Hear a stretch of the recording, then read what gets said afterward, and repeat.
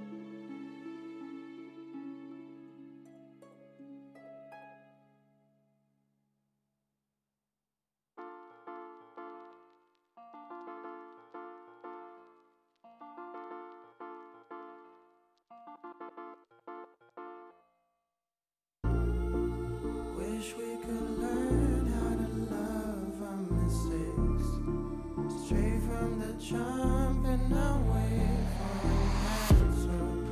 Wish we could smile, which is rough nowadays. Change our reactions. Feelings don't die around this neighborhood. We used to sell a double pills, young and misunderstood. My homie, tell me what is changing from your point of view. A smaller circle, but the range is for some deja vu. I recognize my future, and there is nothing with you. Unless you turn your boat around, success might come recruit you. But unless you analyze in depth that we're steps away from death, 1,000 possibilities, act on it, Johnny Depp. For real. Cause we're alone sometimes, trying to know what brought us down here. I don't wanna be stuck in countless doubts. I just wanna smile and run away from here. I swear to God, man, I just wanna be a model for my brother. Hey, hey, I just gotta work until I'm on the covers. Hey, hey, I just gotta work until my songs are covered. Hey, hey, I just wanna make it proud to be my mother. Hey. Wish we could learn how to love our mistakes, straight from the jump and not wait for an answer. Wish we could smile.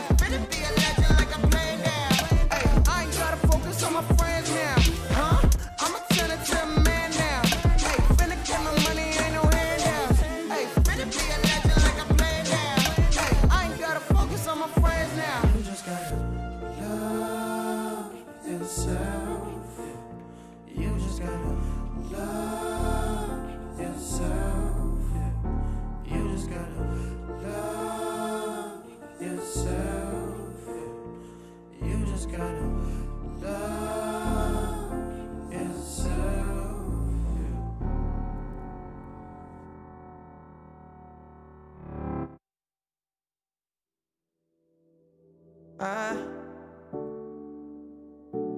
oh, yeah. Ooh, yeah, yeah, I see no signals, no signs. Girl, you be tripping, no lies, nah. You said you're not set by. I flew in all the way for this. I'm not here to waste your time. I just can't give you vibes, you changed a bit. Girl, you mad teasy. I don't mind leaving, just let me know. She told me take it easy. Hey, yeah. I just came here to make y'all feel good. You know what the message is. Suddenly you're with me now. You know what the message is. I've been running wild for you, babe. You know what the message is. I don't have no patience. Ain't no conversation.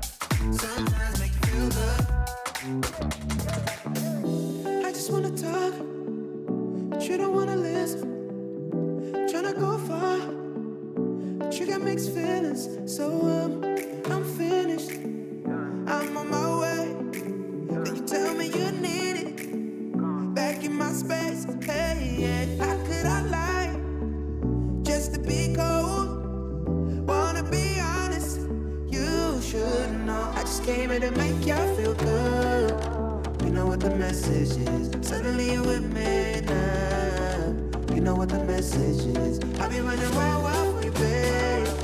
You know what the message is. I don't have no patience. Ain't no conversation.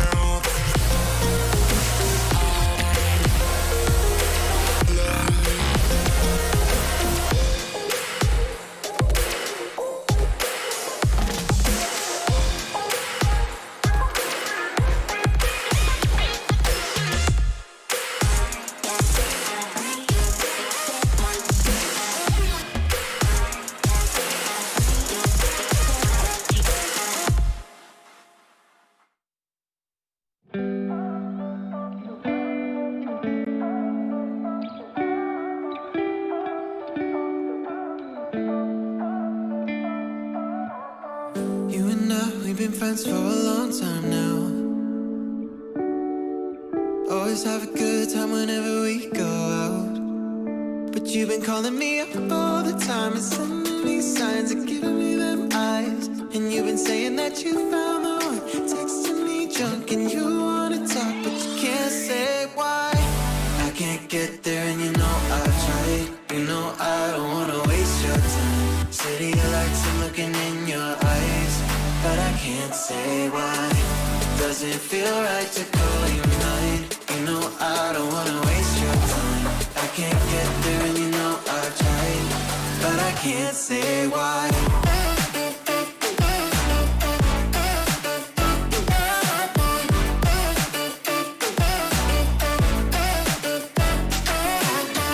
Feeling lost like I just want a time back time. I'm choked up, tell me how do I say this right? Cause you've been calling me up all the time and sending me signs and giving me them eyes. And you've been saying that you found the one, texting me drunk and you wanna talk, but you can't say why. I can't get there and you know I've tried. You know I don't wanna waste your time. City lights, I'm looking in your eyes, but I can't say why. Doesn't feel right to call you mine. You know I don't wanna waste your time. I can't get there and you know I've tried, but I can't say why.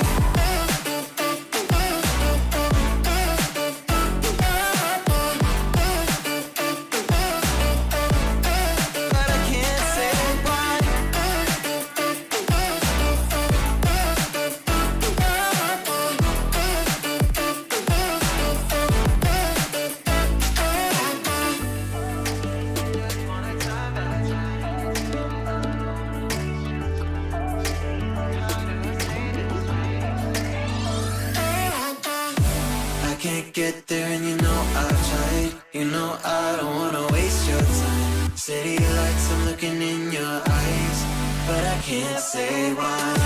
Doesn't feel right to call you mine. You know I don't wanna waste your time.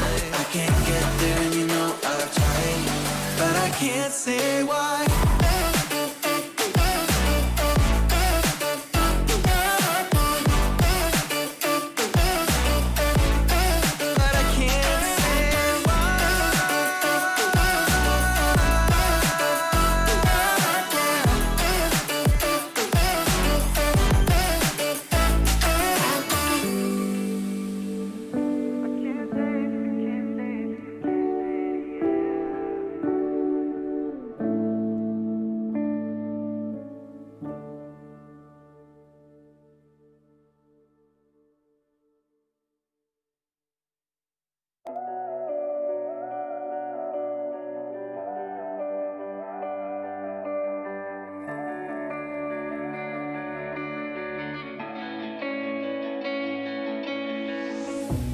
Chasing love in an empty bar.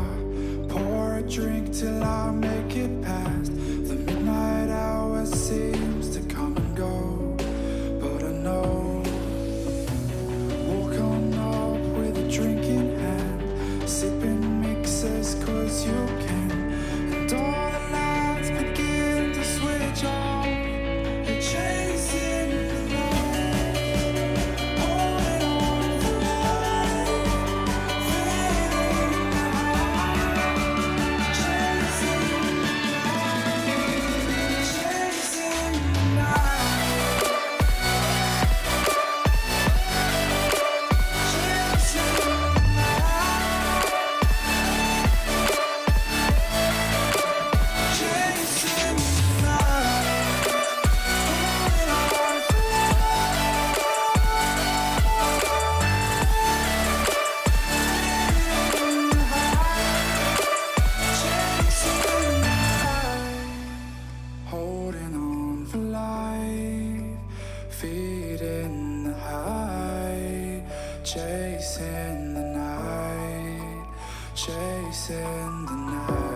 Hotel rooms and city squares, champagne bottles, drum and snare. The sights and cities seem to fall away when you stay. Locked in love for a night or two, lose losing sleep just to get off you.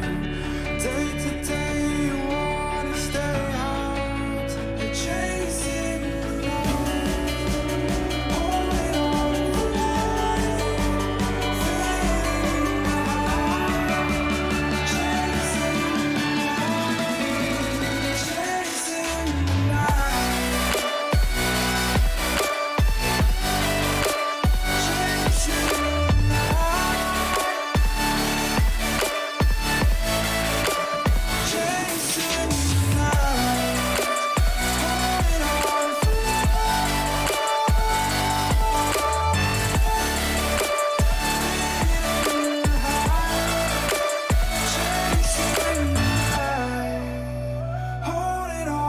life, feeling the high, chasing the light, chasing the night, chasing the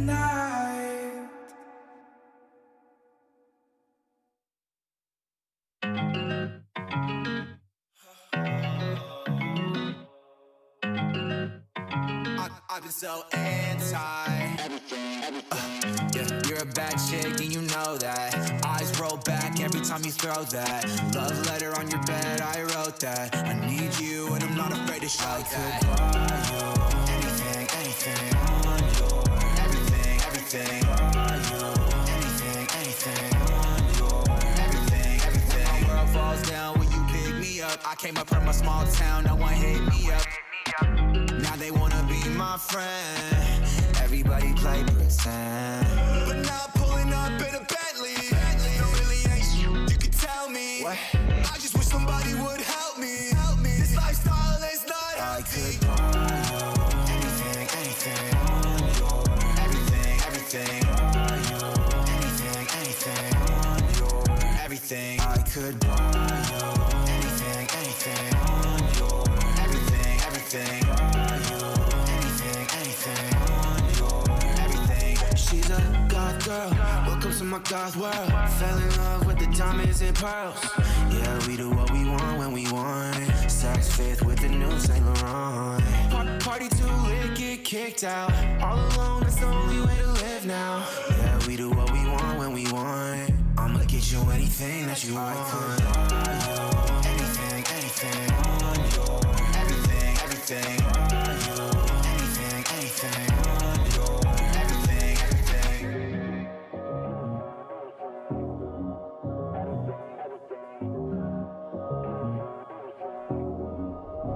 Yeah, I could buy you anything, anything on your everything, everything on your anything, anything on your everything. I could buy you anything, anything on your everything, everything on your anything, anything on your everything, everything.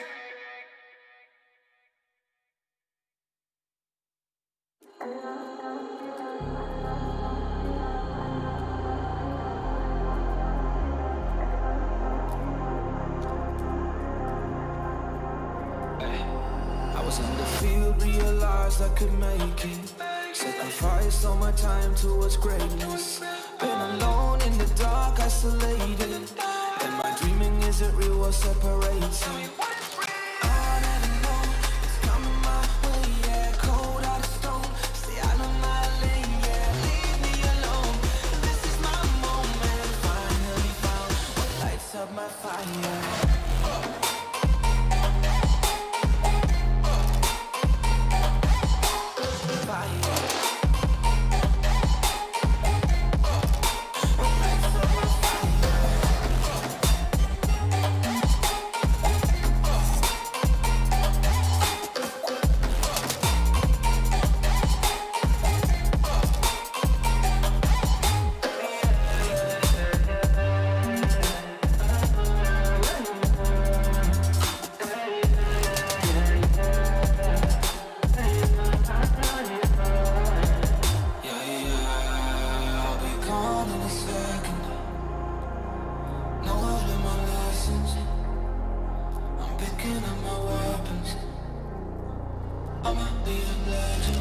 see highs, they coming to go. I believe in myself and I'm taking it home. I'm stepping it up to another level. Time moving faster than ever before. They don't really know about honesty, but they don't really grow. Honestly, I cannot be stopped constantly. Consciously is a part of me. And I'll never know it's coming my way. Yeah, cold out of stone. Stay out of my lane. Yeah, leave me alone. This is my moment. Finally found what lights up my fire.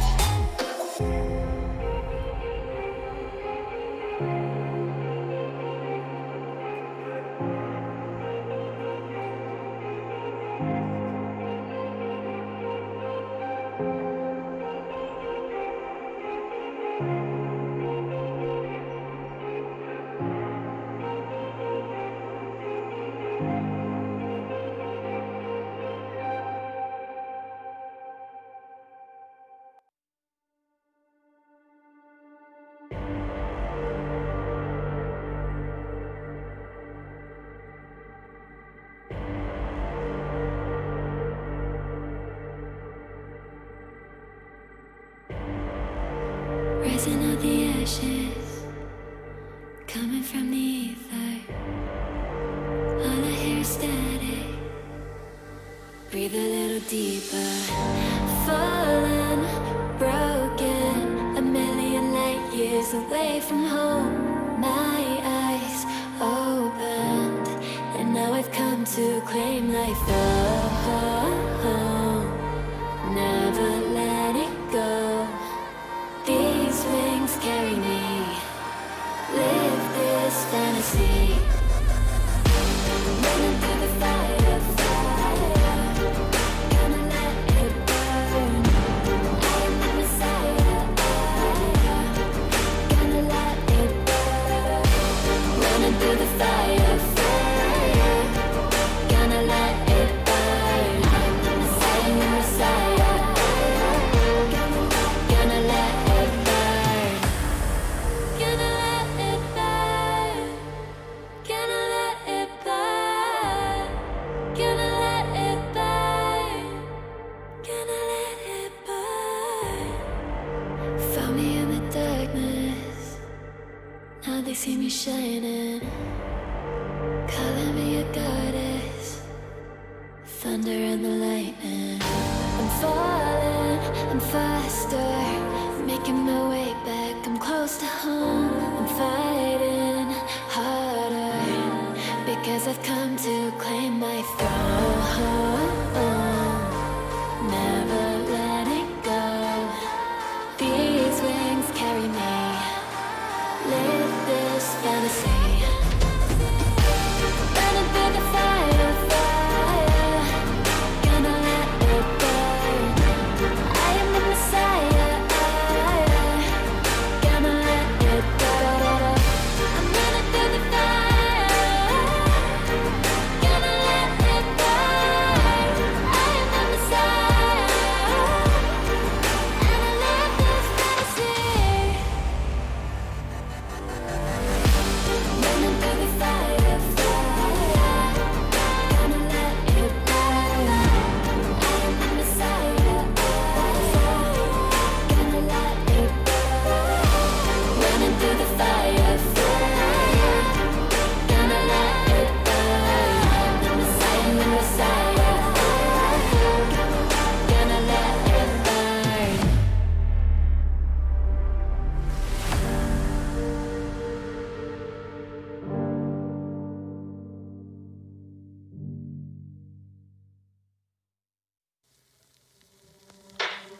Out of the shadows, I've come to make a name. Ready for battle, 'cause I got a thing to claim. Think that I'll crumble, I'll show you in the slide.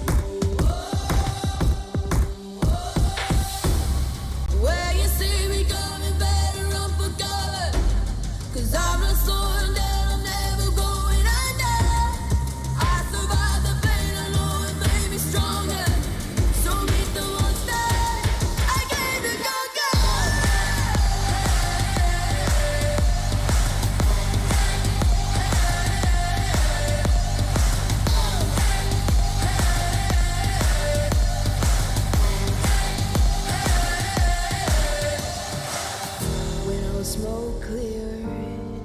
still be on my feet, forget all of my fears. Cause I know my destiny, I feel a champion waking inside of me.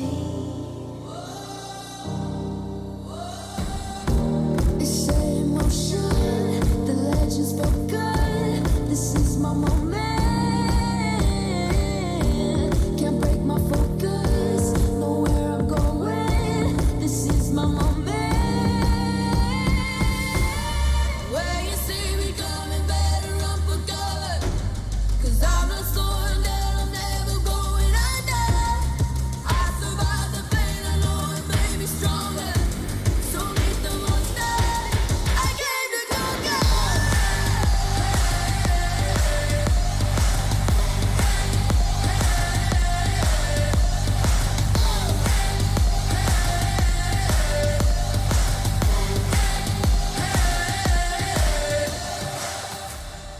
When you see me coming, better run for cover. I survived the pain, I know it made me stronger.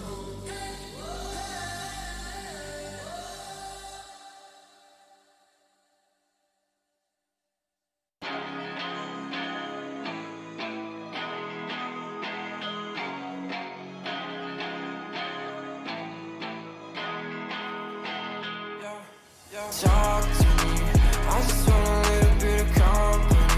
You acting like you really wanna fall for me, but baby, can you tell me who you wanna be? Talk to me, I just want a little bit of company. You acting like you really wanna fall for me, but baby, can you tell me who you wanna be? I left my demons in my past. I still want something that can last. You make me feel like I'm okay. We both know that you feel the same. Baby, I got nothing else to prove. You're talking about your best, I don't move. Remember that you always get to choose. Talk to me, I just want a little bit of company. You acting like you really wanna fall for me, but baby, can you tell me who you wanna be? Talk to me, I just want a little bit of company. You acting like you really wanna fall for me, but baby, can you tell me who you wanna be? I don't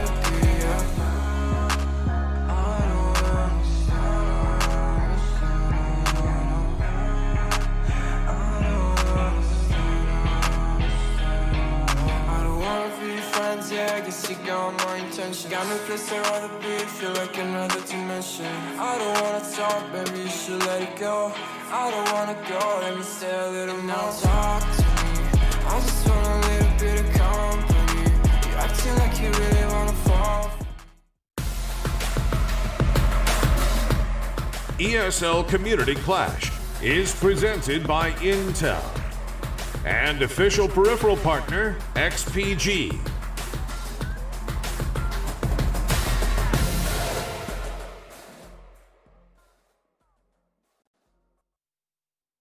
Hello and good day, everyone. We're here back for ESL Community Clash for Valorant, and we're looking forward to day number 2 here of the October finals, and really looking to see how these teams are going to be making it through into the grand finals taking place next month. But first of all, thank you to Intel and XPG for making all of this happen here. I'm Play of the J, and this is Adrian Hendriks, aka Uwuthemagical, who will be my co-presenter here. And how are you doing, Adrian? I'm doing fine, Really, really excited to see all these teams getting into this level and all the communities playing together. They create a good hype, a good synergy where they can play, practice, get beforehand for first strike and any future tournaments. Definitely Todak, Minet, we do have Myth streamers gonna play the first game, the first series of the day. Definitely that is going to be a very, very action-packed. Definitely want to see what will happen in that. So how are you doing, Play of the Year? Well, I'm doing fantastic. I mean, like, we already had a cracking series of games yesterday where we did see 8 teams here for these October finals duke it out, and we already had 2 teams going home. So now, of course, we are going to be into our last 4 matches, and no more simultaneous matches here, so we're going to be having everything on stream. And like you said, we're going to be having our first match coming up, which is going to be Myth Streamers versus Todak. So very exciting stuff here to really see how it's going to work out. But let's take a look at the top teams here, ladies and gentlemen, here, as we do want to try and give you a little bit more of an idea in case you didn't follow up. But yeah, we only have King of Gamers, Myth Streamer, Todak, Sharper, Esport, Exodus, and Alter Ego that are left remaining, as of course we did see that ROC team and Day Trade Gaming exiting yesterday. Yep, definitely we do see Day Trade Gaming and ROC exiting the whole tournament yesterday. They did really well against the other teams. Definitely they did bring out the flame, bring out the potential they have in their country itself into this community clash. So definitely want to see the remaining 6 King of Gamers, Myth Streamers, Todak, Sharper Esports, Exodus, and Alter Ego.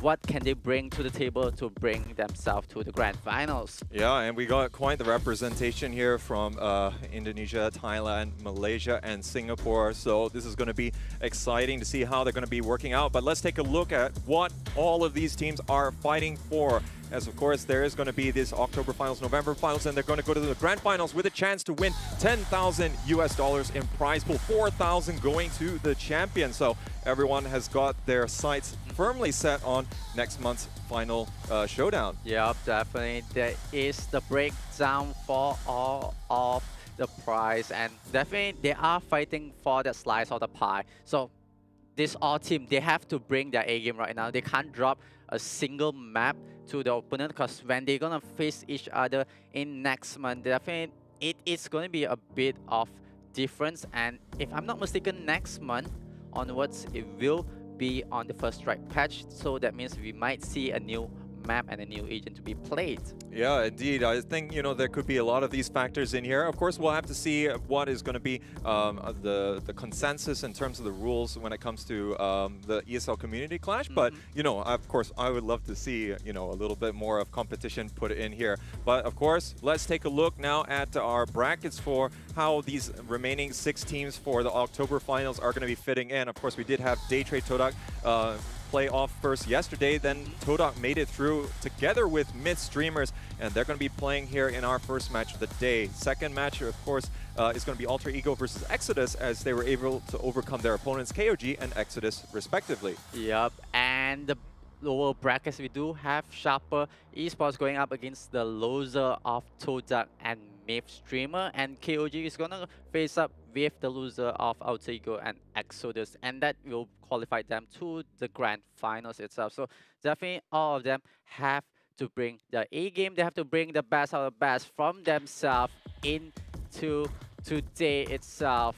Can Todak and Myth bring out the flames, or Alter Ego and Exodus proceed to the grand finals? Oh yeah, so that is going to be the main questions that we're going to try and see answered today. But of course, let's have a look at a detailed breakdown of our matches that are going to be taking place today in terms of the timing as well. First up here is Myth Streamer versus Todak at 12 p.m. So just a few short minutes away. And of course, we do have Exodus and Alter Ego duking out. And then we'll see those losers jumping down or dropping down to the losers bracket. And we'll see who's going to be playing against Sharper or KOG. Yeah, definitely. None of them want to play in the lower brackets itself. It's going to be really hard, but it's going to be an underdog story. Whoever's going to make it from the lower brackets. Like KOG yesterday, they did drop one map due to some technical issues, and they did bring out the best when they were playing against the other teams, and they are here. They are still fighting for a chance of the prize pool of this whole slice of the pie. Yeah, and you know, to see the teams, you know, being able to make it through here, of course, we do want to try and see the best Valorant possible, you know, and I think on unfortunate circumstances, KOG also didn't even get to play all of the maps in their tie for the regular round 1 bracket, so we might be able to see a little bit more longevity coming out from them. But yeah, I think the bigger picture, of course, is still who are the 4 teams that are going to be progressing from the 6 remaining here. And of course, there's still going to be November finals as well to determine our next 4 for the grand finals. But with that, ladies and gentlemen, we're going to take a short break here while we wait for Todak here to be ready with Myth Streamer for our first match of the day. And do keep in mind, ladies and gentlemen, that there will be XP XPG Summoner gaming keyboard giveaway happening throughout the day. So all you have to do is make sure that you watch the stream. There will be a flash on the screen here as you see. All you have to do is register your details and you can stand a chance to win one of these XPG Summoner keyboards. So make sure that you go and register that. Don't forget that this will also appear in the chat in case you know, don't want to copy it down with a pen and paper. So do make sure that you get involved in that and don't let it go by the wayside. So I think that's going to be it for us for now, but in a few short minutes we'll be having our first match of the day. Don't go away. Yeah, see you guys.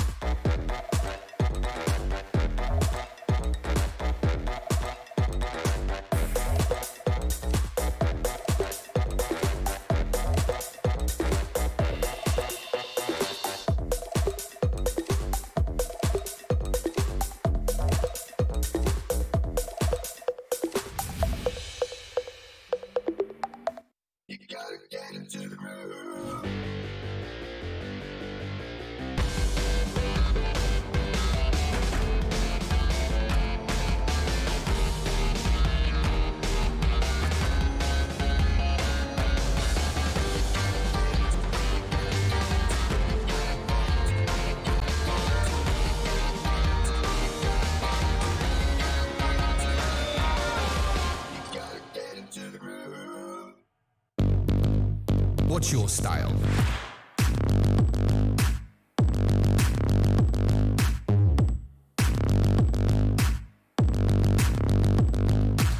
Get your merch at shop.eslgaming.com.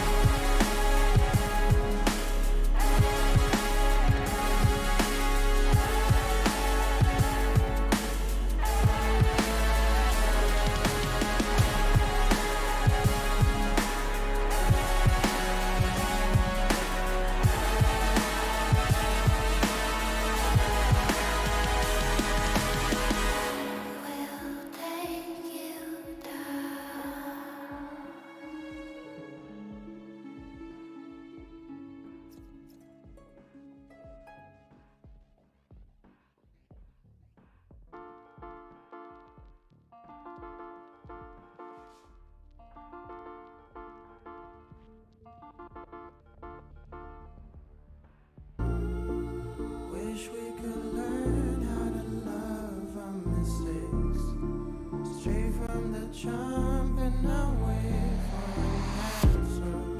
Wish we could smile, which is rough nowadays. Change our reactions. Feelings don't die around this neighborhood. We used to sell a double pills, young and misunderstood. My homie, tell me what is changing from your point of view. A smaller circle, but the ranges of some deja vu. I recognize my future, and there is nothing with you. Unless you turn your boat around, success might come recruit you. But unless you analyze in depth, that we're steps away from death. 1,000 possibilities, act on it, Johnny Depp. For real. Cause we're lonesome towers, trying to know what brought us down in here. I don't wanna be stuck in countless doubts. I just wanna smile and run away from here. I swear to God, man, I just wanna be a model for my brothers. Hey, hey, I just gotta work until I'm on the covers. Hey, hey, I just gotta work until my songs are covered. Hey, hey, I just wanna make it proud to be my mother. Hey. Wish we could learn how to love our mistakes, straight from the jump and not wait for an answer. Wish we could smile, which is rough nowadays. Change our reactions. You just gotta love yourself. You just gotta love yourself. You just gotta love yourself. You just gotta love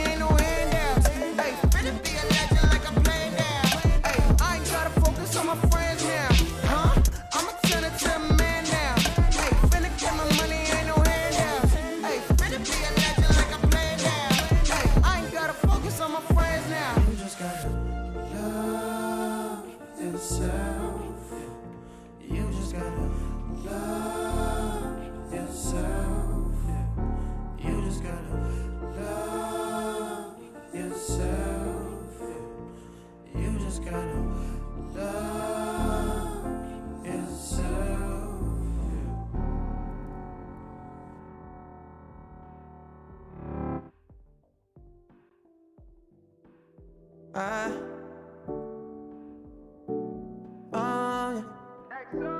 ooh, yeah, yeah, I see no signals, no signs. Girl, you be tripping, no lies, nah. You said you're not set by. I flew in all the way for this. I'm not here to waste your time. I just can't give you vibes, you changed a bit. Girl, you mad teasing. I don't mind leaving, just let me know. She told me take it easy. Hey, yeah. I just came here to make y'all feel good. You know what the message is. Suddenly you're with me now. You know what the message is. I've been running wild for you, babe. You know what the message is. I don't have no patience.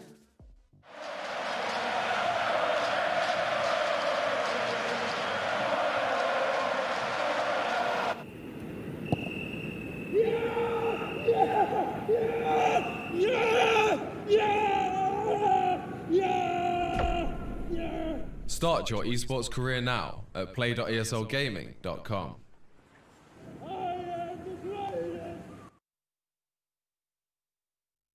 Ladies and gentlemen, to the ESL Valorant community clash. We like to thank our sponsors and we like to thank Intel and XPG. And the first series of the day, we do have the first map that is being picked by is being picked by Toda. They will be playing Speed.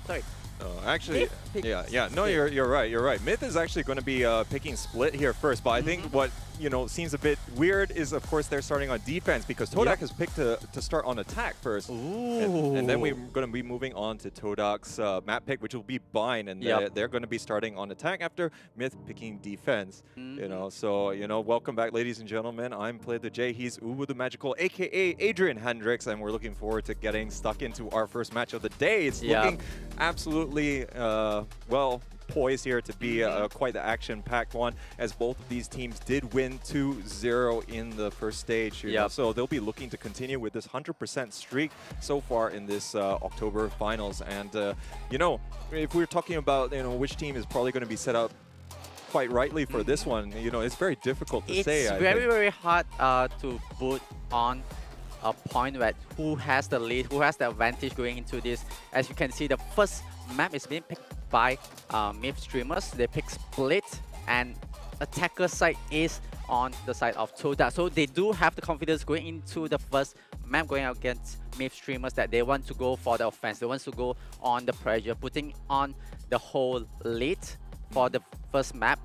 And the second map itself is going to be Bind, where they will be playing on the attacker side. So once again, Toda, they are just really confident in the map, in the series itself, going up against Myth streamer. But can Myth streamer bring up the iron wall, bring up the defense, and just hold on as much as they can against Toda? So this is the current match that we have, the first series of the day.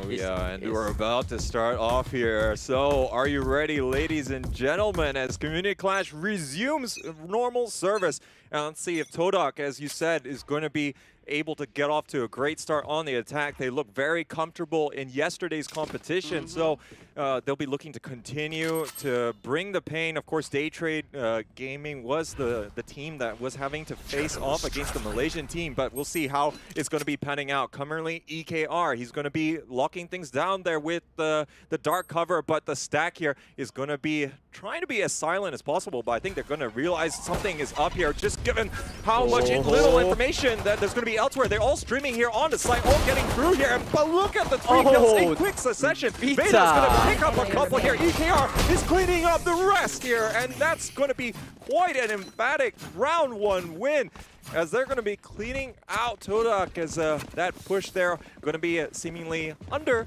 a lot of the purview from the players from Heaven. Yeah, the first pistol round, Toda, they didn't expect what defense is being brought up from the Myth streamer side. They really want to put on the offense, they want to put on the pressure, but Myth streamers, they are on the ready. They are waiting for the attacking side of Toda, and we can see how they move in towards the B side just now, and they got demolished. So this is the round number 2. This is the first semi-finals that we will be having today.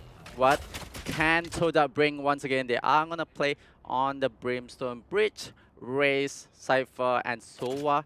Meanwhile, for the side of Myth streamers, they are gonna play with a Jet, Raze, Cypher, Omen, and a Bridge. So can see the lineup from the side of Todak. They are a bit more aggressive, where they can have the Raze going in aggressive, but not really sure what can they bring on, since that they do not have the economy. They're gonna play with a bit of pistols. But yeah, they're still making quite a bit of progress with just this eco round going out there. They're going to lose 3 players though in quick succession, but Senna and Subi doing some significant damage here, and they're going to start screaming in on site. Tor is able to take down Subi finally, and I guess you would expect them to handily take that, as of course it's going to be eco round. This is going to be the first gun round coming up right now, as Todak will be looking to start their stuff. And you mentioned on the lineups, I think, you know, Todak, they have brought this lineup in yesterday's matchup versus Day Trade Gaming as well.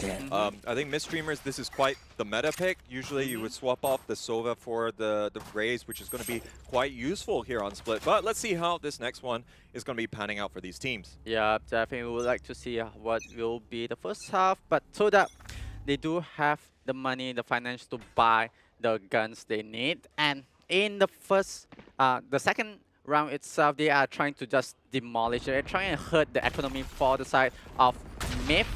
So let's take a look of what will they do in this. But yeah, looking at the loadout at the moment here, of course, we still see that Myth has 3 SMGs still carried forward from the previous round. So they'll just be looking to try and get as much value from these weaker set of weapons. And if they can, that's going to deal significant damage to Todak. Likely they'll have to go eco again in the next round here, if even if they do win it, but they only have 1 or 2 players left. But, you know, the onus is very much on Todak to try and deliver with these stronger weapons. Albeit, we know that there's going to be maybe some attacking frailties for Split, but, you know, Todak didn't make that very well known yesterday.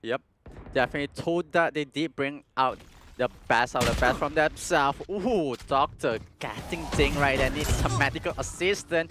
Meanwhile, Sube is gonna back it up a bit. Needs to play a bit more safer in B Tower of Heaven. But who can he get? Sube is on the attack, moving in with his teammate, but Ray's being traded out. Vita does manage to bring down Sube, but will be brought down by his teammate from Toda. Oh man, and it looks like, you know, quick 2 frags coming in there as they push from both Garage and from Mailroom at the same time is going to be picking apart this slightly disjointed defense from, you know, the likes of Myth streamers, but albeit, of course, we know that they don't have the best weaponry. Stinger currently there in the hands, and that's kind of exemplifying the kind of angles that they're limited in taking. And we'll see if they're going to be able to get anything from this. Currently, it doesn't look like they really want to challenge all that much. They still have 1 Phantom, so they could be looking to try and claim a second one. You can see them pinging over there as they just want to try and retain those for the next round and see if they can get an exit kill. Not going to happen. 9th goes down, and the Doctor is going to be picking that up, and he's going to try and look for this last player here potentially. No, it looks like they're just going to be playing it nice and safe over by Ramen. Yeah, it will be a bit of a hustle for the side of Myth streamer. Try their best to hold on to the B side, but Toda, they bring on the foot, they bring on the pressure onto the side. Finally getting 1 point on the scoreboard for themselves. Meanwhile, Myth streamer, they need to figure out what is the plan coming in from the side of Toda. They are looking a bit wavy in the mid itself, so they need to play a bit more careful in the mid, because they know Toda, they will really want to hold on to the mid so they can play the strategy they have in their mind. Yeah, I think we've seen this very nice and slow pacing coming out from Todak on the attack, and it's been working out pretty well. I think they've been fleshing out what their opponents have been doing. Of course, you know, we have to still see what Myth has got in the tank to really try and combat this. At the moment, it's still kind of static. We're not seeing a lot of these aggressive push-outs to gather much information. And Split, you kind of suffer from just not having a lot of intel because Sova is not going to be ideal here, but the operator is still going to be there and be heaven, and Subi is going to think otherwise about wanting to move in there. Now, of course, Todak does bring the Sova here, but Myth, they're going to be hard-pressed to get intel, but at least there's fewer places that they have to watch. But I think Toda bringing the Sova into this game, it's really, really smart for them. They have actually figured out because they are going to play the first half on attacker side. So on the second half, when they are playing on the defense side, so if there's a defuse, but hold that on, Tor takes out Aduka, bring out the whole play 30 seconds down. left. 30 seconds left on the clock. Can Toda make on the offense? We go for a plan. They need to take a side. Sube takes out Vita. They are going to commit onto the side. They are on B. They managed to get onto this. This might be a plan for them and a retake situation for the side of Midstream. Yeah, so Balto getting in nice and quick here into the back of B, but there's not going to be a lot of opposition. Aduka selling the fake over there on A side is going to allow them to try and get this round win. But of course, this is a kind of a must-win scenario here for Midstreamers. They kind of let the last round go by the wayside. They have full gun round, but Balto is going to pick down 9. And it looks like they still managed to recover the operator, but it's not going to happen. Subi gets the one tap there, but now look at that. They're just watching the angles. Balto and Subi going to be combining. Not going to be able to get out there from the defender spawn. And looks like, you know, these vital rounds that Midstreamers kind of needs to get won. They're actually going to be shut down by Todak, and now looks like they're even going to have an operator for their troubles. Yeah, right now they do have an operator. It is the opportunity for them to put on the offense. I really, really like how Sube positioned himself in the last round itself. He positioned in the mid where he lets the play from Midstreamer walk into the heaven, go onto the side. So he's gonna back step from that angle. He is able to take out Jet and get the operator for his team. Yeah, I think Beta though was holding the operator, didn't get a lot of mileage out of it, was actually you know, pushed all the way back to the B stairs, and there's always going to be a dangerous spot, you know, to just try and hold against the onslaught coming there. Ooh. And oh, it looks like the Bucky plays will be featured quite substantially here, and you know, definitely something very popular with their sister team Myth attitude. Yep. I think we got to see a lot of these multiple Bucky plays, particularly on Split, which is also their usual map pick. So I guess, you know, the apple doesn't fall far from the tree. Yeah, it is a bit of comfort pick for Midstreamer. They are bringing out the Bucky, they are bringing out the firepower from this shotgun, but looks like Todak smells a problem right here. They do feel like, something is not right.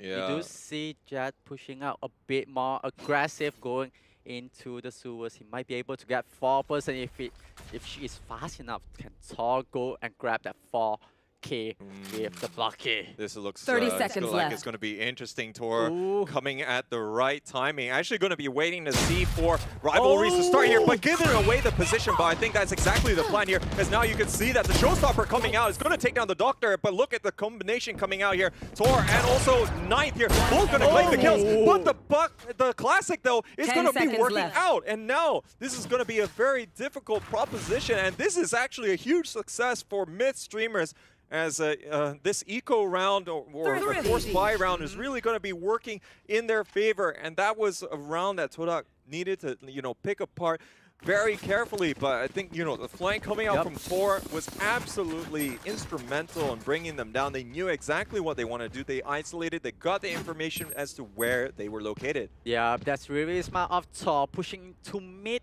knowing that there's no one in Ramen, no one is in the side of mid sewers. So Tor has the comfort to push on with the Bucky, because he knows if he were to go down, he at least have some frags with it, deal some damage, and his teammate will take out the rest. But let's take a look. This is round number 6. They are thinking of the mid control once again for the side of Toda. Meanwhile, there is a Jet who's going to contest that, hold on to that side. Not going to leave any possession to the side of Toda. Yeah, so Balto going to be all the way playing here in Garage. We saw a lot of this singular play coming out from him yesterday in the same manner. And I think, you know, it's going to be instrumental here for Todak to really try and get something straight away. But Todak is going to be able to get the first pick through Subi, as he's going to be able to spot out the Jet. That's going to get taken down all the way by the B Heaven. I think that it was coming out there from Ramen. There was always a good lineup there as the Hunter's Fury going to be absolutely devastating. And now this is where Todak can start to play the Puppet Master, as they do have the numbers advantage to work with, and they can stretch them a little bit. But now we're seeing a slight push out coming here for mid streamers. They're trying to see, is there going to be this B push coming? And again, they're going to be able to defend a little bit on B just from this side, even if it goes that way.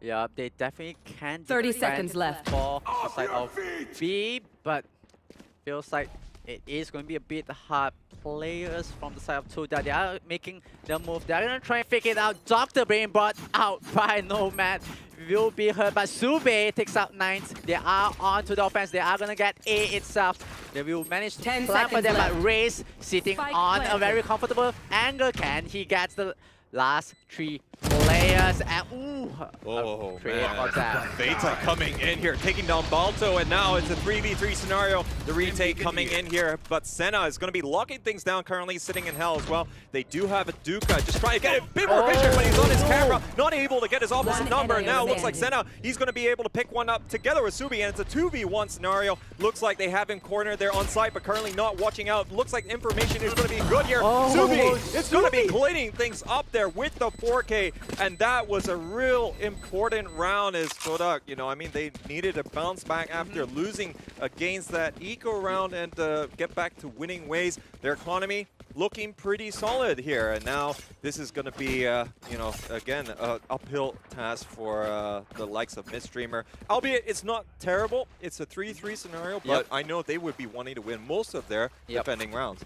Definitely, they would want to go for the advantage going into the second half. So I feel mid streamers, they do have a bit of control to think of what to do. They need to figure out what is going to happen, but looks like the mid control once again onto the side of Todak. They will hold on to the mid. Meanwhile, in Garage, mid streamer, they are a bit more offensive. They are holding on to this Garage, not letting any players from Todak to hold control. But there's no one here in B Heaven to really watch this 3-player push coming out here. But now look at them. They're bringing the other 2 people through Garage. The trade is happening there, but Balto is still going to be picking up the double, and now they got the numbers advantage, and really this retake is going to be incredibly difficult. They're just going to have a dig for it. It looks like it. Of course, Tor does have the Blade Storm out at the moment, might be able to get some good value there, but looks like Gnome here going a little bit early, and now as a result, him and Ninth gonna be reducing Tor down to this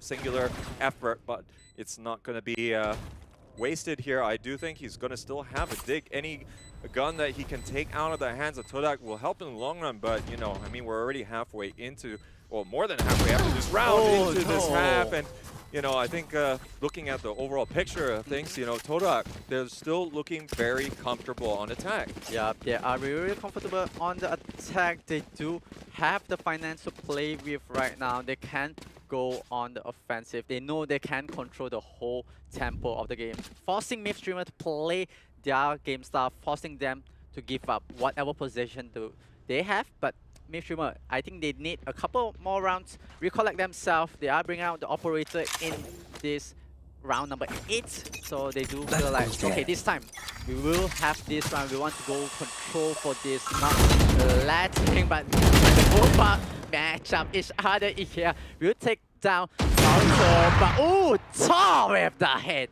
right down onto the Doctor. Doctor needs some healing right there. Yeah, exactly, but unfortunately we don't have another certified medical practitioner on the field at the moment, and they're just going to have to try and make it with the 3 players. But look at this, the information going to be gathered a little bit here, so now they can make a little bit of a decision how they want to try and deal with this. But EKR, he's just going to resume normal service with the dark cover as they look to close things out, and now the stack of players from Todak just going to be here at that battle site of the Roombas that we saw just a little bit earlier on, but there's still going to be quite a bit of focus coming here. EKR, he's going to get one, but that's not going to stop them from moving inside. But a lot of damage dealt. Beta has not a lot to do here to try and get that second, but wow, Senna is going to still get the trade, but he's got 3 players all closing in on his position. I'm not too sure what he can accomplish.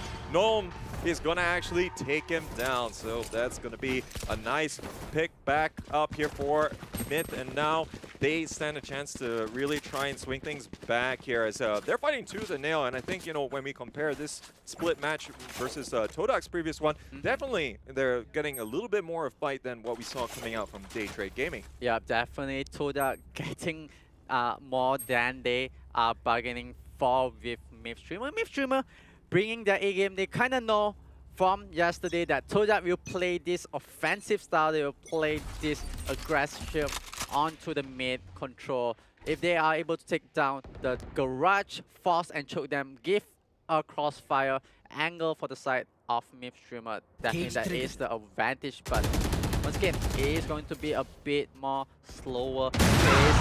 But Aduka trading it up and toggles down. That is gonna hurt Mythstreamer. Yeah, and Aduka getting shot in the leg there, but yeah, you want to be doing a little bit higher there with the operator. And now Aduka, he's in a tough spot, but he's attracting a lot of attention. But he still gets another kill. That is value right now coming out there for Todak. And this actually might prompt them to move through Vance as they want to try and overload on this side as the numbers really thinning out. Currently, EKR is still going to be there with Vets over by Garage. They're going to gather a little bit of information themselves. Balto actually going here to watch the potential rotations coming through mid or through B side. But now the stack here in Vents, they could be bursting onto site, and now we can see the apprehension already pulling a bit of rotation out from A side. Yeah, the rotation coming from 30 Mythstreamer, seconds but left. it will be taken down. Balto takes out 9. That means the coast is clear. They are going to go to A side. They are going for the plant. Means a retake situation for Mythstreamer. They are team in numbers, but can they do? They do have the raise and Omen online right now. Can they think anyone out for outram? Yeah, I think they're just going to be trying to save these Vandals at the moment as, again, these back and forth rounds, man, has really been exciting to see these two teams really just able to get one up on each other. But I have to say that Aduka, with that individual performance, really blew open this game, or this round, I would say. And, I think not being able to land the shot there with the operator, really going to be hurting Myth. And as a result, we're going to see them having to try and bust it out in the next round. But I think, coming into this particular round 9, we did actually see that the economies were relatively even. So not going to be a huge differential from there, but I'm not too certain if we're going to be able to see a full buy. I think they will try and match the guns that they still managed to save, otherwise it doesn't really make a lot of sense. And so we'll probably see them have another good go. And they might supplement it with some Buckies. But they are going for a rifle buy right now. They are thinking to go for a pick right here. They're going to go for a trade-off, but it's going to hurt them if we're going to drop this round to the side of Todak. Means Todak does have a space, does have the financial to play with for the couple more rounds. Mythstreamer needs to get the value out of this round itself. Yeah, I think they just managed to get that buy out this round, and I think, it's Todak that has really been able to string together consecutive rounds, and I think that's going to be something that Myth it's kind of escaped them, except for the pistol round and the second round, which, you could say that those are extenuating circumstances, doesn't really count as much. And, just being able to do that on defense, you would kind of expect the team to do that. But Todak, they've been a little bit of a different quantity that has been difficult to take into consideration. But now I think they can be a little bit more wary about the potential push from Vents. They're going to be clearing the tripwires and opening up potential rotations in the future. Yeah, definitely. Right now, Todak does have the thing in mind, but the race coming in. Everyone's going to clear out of the garage. EK, Arvil brings down 2.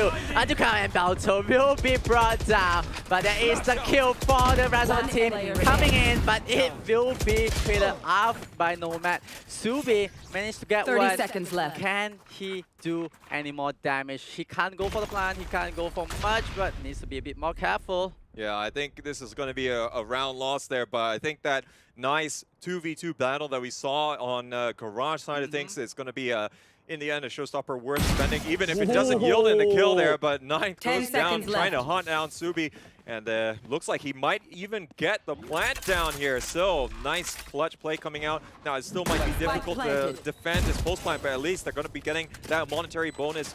Never mind the fact that Subi did manage to get 2 kills there earlier on onto mid, but now the retake here, they're stacking up in A heaven, and now with that, also going to be backing things up. They can start to have a bit more concerted effort, but Subi dealing even more damage here to the Thai team. And unfortunately, he's not able to get a second from this engagement. He's going to finish the round with the 3K, and I think they can still say that they've done some significant damage and really made mid streamers fight for that win. Yeah, definitely that round, it is not in the outcome of Toda, but they managed to cut a lot of the economy side for mid streamer, and you can look at that mid streamer going into this round really bad. Does manage to purchase some of the guns they need, but it's going to be really hard. But you can take a look at how Sube takes out the second kill. Go for the plan, takes out the jet, and gets a 3K. Yeah, that's a nice play coming out there from Subi. I think, you know, he's had some really clutch performances so far. Round 6 as well, he with the 4K,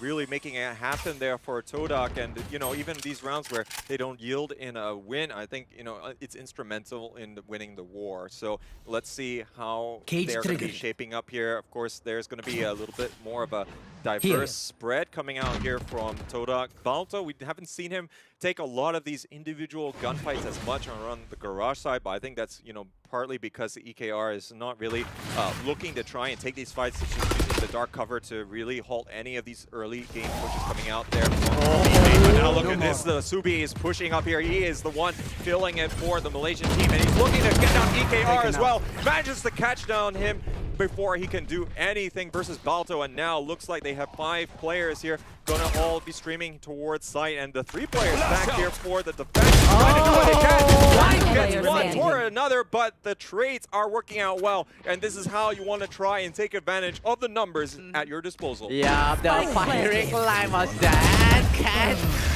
Nomad do any more damage, but will be taken down by a Duka himself. Last round in the That's match. gonna hurt a lot to the side of Myth Dreamers, but I think they got the first round 50-50. Looking at the scoreboard, so it's 5-6. Yeah, I think they can already consider this a win. You know, you can see it back and forth the last 4 rounds, each team trading the wins there. And yeah, a little bit unfortunate that we saw Gnome actually use the neural theft right at the end there in a maybe unwinnable scenario, so it might have been more useful. There's only 1 more round and a half as we are gonna swap sides pretty soon, but you can already hear that they're trying to make up for all of these ultimates that are available. Rolling Thunder popping out, but not gonna be hitting anything here over by A main, as Mid gonna be betting quite big there. And now it looks like the avenue is clear all the way to B.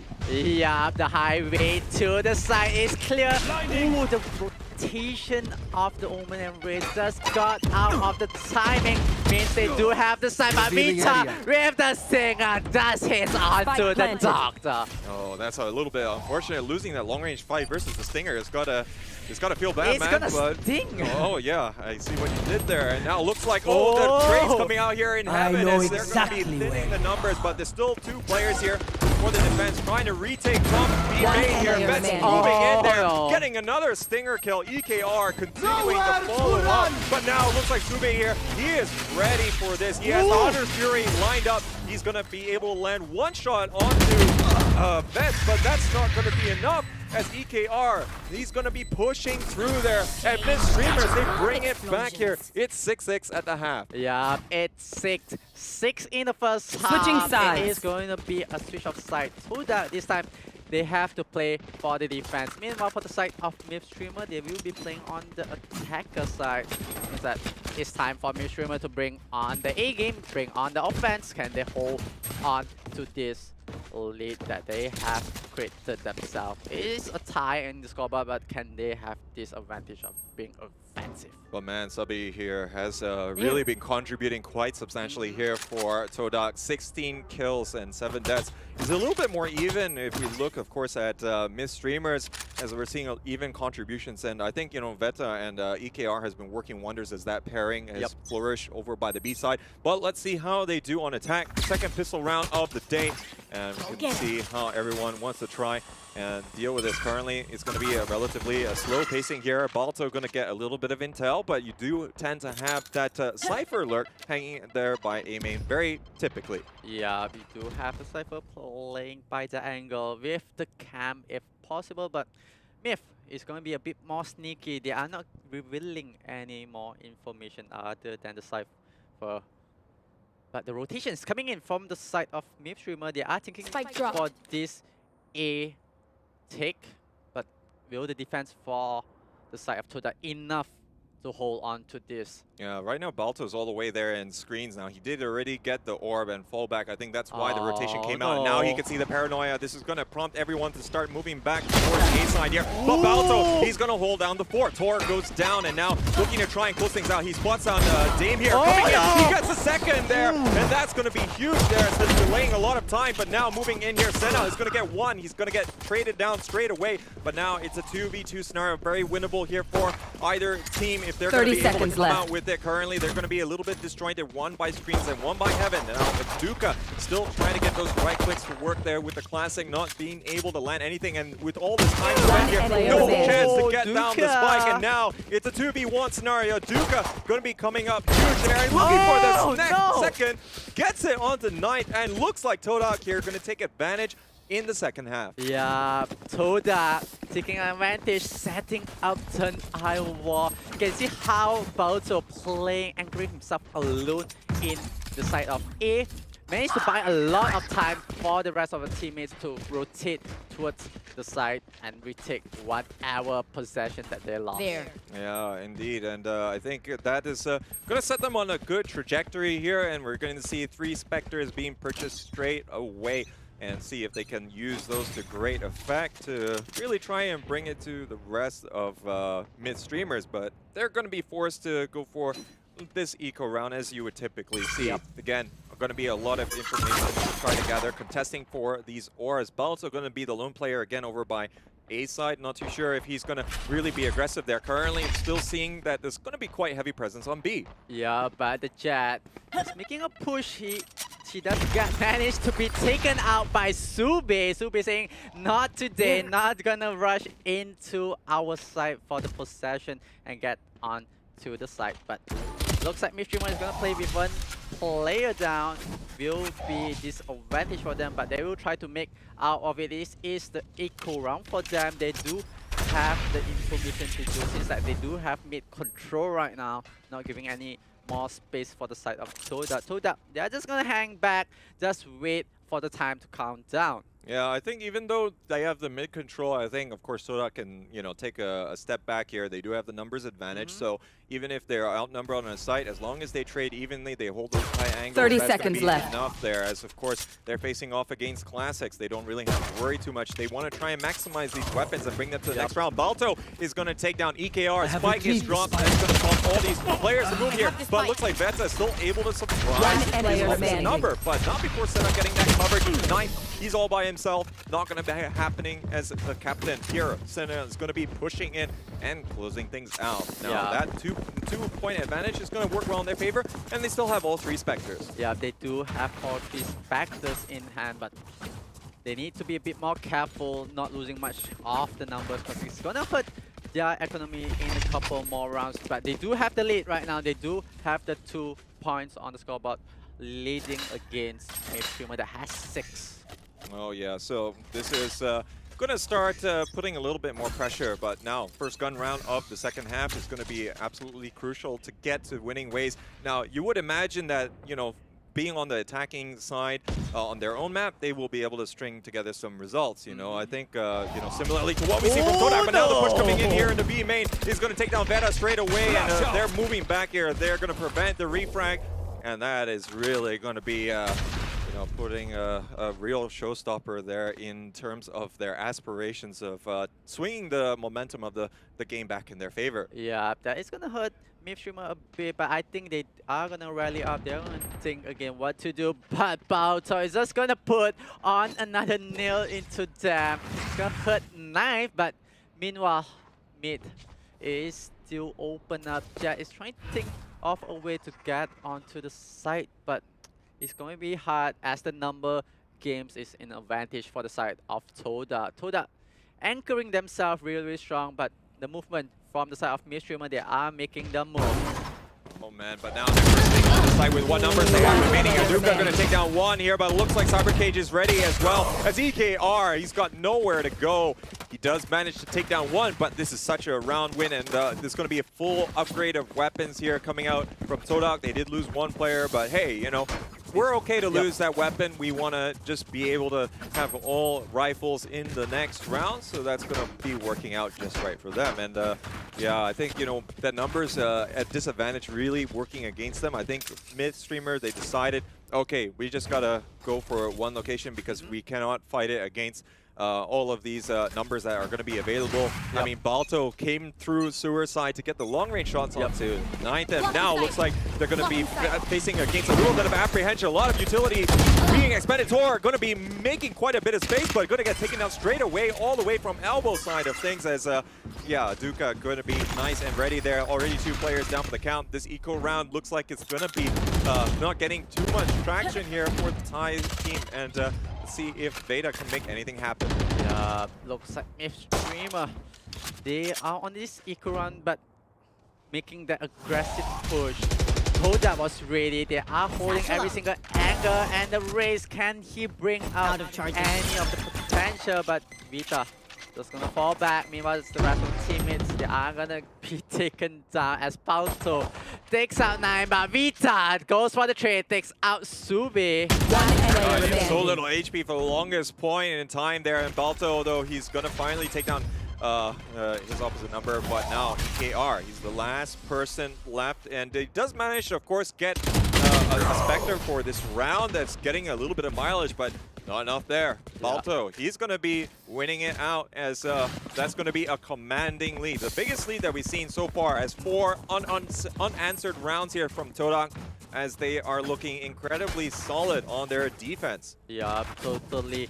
Toda is really, really strong right now. They do have the guns, they do have the economy to play with. Meanwhile, for the side of Midstreamer, it's gonna hurt a lot, but they are forced to go for this buy. They do have their gun this time. So what are they up to right now? Are they gonna go for the control? But we do see there are a bunch of players stacking up. They are getting ready for any offense off the side of Midstreamer. Yeah, I mean, both sides here are going to be having guns, so no one really wants to make a mistake. Not a lot of ults in play, only 2 showstoppers on right now, split between the 2 teams. So let's see if that's going to be influential or not. I think if there's going to be a big side take, that's probably all we're going to see. But for now, everyone's just posturing around the middle of the park. Currently, they are going to be having 2 players up in heaven here. Senna just trying to delay a little bit more here, as he's going to be popping that out. Subi is in position here and would be able to get some good intel, but doesn't want to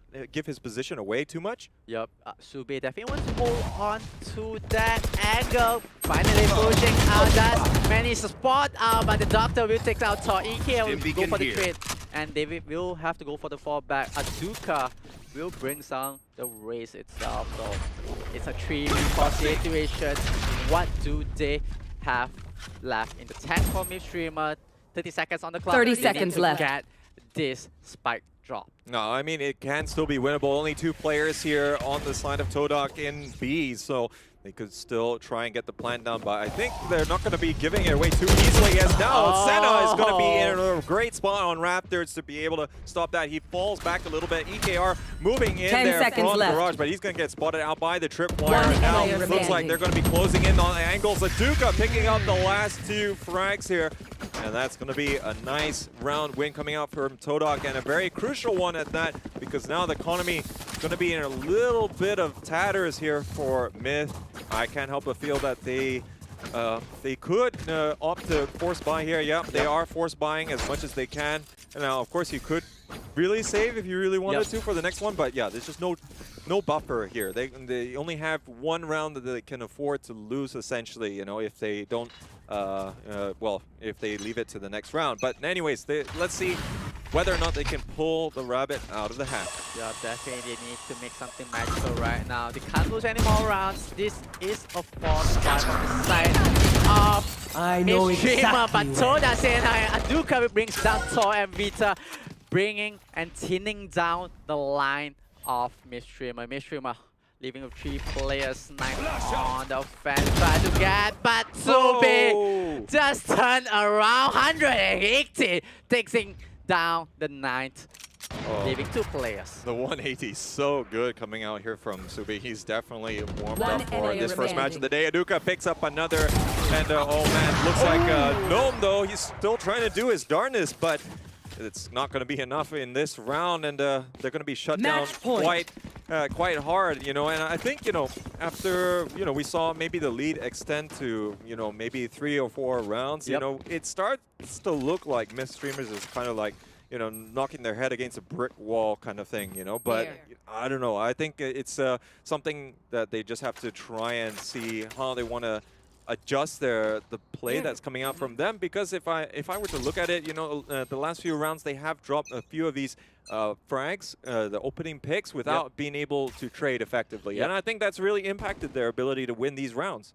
That's gonna be true, cause as Midstreamer, they really want to play as much as they can, but when they go for the pick, go for the aggression, they didn't really bring any results in return for them. They didn't really take as much trade as you said, but this is the fact. Toda, they are playing really strongly. They know like if they can't go for the pick, they are just gonna fall back, just wait for any rotation or any support of the teammate. But bringing down Subit, that's the top frag from the side of Toda. Can do anything much? Yeah, I think that frag was all the way over there by Ben, so that's going to be a hole in this information there. But now with Balto down and the neural theft going to be following up from that one, I think this perfect information is going to allow them to make a decision here. But Beta actually trying to joust there with the Doctor is going to lose out in that fight, and now that's going to be opening things elsewhere. But I think with that information, Gnome, he's going to be picking up his second. Aduka is going to get taken down, and that's leaving A side way open here. EKR coming in there from A main should be able to get this plant down unabated, and looks like Todak, they're not quite going to be able to convert this match point. Most likely it's it's 2 to 4, and now it's only going to be Seta. He gets one there, but he's nearsighted by the paranoia, not able to get the second kill there in the engagement, and now that's going to be finally another round on the a round on the board here for Midstreamer, as this is their first of the half. It's been 6 consecutive ones for Toda, and man, did they need to shift things in a hurry? But it's better late than never, I suppose. But their backs are against the wall now. Looks like Midstreamer, their backs are on the wall, but they are gonna bring up the best out of the best, because you know they can't lose any more rounds, because this is a very, very crucial round for them. They can't drop any more to the side of Toda. They play it out as what they wanted it to be. Play on the strategy, right? They give up some of the space, but they are going to go for the trade, as you can see how Toda drops one by one onto the side of Midstreamer. And Midstreamer, they are playing on their game plan right now. Yeah, and right now they're trying to bait in some of the Midstreamer players here into the fire. Balto, who's just posted up here with the operator, hasn't been doing this too often, and likely could catch them off guard if they're not ready for this quick play, but they're just ready for the counter aggression that could come out, and that's also going to give a little bit more information as the presence over there by B main, but there's still 3 players over by A side for the attack, and they might be trying to take advantage of that, but Balto forced to fall back a little bit here, as there's going to be a dark cover working against him, and now this is going to prompt this rotation coming out from EKR. He's trying to bring the spike over, but there's still going to be Subi and Aduka here over by A. Yeah, for the side of Toda, they just need to play the time out. This is the round they need to win this map. There is 25 seconds left on the clock, and Balto, as you say, the operator, taking the opportunity, takes down Vita. Subi takes down Tor, leaving the last 3 players. 50 seconds on the clock. Subi takes out EKR, and Aduka brings down the last 2, and Gnome and 9 will go down for the count. That is the first map for the side of Toda. They picked up that round, and that map itself comfortably. Yeah, that looked like a pretty good round coming out there from the teams, and they're going to be able to take it away. So That's an excellent play coming out there from the Malaysian team. I mean, it was very close there at the first half. But yeah, I think when we saw, you know, it was going to be 6-6, it looked like it was going to be a close game in the second half as well. But I guess, you know, when we consider that, you know, this is the map pick for Myth Streamer, you know, I don't know, we were talking earlier during the match, you know, that we might be able to see a very good attacking side as well, which is a bit from the ordinary.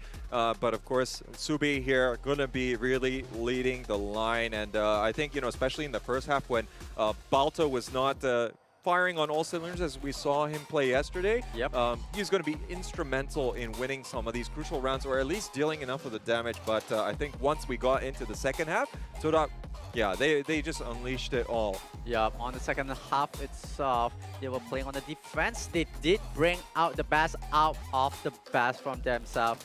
The second half, they do have the 6th round lead, giving them the comfortable to go as much slower pace, more methodical against Myth Streamers. And Myth Streamers just play into the hand. They just give out these kind of traits that unnecessary at all, and they didn't bring out the best out of it. Like, you trade for 1 kill, bring out more from that.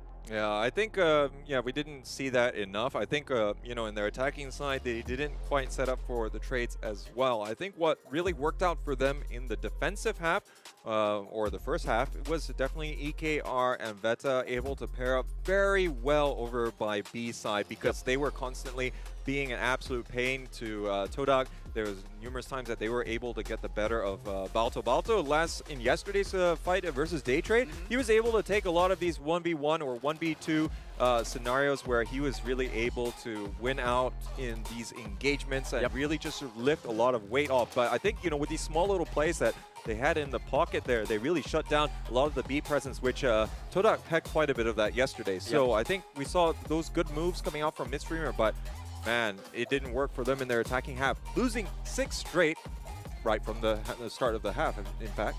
Yep, definitely Todak, they just play out what they need. And as you can see, how Balto play out, anchoring himself into a side, getting as much information for his team, getting that insight of what is being played out from the side of Myth Streamer. Myth Streamer try to bring out as much as they can, but it feels like they are being, how to say, read out like a book. They're being checked out, like, this is how they're gonna play this.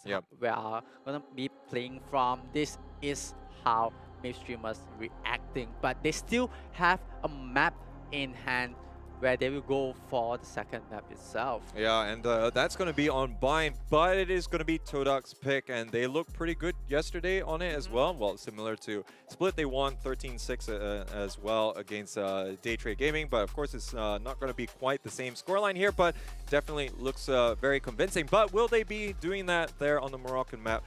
We'll have to wait and see. So that's going to be it for us now, ladies and gentlemen. We'll be back in a few minutes with that second map. I'm PlayVJ, he's Uwuthemagical, and we'll see you in a bit. We'll see you.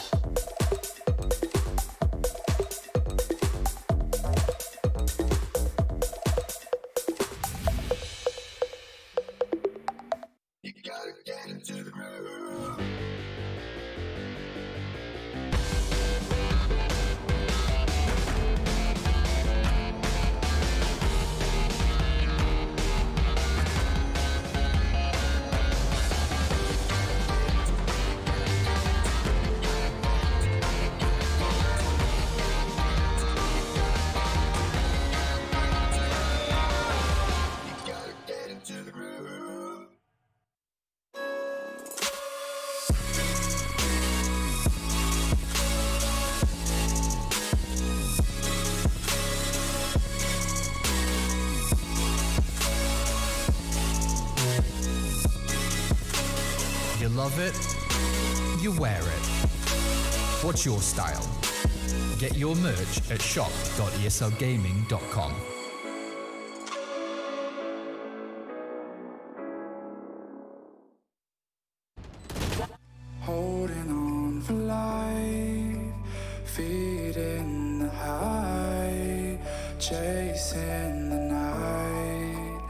chasing the night. Hotel rooms and city squares, champagne bottles, drum and snare.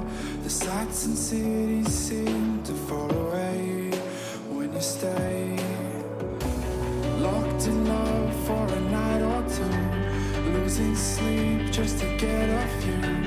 Day to day you wanna stay out, you're chasing the light, holding on for life, feeling the high, chasing the light, chasing the night,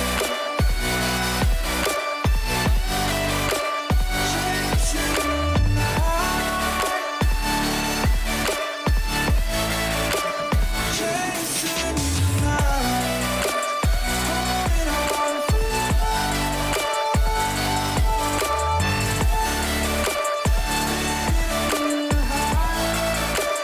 chasing the night, holding on for life, feeling the high, chasing the night, chasing the night.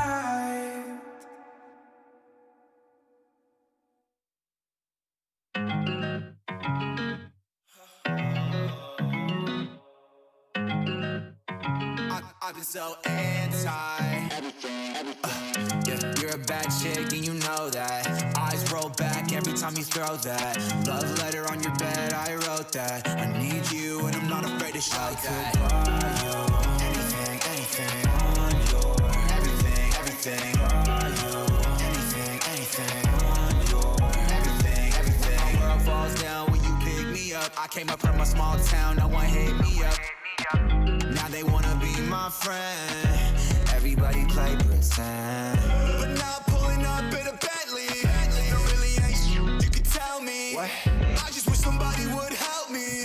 This lifestyle is not healthy. I could buy you anything, anything on your everything, everything. Buy you anything, anything on your everything. I could buy you anything, anything on your everything, everything. Buy you anything, anything on your everything. She's a goth girl, welcome to my goth world. Fell in love with the diamonds and pearls.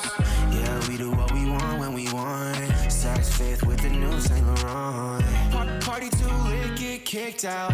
All alone, that's the only way to live now. Yeah, we do what we want when we want. I'ma get you anything that you want. I could buy you anything, anything on your everything, everything. Buy you anything, anything on your everything, everything.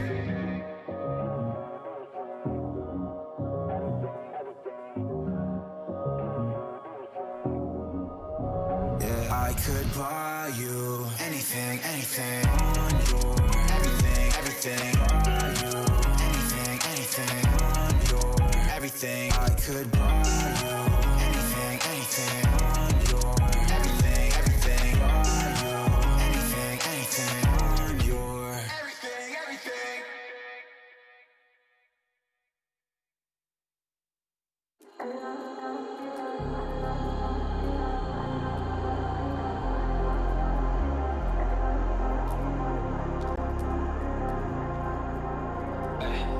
I was in the field, realized I could make it. Sacrificed all my time towards greatness. Been alone in the dark, isolated. And my dreaming isn't real, what separates me. I never know, it's coming my way, yeah. Cold out of stone, stay out of my lane, yeah. Leave me alone, this is my moment. Finally found what lights up my fire.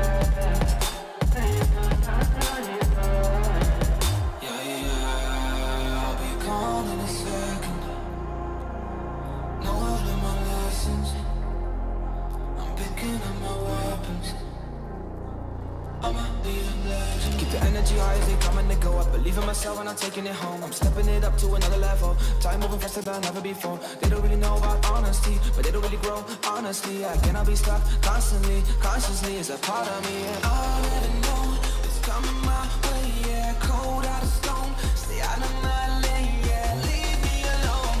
This is my moment. Finally found what lights up my fire.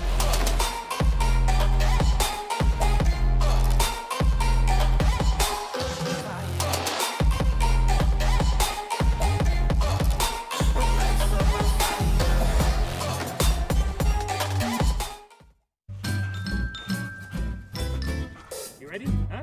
He's a boy, huh? You ready? Huh?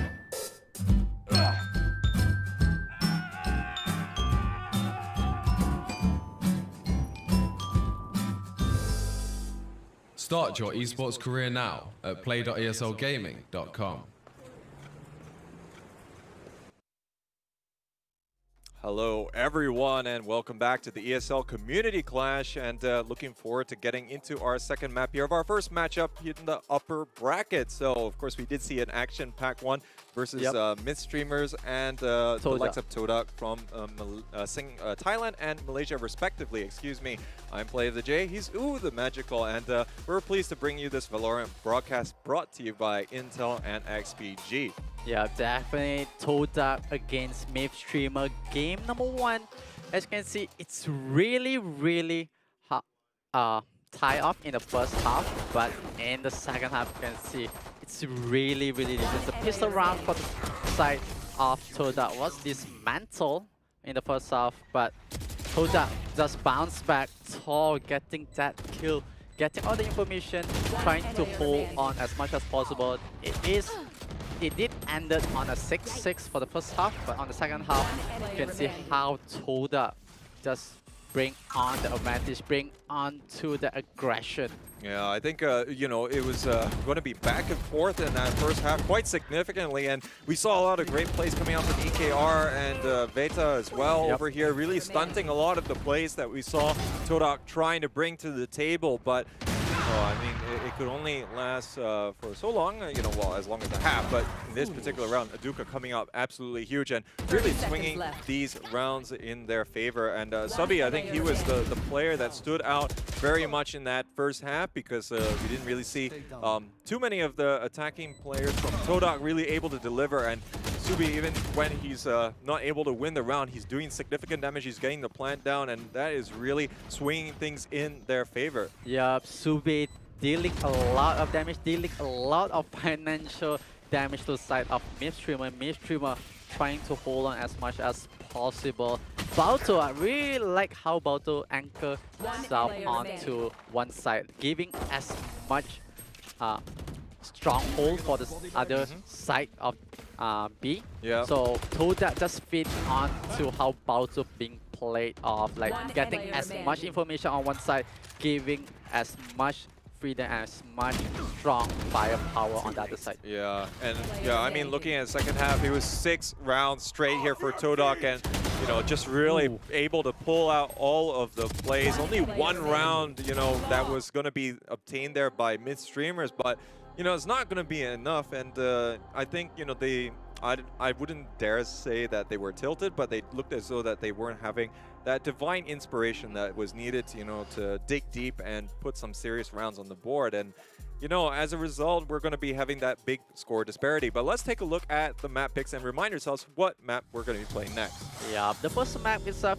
will be split, and second map that is being picked by Todak, it will be by the Moroccan map itself. So you can see how they are going to start on the attacking side for Todak. Meanwhile, Myth Streamers, they are going to play on the defense once again in the first half. So you have to look at the first half of Bind. What is the score? And maybe in the second half, you do see the explosionness of the team. Yeah, I think, you know, Todak, when we see them play on Bind yesterday and in other competitions as well, they are definitely very comfortable on this map. And it's going to be really up to mid streamers to really try and disrupt the flow. They definitely favor their attacking side to a certain extent, or they have that, you momentum that they can build up. I think, look at Split. Todak chose to play on attack first. Usually it's always going to be defense for the majority of teams. Given that, there's a tendency for Split to be defender-sided, I don't like to say that, but, these are the kind of numbers that we see out there. But Todak, they are going to be a little bit unconventional. They do bring slightly different lineups compared to what we might see from the meta picks, which has been a dominant thing in a lot of the games yesterday. But we can expect to see their lineup. They're probably going to swap out Aduka back onto the Jet role.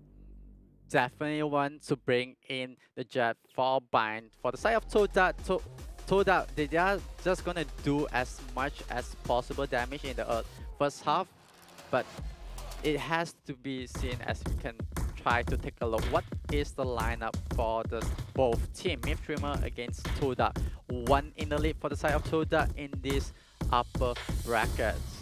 Oh, and looks like we are just about getting started here with our second map. And we're already going to be having quite a heavy stack here for Todak over by A side. And they're going to be a number of defenders here all trying to lock it down here. EKR, he was instrumental in locking down that first pistol round. And looks like he's still going to be maintaining that streak here as he moves into the second map. But Veta going to be also on the Jet as looking to try and close things out from Shower side. The crossfire being established is devastating. But Balto is still going to be following it up with the Roomba coming in there. And that's going to be quite devastating here to Todak. They currently have the numbers disadvantage, but it looks like Balto, he's got other ideas. So the shot's not landing there. Tor is going to be missing out. And now that's going to be prompting this massive rotation. And currently all players being pulled over to that A side.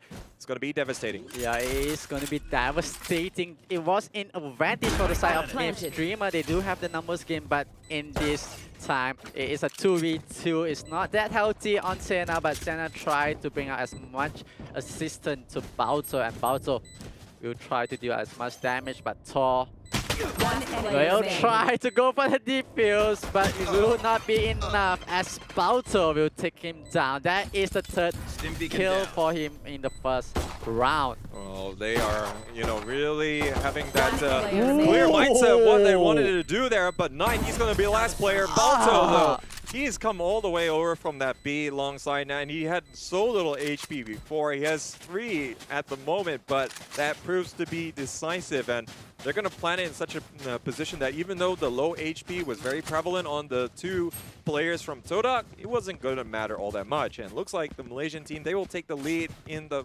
first pistol round here of match or map number 2. Yeah, Todak taking the first point onto the score, but the first lead as the pistol round ended right there. You can see how Balto, 53 HP, trying to clutch it out. Managed to get the 4K. Will be closer to her out.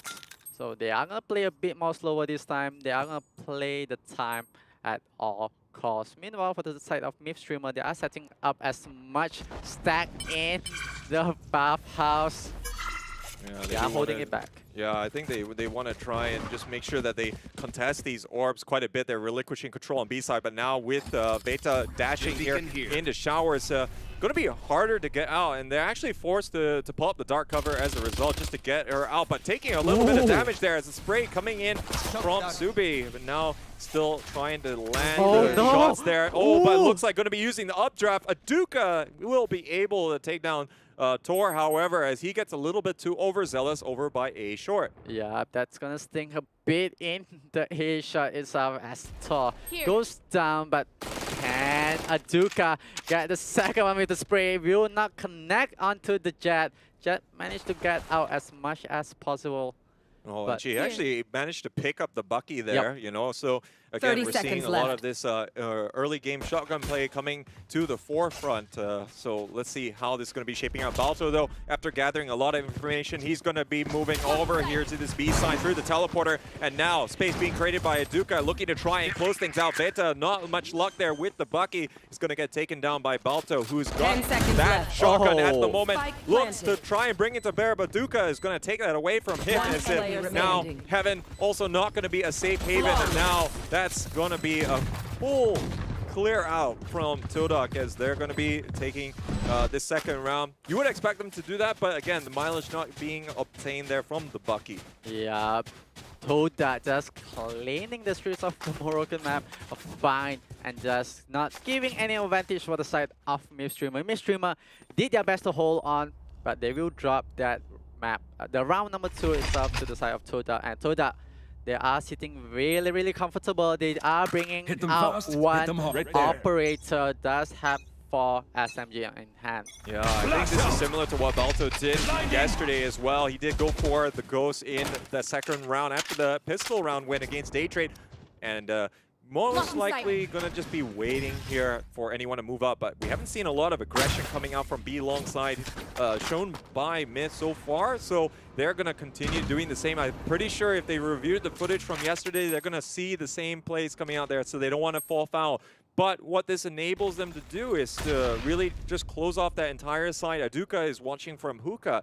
And now with the 3 players all stacked up by A-side and Showers, they could potentially go for a push there. Yeah, definitely can go for the push onto the A side, but they have to meet up with the 3 defense of Midstreamer.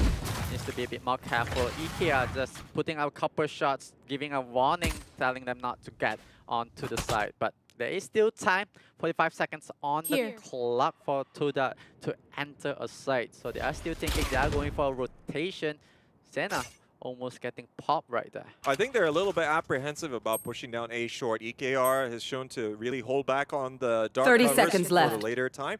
So you can be pretty sure that his timing is going to be impeccable for the Paranoia. Right now, looks like they're going to clear out Cubby here with the paint shells, but now Duka going to be moving all the way inside here. Not able to get mileage out of the Stinger, but now looks like they have managed to make significant inroads, but they're going to start taking down the opposition. But with the teleportation coming in, it's not going to be working out. Balto falls down, and man, I mean, you know, the round probably didn't have to be won there by Toda, but they should not have lost the operator, I feel. I think if you're going to be going for that setup, Balto needs to be maybe playing a little bit further behind, just to make sure that you deny the other team from being able to benefit from that. Let's not forget, he didn't buy any gun there in the second round. If you look at hindsight, they might have been better off if he did have the SMG. But anyways, you know, it's happened, so they can't really worry too much about that. Aduka, though, he is going to be able to afford the op.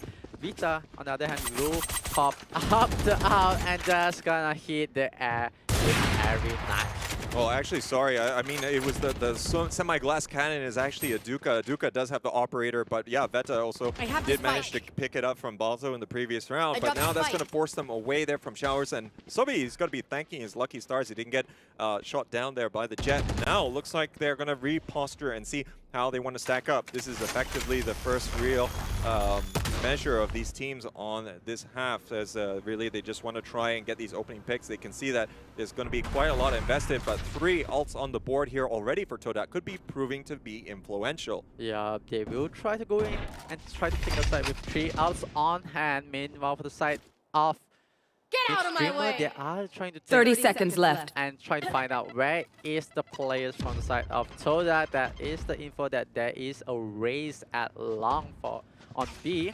So they are gonna set it up. There is the info, there is the entry, but can Balto brings out, but Sube will go for the trade. It will be a 1-for-1 trade on, 10 seconds left. Tor Spike from the planted. smoke hits onto Aduka. Aduka with the operator does got shot down.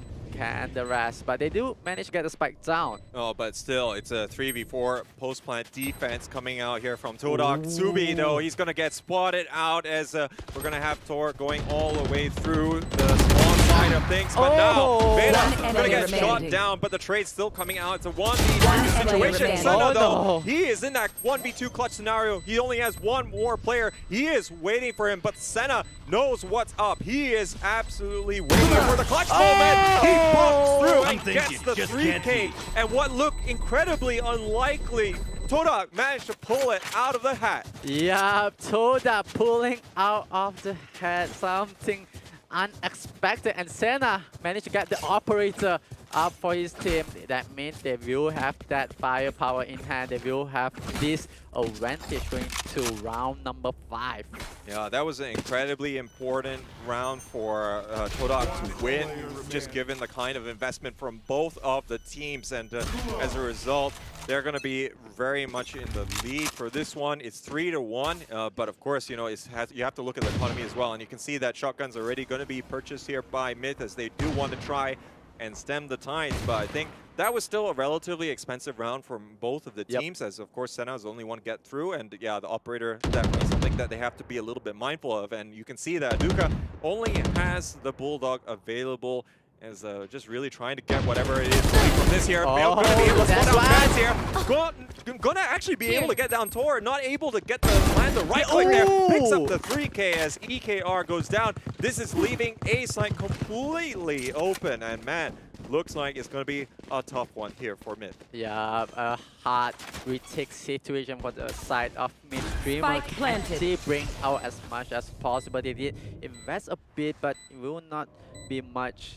All they need to do is just get some out frags for this round. They can't really do much damage, but they will try their best to bring for the side of Myth Streamer. Yeah, I think at most they might just try and use the Bucky to get a cheeky kill at most, but you know, when you've got positions over there by bench, it's a little bit difficult to get out there from the spawn side. And now with Balto locking things down here from Shower, I think they're just going to probably save these guns. But I think, you know, if they're going to be able to buy, they do want to try and trade out as much as they can here, because they don't want to use these weapons moving forward. And looks like not going to be able to get anything from it. I think Gnome was trying to expect that they would be jumping in the teleporter. He's not going to be able to get anything from that. But yeah, still a very clean round. Aduka coming out with the 3K is going to be really instrumental, and a bit different from the previous round where he lost the operator in the middle of Metal and that B side retake, which, you know, I still think that round 4 so far has proven to really set the trajectory for this game. Yeah, definitely. But you can take a look at how Aduka with the Buddha managed to get the 2 kill and the third one onto the head of Myth Streamer. That's gonna hurt a lot for the side of Myth Streamer. Myth Streamer just gonna invest, but Balto jumping with the operator, picking one out. That's one last threat to deal with. Myth Streamer needs to be a bit more careful. They need to play a bit more slow tempo, a bit more defensive, because they are going to start on the defensive side, the defender side. I think, you know, considering that they know an operator's on the board and Balto's the one who's most likely to be wielding it, and he's shown himself to have that lot of that presence on B long, that was maybe a little bit of a risky proposition. And, you know, this is a gun round as well. You want to try and have well, man advantage is one thing, but you lost your flashes, your fault line, your aftershock. That's really going to be painful. And look at KOG. They can continue to stack up on the ults. They have 3 available to them, which they won't hesitate to use that this round, I feel. But Balto, though, he's going to get caught out by surprise. But there's going to be the refrag there as Subby is waiting for the trade. Ooh, that's a cool one from No. We'll get 30 the kill seconds onto left. Aduka, means that there's no Jet presence. This is going to be a 3v3 situation. 20 seconds left on the clock. They need to get the spike planted so that KOG buy more time for themselves. But a take onto the side. It's a bit hard. Oh, Vita takes out Subi.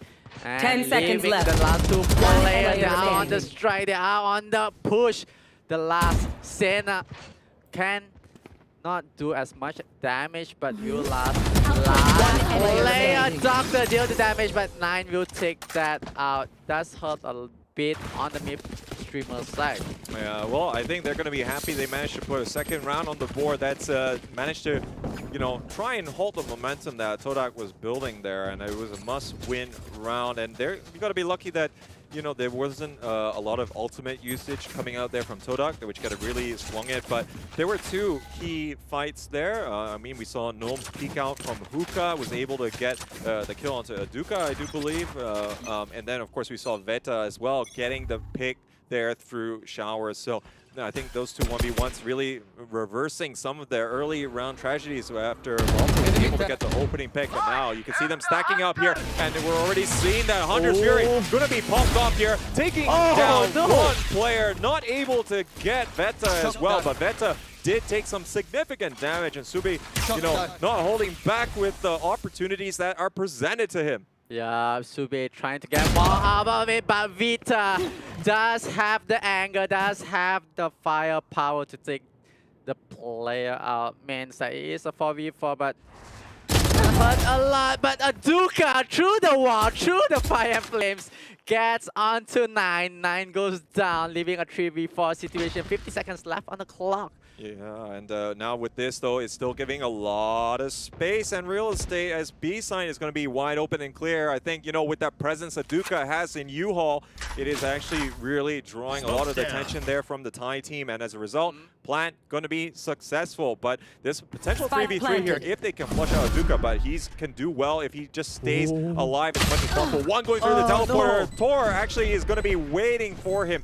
And he's going to be able to upgrade it. No, actually, he doesn't even go for the upgraded weapon. He just goes straight through the teleporter and stack up his team. But now it's very difficult. Look at that! The concussion coming out right when the orbital strike was going to be primed. Great combination coming out from Todak, but they're still going to lose Balto for all their troubles. Yeah, it's going to be a very, very hard retake situation, but they are going to try to go for it as Vita on the offensive gets the third kill. Will try to go for the last one, but can he get it? He will get it, but do they have the time to go for this defuse? One player standing. So close. It's 0.99 seconds away from the defuse.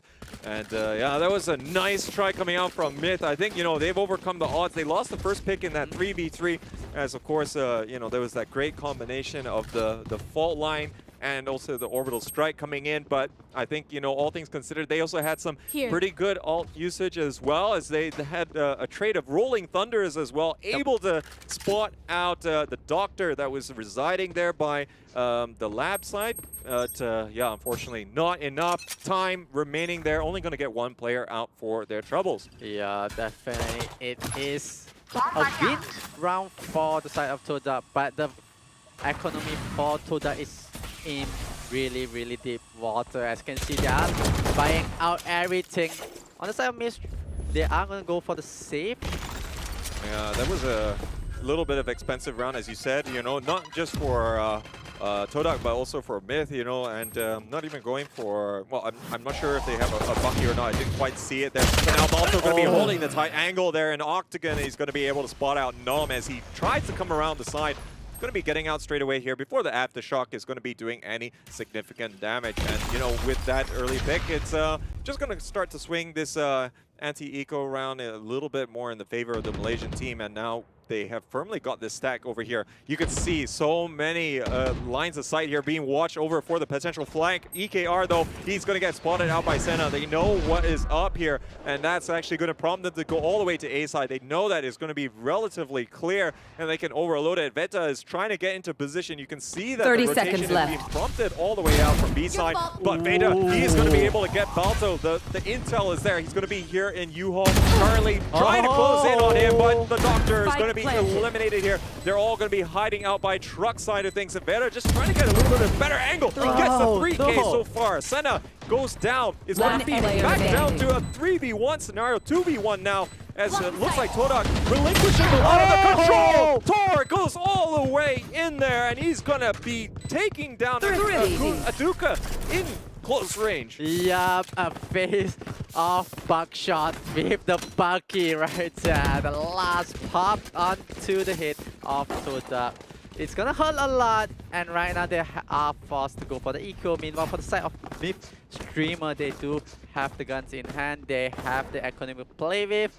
They are having a good advantage, even though they are not healthy with the scoreboard. There are 3 for them. Meanwhile, for the side of Toda, that's 5 rounds that they collected, but there is still more to go. Yeah, I mean, you know, looking at these rounds going back in favor either side. Oh, it looks like Veta trying to use the Blade Storm as much as possible, not going to be able to yield anything from that, and going to be backing back out. But yeah, I think, you know, Todak, they got the stuffing knocked out of them in terms of the economy and really forced to go with nothing. I think only Aduka has actually bought some heavy armor here to supplement the Blade Storm, which can get some significant value on the eco round, but Man, mid, they had a great eco round to really clutch it out and get the upgrade in some of the weapons. As even though we saw Todak win the round before that, they couldn't afford to fully buy because Senna was the only person that was left as well after really clutching out. But let's see whether or not this eco round can do anything here for the Malaysian team. Yeah, for the side of Todak, but 9 on the other hand, we take out Balto. They will try to go for this offensive, and now we get onto a Duka. It's an echo for the side of Todak, so they are just going to throw some bodies into the side, try to get as much as possible. EKR will take down Subi. 30 seconds left. The last 2 players, the Brim and Brim. Yeah, they're trying to push down A short here. Looks like Senna is finally going to be able to get the kill. They get a weapon for their trouble here, but looks like Bet here is trying to watch the side here. Going to be picking off one, but gets traded down. Tor will be there to clean up, however.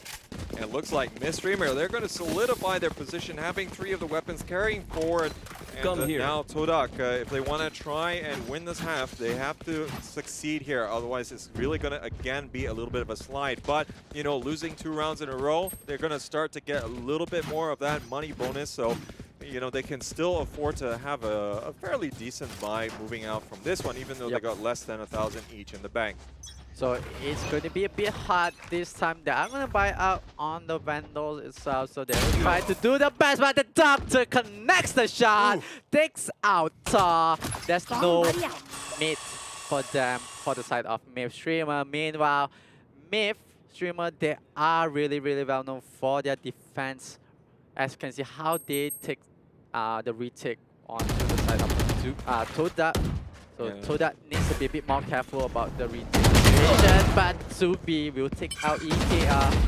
Yeah, I think they're a bit wise of the pairing here from EKR and Beta. It worked well in the first map, and now it looks like it's starting to be a little bit successful here. But of course, the trade's not going to be definitely favoring in that sense. But I think the biggest story here is that the push out here on the B short is going to be taking advantage here. Only one person falling from the likes of Todak. But now Beta is actually going to start swinging it back in their favor. But now with the teleport, this is going to prompt that rotation. The Doctor had opened the door, and now they're all streaming onto the side. Is Todak looking to try and get this plan off as quickly as possible. Only 2 players left here for mid for this retake, so it's going to be a difficult proposition. But the angle's being held there by the Doctor. He has been really solidifying this round for Todak. There's only going to be Beta that's left remaining here.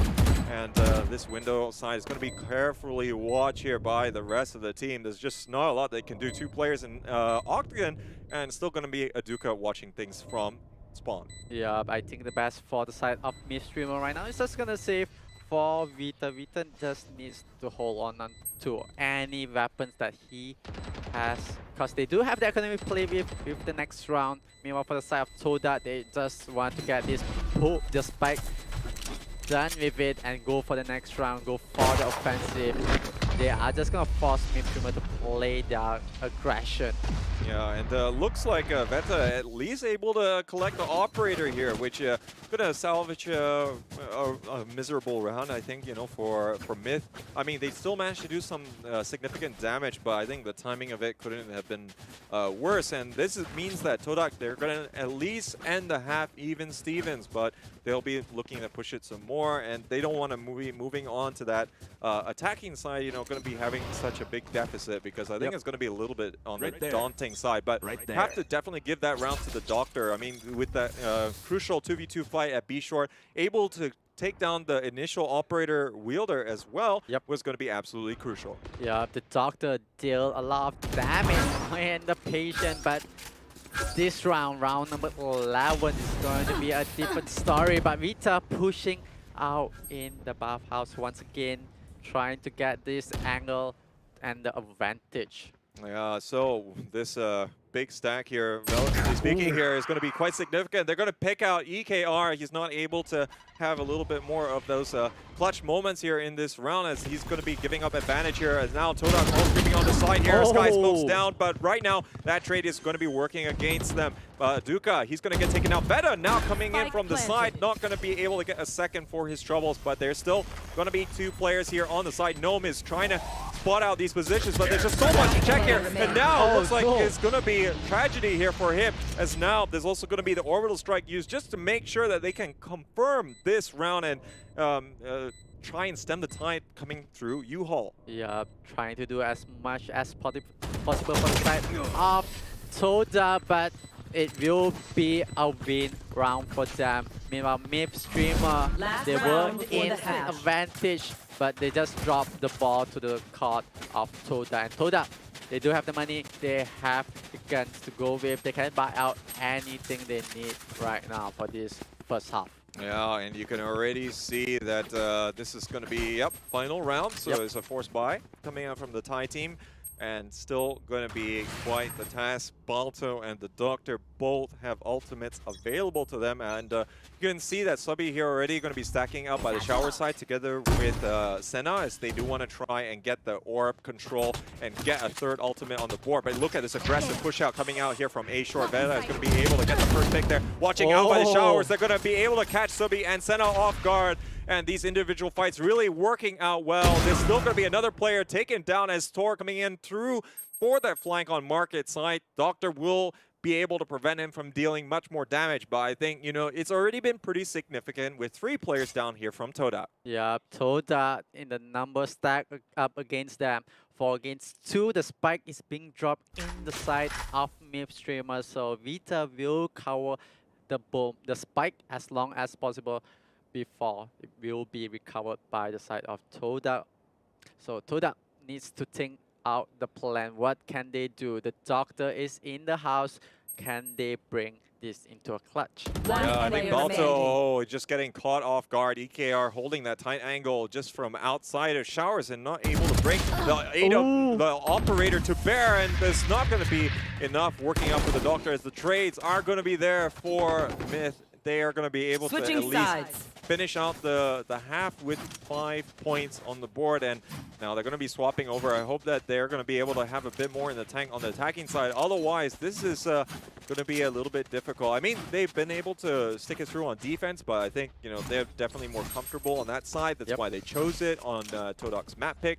And, you know, this is to really stave off going down into the losers bracket as well. They cannot afford to lose this map. Yeah, definitely can't lose this map. They need to draw out this map and force the 3rd game of the day. Toda will make the upset, force the MIP streamers to go into the lower brackets. Yeah, so this is do or die time, and this is a very crucial round, pistol round coming out here. We can already see that Myth is just going to be stacking up all the players here, and you can see already that there was going to be quite a bit of shock darts being used there. Subi all the way in there on the labs or spawn side of things, so he's going to actually try and get the angle here on from elbow. But now you can see rotation all coming out here. They're going to be mindful of this here. Sky Smoke's really trying to hamper this, but there's still going to be Veta getting the smokes here in the side here. Gnome is going to be able to shut down. Balto gets the double here, as now they're all streaming onto the side, trying to take advantage of the utility as much as possible. Veta not going to be able to sustain, and now that is going to be only 1 player left remaining here for Todak. Baduka, he's not going to be able to win out in that 1v2. It's going to be 9th, winning out with the 3K. Yeah, and the pistol run drops to the side of MIP Streamer. Means that they do have the economy to buy out. They will go for the offense, as they are on the attacker side. Means that they will have the firepower to play with. And Todak, they will go for the eco. They will go for the save as much economy they have and go for the next round, where if they would drop this round, it will be a 7-7 score.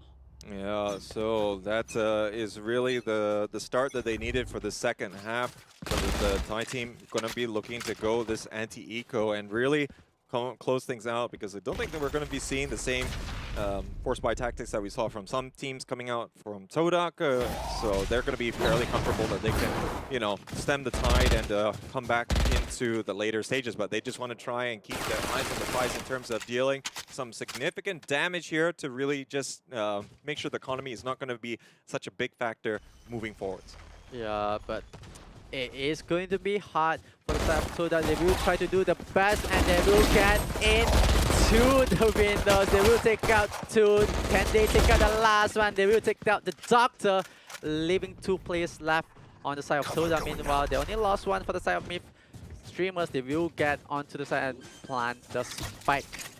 They managed to trade out one player, but let's see if Todok can get any more from this here. Whoa! Oh, Aduka! He actually does have the bucket. He picks up a second one as well. Looks like they're taking a page out of Myth's book at the moment, and Aduka's going to upgrade straight away here, but still got quite a bit of a task there. Senna is still going to be in metal, just watching things down. The Sky Smoke's coming out there, going to be powering up Aduka. He might be able to get the kills here, but no, 9th, he's going to be able to get the final shots there onto both of the players and just lock it down. He still has quite a bit of HP in the tank, and yeah, unfortunately, even with the Sim Beacon, is not going to be able to yield the results. But hey, that's significant damage being done there by Todok. That's 3 guns that they managed to actually stop from being carried forward. So now they just need to try and close things out as best as they can. But because they kind of invested in some of the skills and also the Bucky, we do see that, you know, 3 of them are only going to be having some light shields. Yeah, it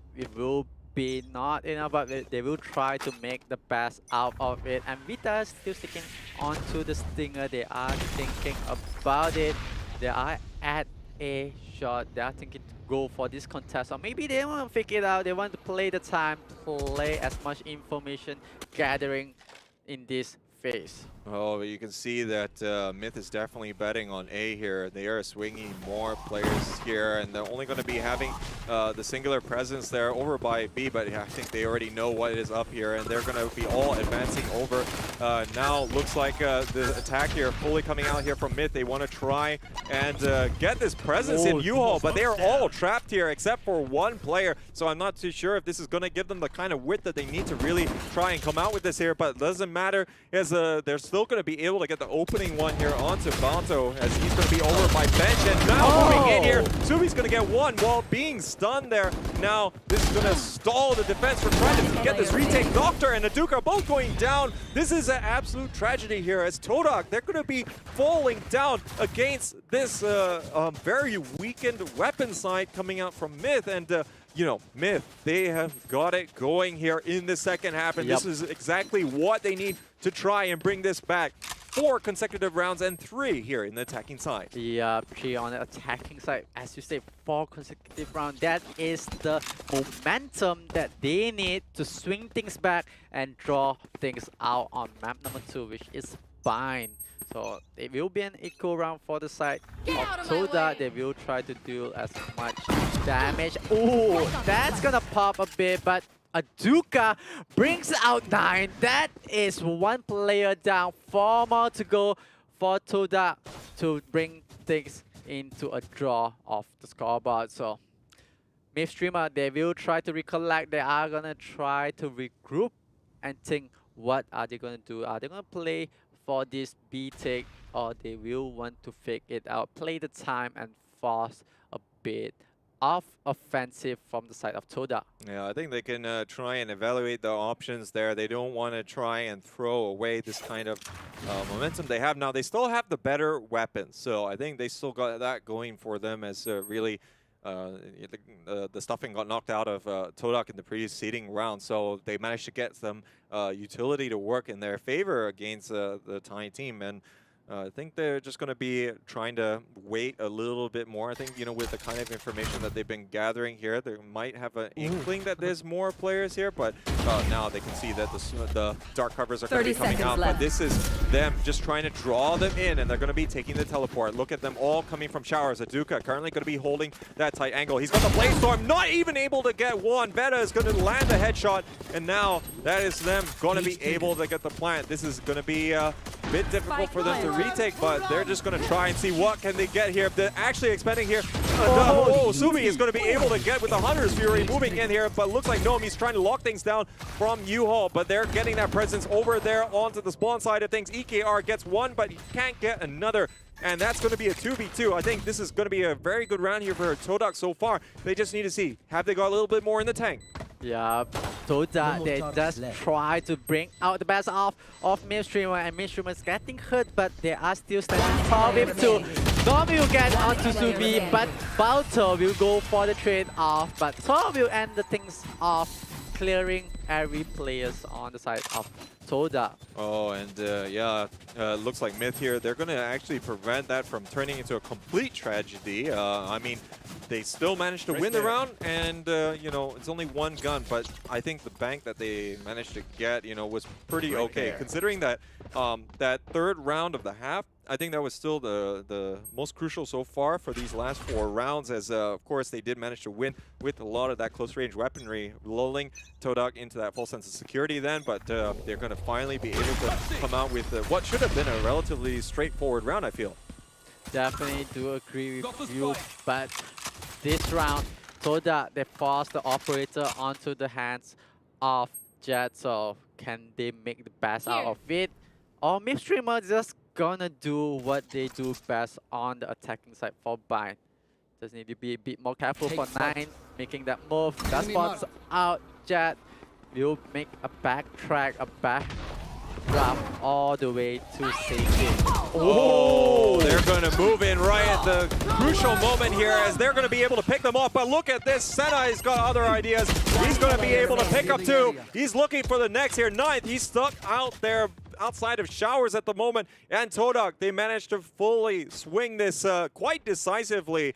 And the plays coming out from mid, they tried to swing from both sides after getting the intel on Aduka's positioning, and even trying to go in front of U-Haul just to get those shots to land. They managed to get him, but everything turned south from there. Yeah, everything turned south for the Thai 30 team. seconds It left. will be hard for them to recover, but they do have the economy to play with. Meanwhile, for the side of Toda, this is the turnaround. This is the climb that they need. They are putting a proper stronghold this time. Yeah, and they're just going to be making sure they lock this down, and I think they're going to have to think how they want to evaluate 10 that. seconds left. I was pretty certain that 9th was going to try and go for the Hunter's Fury after getting the tag there using the Owl drone. As honestly, that's a great way to get your opening pick. They were already stacked on that side and might even be able to get some collateral damage on some of these other players. But I mean, I can understand there's a little bit of apprehension with that, just because we can see some incredible dodges coming out from any of the Jets, and already moving all the way back to that A side. But yeah, getting spotted out. But Senna, they're holding things down there by bench, is going to be able to clear them out as they move in on site, and going to be moving a little bit unilaterally through A short, as really 9th didn't get into showers at all. Yeah, 9 didn't really push into the showers, tried to go in. Maybe he missed a kill, or maybe there's a miscommunication between the teammates, but they are just going to recollect themselves. They do have the momentum in their favor. But Toda, they are bouncing back. They are replying to every question that Midstreamer is throwing out to them. Well, this is a great match so far. I mean, now it's so close here, 9-8, and both teams do not want to relinquish control. It looked a bit scary there for Todak as they dropped 4 rounds in a row, but they managed to come back to winning ways, and a little bit sooner than what we saw coming out from Midstreamer on the preceding map, where they dropped 6 rounds after the turn of the half. And now this can be a chance for Todak to try and get back to level-headed scores. And now Aduka, oh no, sorry, Veta is actually going to prime the Blade Storm a little bit here, try and supplement things. But a presence here from Aduka is not going to be having a lot of backup, and he's going to get pushed. But Aduka still has the frenzy in the back pocket, takes down Veta, and that it works against here Midstreamers. But they're deciding they want to invest in this. They pop the Rolling Thunder, goes all the way here to Elbow. Balto, he is ready by window to take advantage of the situation. He picks up the triple there. Tor also going down, and now only one player remaining. 9th, he's got nowhere to go. Aduka gets his second, and that's a flawless round for the Malaysian team. Yeah, that's a flawless round. Vita trying to bring a knife to a gunfight, but I don't think that works for them, as how Aduka just replied with the frenzy, just pull up the pocket and just turn things around, ties things up. 9-9, this is really neck to neck. Even Toda dropping 4 rounds straight to on the second half. They are bouncing back with 2 right now. Yeah, and we are back to 9v9 here, and that's exactly what the doctor ordered, and now looks like there's going to be heavy presence on A short. They just want to try and get something back here, creating space here through Veta, but it looks like Balto not able to stop that, and now they're trying to take advantage, but look at the double kill coming out there from Aduka, just sprays through the shower push, and that's going to shut it down, but there's still going to be sufficient numbers to try and get the refrag, and now looks like they are getting in a better spot. Veta, though, he is putting in a shift. He will not let this control go back towards Todak, as he's going to be looking to claim the ace. We've only had one so far in this contest, and, well, in this contest, I mean this competition, but now it's going to be incredibly difficult here for the Doctor to try and come out with something. Wow, the Doctor tried to boost fast, but it will not connect for Vita to get that ace. But looks like Doctor making a house call, but will not be able to connect all the shots as Storm will collect the last one. Even though Vita wants to go for the ace, might not be possible as Storm takes out the last one. Yeah, and look at the aggression and the spontaneousness coming out there from the likes of Myth, you know, just streaming onto that A side despite it being an eco round, and really just getting a great number of trades. Balto just not able to back up in time, and Veta was right in his face and just couldn't do a whole lot about it. I mean, we saw some good individual fights there. Duka taking down 2 himself, but you know, there's only going to be so many people that you're going to have stacked on A side, and they're not going to be able to prevent that from happening, and the lead is going to be swinging back to Myth, and now they are going to be in a difficult, well, Todak could be in a difficult spot here. They have to really try and, you know, get this intel gathering as best as they can. So far, these aggressive pushes out for them have not worked out in their favor all that much, and really it's just giving a lot of freedom here to Myth to really try and stretch them out. As you could see, they already prompted out the rotations here just from that incursion into showers, and now there's only going to be Aduka left on B. Yeah, Aduka, the only player anchoring down on B side. Meanwhile, the rest of the mid streamer, they are thinking, okay, let's try to go for this B tick, or fake it out and rotate to A, as how they did play it out in the first half. So it's all up to Myth. What can they do? Are they gonna try to fake this, or are they gonna contest for this? They need to be a bit more careful, as Aduka does brings down Vita. Vita this time will not have any 30 seconds damage left. onto the side of Toda. They do have 30 seconds left on the clock. Needs to be a bit more careful. Needs to get the spike down. Oh, but now they are all streaming here on the site. They're going to even the score here. Aduka gets spotted out, but now Tor watching this tight angle. Oh, just the timing not working out there. But Gnome, he's coming out big here in the middle of Metal, as he's going to be able to pick up that frag. And now it's a 2v2 scenario. Tor currently is in a great spot to watch the post plant, but the smoke coming down here from Senna. Then Balto is ready to shut him down. There's only going to be that singular presence as they are trying to see how they want to try and deal with it. But you got Senna on one side, Balto moving from the other. And now it looks like he can't watch all the angles at once. And that's a great 2v1 coming out from Todak. They're going to be able to get back to that tie at 10-10. And boy, do we have a great match proceeding right now, as you can't really separate a whole lot here from Myth and Todak, as they're just really bouncing back, as you know, it's so hard to separate these two.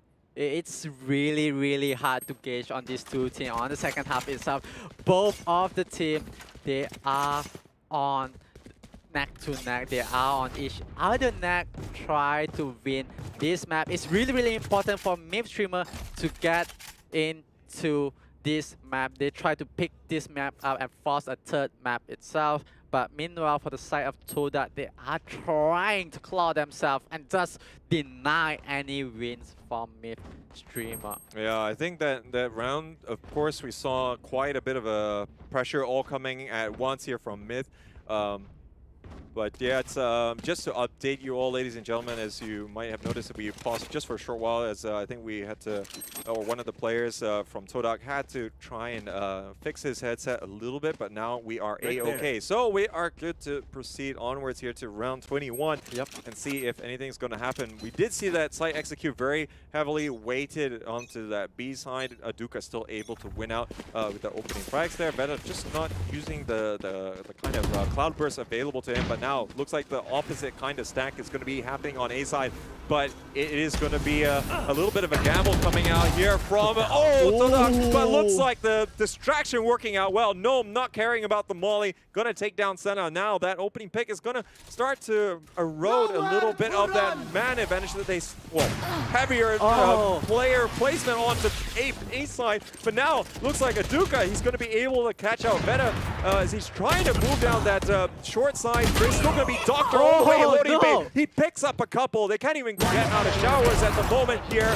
and now there's not going to be a whole lot that they can do. The Doctor picks up a third one, and that was incredibly instrumental as the Malaysian team. They take the lead after so long, and it's going to be 11-10. Yeah, that is the lead that Todak needs to bring this to an end. But Myth streamers, I do feel like they do have some gas left in the tank. They can go for a force buy right now and force things out to a draw all over time. Yeah, I think they do not want to leave it too late. This is a similar scenario to what we saw in the first map, so they're going to be buying up SMGs, but they have shown to be very good with these short-range weapons against full buys coming out from Todak. We do have that very incredible round number 3 of this half, which they were able to all stack in U-Haul and take advantage of the situation, but they're going for a different approach this time, and I'm not too sure that they can bring all these short-range weapons to bear. Currently, we do have 3 players stacked up here for Todak, 2 in Octagon, and 1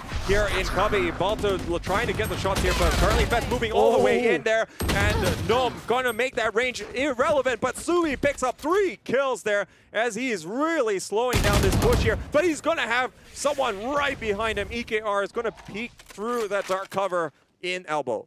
Yeah, Myth just turns things around, but the Doctor does connect onto EKR, making it a 1v2 situation. The spike has been dropped onto the side of Todak. Means Todak does have the possession of the control of the spike. Meanwhile, Nine trying to deal as much damage. I don't think he will be able to do and win this round, but he will try to take out 30 as seconds much left. player as he can. Yeah, I mean, if he can get any damage, that would be great, but I think he knows that there's still going to be a lot on the line. They have to try and go for it. Senna, though, he is absolutely wise to what was on Ninth's mind, and he's going to get taken down with the wall bang. We move to match and series point here in favor of Todak, and they could take it again 2-0 here to carry them forward into the grand finals next month. Yeah, this is really important, and Todak just want to end the day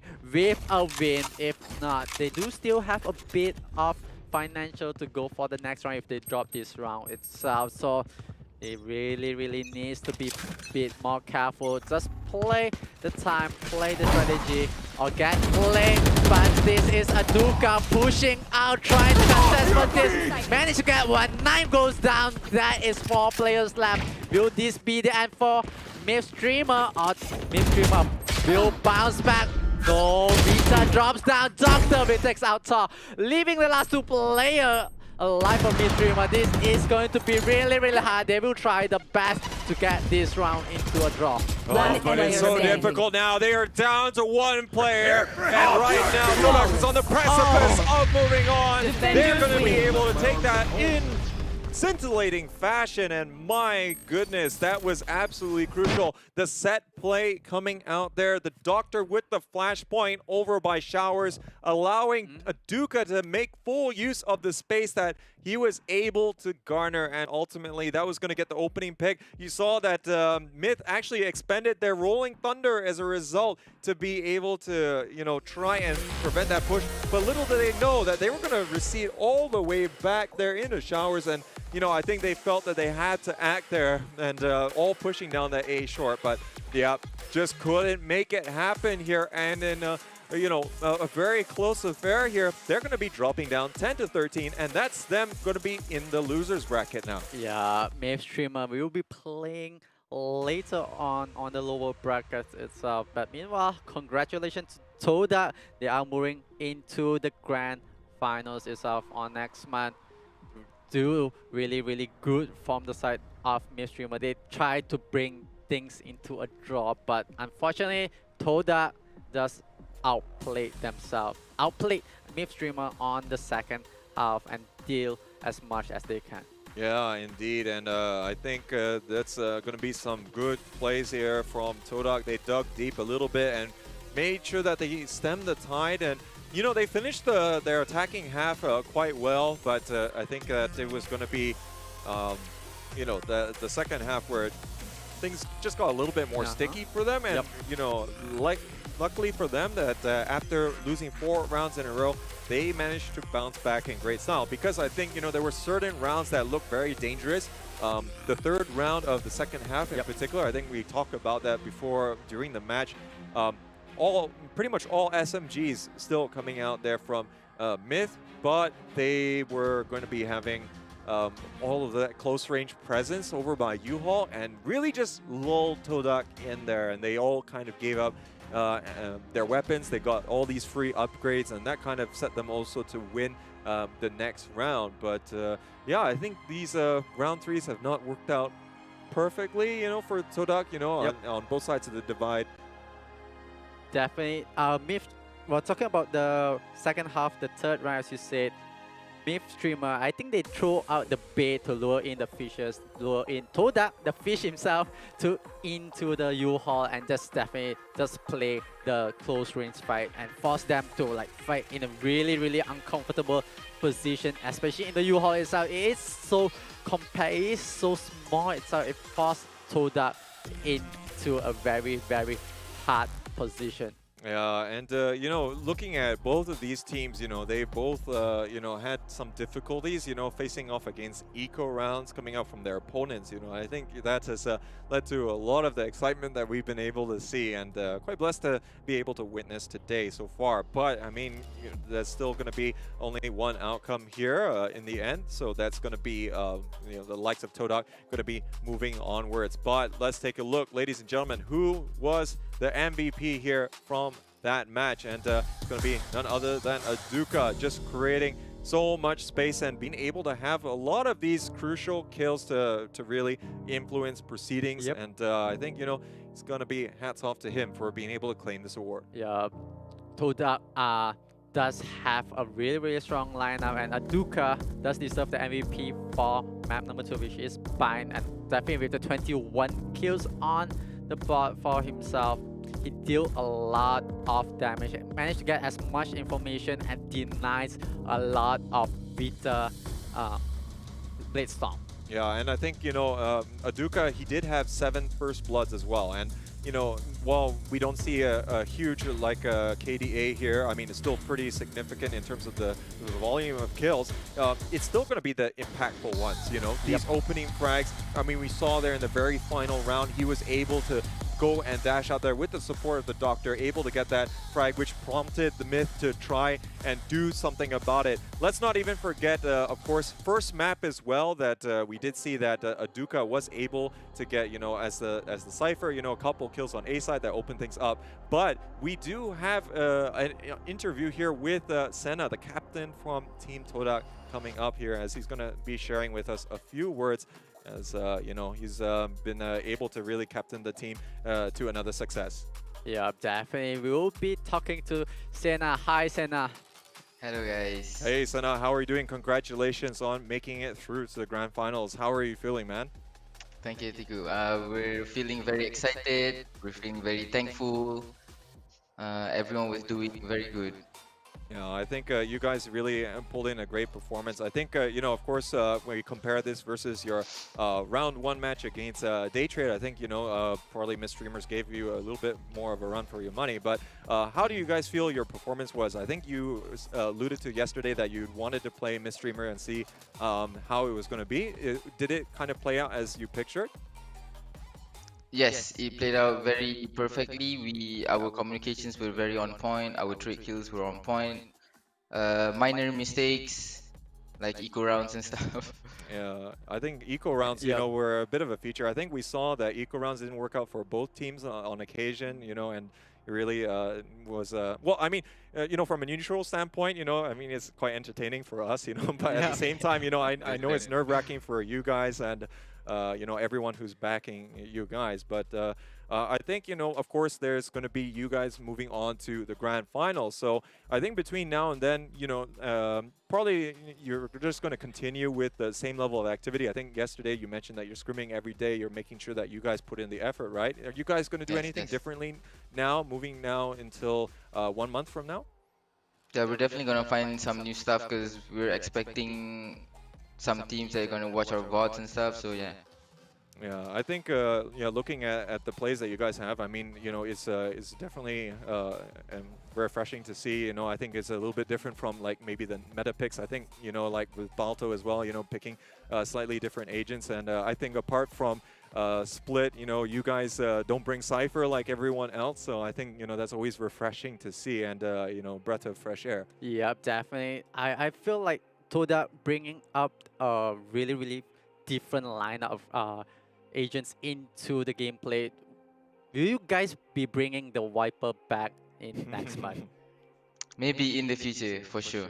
Maybe in the future. I think, when we got to see that during Royal Sea Cup, it was amazing, to bust it out there. And hopefully, we can see some changes in the future. But I mean, of course, that's going to be up to you guys on that one. But I think, I heard one last question, it's like, how panicked were you last night when your headset wasn't working? I was panicking a lot. Luckily, we have a friend that, could deliver the headset today before the veto. Well, wow. I think that's absolutely crucial right there. It's like you got to buy the guy a drink for sure. But yeah, I think unfortunately that's all the time that we have. But it's been great watching you guys. I'm looking forward to how you guys are going to be doing in the grand finals. And congratulations once more, carrying the torch here for Malaysia. Thank you guys. Thank you everyone for the support. Yeah, definitely. We'd like to see you guys perform more in next month, and really like to congratulate you guys. Really did a good job for Malaysia. Okay, Thank you. Thanks, and see you next time. Peace. Oh, wow. Okay, thank you so much, Senna, for your time there. Hearing a few words there from the Malaysian captain, it's been great, seeing how Todak has continued to influence the proceedings there in such a manner that they did. Of course, it's not perfect, and, Senna alluded to how the things that they wanted to change. Now, let's not forget, ladies and gentlemen, there is a giveaway available here. So all you have to do is key in some of your details, and you can stand a chance to win XPG gaming keyboard, Summoner gaming keyboard. And all you have to do is go to the link on your screen, or what is going to be presented there into chat. All you have to do is go and put your details, and you can stand a chance to win that keyboard. So don't let that go by the wayside. Yeah, definitely join the giveaway, try and win the XPG Summoner keyboard. That's definitely a giveaway to you guys at home, and maybe you guys can just bring it out and win more Valorant games. Yeah, indeed. And, that brings us to a close here for our first upper bracket match. We have got our next coming up between Alter Ego and Exodus. So that is going to be an absolute cracker. Can't wait to see it. But, of course, we'll have to take a short breather over here. And we'll see you in a little bit after the break. Yep.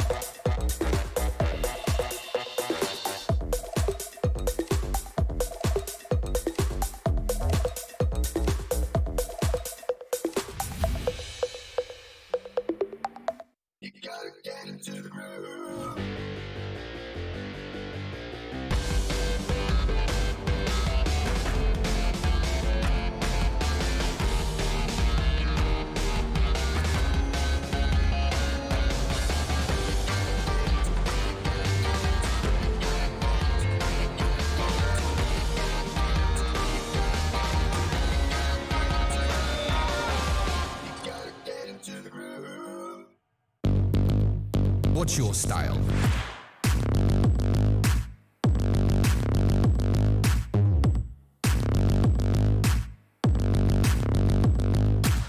Get your merch at shop.eslgaming.com.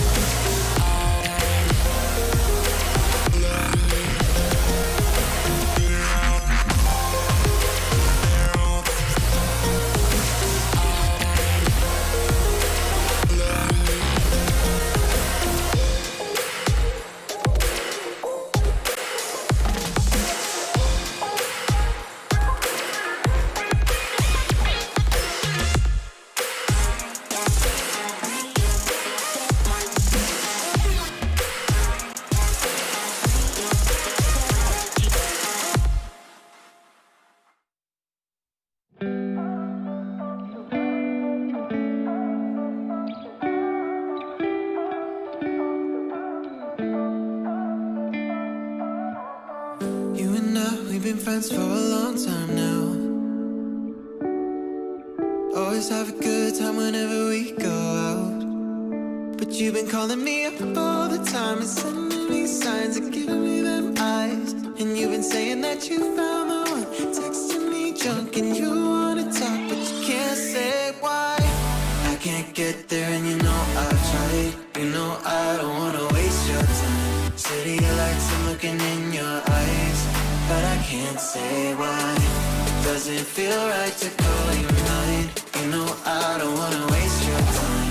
I can't get there and you know I've tried, but I can't say why.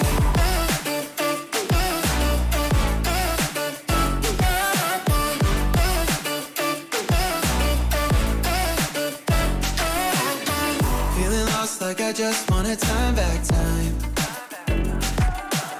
I'm choked up, tell me how do I say this right? Cause you've been calling me up all the time and sending me signs and giving me them eyes. And you've been saying that you found the one, texting me drunk and you wanna talk, but you can't say why.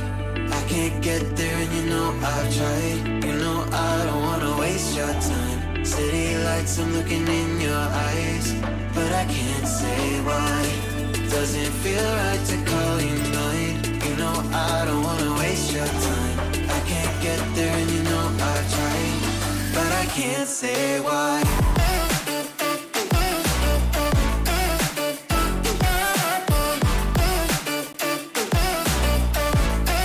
But I can't say why.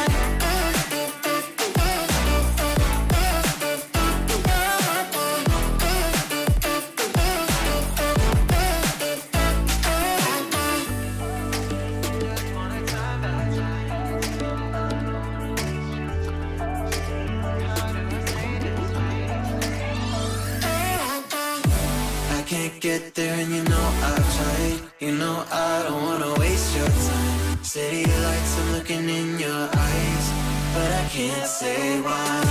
Doesn't feel right to call you mine. You know I don't wanna waste your time. I can't get there and you know I've tried, but I can't say why.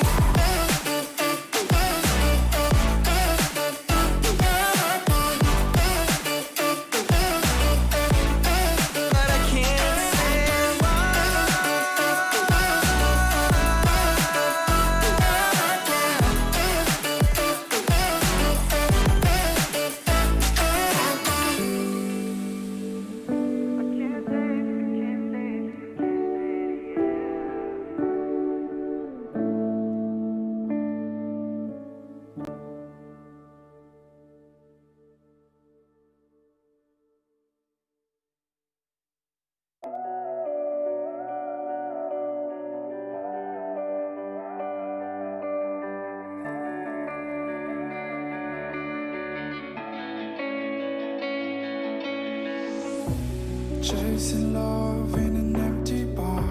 Pour a drink till I make it past. The midnight hour seems to come and go, but I know. Walk on up with a drink in hand, sipping mixers cause you can. And all the lights begin to switch off. You're chasing the night, holding on for life.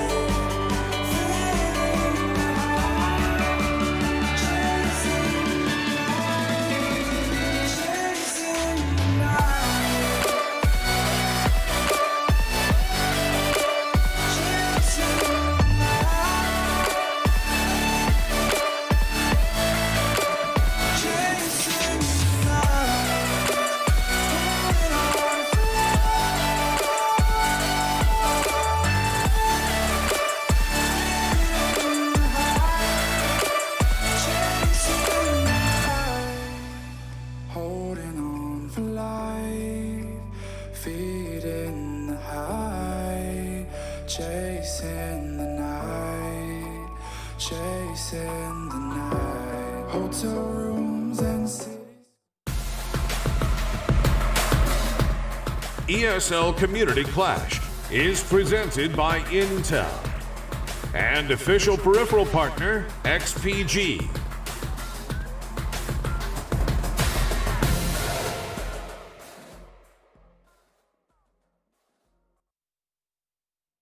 Welcome back everybody to the ESL Community Clash for Valorant.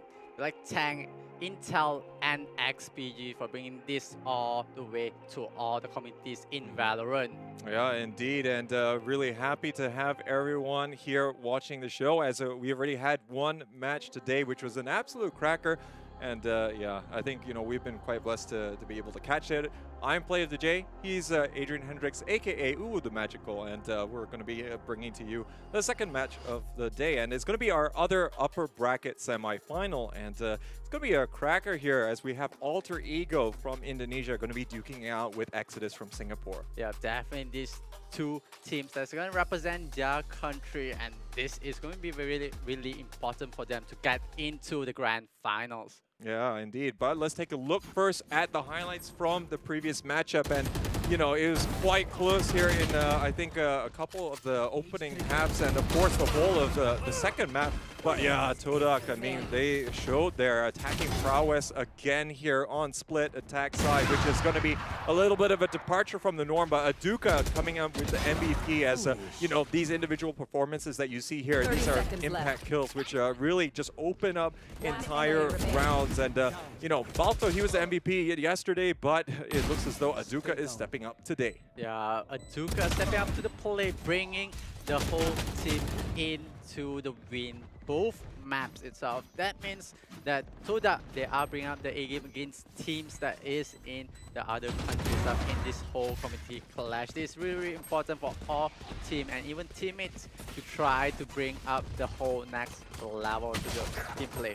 Yeah, indeed. So we'll see how Todak wants to move from strength to strength here. And of course, you know, being able to catch such post-plant situations in their favor, always going to be very worthwhile. And just not a lot that Myth could get done. And let's not forget that, you know, in the second half, it was 6 rounds in a row in favor of Todak. Just no answer from the Thai team. And unfortunately, they are going to be dropping down to the losers bracket. But yeah, I think we still saw some good plays coming out from them. But yeah, I think they just got a little bit separated by some of the good plays that we saw from Todak in that first map.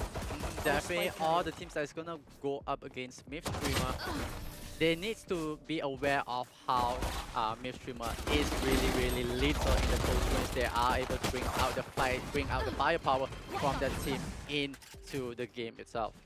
Yeah, and I think it's so close over here on Bind, as we saw Myth Streamers going to take the lead by 2 quite late in the game as well. But of course, we did see that it was going to be Todak able to really pull some important rounds together. And, you know, I think, like, as what Senna was mentioning, you know, there was errors on both sides, you know, maybe on the facing off against eco rounds, which should have been a little bit more decisive than it actually was, you know. And I think, you know, because of that, just really, you know, made this game a lot closer. And I guess, you know, greater for our entertainment value as well. So really have to see how, you know, the teams will be doing in their subsequent matches. Of course, Todak, congratulations to them. They move on to the grand finals happening next month. But there's still going to be a chance here for Myth Streamers, as they're going to be going down to our first loser bracket match, which will be happening later on. But, of course, we still have our next upper bracket semifinal. As mentioned, we are going to be having Alter Ego versus Exodus. And both of these teams winning effectively 2-0 in their matches yesterday. But Alter Ego, they did win their first map kind of by forfeit, you know. But, I mean, they look incredibly solid, though, on the second map. Yeah, definitely. They were a bit solid on the second map, but we want to see how they're going to play out. 2 maps itself is going to be a really, really long game if they will pull it out into maybe 20 rounds per map itself.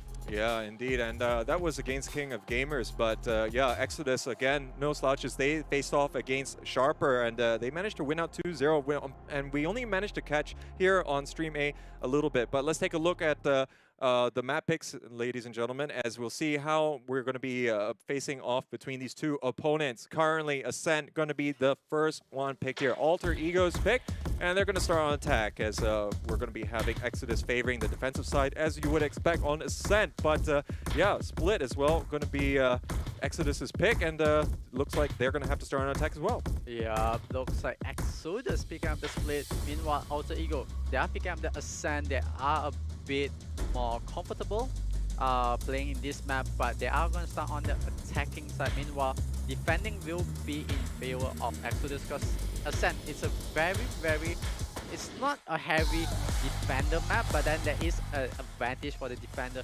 itself. Meanwhile, on split, you can see it might be split right in the middle. We might never know who will have the lead until the second half. Yeah, it's going to be a difficult one to assess, especially if teams perform well in their attacking side, which is going to be contrary for maybe both of these maps. And out of the 4 which are in the competitive map pool, these are maybe the ones which, you know, could be a little bit more biased. But Alter Ego, they're going to be bringing us to Ascent first in our next match, and honestly, they look really good against KOG yesterday. I think they had some amazing plays, and they were able to, you know, keep it relatively even when it came to the first half, which they also had to start on attack, and then they were able to really crank up the pressure when they move on to defense. Yeah, definitely. I want to see how they're going to play these 2 maps. First Ascent, second Split. It's going to be a very power struggle. They will try to fill out which space that they can try to get, whichever possession they can go for. Mid for Split is really important if they can get the control of the mid play of Split. Meanwhile, on Ascent, they just need to play the tempo. They need to play the time, need to play each movement perfectly. Yeah, I think, you know, that is going to be an important role here, but Alter Ego, they look really well versed on that. We saw a lot of, you know, very good set plays from them, but we are about ready here to jump into the match pretty soon, ladies and gentlemen. And, you know, Alter Ego, they're going to continue to try and strut their stuff. They qualified during the first qualifier here for the ESL Community Clash. They're going to be looking to continue this streak here against Exodus, as the Singaporean team, who have really also come out in quite some style through the first qualifiers, are going to be looking to make a dent in the Indonesian team's streak. Yeah, so this will try to do as much as they can representing Singapore. Meanwhile, Alter Ego will do the best. As you can see, these 2 teams will play on the map, which is Ascent. This is the first half. Yeah, so now it looks like mid control going to be the name of the game here for Alter Ego. They do have the smoke to really try and slow things down there by lower mid. Currently, we do have that little bit of presence already here by the likes of Exodus. Currently, Cryptic lands the first shot here and gets a second headshot. Looking for the third, not happening, but Ray coming there from the catwalk side of things, going to be able to get another. And this is starting to be in shambles here for Alter Ego, and it's going to be very hard for them to really try and overcome this numbers disadvantage, and I think they got their number, so to speak. Yeah, definitely. Exodus play on the defender side. They really get things off the ground. For them, they are in the numbers lead. That's 4 of the players still alive, 2 on the side of Alter Ego. Alter Ego will try to salvage as much as possible, try to get a plan, try to win, but Khew will take out Reserve and takes out Frostmine. That is 2K for Khew. That is the win of the first pistol round. Yeah, Khew looked pretty good when we managed to catch his plays yesterday on the Omen, and out-fragging as well the rest of his teammates, and looks like he's going to be able to clean things up here. But of course, Cryptic, also one of the fraggers that we saw really performing, was also going to be able to contribute substantially here to the opening of the game. So that's going to be 2 quick kills, and Khew just going to be cleaning things up nice and tidy. And now this is going to be prompting the Singaporeans here to be cranking out with a bit of anti-eco. We can already see that there's going to be Ares play here for the Sova on B. Yeah, the lineup for both teams is going to be really aggressive. At the same time, for the side of Exodus, they are buying out every gun they can and try to force any advantage. But Freeze will get onto Cryptic, and Cryptic drops. That is the top tracker, but Ray will go for a trade. They will try to go for more hunts. Berserk will take out Ray, but Pain will take out Table. So Frostmine will take out one players from the side of Exodus. That is the plan, that is the advantage they have, numbers in hand. Oh, but now with the plant down, this is a really good eco round coming out here from Alter Ego, and the utility usage really working in their favor. And Ray just didn't have the firepower or enough breathing room. But the spin there, he's going to be good there for Khalil, as he's just going to be able to destroy Enable. And now Paranoia, though, going to be missing out Berserk. There's not a whole lot left in it here. Rysera is going to be the last player left here, but wow, this round was really not going to work out so well, but there's still a chance here. It's a 1v1 scenario. Rysera going to be fronting it out, and he finally pulls this round from the depths of despair, and man, that saved the blushes a little bit here. But I can't. Oh no, it didn't. It's sorry, excuse me. Of course, there's just not enough time here to get the defuse. So that's a eco round, really going very much in the favor of Alter Ego. Yeah, Alter Ego picking that up, even though they lost all of the players. Didn't really hurt them that much, but it is the round that they wanted it to be. Go for the eco, try to get the spike planted, but the defuse was not enough time for Exodus to get back in hand. Yeah, and right now, this is going to be them trying to get to right the ship, but you know, it's a bit difficult. Alter Ego comes out with an incredible round there to really swing things over. They're not going to be fussed at all that they weren't able to get any players out. They're just going to be happy with the damage done to Exodus, as they're going to have to go for a bit more of an economical round themselves, but there is going to still be some guns in play. Ray not really going for any fly. He's going to get one. Cryptic with another shot in mid is going to be taking down Enable. Berserks, though, is not going to let his counterpart get away. That's not going to be a man advantage that they can really rely on, and now that's going to really stretch the defense more than anything else. Yeah, so definitely going to stretch Exodus defense, but looks like they do have things in hand. They are trying to go for a look, but they will turn things around. Meanwhile, Alter Ego, they are thinking this is the time for them to go in. They will go in, but Ray will pick up one. Frostmine will trade it off for Finn, but now will try to go for one, but Frostmine takes out two players. That I know exactly in one for you. 30 seconds left. Now Ray is trying to bust down the door, and man, this is going to be moving all the way in. Gets the 3K, and wow, Exodus fighting back here as they're, you know, really just, you know, having that, I dare say, maybe a slight blunder of a round in number 2, but it's going to be riding the ship a little bit more, and that's going to be round number 3 going in favor of the Singaporeans. Yeah, round number 3 just falls into the hand of Exodus. They try to bring the momentum, playing from the side of the defender.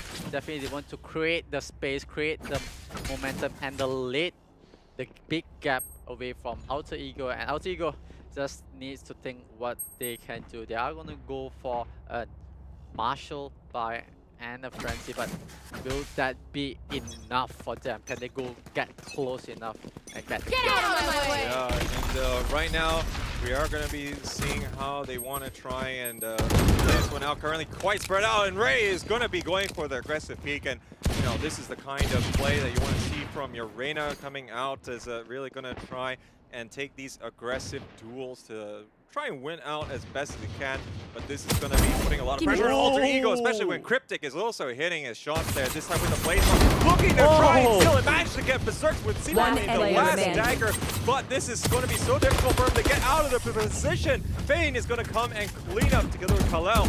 And Exodus, man, they are putting in quite the shift here to start things off. Yeah, Exodus just play the game with the aggressive pick from Ray and Cryptic itself. They managed to get as much kill as they need, and right now they are in the lane. They managed to create a small gap for themselves economically wise, and they will try to get more points on the scoreboard.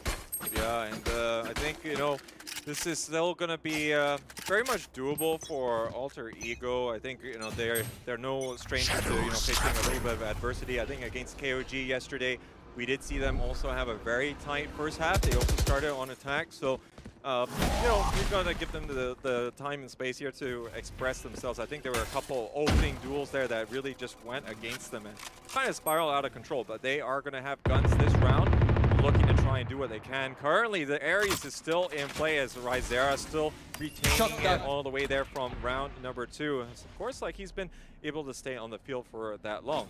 Yeah, Exodus just playing and anchoring themselves, play the proper way on defending against Alter Ego, and Alter Ego just trying to find more space, find more possession for themselves, but it is a bit hard. They are thinking of going into B side, but they need to move in as fast as possible and try to get the site down.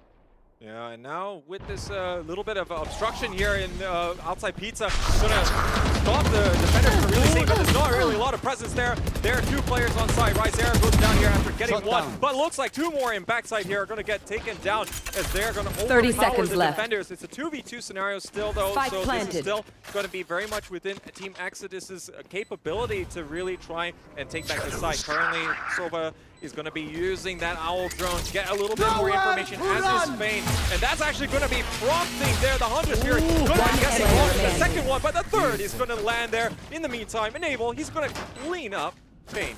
Yeah, that is the possession that they wanted, going in and committing every players from the side of Alter Ego onto the B side and getting the spike down and managed to get all the players. Exodus just got played into the hands of Alter Ego. Alter Ego just, they are going to control how the tempo is. They are going to wait for it, play the time, play a bit slower, and just force any small mistakes from Exodus or over extension of the players.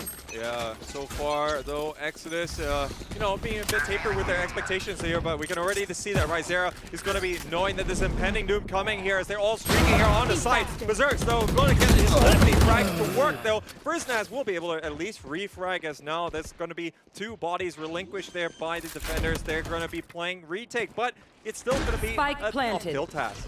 Yeah, an uphill task indeed, but they will try to do here. I can see Enable try to do that with Fein, but Fein managed to get that kill.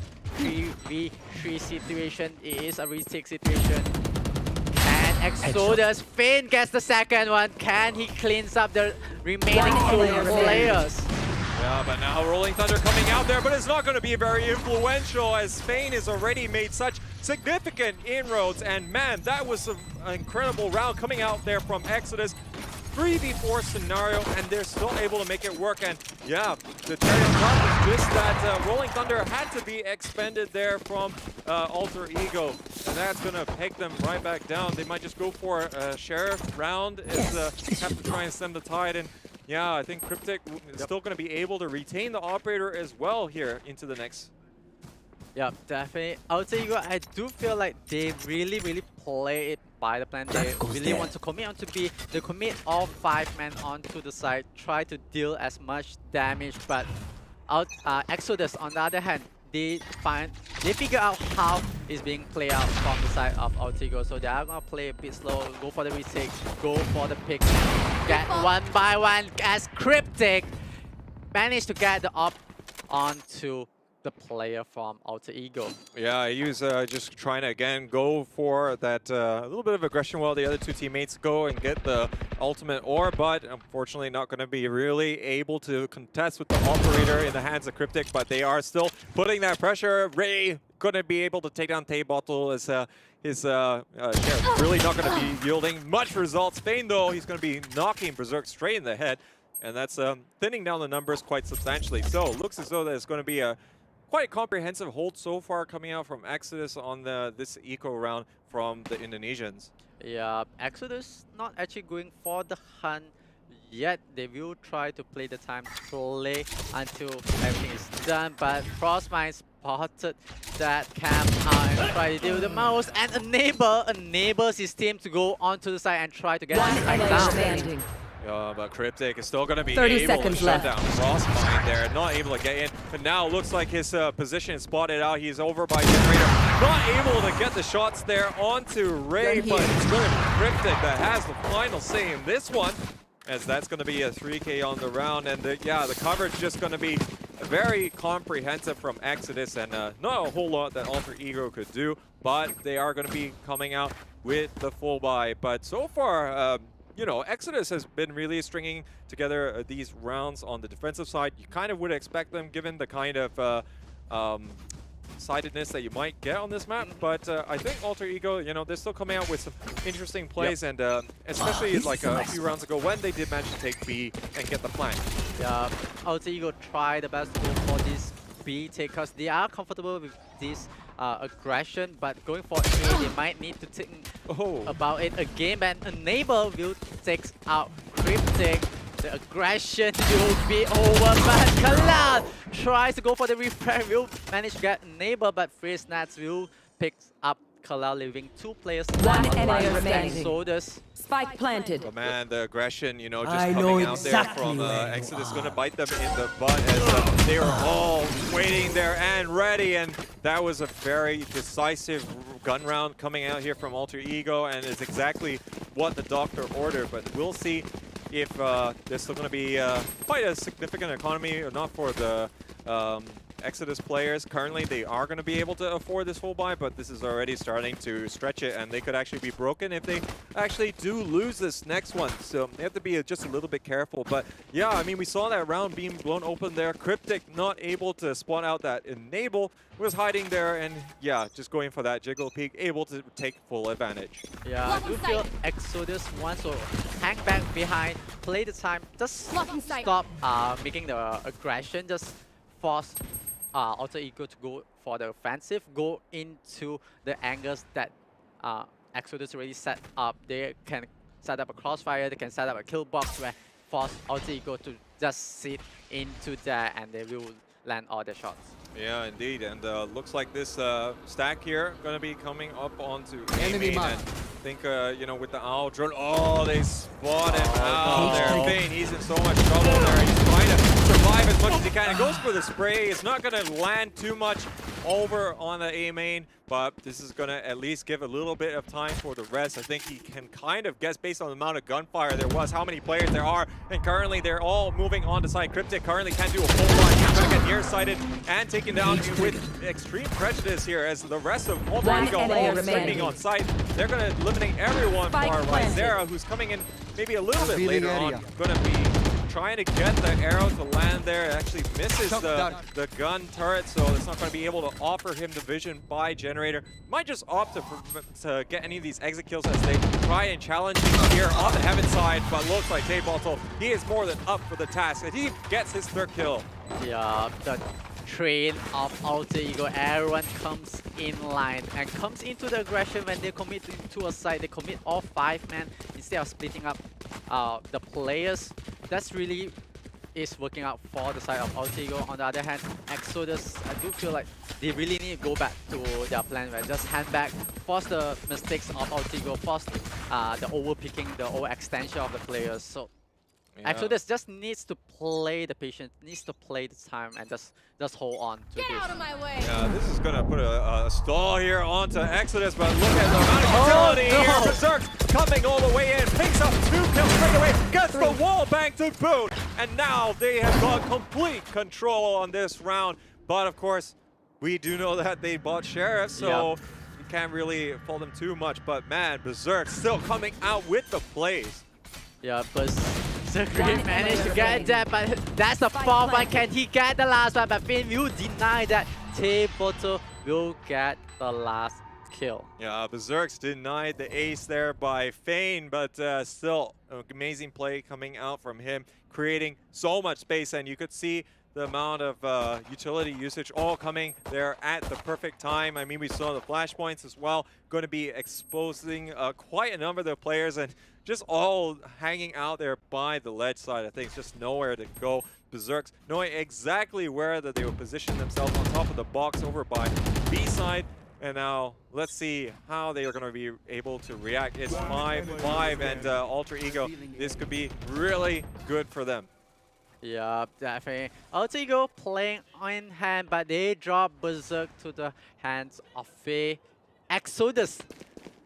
will need to play a bit more careful. They have to figure out what to do with this alter ego lineup. And that's the pick once again. Ray will get another one. Can he get more? Yeah, but now looks like they're going to be fighting back here in this round. Exodus, they managed to get 3 so far. And Ray has really been contributing so much, but is going to get taken down by the Caster's Curse. And now Frostmind is moving in here, trying to land the second one. Gets it onto Fane, and now it's a 3v1. They have to try and take fewer 1v1s. Cryptic though, he's holding the angle, and he's just right there waiting for Frostmind to make a little bit of a mistake. But anyways, you know, you have to try and go for those fights. Not really going to be anything much more that you can do, but Alter Ego, I think they're going to be pretty satisfied regardless of how this final round of the half ends. They already managed to get 5 in the bag.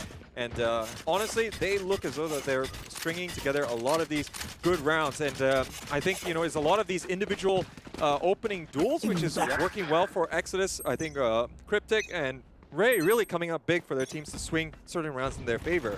Yeah, definitely Cryptic and Ray did manage to get a lot of opportunity and initial stage of kills. But then Alter Ego, I think they really need to go back to their plan of going into 5-man commitment, and they are committing 5-man. You can see how Jan goes in, but hey, Voto will go for the trade back. Oh, but now looks like they're all going to be taking control aside. The plan is starting to go down, but now they're still going to be able to get some of these kills. But now there's a return. Hunter Spirit coming out from Ryzera as he's trying to land the shots. I think he managed to get one to connect here. A little bit of mind games coming out from Kalel as he's trying to teleport a little bit more, but he's still got a player down there by 12 bucks.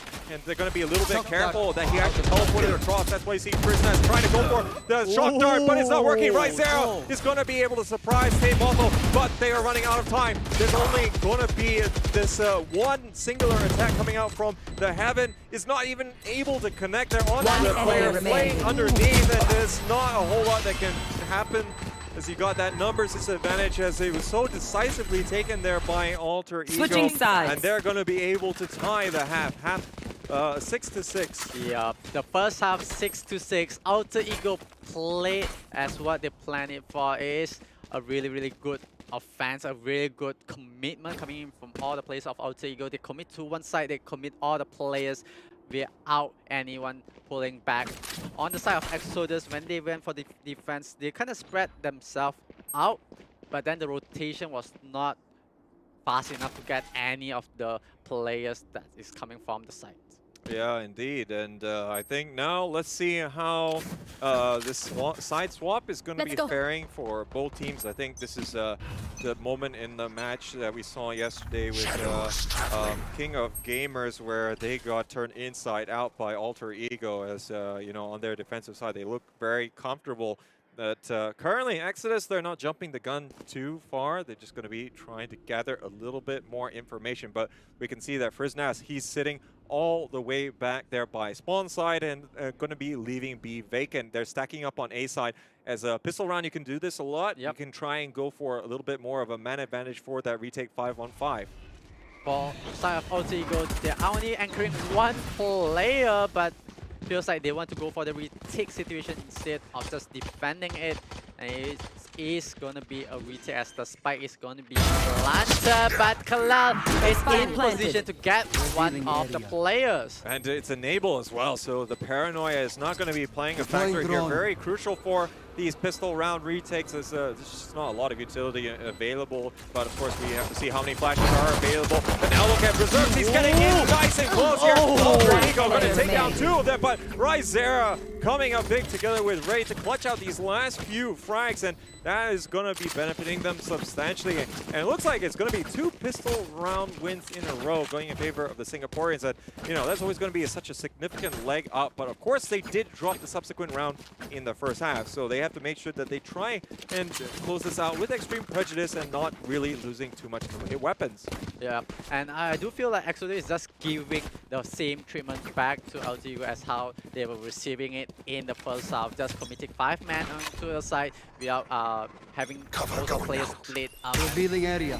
this time they are thinking of going for a mid control. Yeah, I think you can't really fault them for that, especially since they're going to be having better weapons in this round. They want to try and have these long angles in their favor, and they're going to be taking as much free real estate. But of course, that does mean that close range, they're going to have to be careful, and careful they are. Enable going to get taken down, not going to get mileage out of the frenzy, and now all streaming onto A side. There's still going to be berserks up here, but he's got a beat shooter available to him. But with the combination coming out there from his teammate, that's going to still do significant damage. But looks as though the tide here is going to be stopped a little bit, as there's only Frisness left here to try and get something from this round. Yeah, Frisness needs to do a bit of damage. Can't really clutch this against the firepower from the side of Alter Ego, and Alter Ego try to defend this, try to scout out the last player from the side of Alter Ego. Yeah, and now Frisness doesn't have too much to lose. Of course, you know, you could give, of course, $200 and an ult point, but that is relatively minuscule compared to some of the impactful moments here in the round. At least he's going to pick down Ryzera, and that is going to be, again, a nice bit of damage there to the economy, because there was a relatively full anti-eco coming out there in that preceding round. So Exodus, they're going to have to be buying 3 more weapons. And albeit they're ultimately going to have a weaker buy than what we see coming out from Alter Ego, but even more so, I think we can even see Fane here having to resort to buying a Sheriff, as they do not want to go all full out, you know, with splurging on that economy. Yeah, Exodus just gonna keep their economy a bit healthy and not splurge everything, but Alter Ego just brings every gun out. They need to win this, needs to bring back the momentum, bring back the rounds for themselves. Oh, but now the push all coming here onto A side. Again, a lot of space being created by by Cryptics, excuse me, and now they're all trying to take advantage of the real estate here. Currently can't even move in from tree side, as there's going to be quite a bit of vision obstruction going on. Frostmine, though, he's still trying to see if he can get any vision here from the heavens, as it's still going to be difficult. There's one dark cover right in his way. Generator, though, is going to be quite populated, but a little bit less now here. 2 players going to be falling for the attackers in this close blind, but it looks like Khew and Cryptic doing significant damage. Berserk looking for another. It's not going to happen. A close round going to be edged out here by Exodus. And man, they are doing a number here onto Alter Ego, as they have not got it going in this defensive half. They've only managed to get, or rather, they haven't even got a single round win. 3 in a row for the Singaporeans, and that was a must-win round there from Alter Ego. And, you know, considering that there were the weaker weapons that we were talking about, that's going to be a big win there for Exodus. Yeah, Exodus just win the round, even win the economic gameplay. It's going to be a bit hard for Alter Ego to pull themselves back. They need to save a bit more and play the rounds properly, because if they were to keep forcing the buys, and if they force too much the economy in the last few crucial rounds, it might gonna hurt them a lot, might even throw this map into the hands of Exodus itself. So Exodus just need to play the whole game control and just force Alter Ego into the gameplay. Yeah, Exodus look as though they're playing with a lot of spirit, as you know, we know that they're not going to be playing together as a team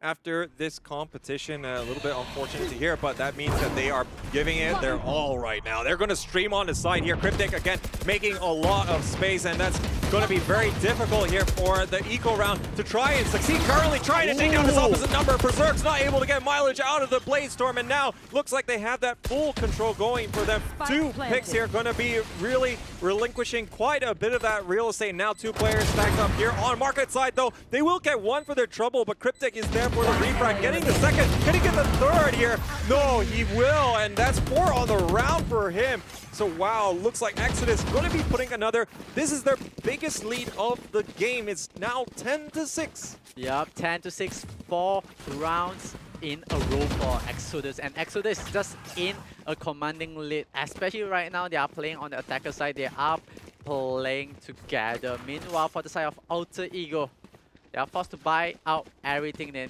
need. They are bringing out the operator as well, because if they're gonna drop this one, might be over for them for this map. Yeah, they can't afford to wait too long, and Friznaz going to be busting out that operator.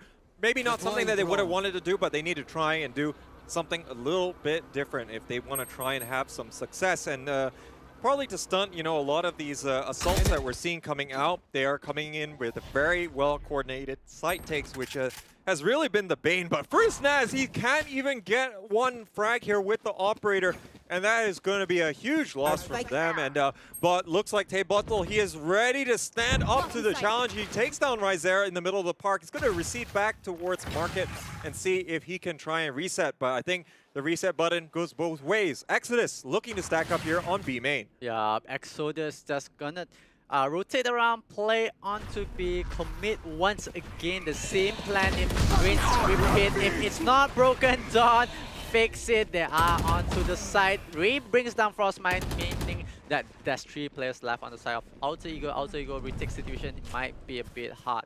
Yeah, and it's something that they have to decide.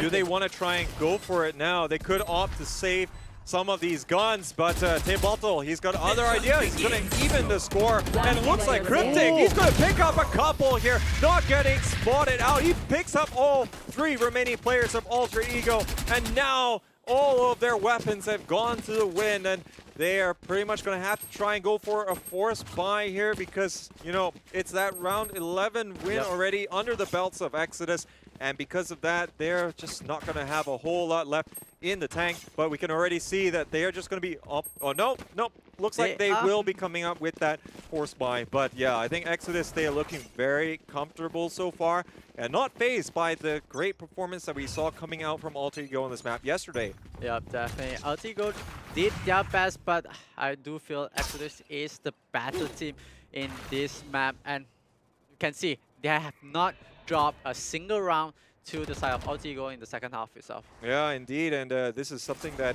you know, we'll see how it is going to be playing a little bit of a factor. Currently still trying to make some significant inroads. Cryptic currently feeling it and going to be taking down Berserk, not checking his corners. Enable is going to punish as a result, gets Spain as well, but looks like the trades are going to be on the relative even side, but now is going to be in favor of Alter Ego. Looks like Kalel going to be bringing it back ever so slightly, but they have sight on the spike, so they can afford to try and stack up here and wait for this push. Yeah, definitely. The spike has been dropped, but can Exodus try to cover this? They need to get this spike away, and Ray will get onto Frostmine, leaving the last player alive for Alter Ego, but Alter Ego needs to make the rotation. This could be a fake, but they are going to commit onto the B side. Meanwhile, there is a player, Kalel. 30 seconds left. Yeah, and looks as though that he's going to be moving there. And even though he was not planning a default, I mean, he had the intel there, and he's going to be able... No, actually... Oh, no! Looks like Friznaz comes up huge with a fraction of HP remaining. He's going to clutch it out there for Alter Ego. And boy, did they need someone to step up for that. And I'm not sure whether or not there was the arrow that revealed the position that Ray was in. I think they were very purposeful in where they were planting it by green box because they wanted to avoid getting the Hunter's Fury. But there's little that could be happening there as did have the information and was able to nail the shots. 1v2 clutch going there in favor of Alter Ego. Yeah, Alter Ego just... Their backs on the wall, they are clawing back into the points. It's 11-7. Can Alter Ego keep on this momentum and defend the side, defend the spike being planted, and take out all the players of Exodus? This is all up to Exodus. Are they gonna go for these 2 aggressive picks? Yeah, and I think, you know, they managed to build up quite an economy so far, so they're going to be looking pretty good to trying to take these aggressive pushes there. Cryptic again with the opening pick. They're going to take down Enable, who's been one of the better performers there for Alter Ego over the course of the 2 days, but now that's actually prompting quite a bit of a rotation here. They're going to be feeling pretty confident that after thinning the numbers while even, that's going to enable them to, you know, take sites a little bit more effectively than, you know, they don't exactly want to be going for all these tripwires that are going to be set up there over by A. Yeah, so they are gonna rotate to B. This is a more open area for them to play. They are able to get onto the side, try to force any Alter Ego players out of the dark, but Kalel just hiding on this angle, hiding on this side. Will he get ding? It will get ding to 2 HP. Oh my goodness, that is so close right there. And yeah, aftershocks going Spike out on planted. all sides. Where is it going to be safe there? But Kalel watching the tight angle. He's going to get spotted out by Berserk, able to pick up the frag. And now Alter Ego, they're trading out. But looks like Ray and Rizera, they're bringing it back here as they're going to be going for the side take. Does look like they're going to have a little bit more intel, but there's still going to be a difficulty here for Alter Ego as they're trying to move on the site. Currently, the trade's still even not working out for them, but Ray is going to be the last person left here in this 1v1. Friznaz not able to clutch out again like we just saw. And that really came down to the wire there as Ray is going to be picking up the triple kill. And yeah, Exodus really trading out well after, you know, having that initial side take. And despite, you know, Berserk's still able to get some of the initial frags in the retake, didn't work out. Yeah, Exodus is trading really well 1-4-1 and not trying to lose as much as possible. And they did play the momentum in their favor. They are trying to do the best they can. Right now, they're stacking up to go for a tick. So Alter Ego needs to figure out what is happening, needs to be a bit more careful. This is going to be very crucial. They can't drop this round to the side of Exodus because it will flash out round and map for Exodus. Camera taken out. Yeah, but now we can already see that Cryptics here moving straight onto A side, unabated here, just slow down slightly there by the tripwire, but it's still not going to influence things too much. And through the smoke there, actually not able to land enough shots, but Kalel will be able to. Friznaz, so takes down Kane in the process. Now, finally, Spike going to be going down. 4v4 fight at the moment here, and more information being gathered by Friznaz. Now they do have Blade Storm available, but I'm not sure if they're going to use that here. Not able to get the wallbang, the angle they're not working out for Friznaz too well, but now look at the amount of utility being burst out here. Berserk's going to get mileage out of that. Blade Storm getting 3 picks here, looking for the 4th, but Friznaz, he's there to support his teammate, and looks like that's going to be a successful retake coming out from the Indonesians. And yeah, they are starting their resurgence now. This is when they really need to string these rounds together, because they're not going to get any other opportunity, obviously. So this is really important for Alter Ego. Alter Ego, they really did well on the retake situation and just managed to get all the players from the side of Exodus, scouting them out, getting all the information, go in when they feel like, okay, it's time for us to go in and go for the retake, get the kills, and try to get the defuse on the spike. Oh, indeed, and I think, you know, they did that very systematically and just worked out so well. But Berserk's coming out with some very impactful frags there using the Blade Storm. That's going to save the skin of Alter Ego for the time being. There's still another 4 rounds that they have to make up in terms of the difference to just take this game to overtime. And we haven't seen an overtime game so far here in the ESL Community Clash. Could this be our first? Currently, Alter Ego giving it a run for their money. Yeah, Alter Ego will try to go for this draw to overtime and just force things out, but feels like Exodus, they are just gonna go back to their plan, commit 5-man, go onto the side, try to hold on, but side of Alter Ego, they do have another plan for this time. They are gonna stack up at least 2 or 3 players towards B side. There is a Jet that is gonna play from spawn, try to scout out any players that is gonna come in from the mid. Yeah, there's not a lot of intel being gathered here by Alter Ego. They're kind of playing a little bit reactively, and now look at them. They're all going to be able to create this space here, but Berserk's moving in from the spawn side of things. Cryptic looking for his opposite number, not able to spot it. Bottle in the meantime picks up the 3 frags here. Now, finally, that we can see Cryptic bring the guns to bear, but the 3 players in the back of sight is going to really halt this advance in their tracks, and this could be another round loss here in a row for the likes of Exodus. They have to be a little bit mindful. Do they really want to try and lose whatever that they have? It looks as though it's going to be difficult as Bottle picks up 4. Friznaz will finish off Kalel, and you know, that's going to be more weapons given over. And now looks like they're going to actually force a little bit of a sheriff round coming out from Exodus, this is a 3-round game. This is actually happening for Alter Ego. Yeah, Alter Ego just bouncing back from all of the offense from Exodus. Exodus played really well, but just falls into the hand of Alter Ego. They just kind of anticipated the whole movement coming from Exodus and just wait for the entry. Just gonna hold up, pop most of the utilities out, and just force them into a blind position. Yeah, and now looks like another concerted push coming out from Alter Ego as they're poking, oh no, Exodus, excuse me, pushing down the mid side of things as they are looking to try and bisect the defense, pull a lot of the rotations out of place. You can already see they're receding back towards mid side as they do want to try and assess their options. Currently, it's going to be heading over towards Catwalk. And, you know, with the amount of weaker weapons that they have, it does make sense to, you know, try and take these shorter range fights that they can probably expect. Currently, Alter Ego is really stepping a little bit backwards here. They don't want to get lulled into this here. Cryptic taking damage here through the random spray coming through the dark cover in Garden side. And Abel going to get 1 kill here for his troubles. And currently, Berserks and Frostmine able to reposition here very quickly on A side. And they are able to deal with the threat. It looks like we got a 2-point game. And Alter Ego, they're gonna try and push this all the way to the limit. Yeah, Alter Ego trying to force this overtime. But meanwhile, Exodus, they do have the money, they do have the financial to buy out the guns right now. This is really, really important for them. If they would drop this, it might be really, really hard for them to make a comeback in the next round. So, Exodus, this is all in. Oh, yeah. I mean, they have to pretty much do it in this round, and it's not looking good. Why? Because 3 rounds in a row, Alter Ego are able to pick up the Ws, and they got 3 ultimates in the bag. Of course, they have Rolling Thunder and Hunter's Fury, which can be very influential. And excuse us for the technical pause at the moment, ladies and gentlemen, as Alter Ego is just sorting some things out. We'll be getting back into this game as soon as possible. But, you know, looking at how it's been going, Alter Ego, they had to really dig deep just to get into this position. They lost 5 rounds on the Tron on the defensive side. It's not something that you see often on the set.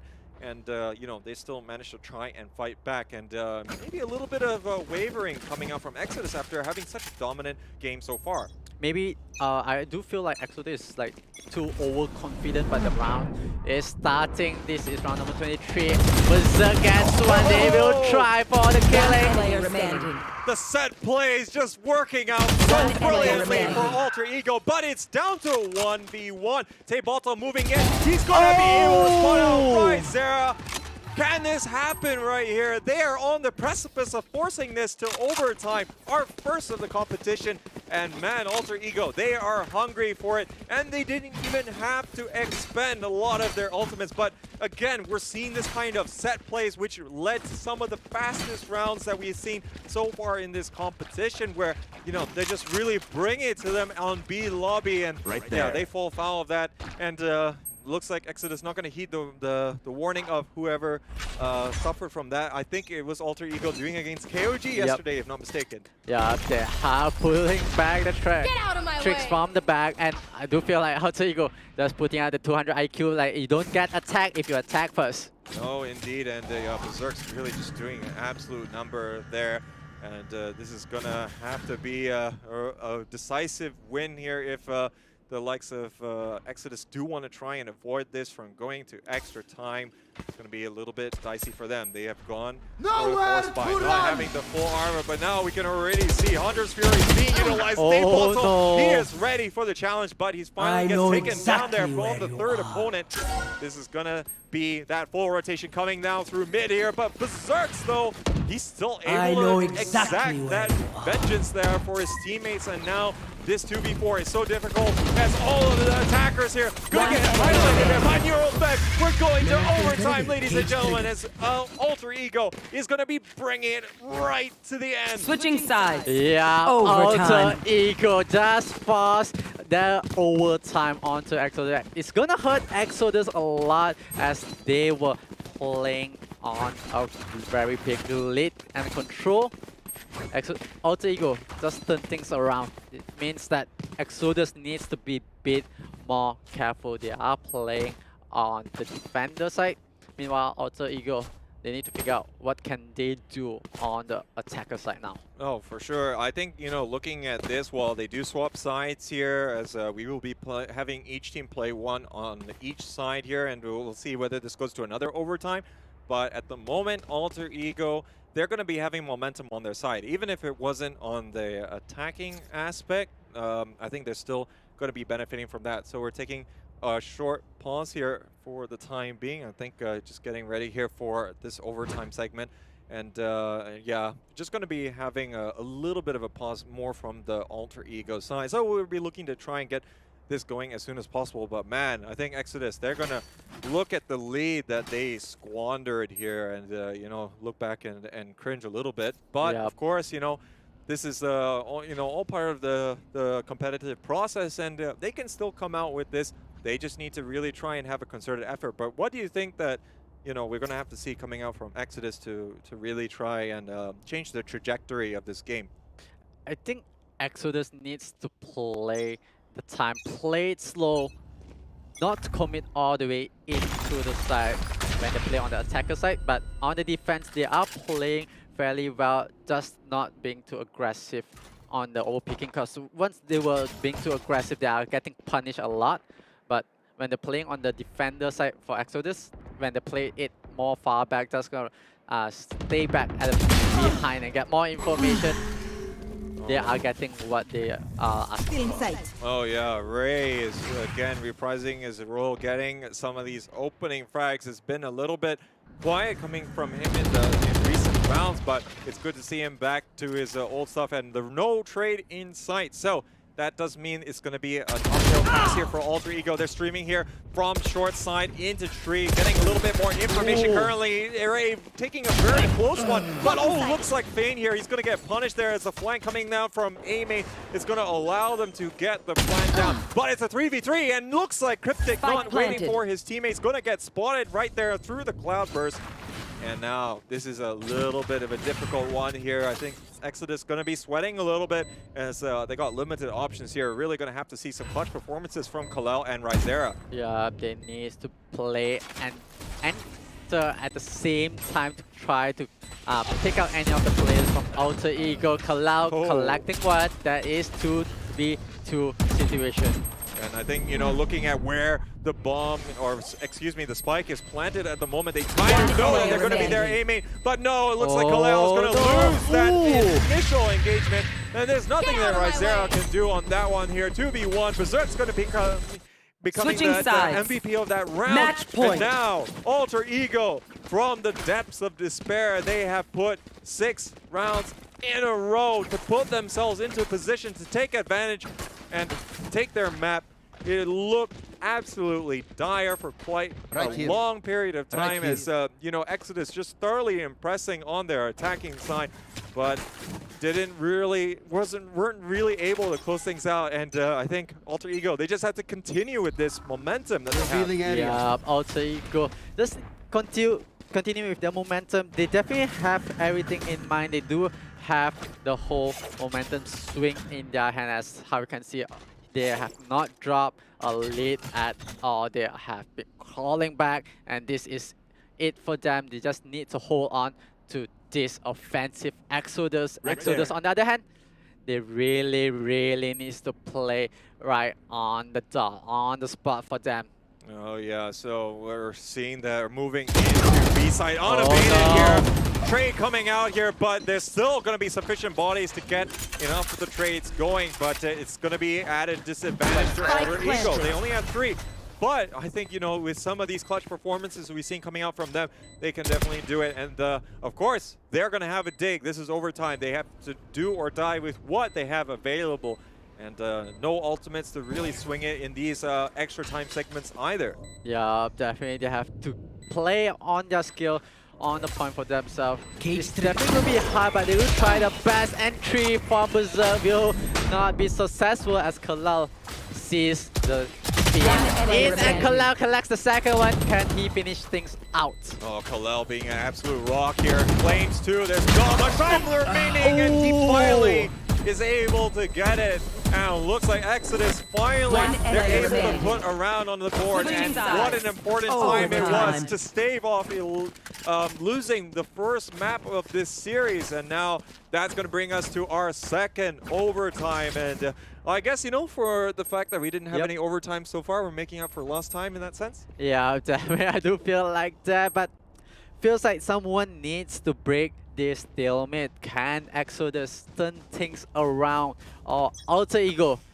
try on with the momentum that they have? I feel like it is going to be answered in this overtime alone, so I have to see which team duke it out for this. Yeah, currently Cryptic playing with a little bit more restraint there. I think, you know, he's actually been able to get a lot of these opening kills because of the kind of aggressiveness he has on defense, but sometimes that works against them. Ray, though, again in this defensive side, is going to be able to get an opening pick, as Berserk's not going to be very influential. I think, you know, these teams, they suffer quite a bit when their jets are going to be taken down, because it's really affecting their ability to take or retake sites respectively. And now you can already see that they're just going to gather as much information as possible while they execute here. But Cryptic has had enough time to rotate over, and with Enable all the way here at 3, he's going to start using all of his utility to just try and get the rest of his team in there. Fane currently can't do a whole lot. He's going to have to go run the gauntlet, but it's going to be difficult. Enable, though, he's going to get the first pick here onto the side take.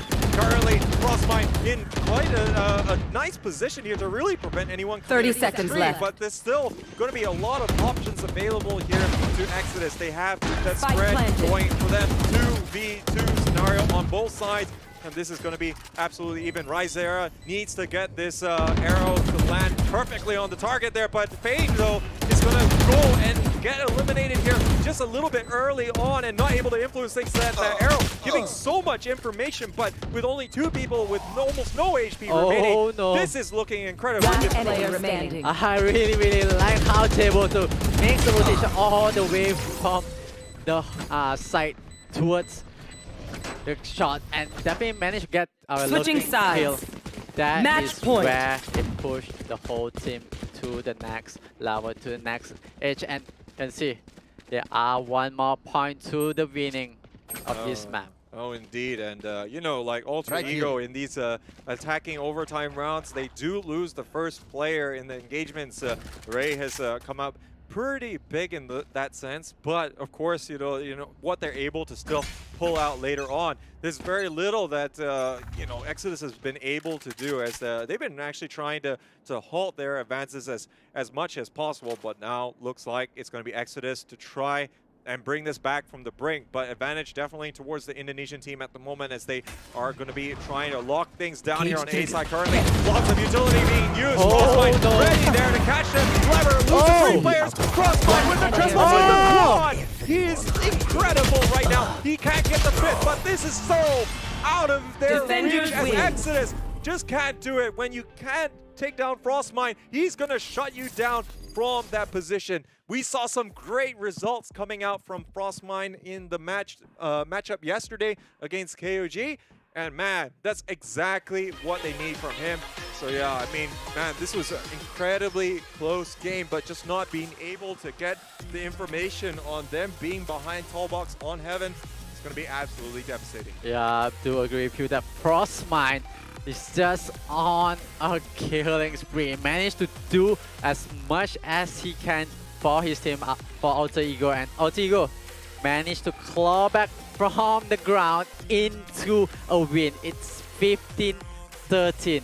That's 2 overtime for these both teams. They will go for the second map later, so this is gonna be really hard to judge. I mean, this has been, of course, the closest one that we've seen, you know, just given the number of rounds that we had to play. But, you know, Cryptic did quite a bit of a shift, 28 kills, and of course the initial picks to really try and lead his team is going to be instrumental. Ray also contributing substantially in that regard, but unfortunately went a little bit quiet on their attacking side towards the end. I mean, they started brilliantly, getting 5 rounds in a row to work in their favor, bringing us to map point for the longest part. But man, the amount of character that Alter Ego had to show just to get themselves into position, and still having to try and sweat through you know, all these rounds in overtime, absolutely brilliant from them. Yeah, definitely. I feel like Altigo, they love to play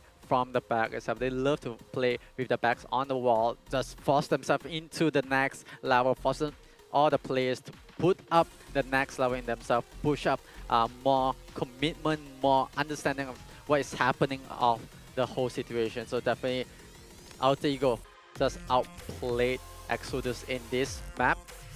So let's take a look if they can go for the second map with the same momentum, the same mindsets, with that pressure. Yeah, indeed, and definitely Alter Ego really performing very well under said pressure. I think they'll be looking at the next map with anticipation that they can potentially take it on the other map. But Exodus, I mean, they have to, be happy with a certain number of the performances that they were able to put out. But let's see whether or not that they can fix some of the mistakes that we saw coming out from them that kind of let Alter Ego creep back into this one. But with that, ladies and gentlemen, we are going to take a short break. When we return, second map going to be coming right up here on the ESL Community Clash.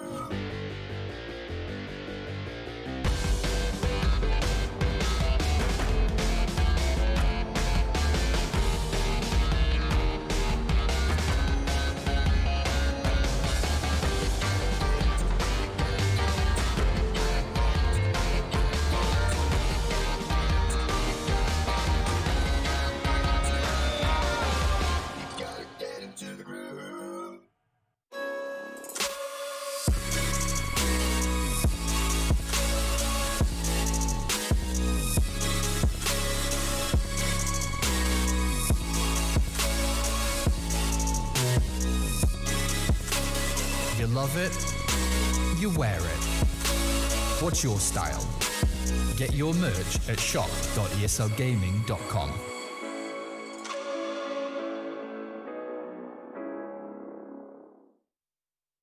What is changing from your point of view? A smaller jungle, but the range is on some deja vu. I recognize my future, and there is nothing with you. Unless you turn your boat around, success might come recruit you. But unless you analyze in depth, that we're steps away from death. 1,000 possibilities, act on it, Johnny Depp. For real. Cause we're alone sometimes, trying to know what brought us down in here. I don't wanna be stuck in countless doubts. I just wanna smile and run away from here.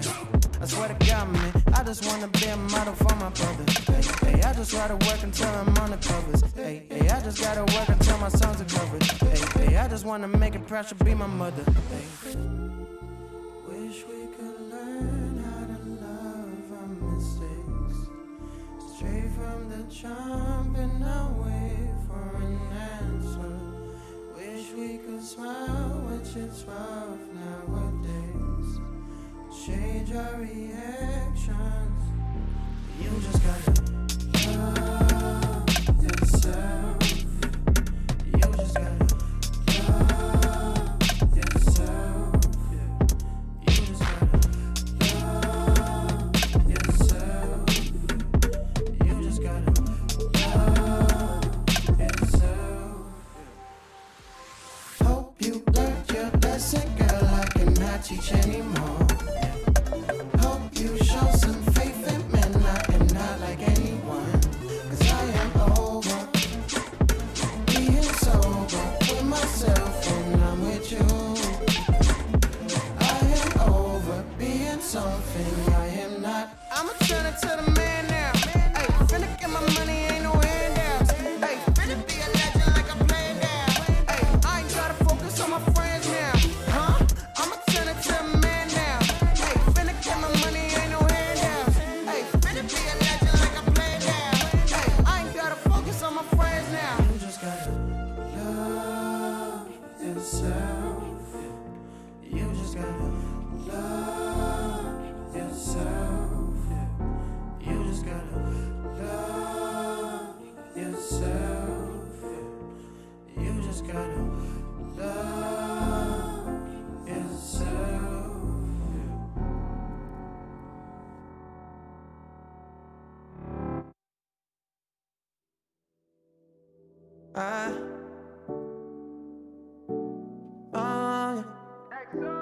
Ooh, yeah, yeah, I see no signals, no signs. Girl, you be tripping, no lies, nah. You said you not set by. I flew in all the way for this. I'm not here to waste your time.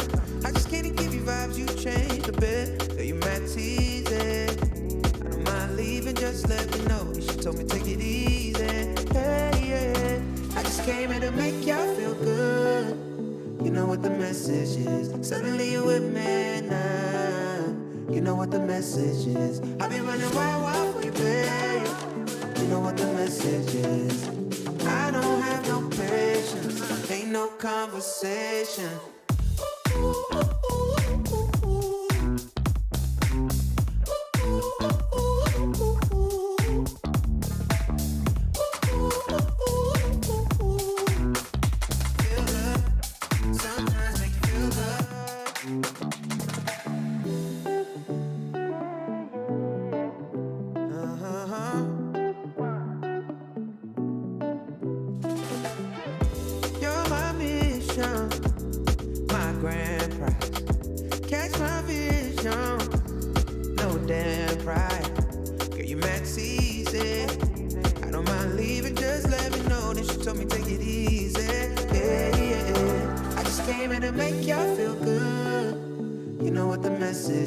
Suddenly you with me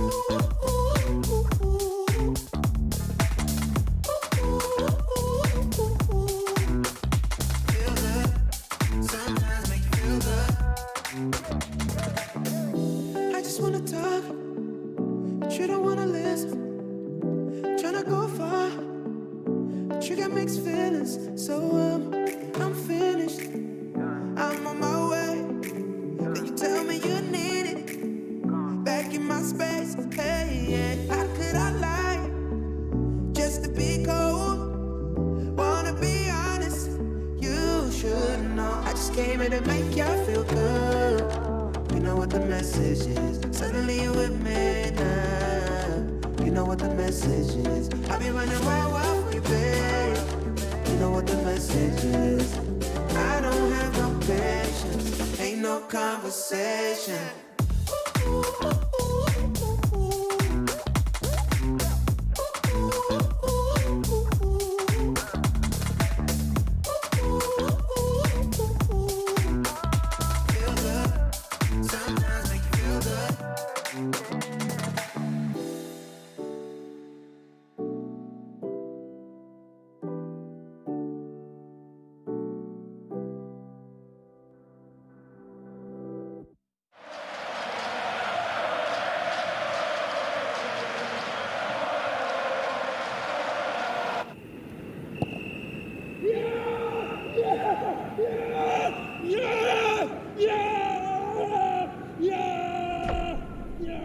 Start your esports career now at play.eslgaming.com.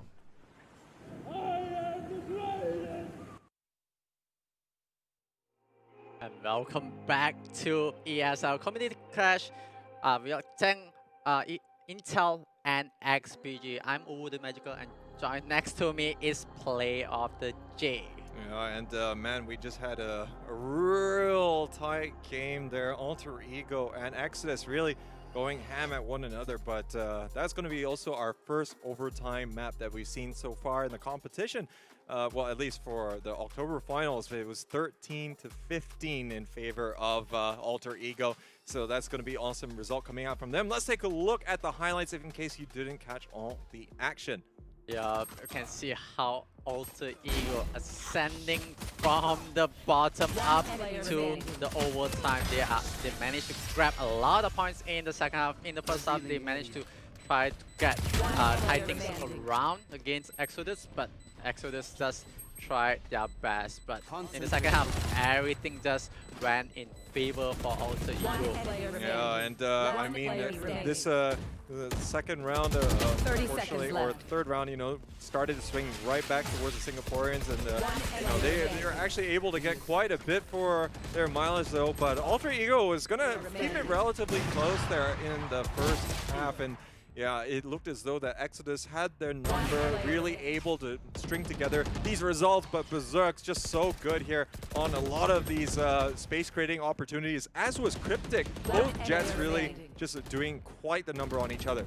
Yeah, both Jet did a lot, and also Ray did a lot of entry fragging, gets a lot of opening kills, but that's how the whole commitment of Alter Ego goes into the late phase. Yeah, but I think second half, of course, is where things got exciting, as Exodus really just able to pull out round after round, and they managed to string 5 in a row from that pistol round win, and really put us on match point for the longest of times, as that was always going to be putting Alter Ego on edge. Cryptic getting, I think, 6 opening frags in that match, really proving to be decisive to steer the course of a lot of these rounds. But Alter Ego, they started to string that comeback, and they managed to get 5 round wins as well for themselves, just to be able to put themselves in that position. 7 rounds in a row if you count the overtime, but yeah, first overtime, even Stevens. Yeah, the first overtime was split into half. Like each of the team managed to get 1 point each, but on the second overtime was in the decisive favor of Alter Ego. So Alter Ego really got into the mindset. It's like, okay, we're gonna force into the second overtime. We're gonna play our way. We're gonna play our style. Force Exodus to just crumble one by one. So taking out Cryptic, taking out Ray was really, really important to get the opening opportunity from the side of Exodus. But Alter Ego, they have the head cool, they have the momentum and tempo all set for them. Yeah, I totally agree. Now, of course, that's the first map. Let's take a look here at the map picks to remind ourselves as to who is gonna, or where we're gonna be playing next. It's gonna be now onto Exodus's map pick. We go back to Split here. It's proven to be relatively popular so far over the course of these 2 days, and they're gonna be starting on attack, as Alter Ego really favoring the defensive side, as to be expected. But of course, Alter Ego, they need to take it against Exodus on their map pick. Exodus almost managed to steal it away there, but yeah, I mean, they had their chances to put it away. Didn't quite happen for them, despite some of these initial round heroics, as we've been talking about. Both Cryptic and Ray both contributing very substantially in that regard, and particularly in overtime, the Alter Ego still had to overcome a lot of these initial attacking round deficits, you know, with Ray able to get those opening picks on defense. So definitely Exodus in this map, they pick Split, they feel comfortable playing onto this. They're playing with the attacking side, which means that Alter Ego will be playing on the defensive side. They started with the defensive part, so they are thinking of what to do. They are thinking of forcing Cryptic and Ray, overextending, going for those kind of aggressive pick and hitting them at that point. Yeah, and we are ready here, ladies and gentlemen. Alter Ego, can they take it 2-0 here against Exodus, or are we going to see the Singaporean team fight back in this second map? So looks like Alter Ego will be able to see them being able to play 2 matches in a row. Unfortunately, we only saw 1 map there, Ascent, on yesterday's competition, but now we'll get the chance to see, you know, are they going to be having these consistent results, and also move to other maps other than Ascent. Pistol round going to be starting here, as now looks like B side is going to be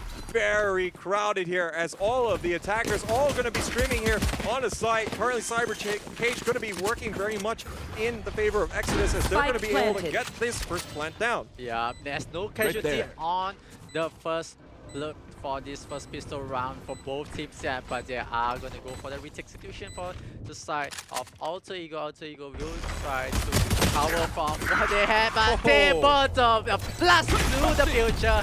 Cloud just goes down.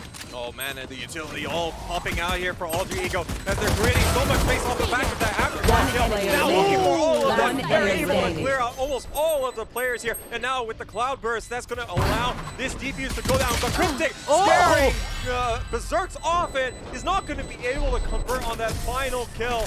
And that's Alter Ego with the successful retake, as they are going to be taking it by the narrowest of margins. Yeah, Alter Ego going in, just going for the retake, and they managed to go in as 5 aggressively, takes out most of the players for the side of Exodus, leaving Cryptic alone, coming back from the garage, tries to go for the deny of the spike defuse. Oh, indeed, and let's see how they want to try and fight back. We're actually seeing a few pistols being purchased here, so that might actually be able to add a little bit more bite to their attack, despite the fact that this is eco round. On the back of that pistol round loss here, so Exodus actually still going to be stacking up on... Excuse me, going to be stacking up on B side here, and now it looks like more space being created here. Cryptic can't even get a shot off. He's going to get taken down by Crossmine, but there's still going to be a few kills left in the tank here for They're taking down a number, but Berserks, he is not going to be denied. He picks up 3 kills in the round, and Fein, he's looking for this player here, but he's not able to land the second headshot there with the Frenzy, and Friznaz is going to be able to send him back to the next starting of the round. Yeah, Berserk just popping off on the Jet, get as much kill, as much of the utilities being used from the side of Alter Ego and Exodus, but Alter Ego, they have everything in plan, they have everything in hand, and you can see Berserk has 6 kills in the bag in just 2 rounds. Oh yeah, I mean, Stay he's safe. definitely eating his vegetables this morning as he's looking to really bring his team to victory. Currently going to actually be using his Blade Storm, and interesting use on this round, but I guess, you know, when you have all these anti-eco guns here still on offer, that makes sense, but not when you run into Cryptic and he's able to completely oblige sending you 6 feet under. Looks like the take here coming there on to A side to a certain extent. They do have a numbers advantage here, Exodus, so they are going to be moving around the side here. They actually do still have the spike out in a more maneuverable location, but it's going to be very slow pace here. Yeah, Exodus just gonna play the mind games a bit, turn things around, force Alter Ego to go for the rotation. Needs to be a bit more careful for the side of Alter Ego. They get caught off as Fein picks up Friznaz, means that the side is clear. That is the opportunity, and that is the window for them to go onto the side. They are gonna pop all the utilities to force any players from Alter Ego to Spike planted. for the retake.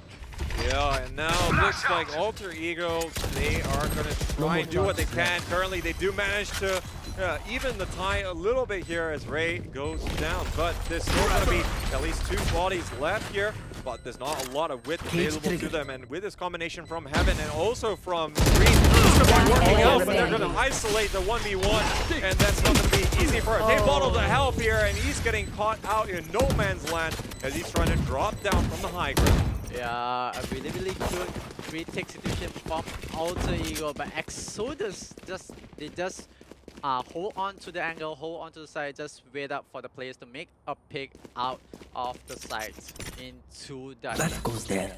Yeah, and now this is gonna be again a fight back coming out here from Exodus, but they're not having the best of rounds in terms of the economy. They still have some of these broken by weapons, and Cryptic, he's going to be relying on the Blade Storm here. They have that all nicely charged up after picking up a few of these frags so far in the matchup, but now looks like Ray going to be doing a little bit of a trying to get some of this pressure going on here, but now it looks like Daniel takes down one of the players, and now Ray with the pressure coming in here, Khalil so in support is going to be able to combine brilliantly, and wow, flawless round coming out from Exodus, and on that attacking round, that was quite the clean house there at the expense of Alter Ego.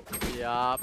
How Exodus make the whole thing went super fast. They went in for the mid control, go onto Heaven on B side, and just commit all 5 players into the side. Just take out every single one and not even losing anyone at all. So that means they do have all the guns in hand. they will have a lot of money in the bank. Oh, indeed. So if Exodus can, of course, take this round, that of course that would be the ideal situation. But currently, Friznaz is going to be watching all the way from screens. And now with dark cover here, the combination there, Enable peeking out at the right time. That is absolutely devastating here. Those two picks not going to be answered right now. Friznaz going to continue to watch that tight angle. And I'm not too sure if that dark cover came out a little bit earlier or not, but it doesn't look as though that it's going to be obstructing enough vision to stop that push from getting in unhindered. Yeah, looks like Exodus will try to commit once again onto the side of A. They will try to fully commit into it since that they do have the numbers in game. They do have their play with later on, but Alter Ego turning the tides around. Enable takes out Cloud, Friznaz and Table to finish up the last two. They did manage to have one casualty in their team. Oh man, and yeah, the crossfire just being established there, going to great effect, but of course, we did see a lot of the damage just being done straight from the get-go, as both Enable and Friznaz really able to combine, locking it down on the A side, and this is still going to allow Exodus to go for the buy. They did manage to store up a little bit in the bank, but again, they're going to be facing off against Alter Ego, who is starting to solidify themselves in this match. It's not escaping from them just yet, but currently they're going to be leading 3-2.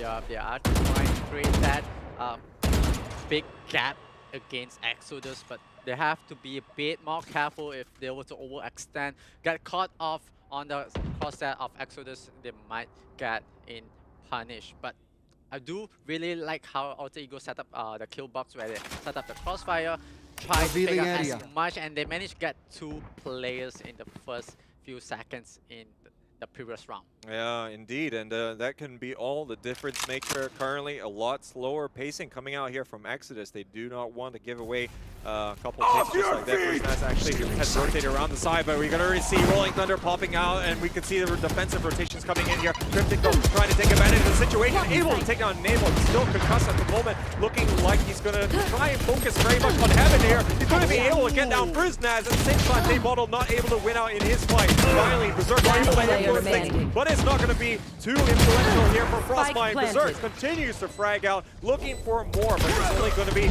2 players left on site, and with only 24 HP, this is looking incredibly difficult. Yeah, it's going to be very, very hard for Berserk, but he will try to clutch things out against the last 2 players from Exodus, but will he just go out for a save, get anything out, and just get out the whole place, reset, go for the next round, and go for a better fight. Yeah, so that's going to be, again, trying to cut the losses here. But, you know, man, that was a good side take coming out from them. And again, Cryptic continues to create a lot of the real estate avenues for the team. He's able to just really get up in the faces there and still take advantage, of course, of, you know, Rizera with the Rolling Thunder that did come out, able to surprise some of the players. Enable couldn't do too much about it. Rate of Fire just not up where it needs to be to try and contend with a jet dashing into your face.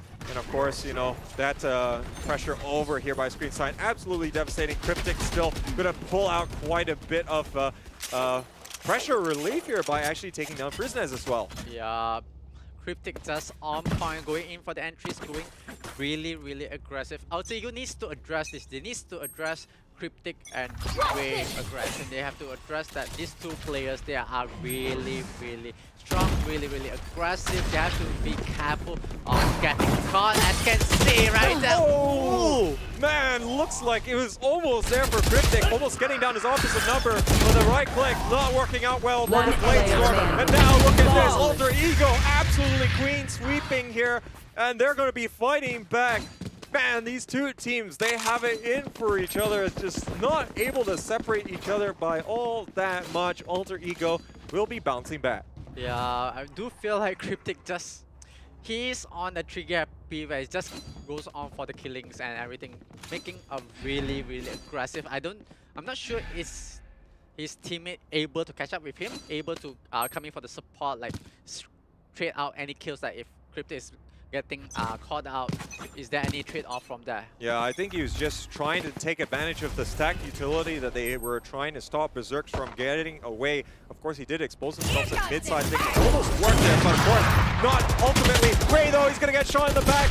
Enable hiding behind the pot will be refragged at the very least, but that's a showstopper, not going to be contributing all that much. Berserks, though, will be able to take down Cryptic as that jet battle there for the Aegis is still continuing. And now, looks like Friznaz, he's going to get a little bit of intel here. Currently, Hendriks, gonna be hiding there in the backside, and Berserk's gonna be having the 4K on this round, and man, he is really trying to carry his team to glory right now. Yeah, I do feel Alter Ego finally understand the whole gameplay coming from Exodus. Like, they can see how Cryptic and Ray is being very, very aggressive, and Berserk, it's on a 13th kill, the top frag. That's double digit for him, and it's super good for him. Like, he can manage to set up a crossfire for his team where they are just ready for Cryptic or Ray to come in.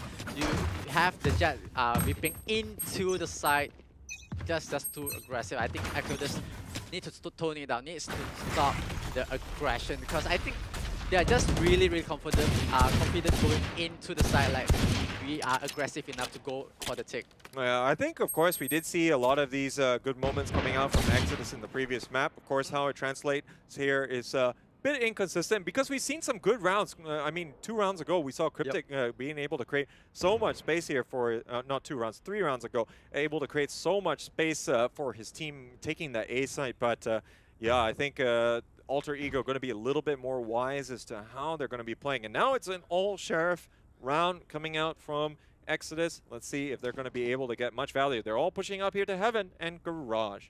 Yeah, needs to be a bit more careful. Can Berserk continue to get more kills? And he will connect onto whatever, so we get onto Cryptic. Wants to be a bit more careful. There goes off 5-man from Exodus into the graveyard. Oh, they are so ready for that push to come out. As, honestly, you can always have a little bit of vision there onto the A side to really prevent them from doing too much. I think if you know that they're going to do an eco round, you can kind of set up these positions to avoid taking a lot of these close range fights, which really just going to be benefiting the attackers in this case. But yeah, the shots just landing there. Berserk's continuing to, you know, land everything, even though it's not going to have that perfect vision.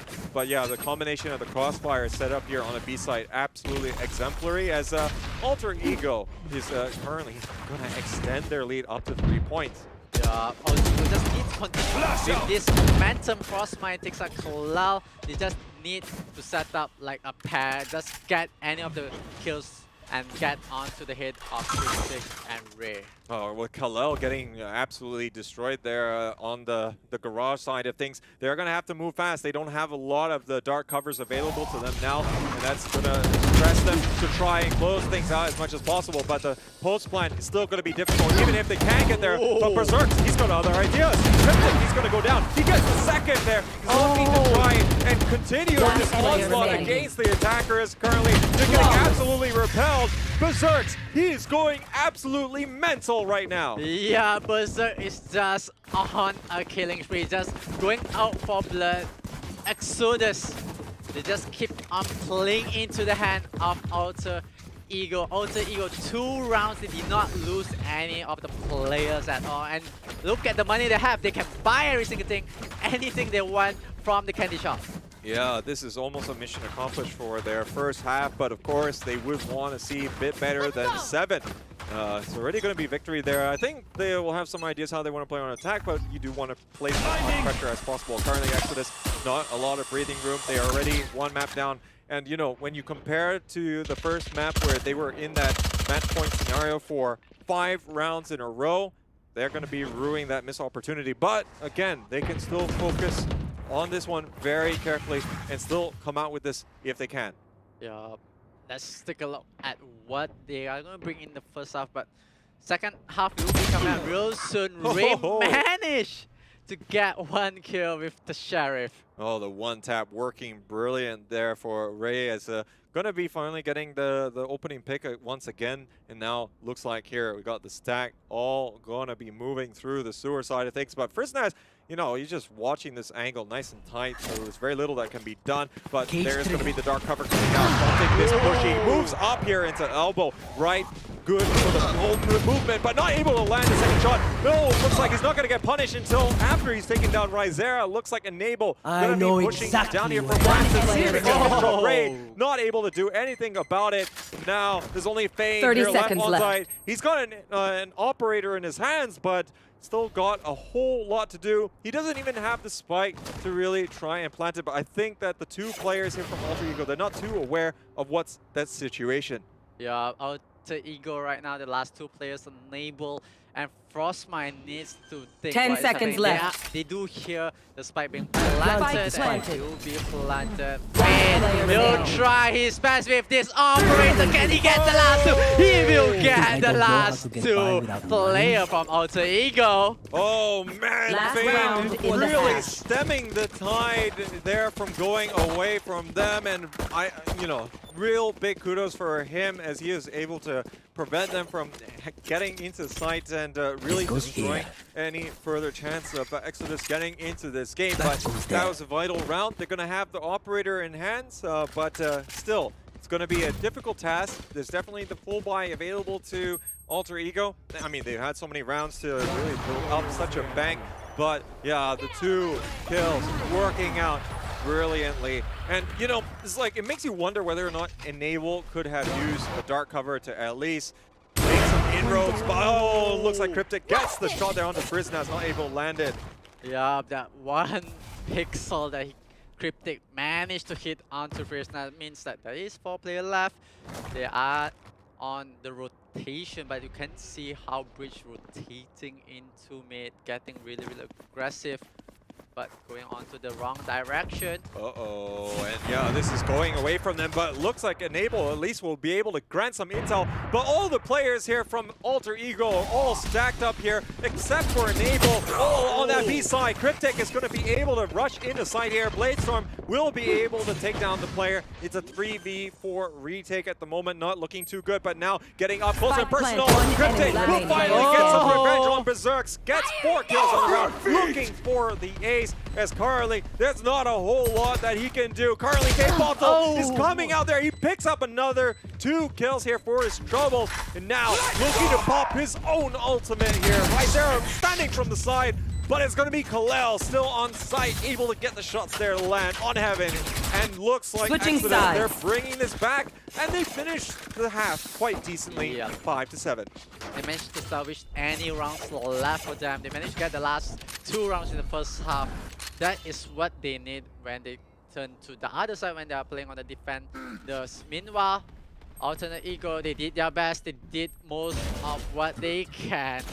Oh man, but Taybaldo, I mean, some nice shots coming out from him. Denies the ace there from Cryptic, but I don't think that that's going to be too much of a consolation there. They would have definitely wanted to stretch this a little bit more because, yeah, if we're going to see the reason why Exodus has picked this as their map, they're probably going to be having a pretty good defensive half here. Yeah, I do feel like they do have a plan in mind, but what can Alter Ego bring to the plate? We can see a trade going on. Frostmine takes up Cryptic, Rizera will take up one of the players from the side of Alter Ego. Oh, but yeah, Frostmine with so little HP, but Enable, he's going to be able to take down Fane as these engagements really swinging here for Alter Ego. Berserk's also moving in on site, and now One enemy remaining. might not have mattered all that much as there's only going to be Ray that's left. And not too sure whether he wants to try and go for the frags here. Looks like we'll be trying to see what can he secure as going to be some ultimate points definitely on the cards for him if he's able to get that, but Enable just clicks on heads like a master there. He's going to be able to get 4 from that pistol round, and he's going to be making up for that 2v1 retake loss there. I think that, yeah, I think he's been a big contributor for both of these matches so far. And honestly, when we saw him playing in yesterday's match against ROG, definitely top-notch stuff coming out from him. So good stuff from Alter Ego, and they're going to have the momentum of this game swung back in their favor. Yeah, Alter Ego just bringing things back, even though yesterday they only played one map against KOG, but today they are going to play 2 maps against Exodus. And Exodus, the backs are against the wall, needs to be a bit more careful. Cryptic on the run. Oh, Berserks though lands a lot of shots there on the Rizera as they all try and chase Cryptic. Getting spotted out there by mid-box, and now looks like that's going to make the rotation come through sewer side of things. They do want to try their hand at A side if they can.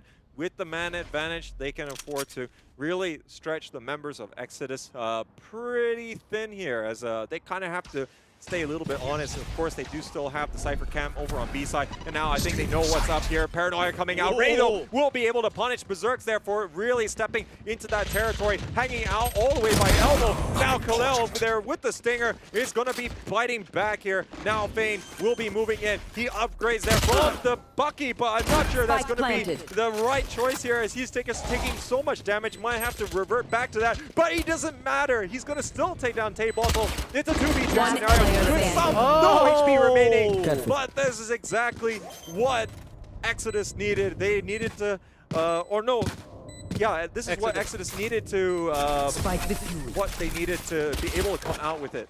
Yeah, Exodus from Fane managed to get the clutch, then brings 1 round back into favor for them.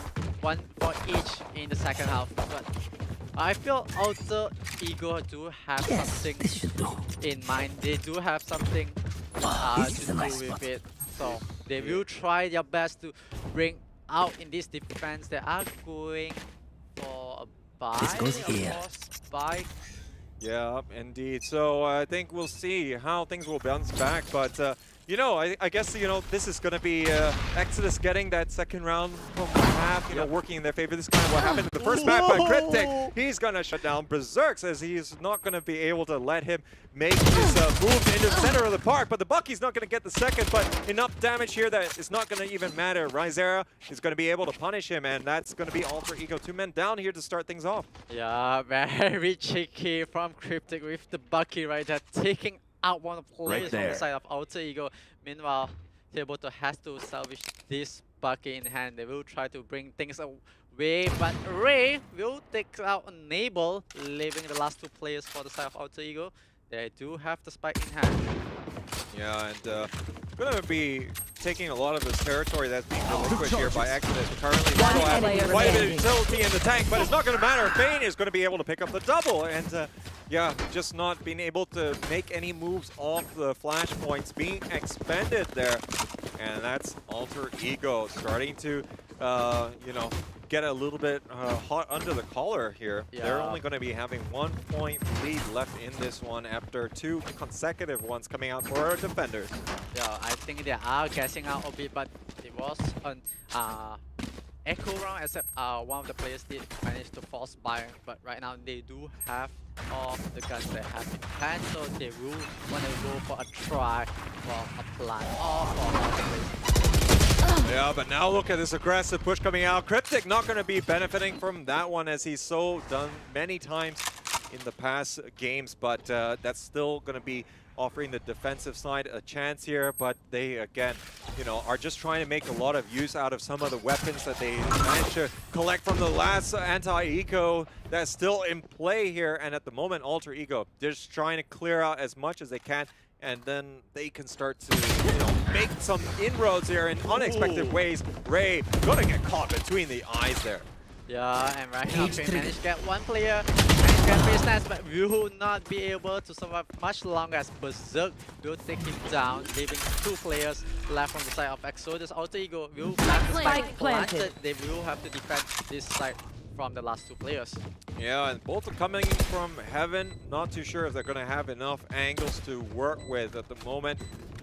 It's going to be a little bit of utility, but, you know, with such diverse places they can be. But the peaks coming out here from Tay Bottle going to allow the numbers to be equaled a bit here. And now the mind game's coming out there, but it looks like they're going to be able to spot him out. Lost Mind going to give away his position. Now it's Berserks. He has been absolutely vital here for some of the success, but he's going to be counter mind gaming here as Rizera is moving around the side, but he comes up big here for Exodus, and he's going to be able to take him down. But I'm not sure that he has enough time. No, I think he might have. Oh no, it's not gonna happen. That was the smallest of margins. 0.18 seconds right there. And that is finally going to be Alter Ego able to bounce back. Yeah, Alter Ego just really hoping that the time doesn't runs out before the spike exploded, and Alter Ego managed to salvage that round, and they will have a bit of financial hurt from the previous round. So they are gonna come in with a couple of force. Like you can see how Berserk doesn't really have a gun in hand other than a pistol. Yeah. Exodus does have Get all out the of my firepower way. in hand. Yeah, quite right. I think the economy, of course, has been built up a little bit here by Exodus. They can definitely try and work a little bit more with what they have. And you can already see Berserk's already forced to Blade Storm nice and early here. They do have a little bit more help in the form of the ultimate utility. Hunter's Fury going to be available to Alter Ego to really try and swing the tide. But currently everyone here for Exodus is going to be sitting a little bit far back. And, you know, when Fane is going to be able to get the opening pick like that, and also the Neural Theft off, that's going to give a lot more confidence here for his team and himself. He picks up Berserks there as part of the game. He picks up the third. That is going to be huge here for Exodus. They're going to be bouncing right back, and they're getting these crucial picks and follow-up ones quite expertly. Oh, I'm really not sure why it's happening to Alter Ego. They had everything in hand. They had the mid controller, but then one by one, all the players falls down like a fly. Exodus only had one casualty. They will have the site in control. They still 30 have seconds the left. operator, but looks like the Omen is on the hunt. They are hunting for the last player, hunting for Frostmine. Yeah, I think they do have quite the economy, especially after this. 4 players still alive. That's why they can afford to have the hunt, but at the same time, they don't want to be too risky about it. Oh, Khew, he can be there at the perfect moment that Frostmine puts out the camera, and that is going to be terrible timing for him. And yeah, unfortunate for Alter Ego to not be able to claim or at least carry forward that gun. And now they're going to have to go for an eco round here, but the lead is being cut down substantially. It's only 1 point that separates the teams, and this is exactly what Exodus needs to keep up the momentum. Yep, they didn't get that win 2 rounds ago, but you know, they dealt so much damage to them that it just almost didn't matter. Yeah, it really didn't matter for Exodus, and right now Exodus, they are in the driving seat, climbing back with 1 more points in difference. They need to get back the lead and get the tie in this round. So could this be a force to overtime once again? This is really important for both teams, especially Alter Ego. They want to end things with another win. Yeah, they just have to prevent any overextension. Currently, they do have Khew here playing by ARAMS. Now, with the stack, moving up here. He's not ready. The timing is terrible for him. Now they're all going on to side. Cryptic actually going all the way back down from the screens as he's wanting to play this in a little bit more of an even fashion. Currently, still 4-5 there, and they're going to be at that slight disadvantage. But of course, they got the weapon, and not able to spot them out in time. And the right click goes astray there, but Rizera is still going to be going down. Berserk's going to be very obliging of that weapon that Khew dropped a little bit earlier. Oh god, looks like Exodus getting caught right, and Ray takes out him, but the Berserk will have the trade off, but Prisoner takes out Cryptic, and Frostmine managed to clean things out as Fane drops into hand. Oh man, wow, what an eco round coming out from Alter Ego. They're going to absolutely shut down Exodus on the retake. And man, I think the kind of post-plant positioning that they managed to taking full advantage or you know, trying to at least reduce the advantage in terms of the weaponry available to the likes of Exodus was going to be absolutely paramount. I mean, how much vision was absolutely obstructed from them coming from the spawn side of things. And now we're going to be at a 2-point lead once again here for Alter Ego. Yeah, Exodus, the timing in the previous round was just a bit unfortunate for them, but can Alter Ego bang into this, the small mistakes and the small overt extension of Cryptic? Ray and the rest of players, and you can see Cryptic being brought down once again as Alter Ego. They are having a really good confidence. Yeah, right now the teamwork between Alter Ego players is really coming out on top. I mean, we've seen some great individual one-off performances here. Fein, especially with that triple kill that we saw in the other round. But, you know, in the absence of that, we haven't seen it quite there here for Exodus in these last few rounds. And now they are going to be in trouble. But Ray actually able to pull one back. But, you know, it's so far gone at the moment here. They've taken so much damage. Not too sure that they're going to be able to try and pull this one out of the bag. Alter Ego, there's going to be locking things up nice and tight here in the post plan. Yeah, a retake situation for the side of Exodus. One try player to figure out, but remaining. Berserk does have the angle. Does spots out Ray, leaving the last player Khew on the run, but T-Bottle bottling it up, telling him not today, not this round. Nowhere to run, and Khalil, he's going to be spotted out. And, you know, with that round, that's going to really leave Exodus in a difficult position. They are 3 points off, and, you know, if they don't win this one, that's going to be match and series point here for Exodus. Right there. They're actually forced to go for very light buying here. I think they still will be able to afford to get that full buy going for them in the next round. But they're not resorting to anything too drastic yet, but 3 Bucky's going to be on the board, and they're going to be really following up with this, you know, high aggression, close range strategy, which hopefully can yield benefits in this defensive side. Yeah, they will try to bank onto the Bucky, but it feels like Alter Ego, they do smell up there is something fishy happening, and Exodus is gonna back it off. They are gonna reset themselves, but all of the players have rotated themselves towards A side. Meanwhile, B is open. There is a cam up in the sky.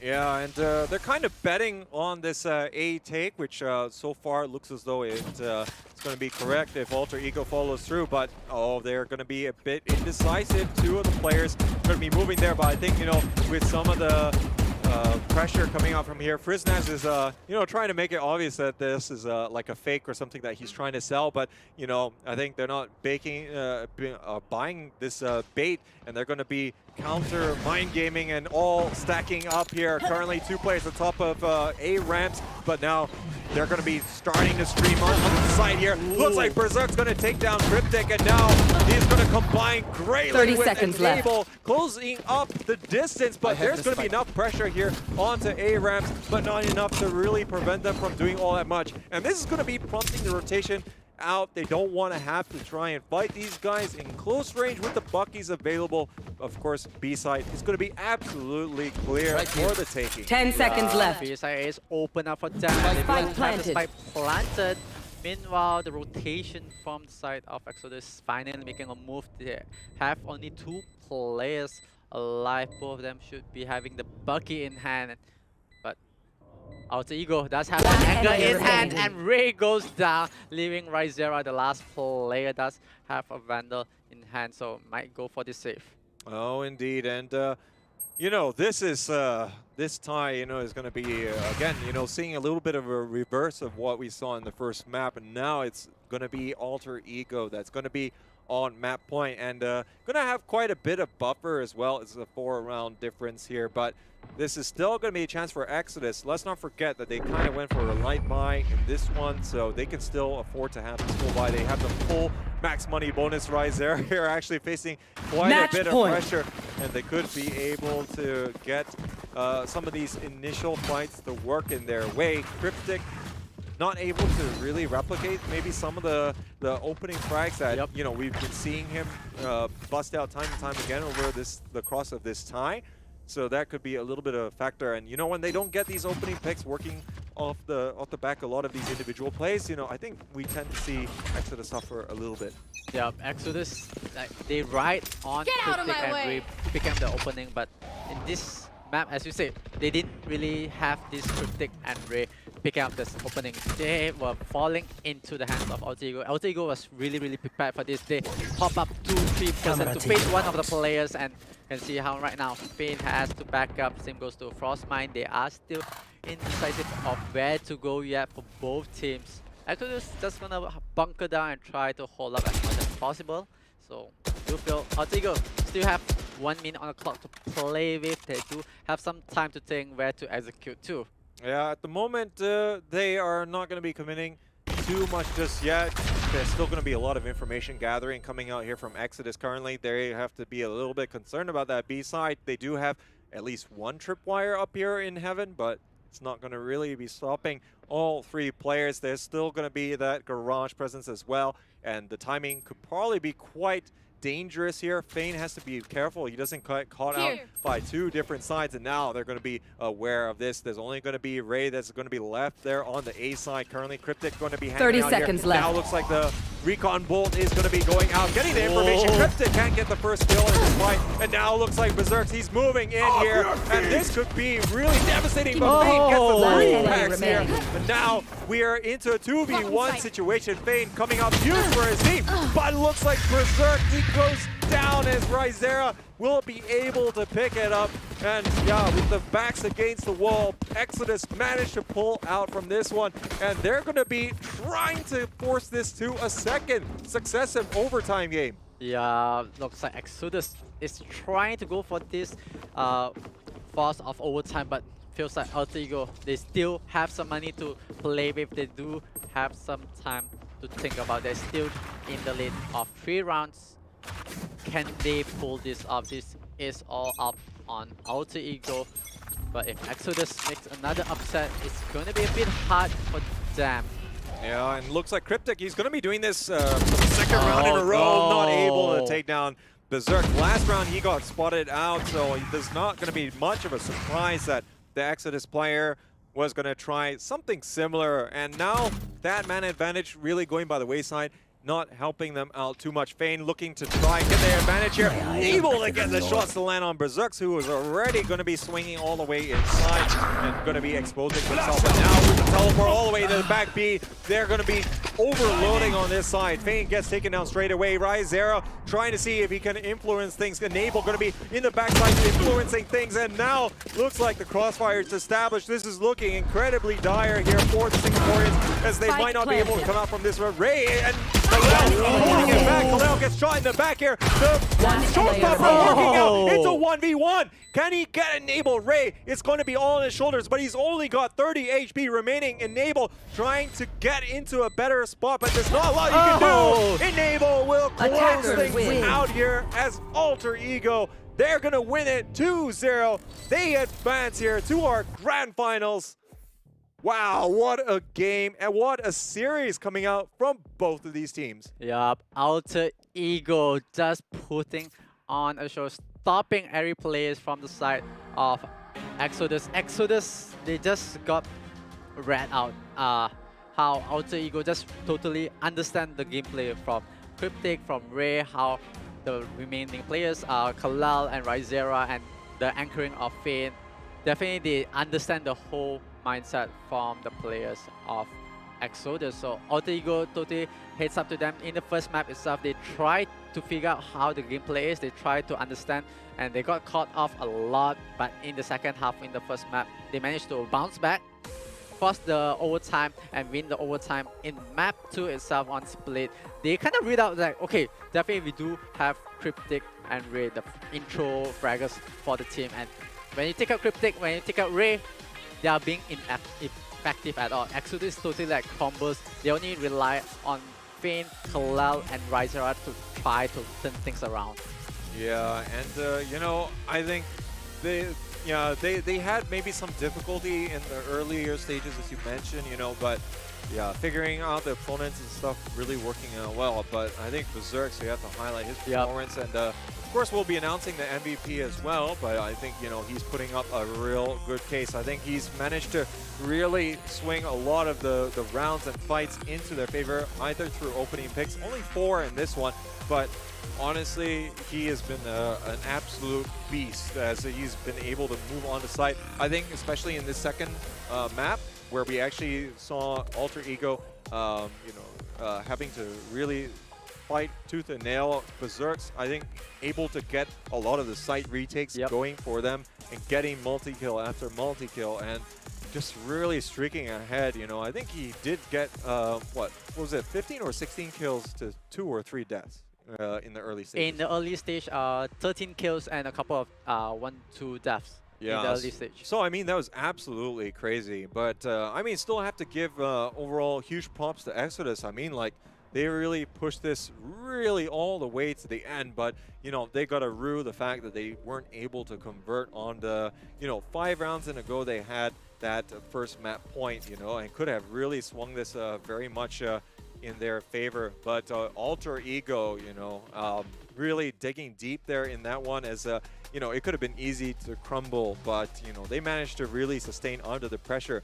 And Exodus, they were actually staging quite the fight back as well, despite the fact that it didn't work out super well on their attacking half. They managed, for split, they managed to bring it back 5-7, and that actually would have set them up really nicely. But there were some rounds, especially on the eco rounds, that they had to try and stomp out the resistance. Didn't quite happen. I think, you know, we are able again to see how Alter Ego were able to position themselves, and it wasn't taken into account by Exodus. Yep, Alter Ego just waited out from any of the aggression. I think for Exodus, if they were to pair up Cryptic and Ray to push out together as both intro fraggers, I think both of them can deal a lot of damage to the side of Alter Ego, and Alter Ego might have a bit of trouble where you can have Rizera and the rest of the team Finn come in, clean up the whole mess up. Oh yeah, indeed. And you know, I think, you know, overall, if I were to look at, you know, the overall team performance, I mean, we saw a lot of good individual plays there, but yeah, team play was very important. But you know, I think Alter Ego, they're going to be pretty pleased with this. Let's speak to their captain here. It's going to be Tay Bottle coming to us again here in a second successive interview. Tay Bottle, how are you, man? Congratulations on advancing to the grand finals. Thank you. I'm feeling good. Think this match we have lucky there. Oh man, because we managed to come back on the first match, right? Yeah, I mean, you were 5 rounds in a row that you were on match point, which, you know, I can only imagine was nerve-wracking. But how did you guys adjust to, you know, the difficulty that you face and bring it to overtime? I don't know. I just tell my teammate that just play like we did on the practice. That's it. Oh, so it's not over until it's over, right? Oh, absolutely. And I guess you guys showed very good character, not let it affect you. And yeah, Exodus, they look very well prepared. And I think, you know, going to overtime, were you sure that you were going to be able to, you know, overturn the odds back into your favor once you got into that 12-12? Yeah. When we reach 12-12, we have so much confidence because we managed to come back. So on the second map is on split. So do you guys like really kind of figure out how Exodus was playing with the game style? Like they have the very aggressive plays like Cryptic and Ray. Yeah.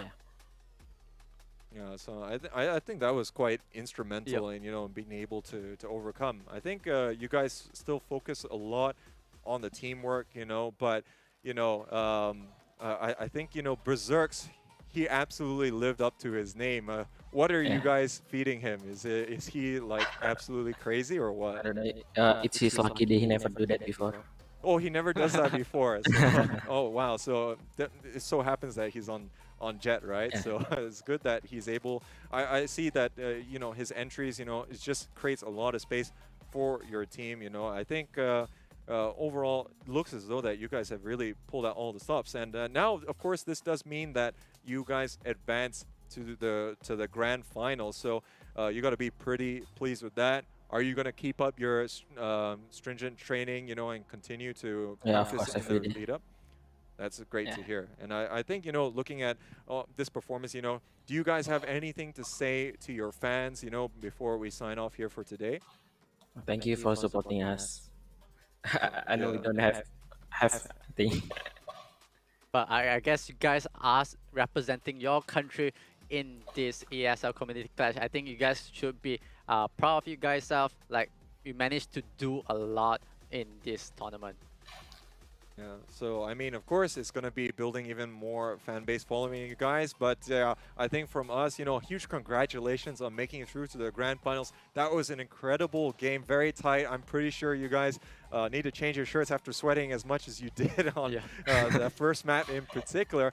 But well done, and thank you so much for your time, and look forward to seeing you again here in the interview stage, maybe in our grand finals. Thank you. See you. And there you have it, Tape Bottle with a few words there. And honestly, Alter Ego digging deep, and we didn't see how they were going to be able to do it in a series like this. But, they managed to take it 2-0 in what looked as though it could have easily gone to Exodus. Definitely feels like they have everything. After the first map itself, the remaining where they have a streak, they have the confidence, they have the build up of momentum. They feel like, okay, we can go on to the next map, on to Split itself, continue that momentum, as you said, feed onto that, roll onto the momentum that they have and keep getting more kills and kills. Yeah, and definitely good that they managed to figure out their opponents. But who was the one that was the most instrumental? Let's take a look at our MVP from this second match here in our upper bracket semifinals, and it's none other than Berserks. And I think we might have been able to see it coming from a mile away, but especially in that second map, the 30-kill bomb here is going to be really doing the work, but that only tells part of the story, as we have been alluding to for quite a bit of our post-match analysis so far, and a combat score of 370. So congratulations for him for really putting in a shift for Alter Ego. But, we have to look at the entire performance of the team. I think everyone has really dug deep, especially in that first map. They really needed to make sure that they could fire on all cylinders. Great performances still, though, coming out from Exodus. They are going to be bumped down to the losers bracket, and they still have a chance to qualify, So, I think that's going to be hard to match in terms of upping the ante here as we move on to the next stages. So I think with that, ladies and gentlemen, we had an absolute cracker of a series, and again, just got give a big thanks to all of you for tuning in. Also to our sponsors, Intel and XPG. And let's not forget, ladies and gentlemen, we do have a giveaway for an XPG Summoner gaming keyboard. So all you have to do is go to the link there under your screens, and also going to be right there in the chat in case you want to just have a little bit more convenience. Fill up your details, and you can stand a chance to win one of these keyboards. So don't let that go here. Do make sure that, you can be in the running for that. Yeah, definitely. And right after this, we will be having the lower brackets itself, where two teams might be eliminated today. So they might be going home, but they will go home with experience. So we will be going for a short break. Meanwhile, for the players to get ready for the next match.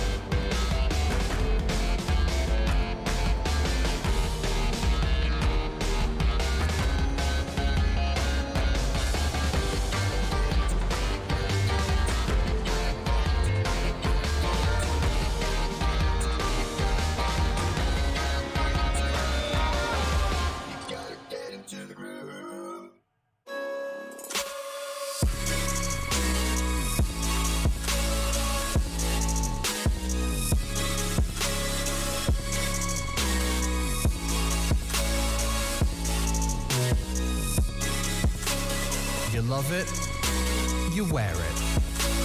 What's your style? Get your merch at shop.eslgaming.com.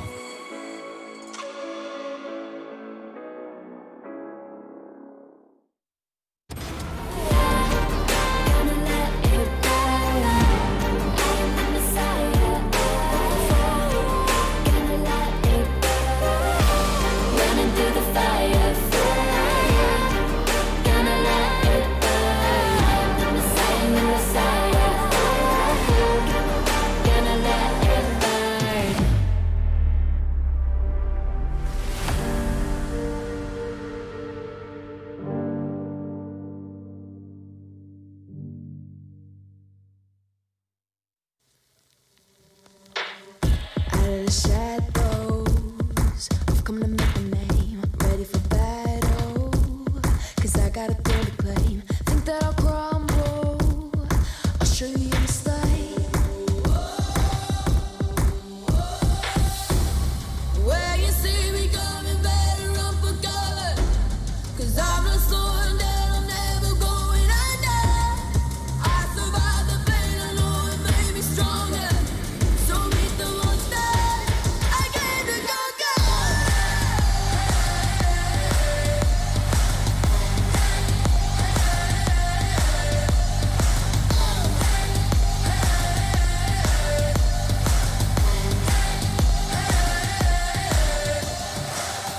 When all the smoke clears, I'll still be on my feet. Forget all my fears, cause I know my destiny. I feel a champion waking inside of me.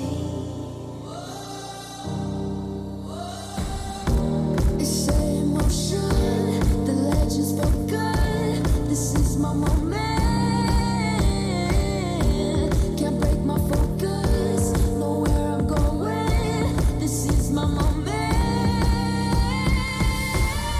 Where you see me coming, better run for cover, cause I'm not slowing down, I'm never going under.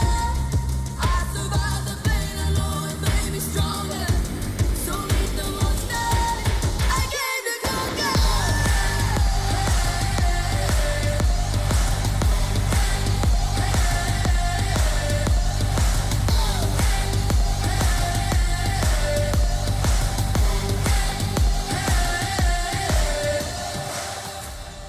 When you see me coming, better run for cover. I survived the pain, I know it made me stronger.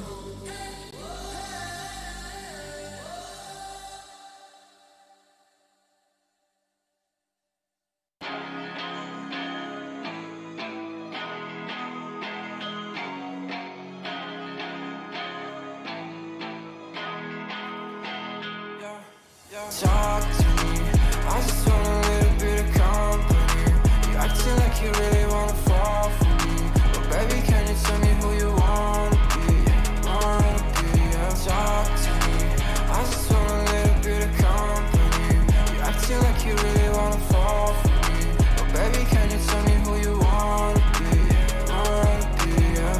I left my demons in my past, I still want something that can last. You make me feel like I'm okay. We both know that you feel the same. Ooh. Baby, I got nothing else to prove. You're talking about your best, I don't move. Remember that you always get to choose. Talk to me, I just want a little bit of company. You acting like you really wanna fall for me, but baby, can you tell me who you wanna be? Yeah. Talk to me, I just want a little bit of company. You acting like you really wanna fall for me, but baby, can you tell me who you wanna be? Yeah.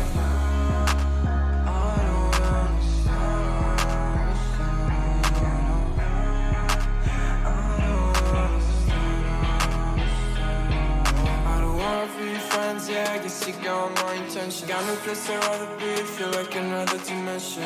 I don't wanna talk, baby, you should let it go. I don't wanna go, let me stay a little more. Talk to me, I just want a little bit of company. You acting like you really wanna fall for me, but baby, can you tell me who you wanna be? Yeah. Talk to me, I just want a little bit of company. You acting like you really wanna fall for me, but baby, can you tell me who you wanna be? Yeah.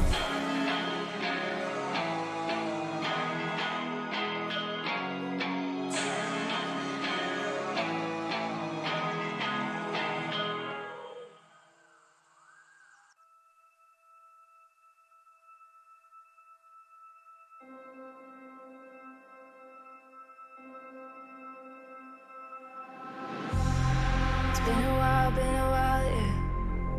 Safe to say over a year. Still it feels like I saw you every day. Tired of hanging around the ones that explanation. I don't need to every day. Explain myself, don't hold it against me if I'm somewhere else. Put all the masks that I had on the shelf. Wish I could stay, but it's bad for my head. Something's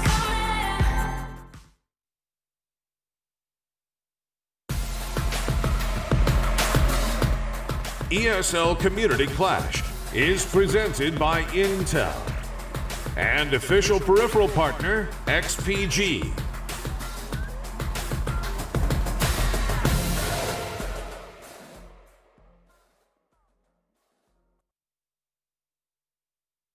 Hello and welcome back to the ESL Community Clash here at Valorant side of things. I'm Play of the J. He's Uwuthemagical, and man, we've had an amazing upper bracket set of series to start the day. 2 matches done here, and we have all to thank here for Intel and of course XPG for making all of this event happen. Yeah, definitely. And right now, this is the decider on the lower brackets. Whoever loses this will go back home.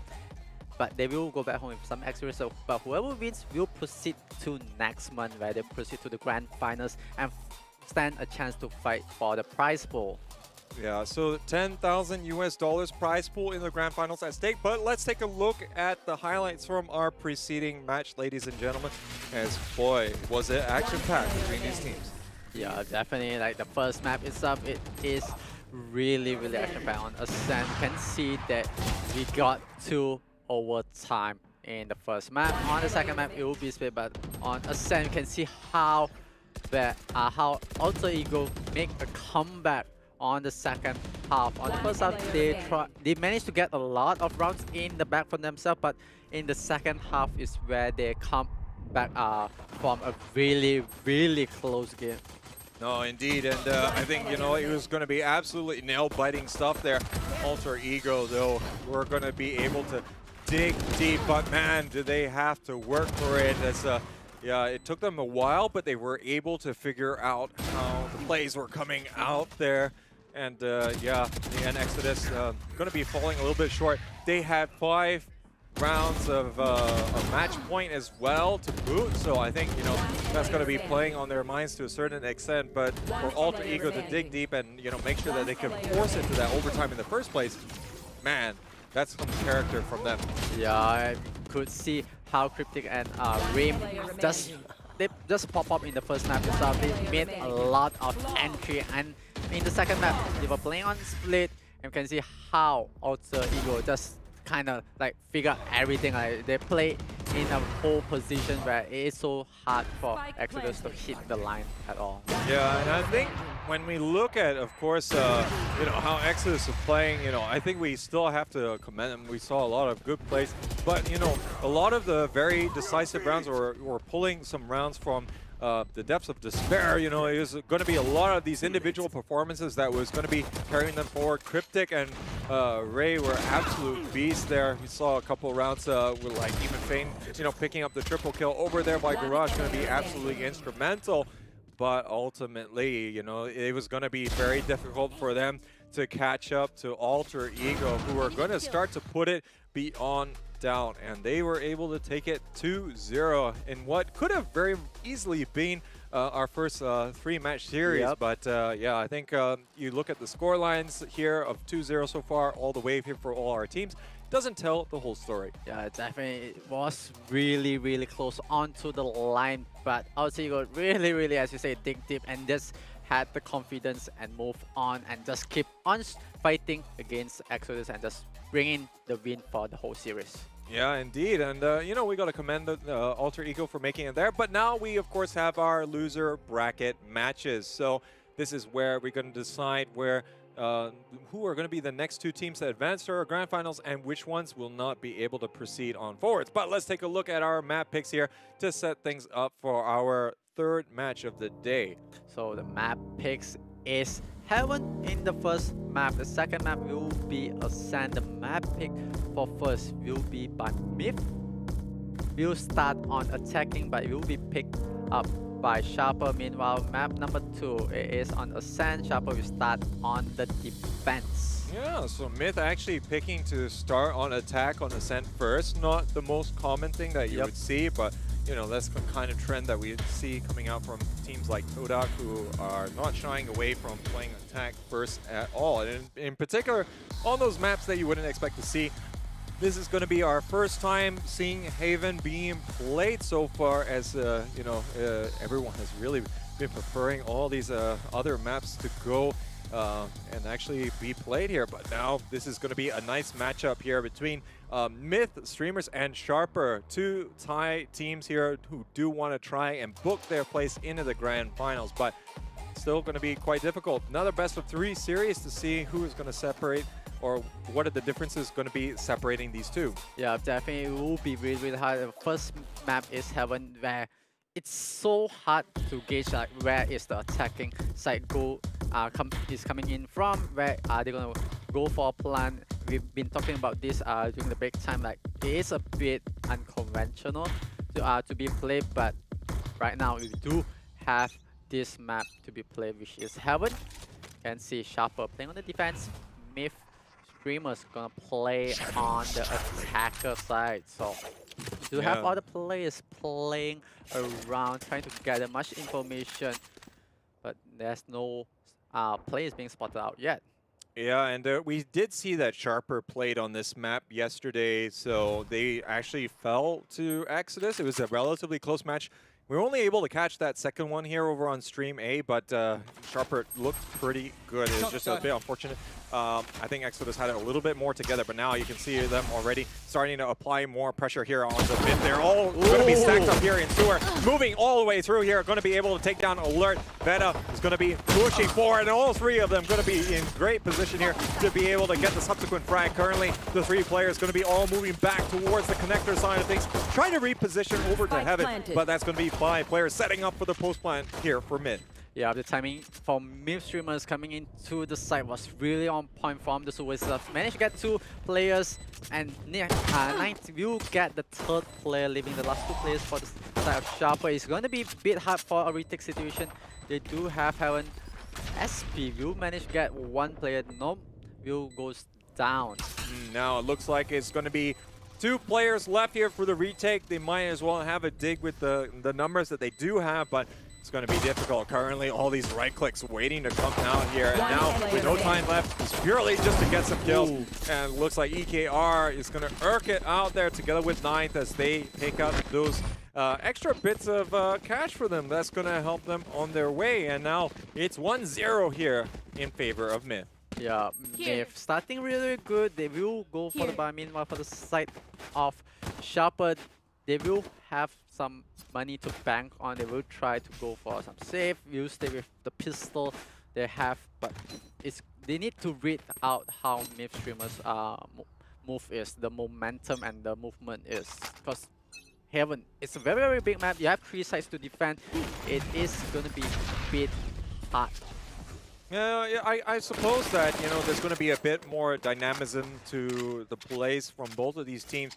Of course, the added factor that we have here is that these teams are both from Thailand. They have all, in all likelihood, scrimmed against each other and seen each other in the competitive Valorant scene. So that's going to be extra mind games layered on top of their normal tactics. And we've heard from some of the captains so far, and, you know, a lot of people focusing very much on their game. But I think when you got a matchup like this, you know, teams cannot afford to do that in exclusively.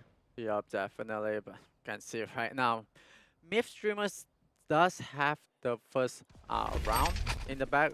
They are moving into the second round. They are going in for the B side, but could this be okay? They will go for the spike plant. Vita will take down Star. EKR will take out Alert, leaving a 3v4 situation, 1v3 situation within a second split. And Ninth will take out Khew.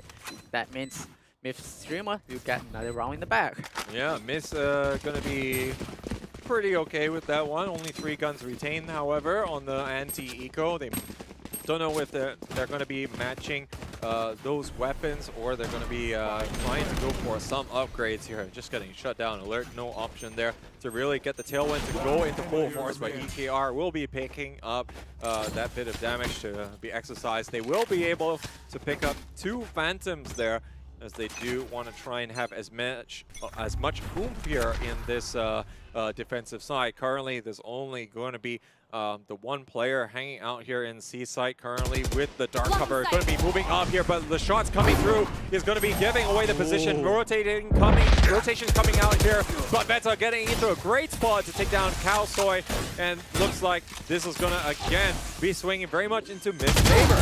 Looks like Vita just going on the aggression, managed to get onto Chainsy.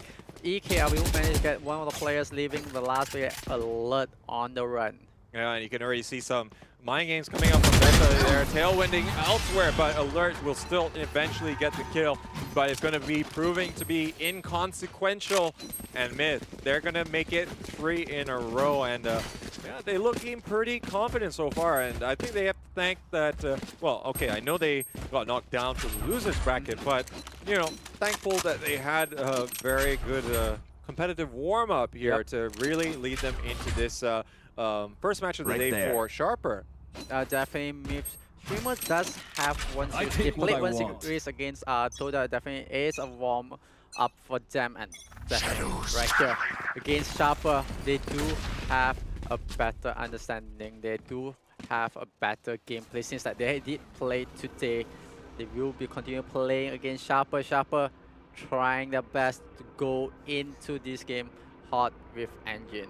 Yeah, so I think there's going to be those 3 players all going to be very much weighted over here to this A-long side of things, and they know that the likes of Sharper, they have been trying to gather information very proactively, and that's actually going to be taking down one of the tripwires. I think that they can kind of guess that this rotation might be coming out, so they can be a little bit more mindful of this. Currently, 9 here, he's going to get the information going here, and that's going to be prompting further actions here from the defensive side. Currently, we're going to see a lot of these sheriffs coming into play here, but the flashpoints here working out well. Cheney's able to get 2 kills for incredible value there, but they need to get a little bit more from this one if they want to be able to take their first round of the matchup. It's a 2v1 here. Noted's going to at least put it down to a better stage here. Able to take down Knight after he gets tagged by the camera. But yeah, he is going to be so aware. And currently, this is going to be so annoying for him. That's a great camera placement, really working in his favor. But Noted,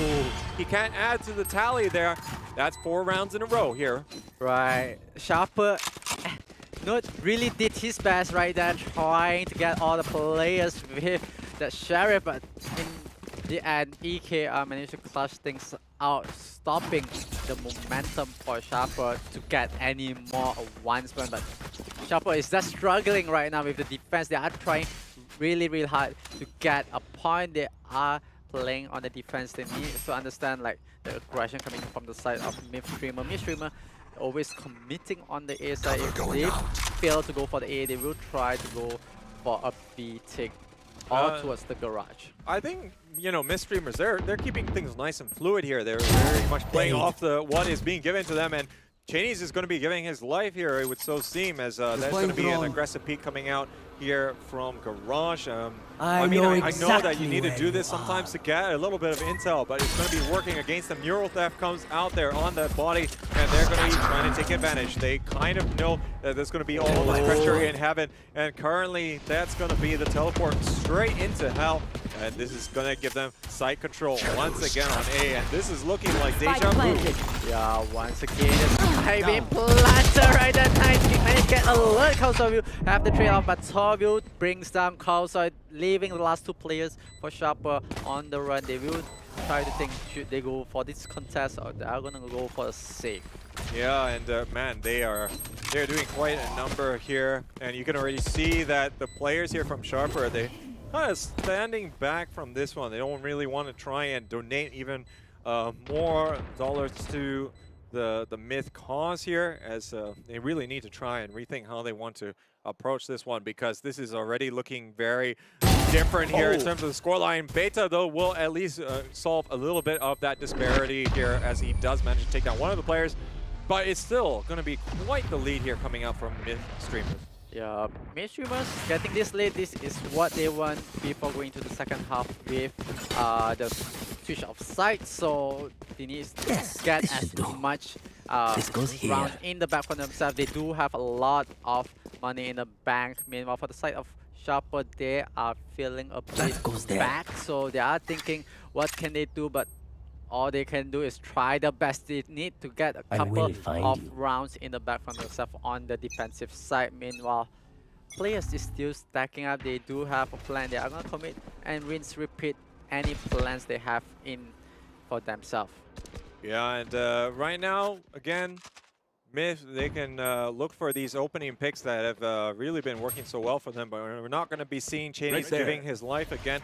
Going to be trying to see if he can stay alive, get a bit more intel as the key information gatherer for his team. He's going to actually be backing up things here with Noted over on the A side. And look at this additional information that Beta is trying to gather for himself as well. He's going to be able to report back. No one really pushing forward here. Now Beta, he's actually going to get spotted out here in Sewer. And they might actually play off that and really just go for the C site. Currently, does look like they're going to be trying to move in that direction. There's only going to be a minor presence there. No information on the C long yet, so definitely Myth really want to go on for this take. They might be able to get this, but Kaosoi spots that is getting ready for anything, but they are just gonna pick for this. There's Jet coming 30 from seconds mid, left. but they will go on to the A side, finally committing into that Chinese, get onto Beta. Well, the timing on that one was not in his favor for sure. But now look at this. Sharper bouncing back as a flurry of kills working in their favor, 4 in a row. Now there's only going to be Tor. He was watching the 10 angle seconds here left. for any of the rotations through B, but not going to be able to get anything from that. And I guess that is the best way that you can get your round back in your favor. So they're going to get all 5 players standing here to the end. Yup, and that is all the weapons for the side of Sharper. Still holding on to them.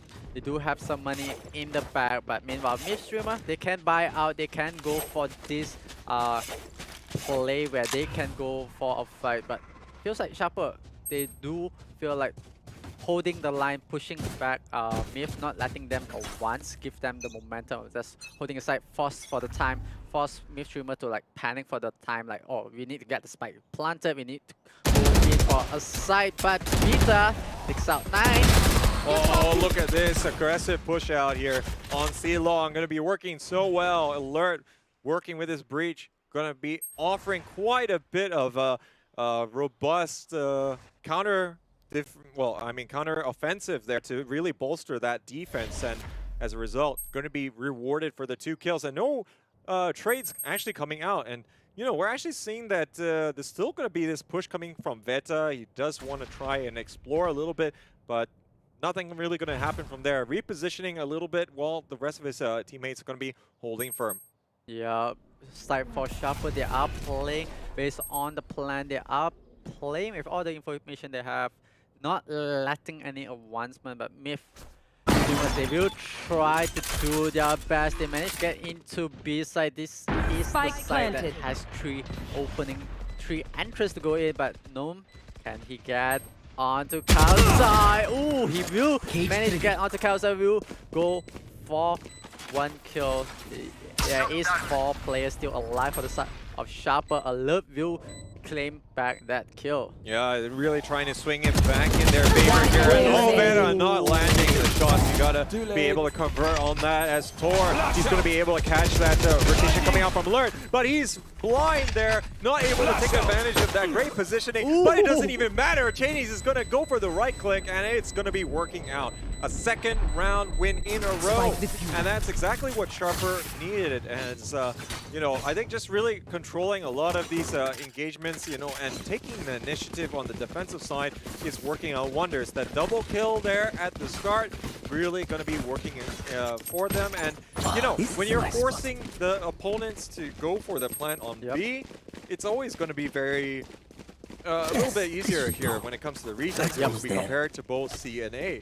Definitely will be easy, as you said. This goes here. 3 entrants, 3 way to come in. You have a lot of utilities. You can drop onto the side of B. You can force the opponent who is going to go for the B side to be in a very, very peculiar position. So if Sharper managed to force Mythstreamer into that funnel, definitely I do feel like Sharper might be in upper hand. Yeah, indeed. So we'll see how Sharper is going to continue to maintain this pacing, because they can't do that every single round. But I think Myth, they're going to be catching on a little bit. But I don't think that, you know, having these retakes is going to be too bad. We did see some very close moments there, definitely for Sharper. You know, especially noted. I think, you know, he had some good retakes there, particularly on that, I think it was on the second round or one of the eco rounds, but now it looks like they're going to be trapped here in the sewer side. Cheney's going to be able to use both shock darts and punish here, and looks like he gets rewarded, but Ben is still there, moving all the way, and that's already going to be the weights of the Blade Storm. Cheney's coming up huge here. That's a 3K so far, and he's trying to get a little bit more information on his opposite number, but 9, he's got his, and now looks like that's going to be them inside, but this is not what our mission is again. But now that's not going to matter anyways. Alerts only able to take down one of the 2 remaining players, and the clutch not going to happen. It's back to winning ways here for Myth. Yeah, Myth making a comeback after dropping 2 rounds to the side of Sharper, and Sharper, they thought they have things in the swing for them, but Myth streamers bouncing back real hard. The last for Alert was super close. The Blade Storm did manage to hit on the final hit. It gave Mythstreamer a bit of chance to make a big comeback, and see how 9th connects on the last. But Cheney, he really put in quite a shift there. He was able to take down 3 of the players there in quick fashion, and you know, just being stuck up the creek without a paddle there didn't help them from getting out from that sewer predicament without taking quite a bit of losses. But yeah, they didn't have a lot of opposition on long, and now looks like they're pushing in. Beta going to be prompting in a little bit of danger there. Only has the Stinger. I'm not too sure what's the reasoning behind that one. I think they're still recovering maybe a little bit on the economy, and maybe looking to get an operator in the next round. But we'll have to see if they want to try and reposition. Currently, they are stacked up here on A once again, and it's proving to be an absolute kryptonite here for Sharper. Maybe it's going in the eye, coming in for the entry. Peter, no, will get one, but the 9th will get the trade back. They will try to go for this defense. Oh, but it's not looking too good here for Myth, as they have only got 2 players left here. Gnome and 9th managed to make it in here, but 9th through the cyber cage. He's going to land it onto Beta. Not much that he can do from 30 that. seconds and left. With all this pressure, they can't even get the plant down. But looks like the trade coming out here as he jumps out. But 9th, he comes up big here, as actually it's going to be that jump there that is going to be the undoingness. He's actually going to get taken down. But yeah, I think looking at this, business as usual. Myth, you know, they've been on a tear. 9th, he's been instrumental, as he's just been able to play off how his teammates are performing. I think we've seen a lot of good plays from Beta, you know, in the match versus Todak. But yeah, I think right now 9th, he is really stepping up. He had a difficult series, that one. But it's looking very promising in the second match for them today. Yeah, 9th is turning the whole engine up, turning the whole tide for his team, and picking up the momentum for Mythstreamer. Meanwhile, Sharper, they need to figure out what is happening. They need to make a comeback. They can't drop this map to the sides of Mythstreamer. So Mythstreamers, they are going in for the entry of the C side. But man, look at them. They're creating quite a bit of blows here. Sharper able to land quite a bit for themselves here. But looks like EKR, he is going ham on the competition, as he's going to be able to pick up the triple in similarly fashion. He's looking for the 4th one here, but it's going to be Gnome to close things out. As noted, trying to do what he can, but you know, this is starting to really run away from Sharper, and this is a far cry from the kind of performance that we saw them duking out versus Exodus. But you know, that game they did manage to get I think 9 points on their side. You know, still falling down, but you know, this is This is almost 9 points here for Myth, and only 2 to their to the name of Sharper. Yeah, Sharper is just a bit struggling defending this Myth streamer offense. They need to figure out what can they do against this lineup. They did manage to pick up 2 rounds, but can they pick up more rounds before going for the switch side? And they have to figure out on the switch side what can they do against Myth streamer, because they have not seen what they're going to do with the defense yet. Yeah, and right now Veta moving all the way in here behind Gong, and that's going to be allowing this retake to transpire, but of course still going to be within their capabilities, but it's not going to be so easy there for the attacking team, as it looks like Kalsoy going to be moving in here. Alert also contributing. He's been rather quiet in this game. He needs to have quite the shift for his team, but Kalsoy, he's been quite the rock as well in Sharper's rise here.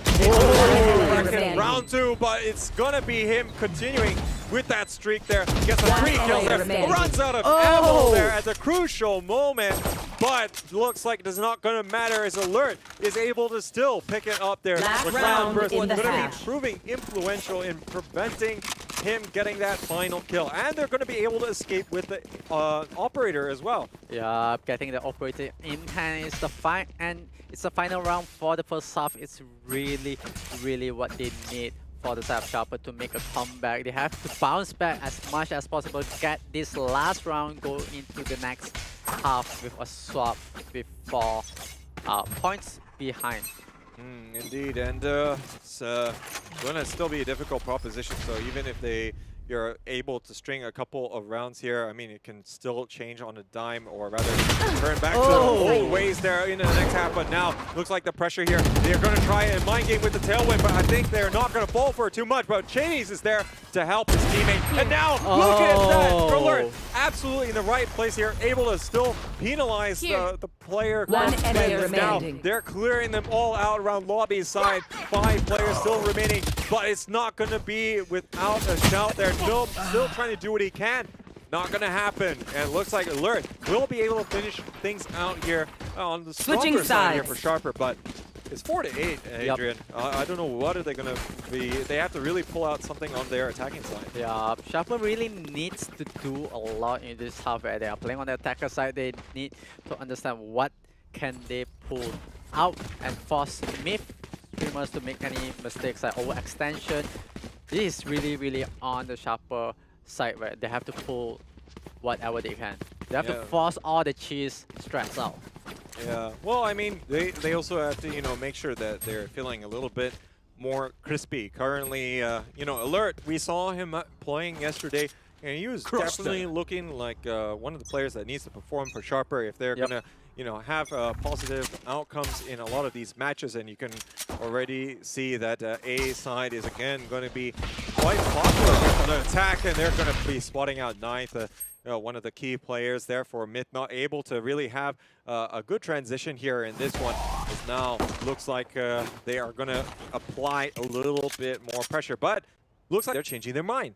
Yep, they are gonna go for a rotation. Meanwhile, no information has been spotted out yet from the side of Myth streamers, knowing where's the location. But Sharper, they are ever closer to the C side. They might have the spike planted real soon, but Myth is on the rotation. Yeah, but you know, losing your Sova is going to be so difficult here for the retake. But you know, when you got players like Veta able to take down players individually and, you know, still apply a little bit more width, it's going to be so vital here. But look at the retake here. No, going to get flash and absolutely smothered, but it's not going to happen from taking down Kalsoy. But Veta, he's going to be the last player left, as this post-plant defense has proven to be enough so far, but it's still going to have to be a clutch situation. Not going to happen. Cheney's will be able to close things out with an ever-important 4K.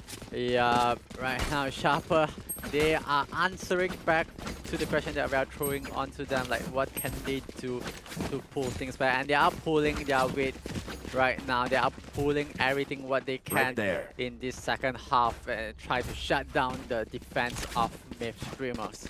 Oh yeah, and so far, you know, this is going to at least swing the matchup a little bit more in their favor, and you know, they're likely to be able to take this, and if they do so, it's only a 2-point gap. And then or rather, as a result, Mid might be the one to sweat. Right Beta going to absolutely punish Tor. Tor was trying to peek out, go for the right click, but you know, with the amount of distance that Alert managed to put in there, you know, he's able to get that one tap, no problem. Yeah, definitely the distance, right? Understanding that this could be a false by Bucky, but Vita picks out counter. Can he pick it up more? Will go back for a height of this angle. Oh no, it looks as though that Beta can't get a whole lot done there, and he's going to get taken down. Looks like they can still continue to exploit a lot of the space. EKR going to be all by his lonesome. He's actually going to be going for a little bit of a fake out, so they have to check those hard corners as they do try and push onto that A side, but it looks like it's going to be out. Alert though can't take him down, and it looks like Beta picks up his third on the round.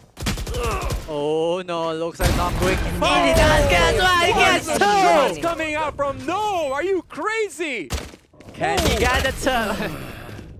Oh no, a little bit anticlimactic there, but Gnome with the next level plays, you know, able to take down two players in quick succession with the Bucky.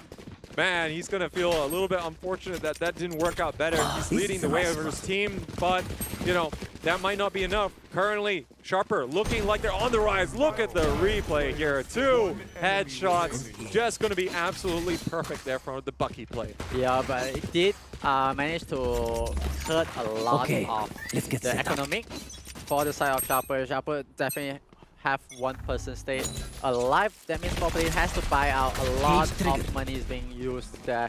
So Myth, even though it's a loss of round for that, they did what they can. Yeah, I totally agree. I think, you know, in this round, is do or die for both teams, you know, because it kind of resets it a little bit. It's not like Sharper as the winner of the first two rounds has a bank to rely on, and they can throw away a lot of weapons here from their anti-eco. They're going to have to play this careful and very straight up. So this is going to be a little bit crucial. You can already see this, the 2-3 players being stacked over here onto C side.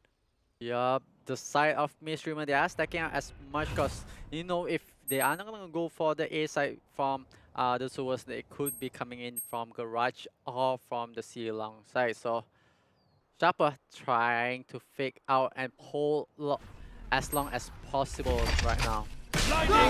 So far, Beta and the rest of Sharper all pushing on his side. The flash point's proving to be quite crucial here. No, gonna get absolutely blinded. Didn't even realize he was getting hit there by the Hunter's Fury. Noted, he's gonna be 30 moving seconds in left. and cleaning up the room, but looks like the flank not working out either. And Alert takes him down, reduces this to a 1-point game. And wow, Sharper, you know, they're starting to turn the tides here against Mid.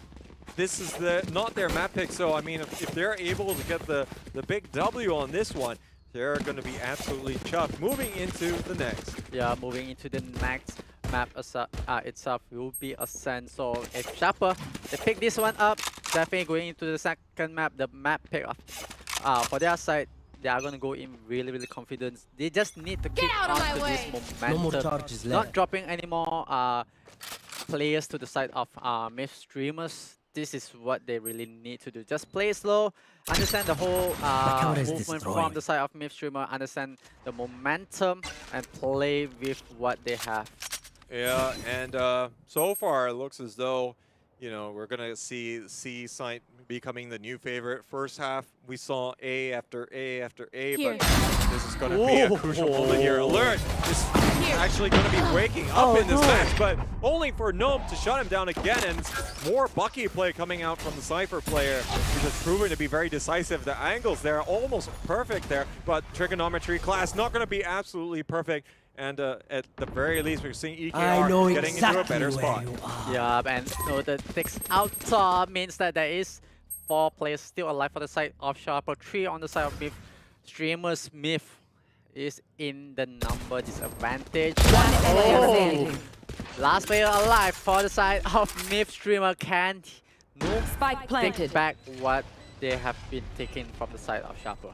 The rest of Myth going a little bit quiet here. Gnome has to try and hold the torch here for his team, but, you know, 1v4 scenario, it's really difficult. So, but he's not even going to care. He's going to be able to take down Beta as he goes for that glancing peek there on Heaven. There's still going to be that presence here noted, just watching the angles to prevent anything else from happening, but I think he's just looking for any potential kills here. But it looks like he knows what is up. He's actually going to be rushing in here, not able to take down Chinese, but good effort, only able to take down the 2 players. But we have a tie game as a result, you know, so Sharper able to make amends for, you know, a relatively dreadful first half performance on defense, I might add. So, you know, that's technically 6 unanswered rounds, 4 so far in this half. Yeah, definitely. Myth can't really figure out what is happening to them.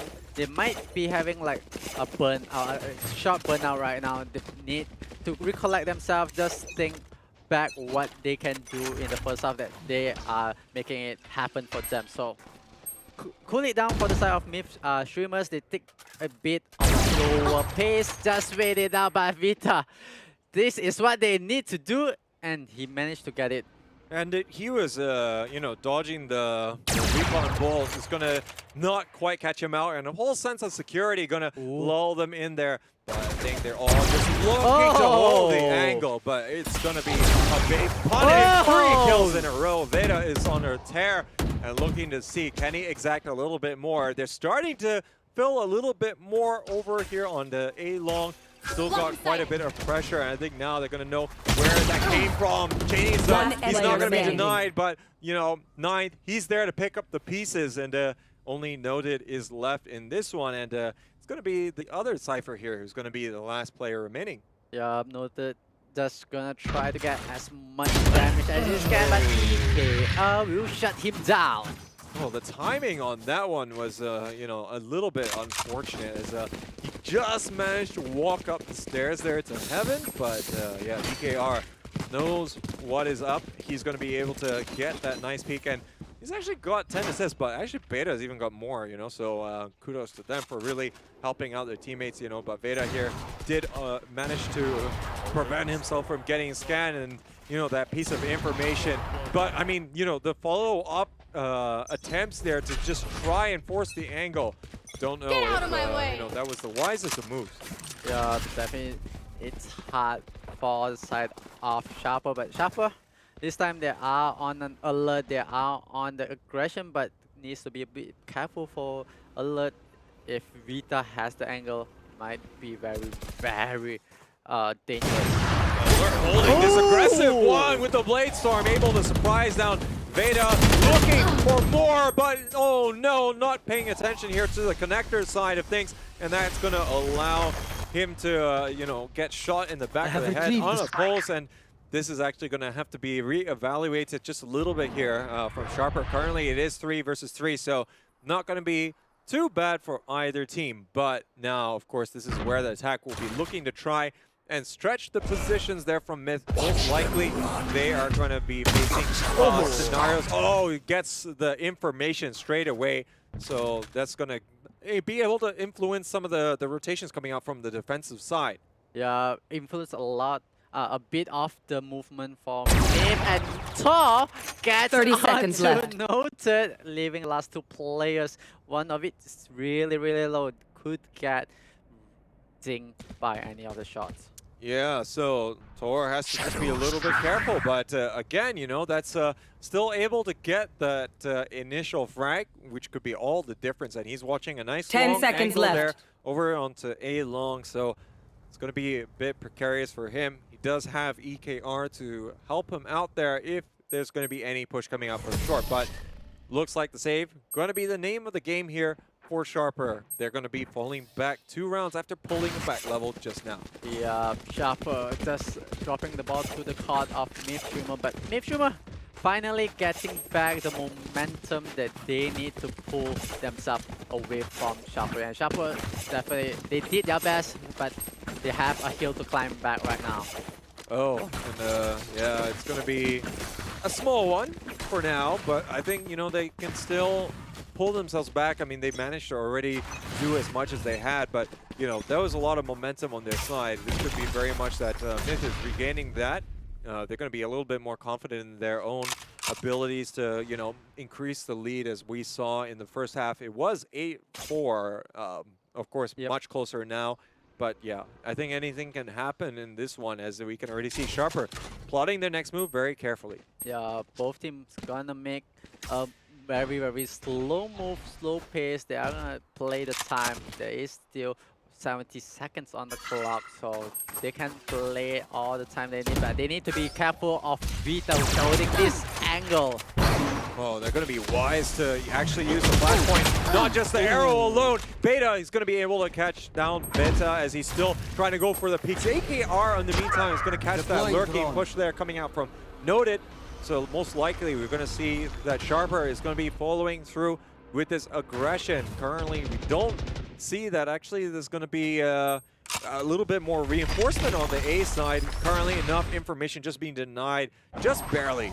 Yeah, and Myth streamers, they need to get 30 the seconds rotation left. in fast, but the spike will not be planted yet, will be replanted. It will be Spike safe for them to planted. go for this defense. Meanwhile, retake situation for the side of Myth streamer. Myth streamer needs to know where is the players. They are throwing out most of the utilities out right now. And they still can get a bit of information here if they're going to have you know, arrow available, but it looks like it's not going to be in time, and they're all going to be piling in here. Ninth at least able to get a kill there instead of using that utility a bit later on, but Kalsoy able to get that jumping right click there.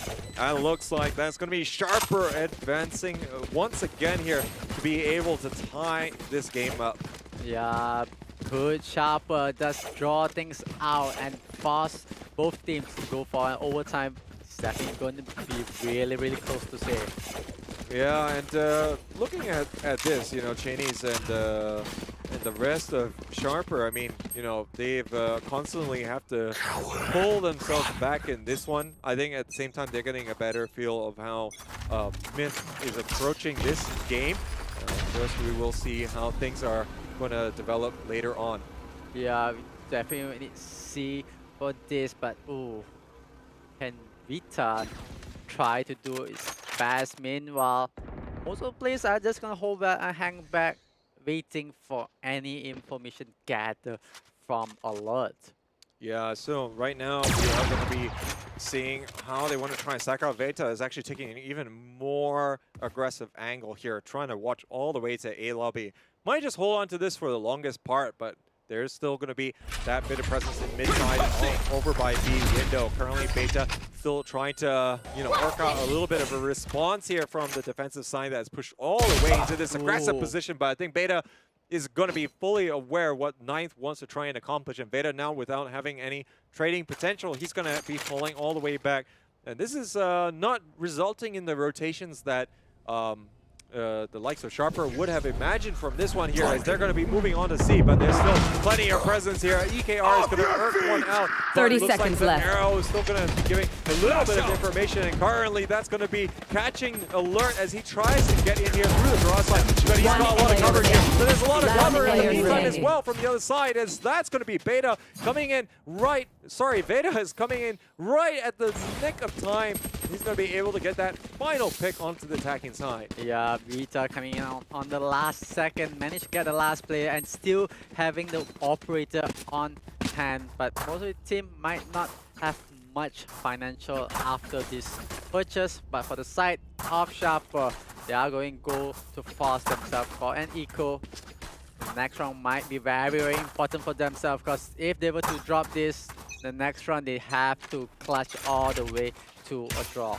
Yeah, and that's quite a tall order. I mean, the fact that Alter Ego did it in our previous match, you know, I mean, it's still hats off to them. They had faced off against 5 match points. It's a difficult proposition, and no one wants to be in there. But, you know, that's exactly why you want to try and take every step to make sure it doesn't happen. Sharper coming in here. They have been dumping utility like no one's business. And Alert, he's not able to get the opening pick. Look at this, the retake happening before the movement is even down and settled. But that is not going to matter too much, as ultimately there's still a crossfire setup, and looks like Sharper going to be absolutely thankful that happened. It was an eco round which they looked doomed to fail based on the the stats and the numbers we saw on paper, but they're going to be able to come out with it, and they're going to be upgrading some of their weapons. They managed to pick up Vita's operator, excuse me, instead as well. Yeah, that risk they bet on, and it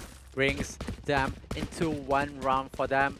That leaves them with 1 point in difference. So Sharper, they are hanging at the edge. Meanwhile, Myth, they just need to go on for the push. Alert will take down Nom, leaving 4 players to deal with.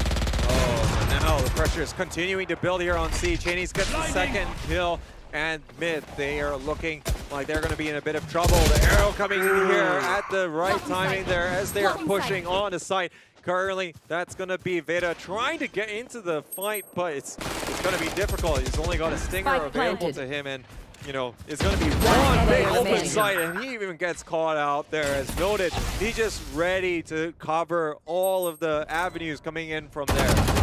Yeah, the last player being spotted out here needs to be a bit more careful, because most of the players can go for the hunt. They do have the spike being planted. It's 5 versus 1, and noted we take on 9.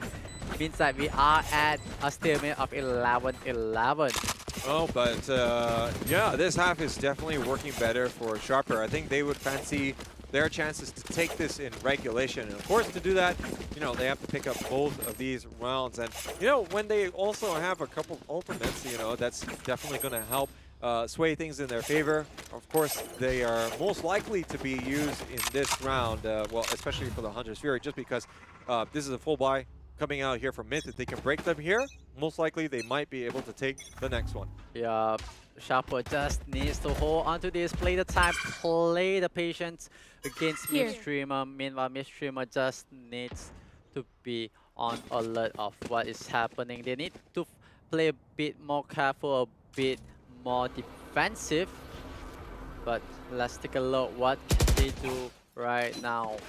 But right now, they are being forced to be kept honest here, and well, they do give themselves the capability to stack up a little bit more. I mean, you know, when they're leaking bodies here, really as the site is always going to be ingressed upon, that's going to be a difficult proposition, but looks like at least they're going to get that positive trade, well, even trade, I dare say, you know, to work out pretty well, but now looks like Gnome here, he's trying to shift this attention here back to his team, as he's going to be picking up 3 of the kills, not catching him at all, as he's going to be edging his way onto the retake there past Logs.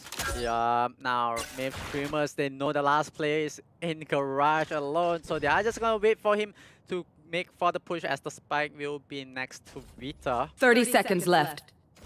Still have some time to play with, and Vita will take down Noted, and that means that Myth Streamers finally closing themselves towards the end of this map.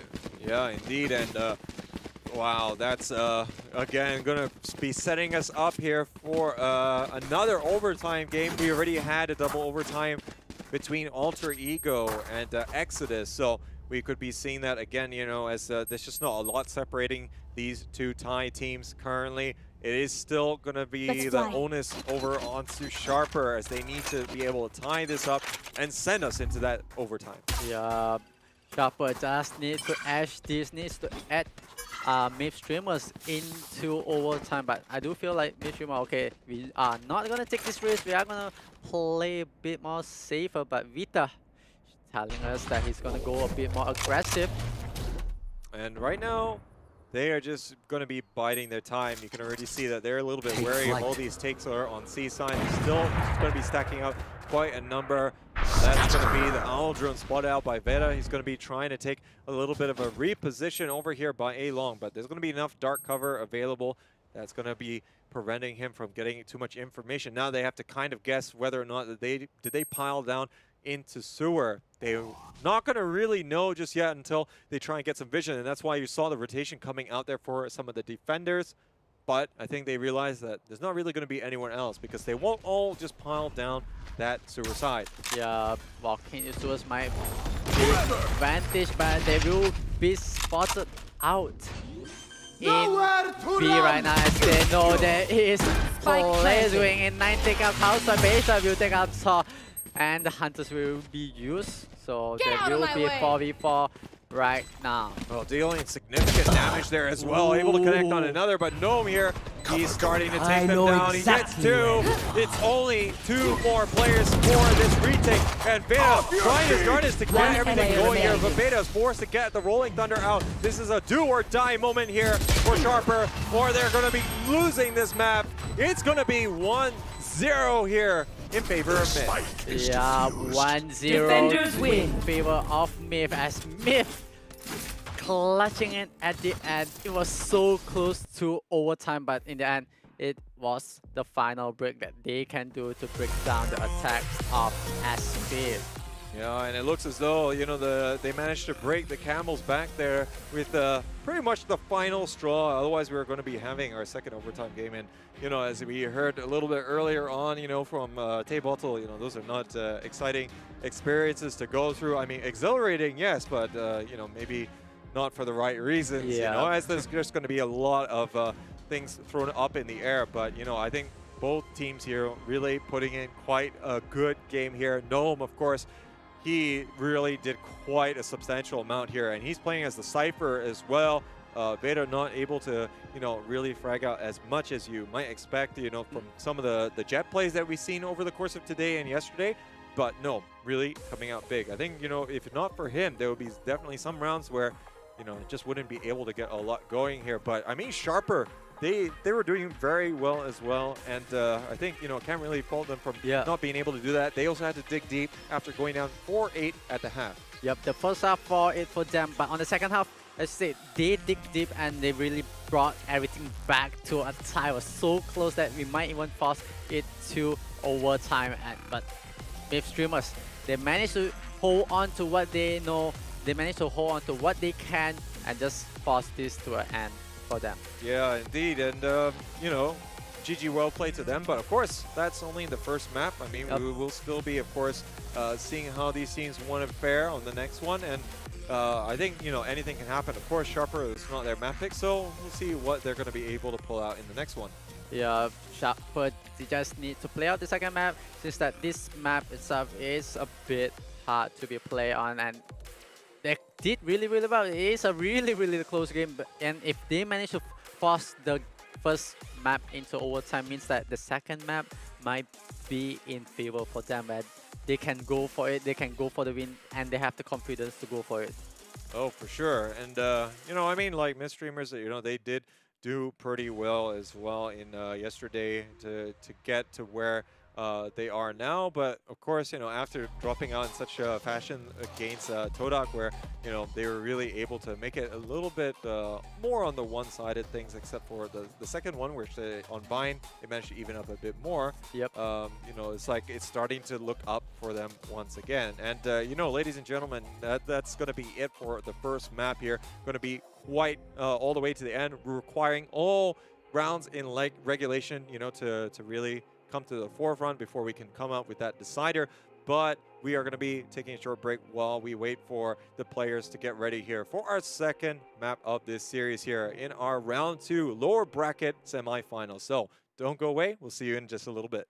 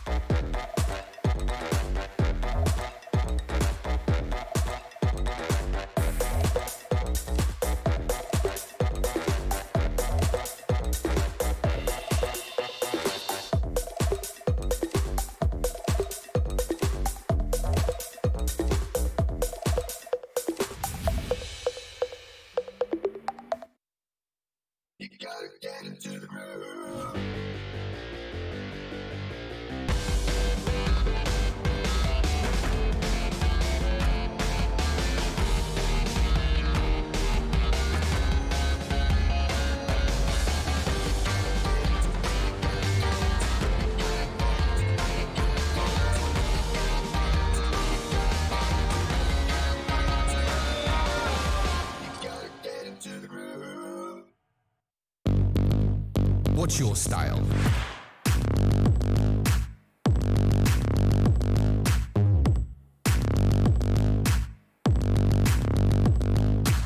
Get your merch at shop.eslgaming.com.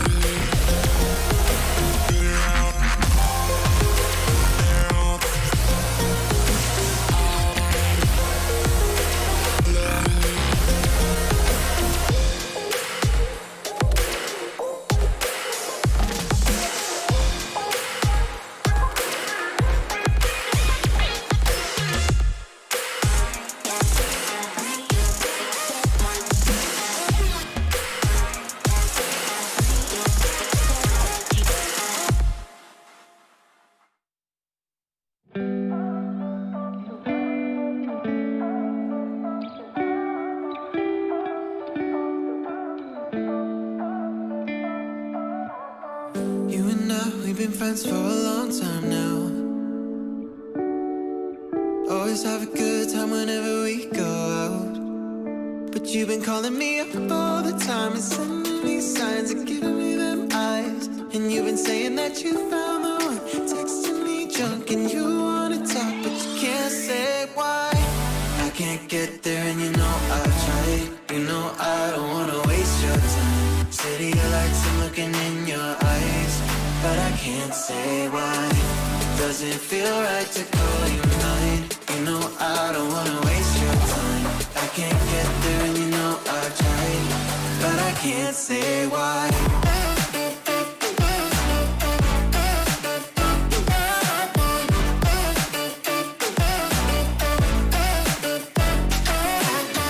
Feeling lost like I just wanna time back time. I'm choked up, tell me how do I say this right? Cause you've been calling me up all the time and sending me signs and giving me them eyes. And you've been saying that you found the one, texting me drunk and you wanna talk, but you can't say why.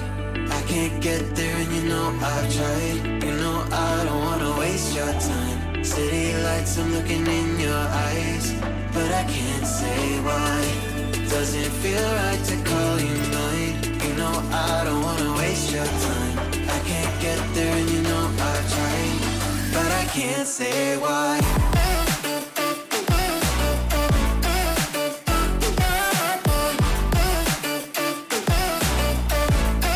But I can't say why.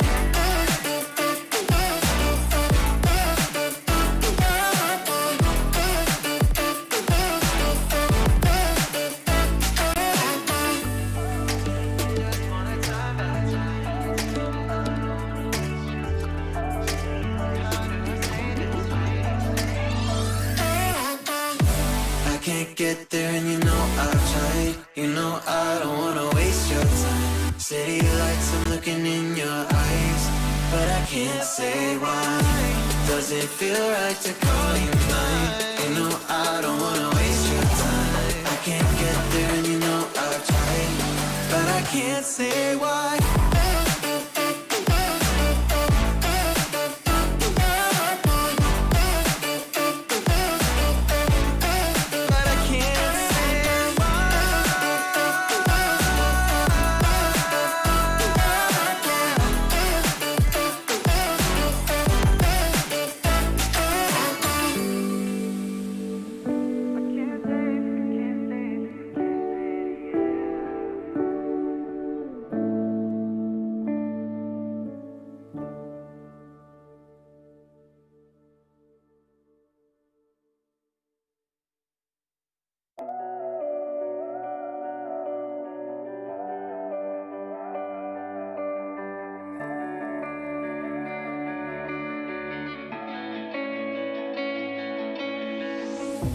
Chasing love in an empty bar.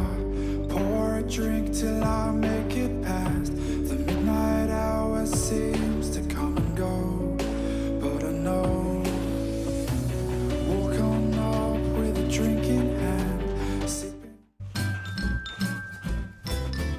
You ready? Huh? Adrian, he's a good boy. Huh? You ready? Huh?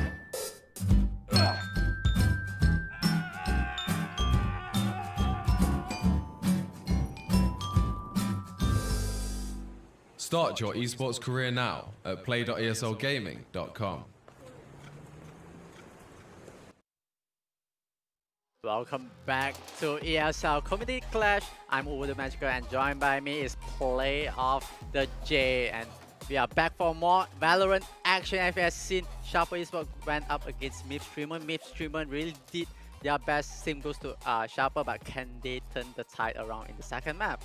Yeah, that's going to be interesting to see. I think it was a very close match, you know, and, you know, I think it's going to be up for grabs. But let's not forget thanks to Intel, you know, and XPG, going to be our partners here for this broadcast. But let's take a look, ladies and gentlemen, at our highlights and see how everything went down on Haven. As of course, there's going to be neck and neck battles here. But yeah, I think going to be a definitely step in the right direction here for mid streamers as they were stamping their authority and definitely wanted to be the better Thailand team in this tie. Yeah, kudos to them. They managed to try to turn things around, but it was kind of too late for them. And mid streamers did manage to hang on to the last second and win the first map, which is Heaven. The second map will be Ascent. It will be a different story. We will have to see for that round itself. But both teams, they need to perform on the best to bring out who is the better Thai team.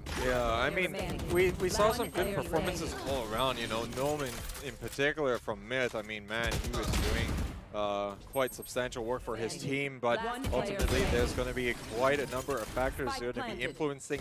But, you know, with such a commanding lead coming out here for mid early on, the pressure was always going to be on Sharper. But, you know, kudos to Sharper. They really still stuck it in there. They started to turn it very slowly, and then in second half, it was starting to move in their favor, but no, look at this double bucket kill. It's going to be one of my favorites so far over the course of these 2 days. That is absolutely clutch. Unfortunately, didn't win out the round in the end. Yeah, definitely really close call from Sharper trying to end things on a high note, but Shuma, they pull it out, they managed to get the best of it, and you can see how Vita on this operator holding onto this angle, takes out 3 players, managed to get a lot of advantage for his team. Indeed, and yeah, I think, of course, a lot of the pressure was going to be put onto Myth, but I mean, they responded brilliantly, and when it came to the later stages of the rounds, I mean, they had to play all the way up to the end of regulation, but in the end, it was going to be proving to be decisive, and that's going to be Myth moving onwards to this next map here to be really looking to bring it to 2-0 again. Now, whether they can replicate that kind of success is going to be another thing. Of course, they'll be looking to try and have a little bit more of a comfortable win if they can. Yeah, definitely. On the second map, Ascent, it might be really tough. Will it be forced into an overtime? We'll have to see. Sharper picked up this map. Myth streamer picks up this map. Sharper will start on the defense, so... Well, I think actually Sharper does pick this map, but it's Myth actually who's, yeah, they're picking the attack side first, which is yeah, a little bit unconventional, but, you know, Myth, they gotta be feeling it, and of course if they're gonna be picking attack and, you know, they managed to have success in the last round, I think that confidence factor is gonna be quite important for them moving into this one. I feel like Myth might have something up their sleeve if they were to pick attack first, so definitely in this map Ascent, it will be answer as we will go into the game where both players will duke it out, and first to 13 they need to grab all that points, so definitely Ascent, it's a really good map for defenders where they do have the side advantage. Oh, indeed. I just wonder, like, when you mentioned that they have something up their sleeve, whether they would do a crazy pick or not. But ladies and gentlemen, we are about ready here to find out what these teams are going to be bringing to the table here. Currently, Miss Streamer leading the way 1-0 here in our first lower bracket semifinal. And going to see who is going to be moving onwards here. Doesn't look as though that there's going to be anything out of the ordinary. Both teams going to be opting for these meta picks as they do, of course, want to try and refine this as much as possible. Only on the split side that we see the majority of teams opting for something different. But yeah, Todak, definitely one of the teams that came to mind, you know, with picking something different on Ascent. They actually picked Viper. Yeah, Viper was not really a pick that everyone's kind of like it, but they made it work. Can Myth, Streamer, and Sharper replicate something with the aggression? As we can see, but you can see Alert picking up 2 kills on the doom of the players. Our spike carrier. The turn there working so well, but ultimately Alert here will be able to clean up another 2 here. Beta is going to be able to complete that pincer movement, and they're going to be starting well here on the defensive half as yeah, they're going to be taking a step in that right direction. But yeah, really the good heads-up play there coming out from Alert, able to surprise the opponents and, you know, able to get into that position, excuse me, without like too much information being given over. As you can see, they are none the wiser that he was going to peek around the corner at Refrigerator. Yeah, alert. It's a bit of a confident booster right there in the first pistol round and managed to get 4 kills alone. So I think he will be more confident going into the continuous round itself. So definitely we'll have to see what can Sharper bring into this game. Meanwhile, mid streamers, they are entering onto the side. Oh, it looks like there's going to be quite the crossfire setup. Noted actually going to be spraying through the dark cover, going to be able to yield some positive results from that one. But now it's post-plant situation. They're only going to be all these classics available to mid, but yeah, I think we know that there's going to be potential for quite a bit of damage to be dealt to them, but they're getting so much intel as they're positioning there. The tag working out there. Calcoid, though, is going to go down. No, this is going horribly wrong here for Sharper, but finally they managed to pull it back right at the end. Chinese and Beta both going to be able to close things out in the last 3 players. And boy, did that work out not how they envisaged, as it was going to be a little bit more worse for wear in trying to get the advantage on that one. But they do manage to make it 2-0 here and prevent it from being, you know, a rather embarrassing retake. Yeah, and Sharper just doing what they do best right now and just hold on as much as possible. Try to go for those retake, and they are just playing on plan, on the strategy that they have in hand. And Myth, they are a bit struggling. They are on their gun round right now. Indeed, and this is the chance to fight back. I think after dealing a little bit of damage there, I think they can fancy their chances. But of course, Sharper, they will be wanting to try and get as much value from this, but look at Alert, he's already got an operator, and normally you would say that it's going to be difficult, but the collapse there is going to be so good there. And looks like he picks up the third, he's looking for the fourth, and he's going to be actually denied the ace there. Great play coming out from Alert, coming up with top drawer stuff, and I think they didn't really expect that they would potentially be that operator. I think, you know, just with the amount of kills that managed to accumulate, was able to get that, and also the heavy armor for round 3.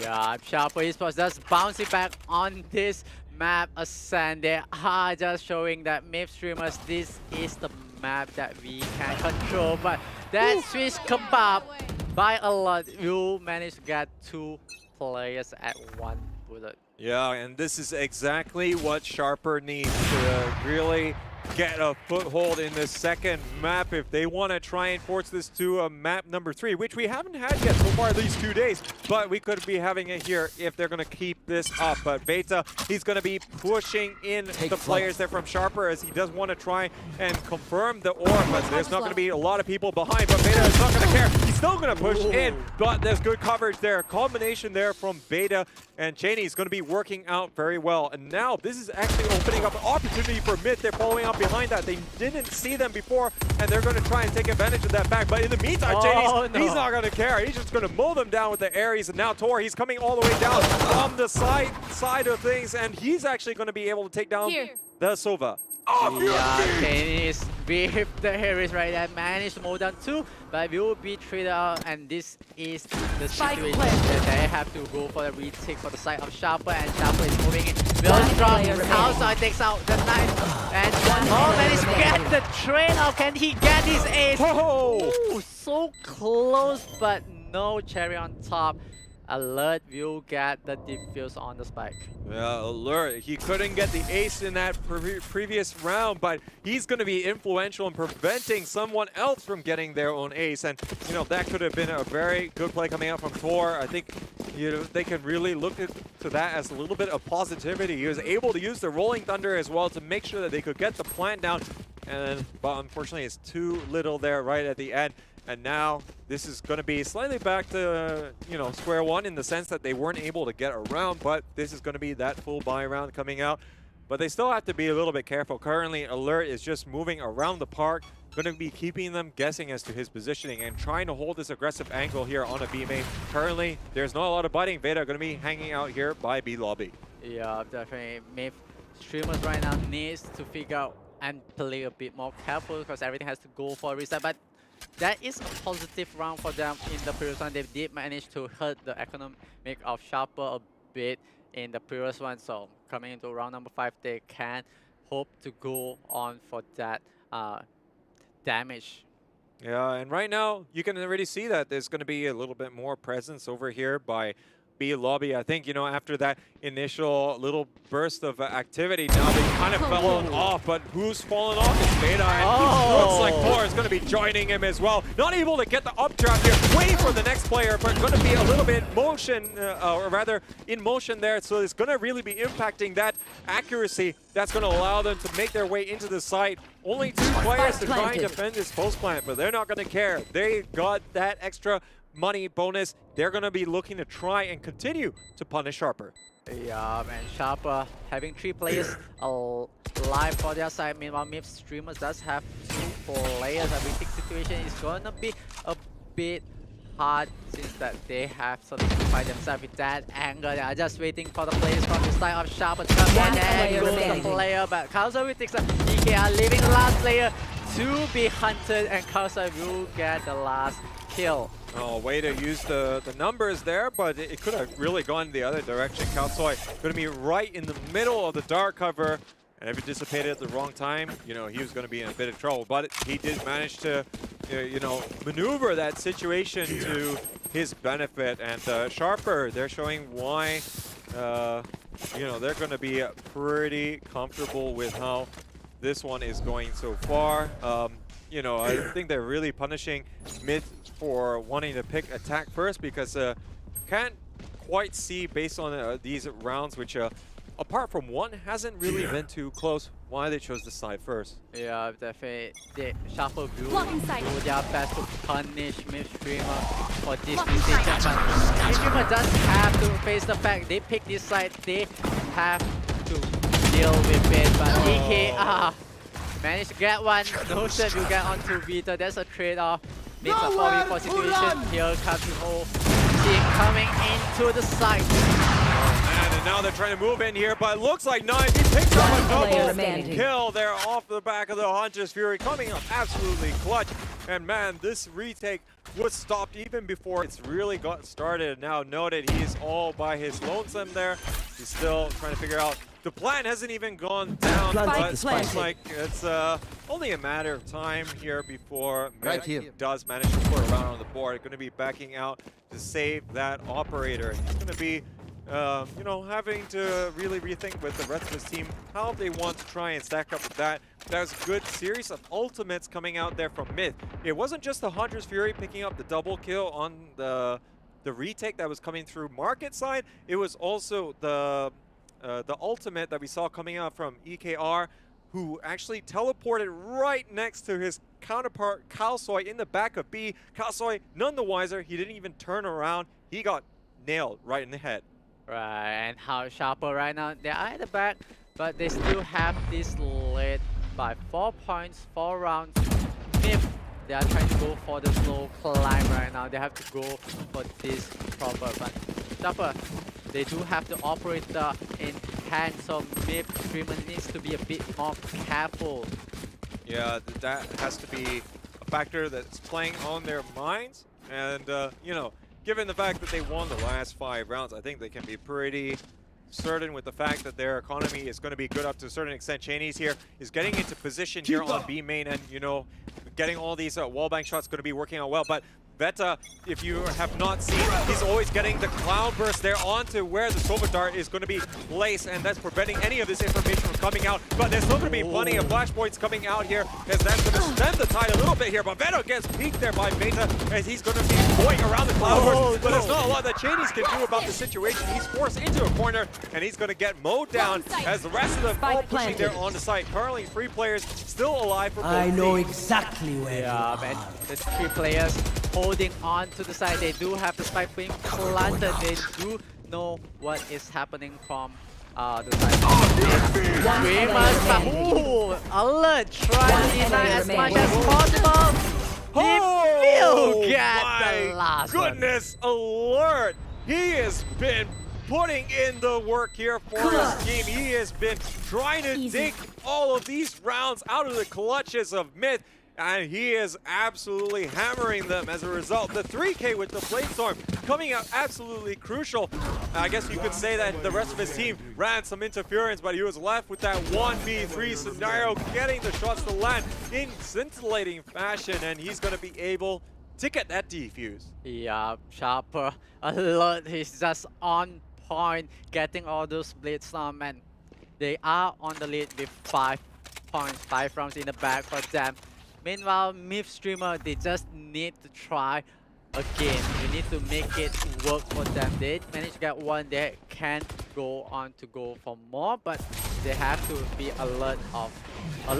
Yeah, indeed. And now looks as though they're going to be trying the same take here onto B, as they're going to be all zooming all the way here. Nita moving all the way into the workshop side of things, but not able to even land the first set of blades there. And now it's Sharper's turn here to stitch them up. They're going to be able to get 3 kills straight away, but there's going to be quite a bit of refrags going out, but it's still going to be very much against the economical team at the moment, as there's still going to be that presence. Ninth though, clicks on the head of Noted, and he's going to be sent down 6 feet under. Yeah, it is going to be really, really hard, especially the spike still in hand for Myth Streamers. Sharper just needs to fend off this last player. Ooh, really, really close right there for Knife. Can he get the last player and clutch this round? Oh man, the mind games coming out from Ninth though. I mean, he put himself in a great position here to be able to try and take that round. It was, I think it was a 1v3 for a second there, but he took down Noted first, then Alert, still holding the angle. He's able he was holding the angle. Alert tried to go and peek him, didn't work out. Then he's doubled back all the way to B main to try and simulate as though he was going in for the big rotation. And yeah, Beta falling for it, hook, line, and sinker to a certain extent, and a little bit off his guard. So even though he's watching the angle, wasn't going to be able to succeed in that one. Yeah, Sharper is just going to build on the lead that they have, but Streamers, they need to do something about the lead that Sharper has. Oh yeah, indeed. Oh, sorry, excuse me. I mean, of course, we did see that Alert coming out big in that one. But now looks like the take here is going to be on A side of things. It looks like they're going to spot out Alert straight away. He's not going to be able to have such a huge contribution, but Kalsoy, though, he's going to have a bigger one. Picks up the double before he gets shut down. There's still going to be the flank going down. Not much that Sharper can do in the meantime. Planted. But looks as though they're going to expand their options. They are going to be moving all the way down here. Noted, going to be trying to move towards door, but he's going to get surprised there. EKR is going to get close and personal with that stinger. And EKR just going to hold on to them. And same goes to Todas and the operator in hand. Oh my goodness, and Cheney's coming up big there. He's going to absolutely mow him down. Not able to get the shots to land. He's going to be able to put it right back in the hands of Alert. And Cheney's also still going to be having the Odin in play. So that's always going to be in the back of their minds over on the B side. But, you know, I think what we've seen coming out from Beta is kind of negating some of that. It's just whether or not that you have any of the defensive players maybe taking aggressive peek, you know, and if so, you're going to be able to see them as the Sova player on your minimap. You can just mow everyone down through the spot there. But they have to just be a little bit careful of that spot. But there's no real way that they can punish that unless they're going to be able to stream in onto B very quickly. Yeah, that's the case for me. Streamer and Sharper Esports, they need to just hold on and not give up any more points, because they are building up a very, very big lead to the point. It's going to be really hard for Myth Streamer on the second half itself. They have to pull up a big feat. Indeed, and you know, only one round on the board. You know, I think, you know, they after, you know, fighting tooth and nail, they got to feel a bit deflated as they're getting reverse stream in here from Sharper. But this is the part where they're supposed to be able to bounce back. Alert, though, he has other ideas as he's going to get the opening pick yet again. EKR, though, he's going to try and take the fight to them. Not going to happen. It's Alert. He is ready for him. And now they're all funneling through this small choke point here. A-Man is going to be an absolute slaughter here. Alert, he's looking for his ace. And no, Beta is going to deny it once again. But man, that's the hold, which is really going to put the exclamation point here on this first half.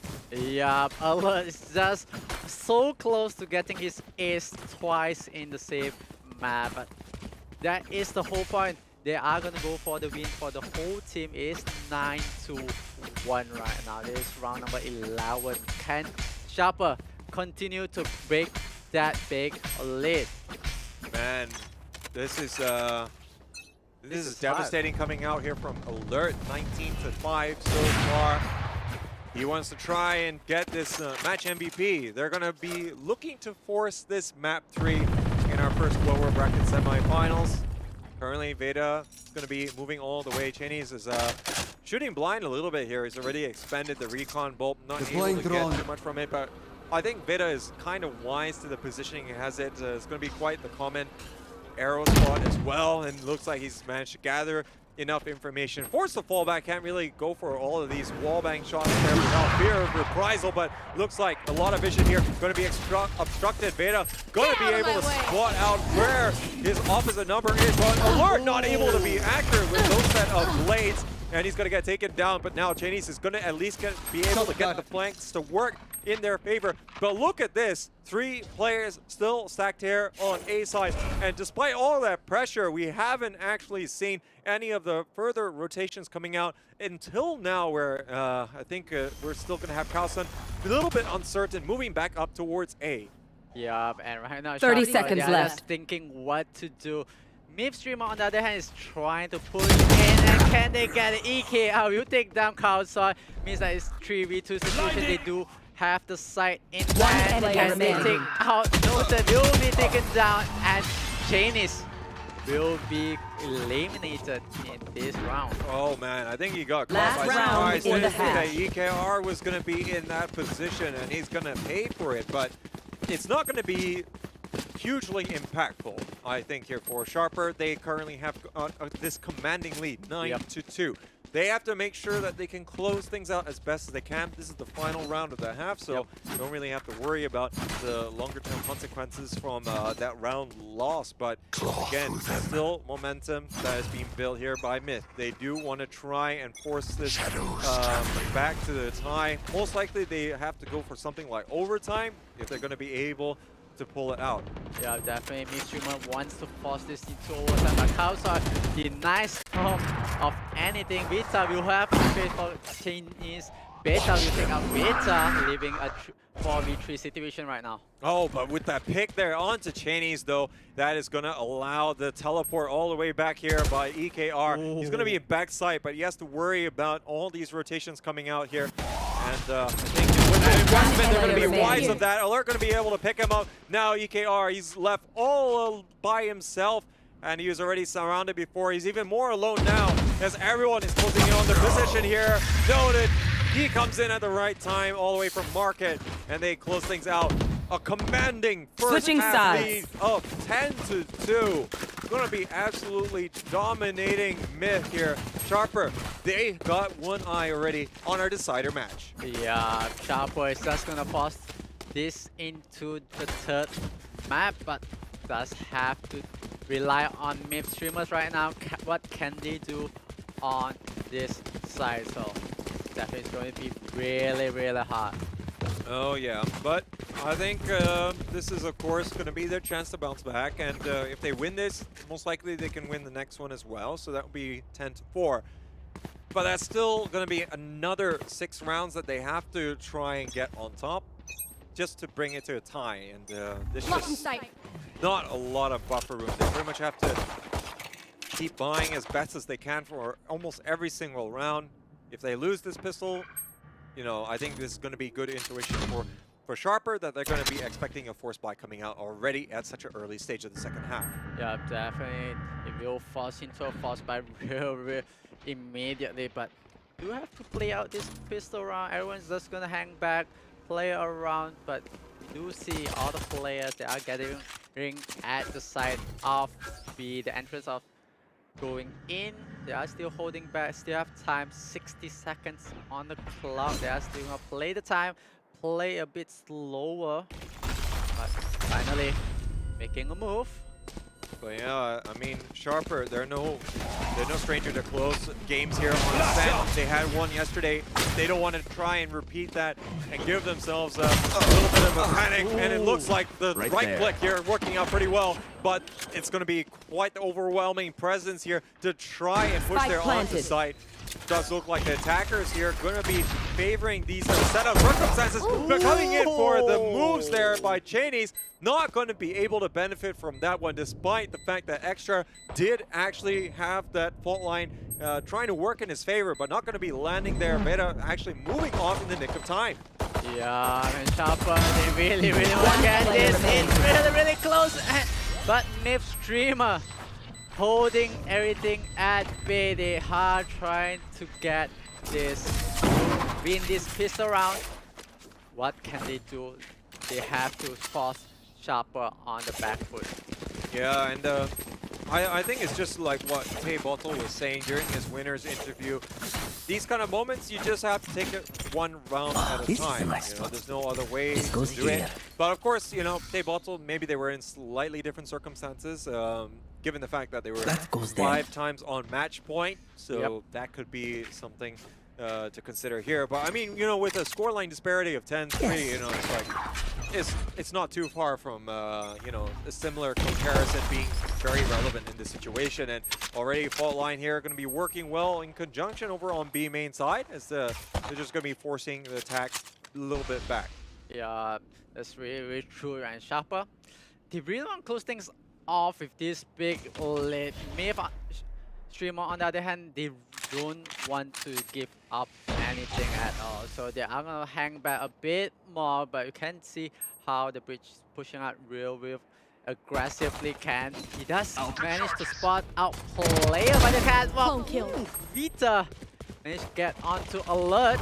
Oh, and now this is going to be prompting quite a number of the flanks here. Vita going to be picking up the second as Sharper all trying to burst here onto the A side. But they have their number as the rest of mid are all moving in here. Kalsoy is going to at least pick up another frag there onto EKR, but you know, they're not going to mind all that much. 10-4 here in favor of Sharper as Myth bring 2 back in a row, but going to be business as expected here for that second round of the half. It's going to be what happens here in this first gun round that can influence a lot of things, especially since there are 4 SMGs that, of course, Sharper will be looking to upgrade. Yeah, definitely. Sharper on this note, they will try their best to get this round and upgrade their weapons, but Myth streamers, they want to hold on as long as possible, not leaving any room for Sharper. Yeah, and at the moment they're just trying to get a little bit of that central map control here. It's going to very much work out for them at the moment, but they're just going to be kept guessing. There's going to be this split push potentially coming up, as now both teams just try and jostle for a little bit more on that information gathering game. And now this is going to be a little bit more presence being generated here. Veta as well moving in here. It's still only as a Stinger, might be in a little bit of a disadvantage should he get into any fights. But I think he did kind of get spotted out there, and it's going to be quite apparent someone's holding that close angle there by bottom mid. So alert did manage to spot out. Oh no. Here. Beta, we takes out Beta. Kalsoy, we takes out EKR, leaving 2 players on mid streamer side. That is the sign that they can go onto a side confidently.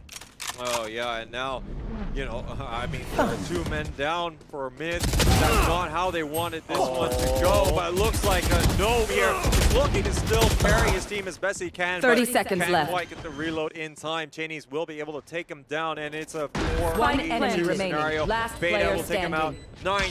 He had a great performance in the first map. He needs to be able to do that here as well. I think his position is going to be very well known, able to take down 1. Revealing But area. he's still got quite a bit of work to do here if he does want to be able to claim any more of the names on the side of Sharper. It's not going to happen. Beta will be able to oblige, sending him 6 feet under.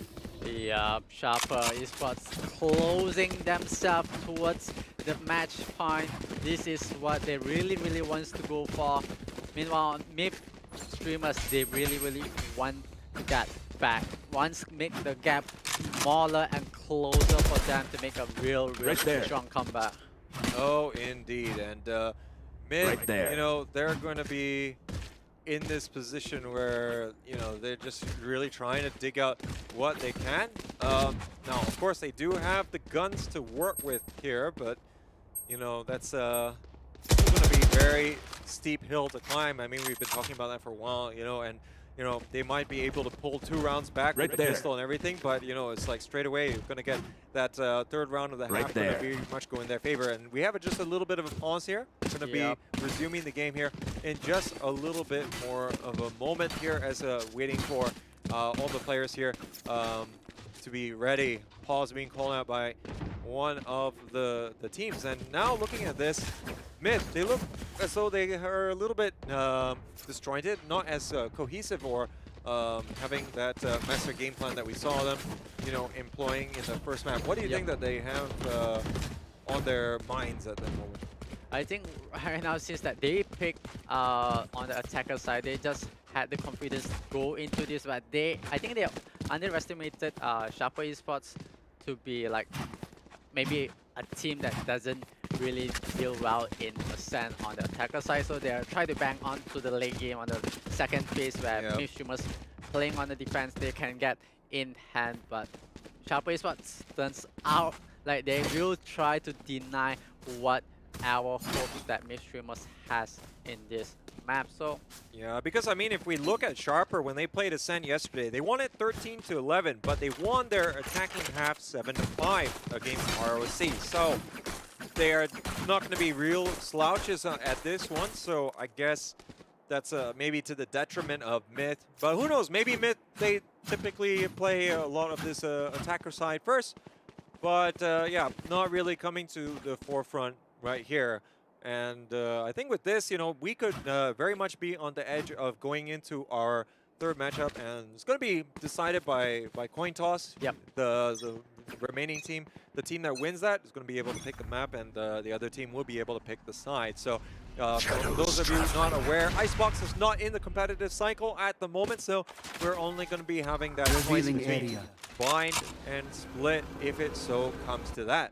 Sure, it will be either bind or splits, but it will end up if Sharper ends things. But if you feel like Sharper might have the chance to end this map with a win or with the Bucky takes out Chinese. And these are the kind of frags that you need, but Alert, he is also trying to show what is necessary to really pull the team out, and EKR, he's going to be able to surprise him, able to get one, gets the third, looking for the fourth, not able to get any more, runs out of bullets here.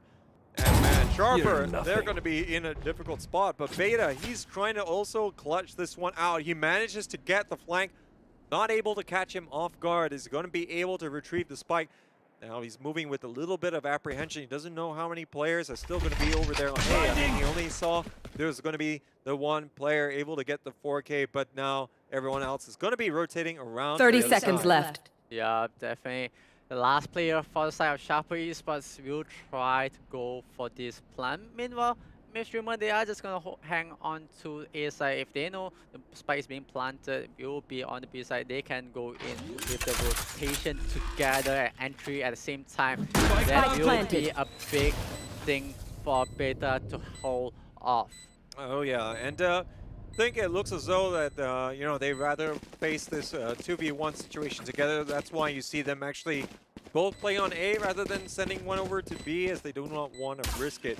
But they do have the information gathering here. Beta is going to give away his position on the side, but you know, that's better than getting tagged there. And he's actually going to be popping the Rolling Thunder. It's actually going to hit them, but I think they're waiting for the effect to wear off before they make that position here on the side. Beta is coming out big here for Sharper. They move to match point here, and they're going to be forcing us to a third map, and it's going to be our first one over the course of these October finals, as this is real close here between these two tie teams. Yeah, Sharper is and Beta just making it going to be hard for Myth Streamer to make a comeback. This is going to be really, really decisive. I can see how Beta holding on the last second. Man, EKR, he is able to pull those ones out from the top drawer. Unfortunately, it's not enough for his team to come through. But Extra, he has other ideas. He's able to dig there, but unfortunately at that range, it's going to require 2 hits. But no, he is going to be able to finish off the alert as he continues to go for the aggressive push. And now, Neural Theft going to work in the favor. And you can see all the outlines going to be here. Look at the movement coming through mid. This is going to be a complete flank coming out here from mid. But noted, he's got other ideas. He's going to be able to shut down Nope. And he pops off his own Neural Theft. He's going to spot them. They all get flashed there at the same time. And look like he's not able to capitalize on that one here. But Cowboy, he's there to take advantage of this one. He takes out Tor and Beta and looks like he will get the third as well. That is going to be it here as we are forced to a map 3 here. Sharper, they're going to finish things out quite decisively here, 13-4. Yeah, Sharper Esports, I think they were underestimated by Midstreamer.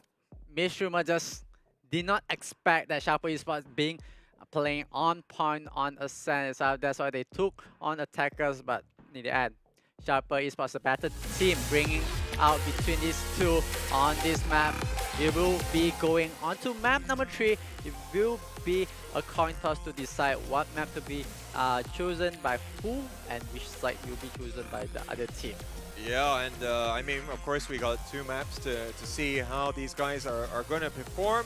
But, you know, while that's happening, I mean, let's just break this down a little bit more. And Alert, I mean, he is really trying to do it all here for Sharper, but I mean, have to really give props for the rest of the team. I think they've managed to come together. I think Myth, we did see that they had some of the better team working aspects to their game in this matchup, but you know, I think when it comes to Ascent, able to really change the motion of things, and you know, each of these teams in the end are able to take each other's map. Yep, both teams did really well. But it's going to be really hard there. I'm going to go on to play the third map. You can see how Alert player on Ascent really well. Managed to get a lot of the kills in the early stage. Go in for the entries and get the things on the frags of players from Midstreamer. Midstreamer on the other hand just slowly and just falls apart to the hand of Sharper Esports. It was a 10-2 late in the first half. On the second half itself, it was a bit of a hard climb for Midstreamer. Midstreamer tried their best to climb back, managed to get a couple of rounds, managed to get 2 rounds in hand, but was not enough. And in the end, Sharper Esports did the better team. Yeah, but you know, this was the Alert and Beta show. I mean, we saw some crazy stuff coming out from them. And Beta, he clutched out in the 1v3 in the has been the penultimate round, and able to really bring it home. And that was a chance given there to Myth to really try and pull it back and then still have at least 1 round buffer. But you know, this is our most decisive game so far here in the October finals that we've seen thus far, and really working very well for them. But yeah, kudos to the teams that you know, pulling out such great efforts, and not too sure how much counter-stratting is going on between these 2 teams who could be quite familiar with one another on a day-to-day basis, but I think that's demonstrated, you know, by each team being able to win each other's map. Yeah. But of course, you know, we always talk about it. Valorant doesn't have the biggest of competitive map pools at the moment, and of course you would expect them to have a certain degree of competitiveness. But yeah, unfortunately, ladies and gentlemen, if you heard us just now, Icebox not quite in that competitive rotation just yet. And yeah, even Tay Bottle, I think he was saying yesterday that the likes of Alter Ego, they have not even played on it at all, and from the sounds of it, not even in a casual capacity. Yeah, man, it will be a very big surprise when they bring Icebox into the competitive scene itself. So it will bring out a different gameplay for both teams, for any of the teams that is gonna play in any Valorant tournament. But right now, Sharper Esports and Myth Streamers, they need to decide on the final map for to end this feud. What map will it be? It will be a very important decision to be made. So Sharper Esports and Myth Streamer, they really need to think about this. They really need to really solidify the map. Yeah, I think right now, you know, given that it can either be bind or we could actually be seeing this go on split. I think both teams not having such great results on either one, you know. I mean, we saw that Myth played on both of those maps earlier on versus Todak. They weren't able to win it out. They did perform a bit better on Bind. Of course, different opposition, you know, is going to mean different things. Sharper and at the same time, you know, they only played Split once, not even playing Bind. They lost that against Exodus, so again, that's going to be something playing on their minds. Myth, they lost one, won one here when it comes to Split. So they lost against Todak, but in the very first game of, I think it was the round 1 of the standard brackets, you know, they managed to win 13-4 over ROC. But that was a long time ago. We can't really comment like how they played because we didn't quite see that one. That was played simultaneously with our very first match, Day Trade versus Todak. But never mind. I think we saw earlier today how they played against Todak, and yeah, it wasn't going to be absolutely perfect. Todak really rolling over Myth there, in particular when Myth playing on defense. But anyways, we can continue to speculate, but in any case, we will bring you guys up to date once we have a bit more information as to what map we're going to play. But we're going to be taking a breather, as will the players here, as we set up for the very next match. So thank you so much for tuning in here at the ESL Community Clash. We're looking forward to bringing you the final map of this series. I'm Player of the J, he's Uwuthemagical, and we'll see you in a bit.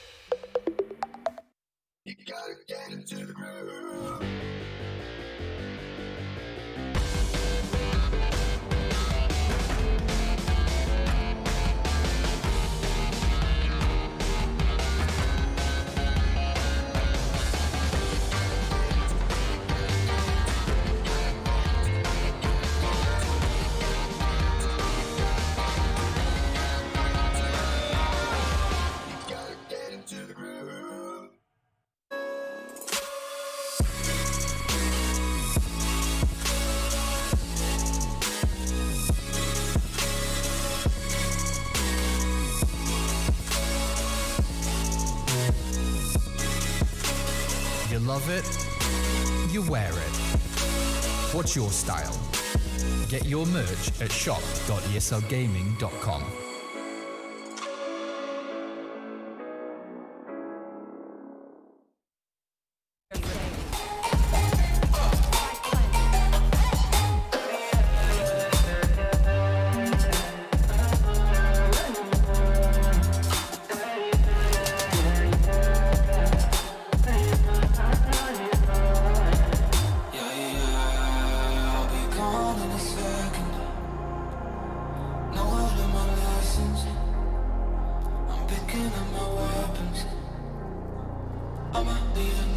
Keep the energy high as they coming to go. I believe in myself and I'm taking it home. I'm stepping it up to another level. Time moving faster than ever before. They don't really know about honesty, but they don't really grow honestly. I cannot be stopped constantly. Consciously is a part of me. And I already know it's coming my way. Yeah, cold out of stone. Stay out of my lane. Yeah, leave me alone. This is my moment. Finally found what lights up my fire.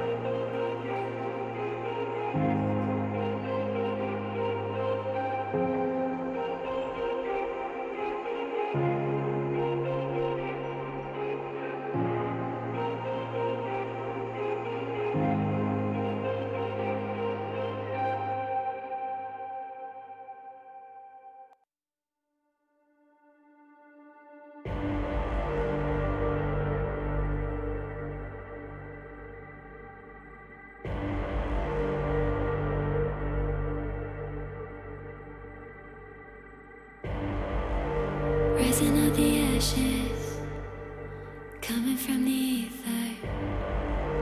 All I hear is static. Breathe a little deeper. Fallen, broken, a million light years away from home. My eyes opened, and now I've come to claim life. Never let it go. These wings carry me. Live this fantasy. Running through the fire, fire. Gonna let it burn. I'm the Messiah. Gonna let it burn. Running through the fire, fire.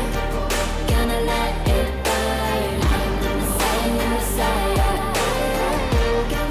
Gonna let it burn. Gonna let it burn. Gonna let it burn. Gonna let it burn. Gonna let it burn. Found me in the darkness. Now they see me shining. Calling me a goddess. Thunder and the lightning. I'm falling, I'm faster. Making my way back, I'm close to home. I'm fighting harder because I've come to claim my throne. Never letting go. These wings carry me. Live this fantasy. Running through the fire, fire. Gonna let it burn. I am the Messiah. Gonna let it burn. I'm running through the fire. Gonna let it burn. I am the Messiah. And I live this fantasy. Running through the fire, fire. Gonna let it burn. I am the Messiah. Gonna let it burn. Running through the fire, fire. Gonna let it burn. I'm the Messiah. Gonna let it burn.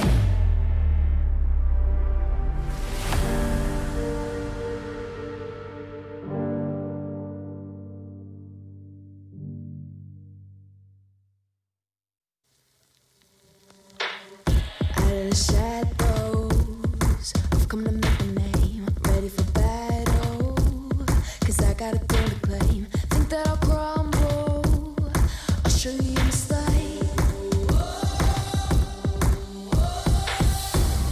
Where you see me coming, better run for cover, 'cause I'm not slowing down, I'm never going under.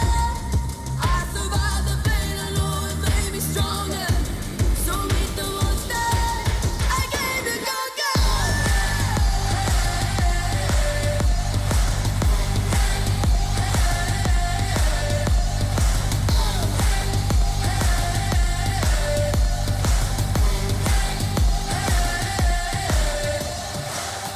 When all the smoke clears, I'll still be on my feet. Forget all of my fears, 'cause I know my destiny.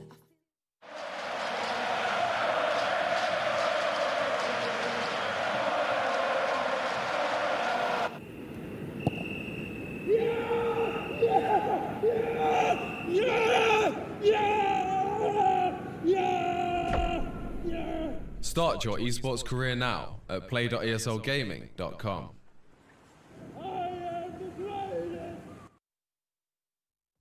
Hello, all you wonderful people sitting at home, and I hope you're enjoying yourself today. We're about to close things out here pretty soon for the October finals, but you know, we are still in our penultimate matchup here in the lower bracket semifinals, as we're going to be heading to a match 3 here against, well, between Sharper and Myth streamers. So looking forward to getting into it. But first, thank you to Intel and also to XPG for bringing us this event. I'm PlayerJ, and he's Uwuthemagical, and we're going to dazzle you with this final matchup for this lower bracket.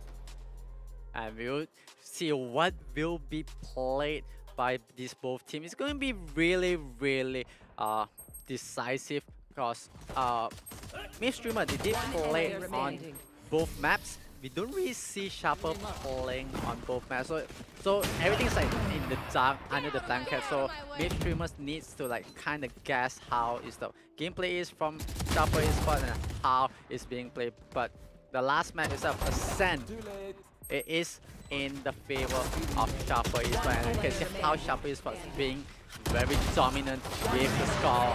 But and you can see how Alert just on point with every single shot. You know, I think it's a reverse of fortunes there as Sharper really just getting to a great start, not relinquishing much of that control, and man, they're just going to clean things out. Of course, we did see some good rounds coming out from mid, but it came too few and far between. But Alert, man, he is an absolute beast. This 1v3 scenario going to be working well. Of course, setup from his teammates going to be absolutely paramount on the success there. But yeah, I think overall he had some crazy rounds. He was denied ace there by Alert, but I mean, Alert to really also pick up the pieces himself was going to be absolutely instrumental. Yeah, definitely. Alert just doing a lot for his team, but you can't count out his teammates out of the game yet, because most of his teammates did a lot to make the whole moment happen for all of this. And definitely you can see how Sharper Esports just make things on point. You can see how he here try to pull things back for the side of Midstreamer, but Midstreamer, they did not manage to win that map itself. Yeah, indeed. And now, of course, we will be having our decider map here.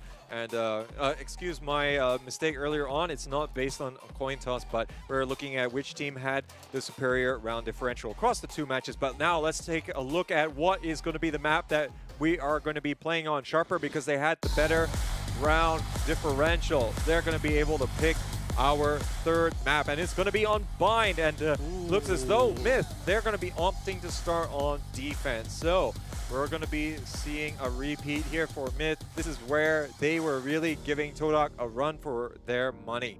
But I think Sharper, they're definitely going to be feeling okay with it. We don't know exactly how familiar the teams are with it. Of course, in this tournament, we haven't seen Sharper play it, but, you know, I don't think it's going to be a huge surprise. If we look at how these two teams have been stacking up, especially in terms of their picks, they're going to be very static. And given that it's not split on the board, we're probably going to be seeing the same lineup across all three maps. Yeah, definitely do agree with you that Sharper and Myth might be pulling the same trick in this map alone for Bind. We have seen Myth streamers play Bind today, but can they make a redemption on this map itself? Can they make a redemption on Bind and like try to do as much and win this and eliminating Sharper Esports from this tournament?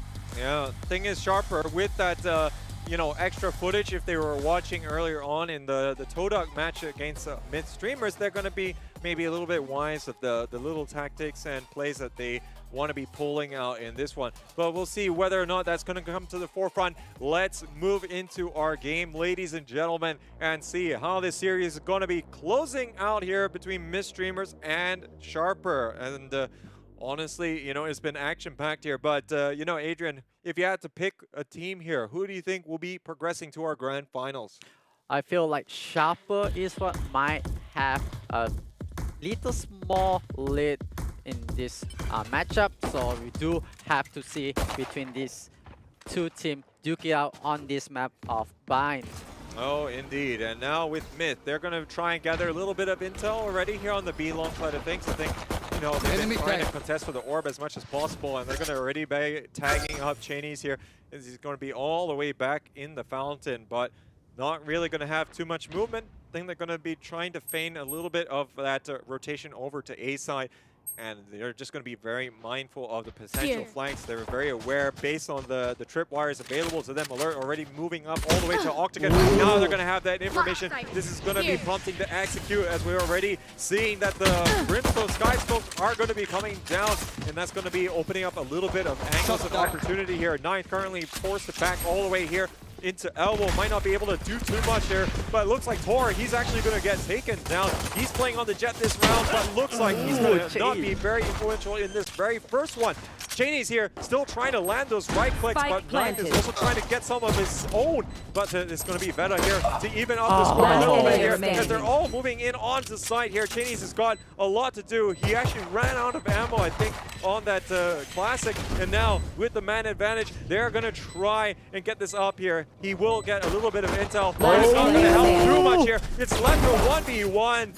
But there's not much that he can do from that. EKR already going to be getting the defuse. Yeah, Cheney is trying his best to get that round for his team, but in the end, went to Streamer just sticking it for the defuse. EKR just stick it with everything and managed to get the defuse, giving the first pistol round to their side. So they will go into the second round with a bit of money to play with, and they're gonna buy out. Meanwhile, for the side of Sharper Esports, they will have to go for eco. They're not gonna force anything out yet. It is still early in this map.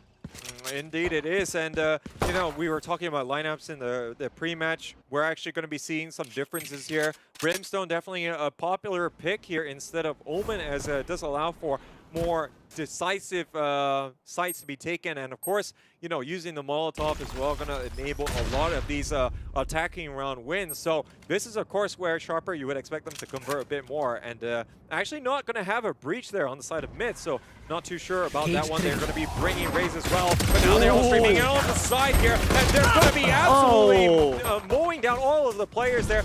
Gnome there going to be able to make up the double, but now look at this. It's hard for them, but they're actually going to be able to get down the plant. You know, and all things considered, I think that that's a pretty decent round coming out from Sharper. Yeah, it's very, very decent. For the side of Sharper, they managed to get 2 plays from the side of Myth Streamers, and it will hurt a bit of the economy, but it will not be a big hurt because there is 3 players with SMG in hand. They will be able to buy out any SMG for their teammates. So for the side of Sharper, they can buy out guns this round, but it will hurt them in the next round a bit.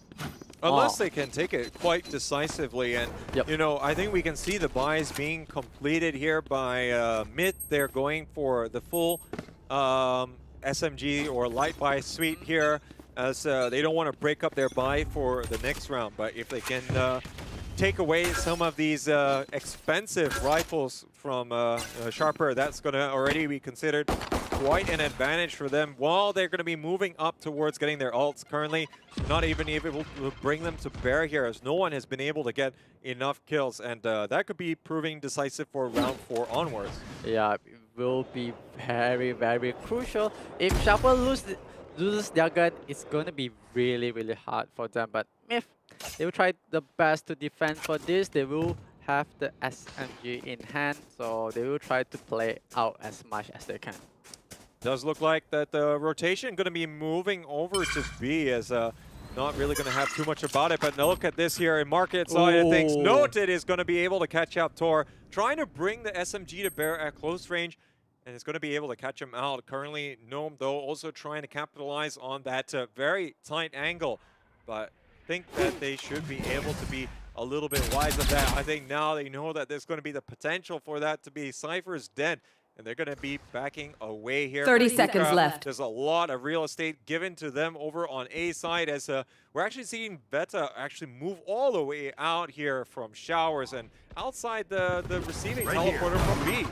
Yeah, I mean, here comes Sharper. They are going to go for the spike plant. They will be able to plant this, but it will end up a retake situation for Myth Streamer. Myth Streamer will come in, but do they have the firepower to play with? Beta retakes out Cheney, but Beta will have the trade for Beta. Good exchanges there, as they're going to be trading some of these SMGs for the rifles, and likewise they're going to be able to get the next one here. Stinger so deadly in close range, and such value for money as a result. 3 times the price here, still not going to be able to get that value away from 9th to get 2 kills.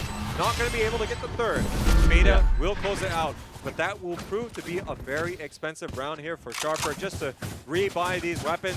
I can't see them really realistically been able to take this next round versus Myth. Yeah, it's going to be a bit difficult for Sharper in this round. They have to fully use all of their money for this, but it's a try that they have to. They have to pull things back in their favor. They have to play it how they play in the third round itself and force Myth streamers to make the mistakes. Oh, well, I think the banks are actually a little bit bigger here for Sharper, so it's no problem for them rebuying here, having a little bit left over after the second round. Not going to be really expending a whole lot, but this is going to be playing the waiting game. The operator in play now through Tor.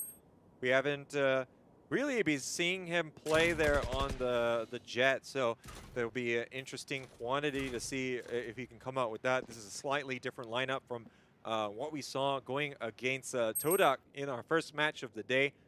This could, again, work out well in their favor. I think he was playing a little bit on the breach and see if he can continue to get some results there. But now the team is coming down a short, but the patience there for Tor is going to be paid off. And now the one-way smoke here going to be trying to work against, but there's still sufficient coverage. Alert is going to be moving here on the site, and it's going to be difficult. Don't think they're going to be able to really stop this plant, but there's still going to be 2 players left, and they can even opt to try and back out from this one. But damage has been done.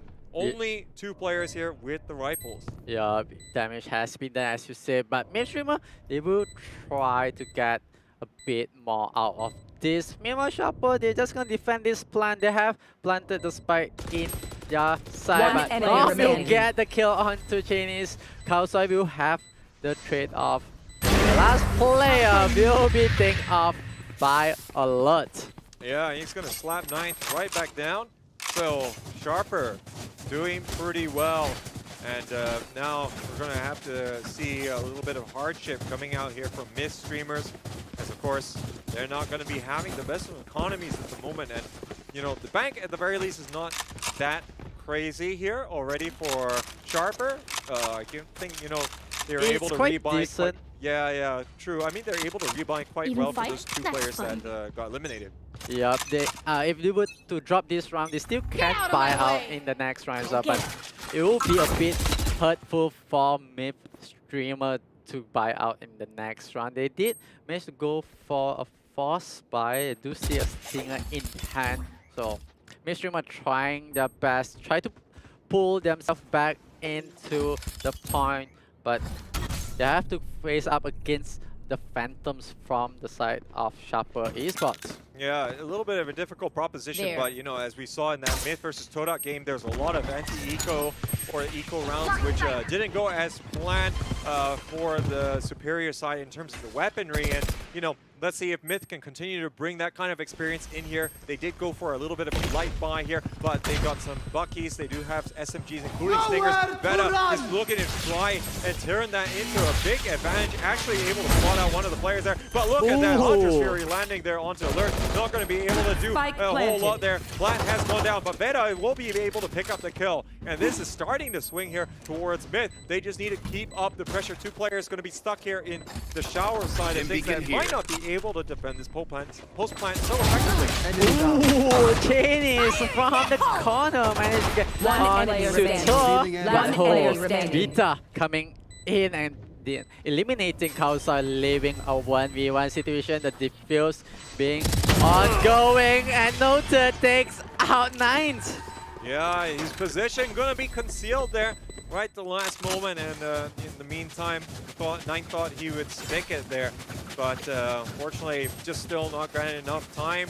And even though pros don't fake, you know, you don't have sufficient seconds on the clock. Yeah, you're still not going to be able to pull that off either. So that is going to now move Sharper into the lead for the first time here. 3 rounds on the trot.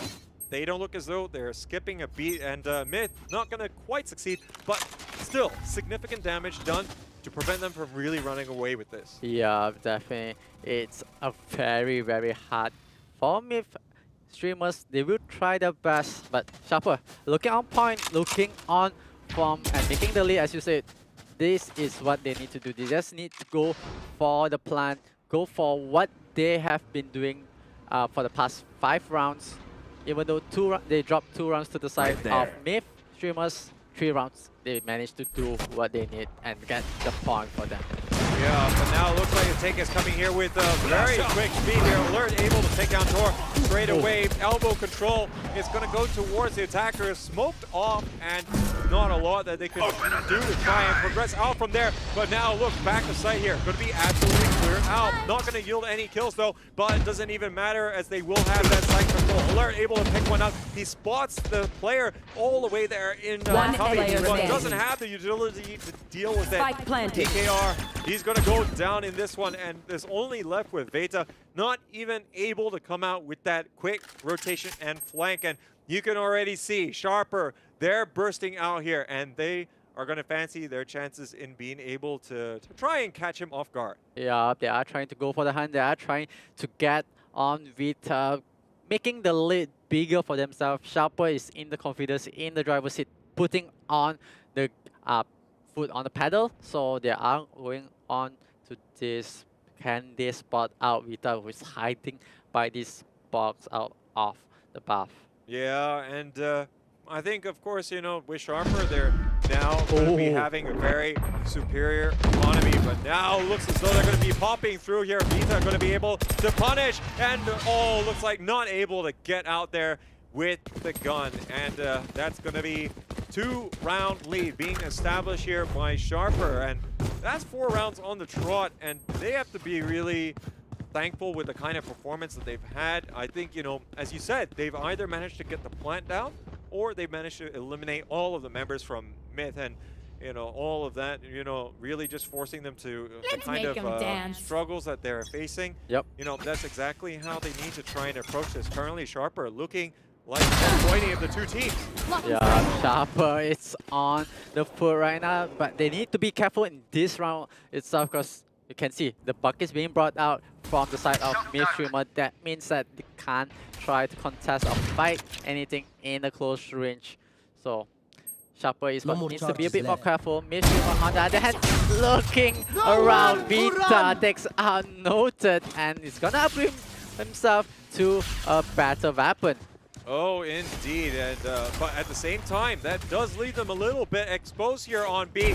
They're only going to be having one player, but they might only need one. Ninth is going to be able to stall things enough for Gnome. Gnome, though, he's not going to be able to get a second kill there with the Bucky, and now that's the plant. Going to be successful yet again here for Sharper, but there's going to be enough pressure coming in from the side. It looks like not able to get the opening picks there through Vita, and that's easy cleanup there from Chinese here, as he's just really going to be holding that tight angle from spawn. Sharper really driving it home here. And with, I thought that Myth streamer could turn the tide around when they had the Bucky kills in the early entries, but Sharper, they just hold on to the angle. They get the spike planted and just waited for the enemies to come into their side and just kill anyone inside. Oh, indeed. And, you know, this is already starting to look like it's a little bit of a question here for Myth to start on this side and not being able to pull out some of the better results. But then again, we could have, we were kind of speculating before whether Sharper is really able to take advantage of, you know, maybe some of the footage that they might have seen from the Myth's earlier match against Todak. And, you know, they had some really good plays in that one. They were able to bring that to 13-10 here, but look at the shots being landed here. That's already going to be forcing Vita all the way back, cannot engage whatsoever. Yeah, this is going to be very worrisome for Myth streamer in this case, and Sharper, they are reviewing every single step of Myth streamer. They are gonna punish them one by one, and they do have the economy to play with. They can go in for a couple more rounds of duel. Oh, indeed they can. But now with those numbers working in their favor, of course they know that there's still going to be everyone on site. They're going to start progressing onwards. They want to try and drive home this advantage before the rotation comes out. Again, with the kind of 30 weapons that they seconds have on left. the board, they need to try and make sure it's as lopsided as possible. Currently, Tor all the way here in heaven, going to be watching that short side for further players to start moving in here. Currently, U-Haul control very much going to go to Sharper. Ooh, the shot not working out there, and that's exactly why you jiggle team to avoid that from happening. Vita going to be sat down, and that's the showstopper gone to waste. And now, Sharper, they are in a commanding position, and this is up to whether Myth feels like they want to be risking their guns here for this round. Yeah, this is going to be really risky, especially they have the operator Tom managed to get onto Chinese, but Alert will take a 9th, leaving the last 2 players for the side of Myth Streamers. 3 players still alive for the side of Sharper. They can hold on to this defense, but needs to be a bit more careful. Noted takes out Nom, leaving the last player Tor. If the operator needs to run for this. Yeah, but Beta, he is just here waiting for the transition out here. Unlucky not to get it, but finally will be able to clean up, you know.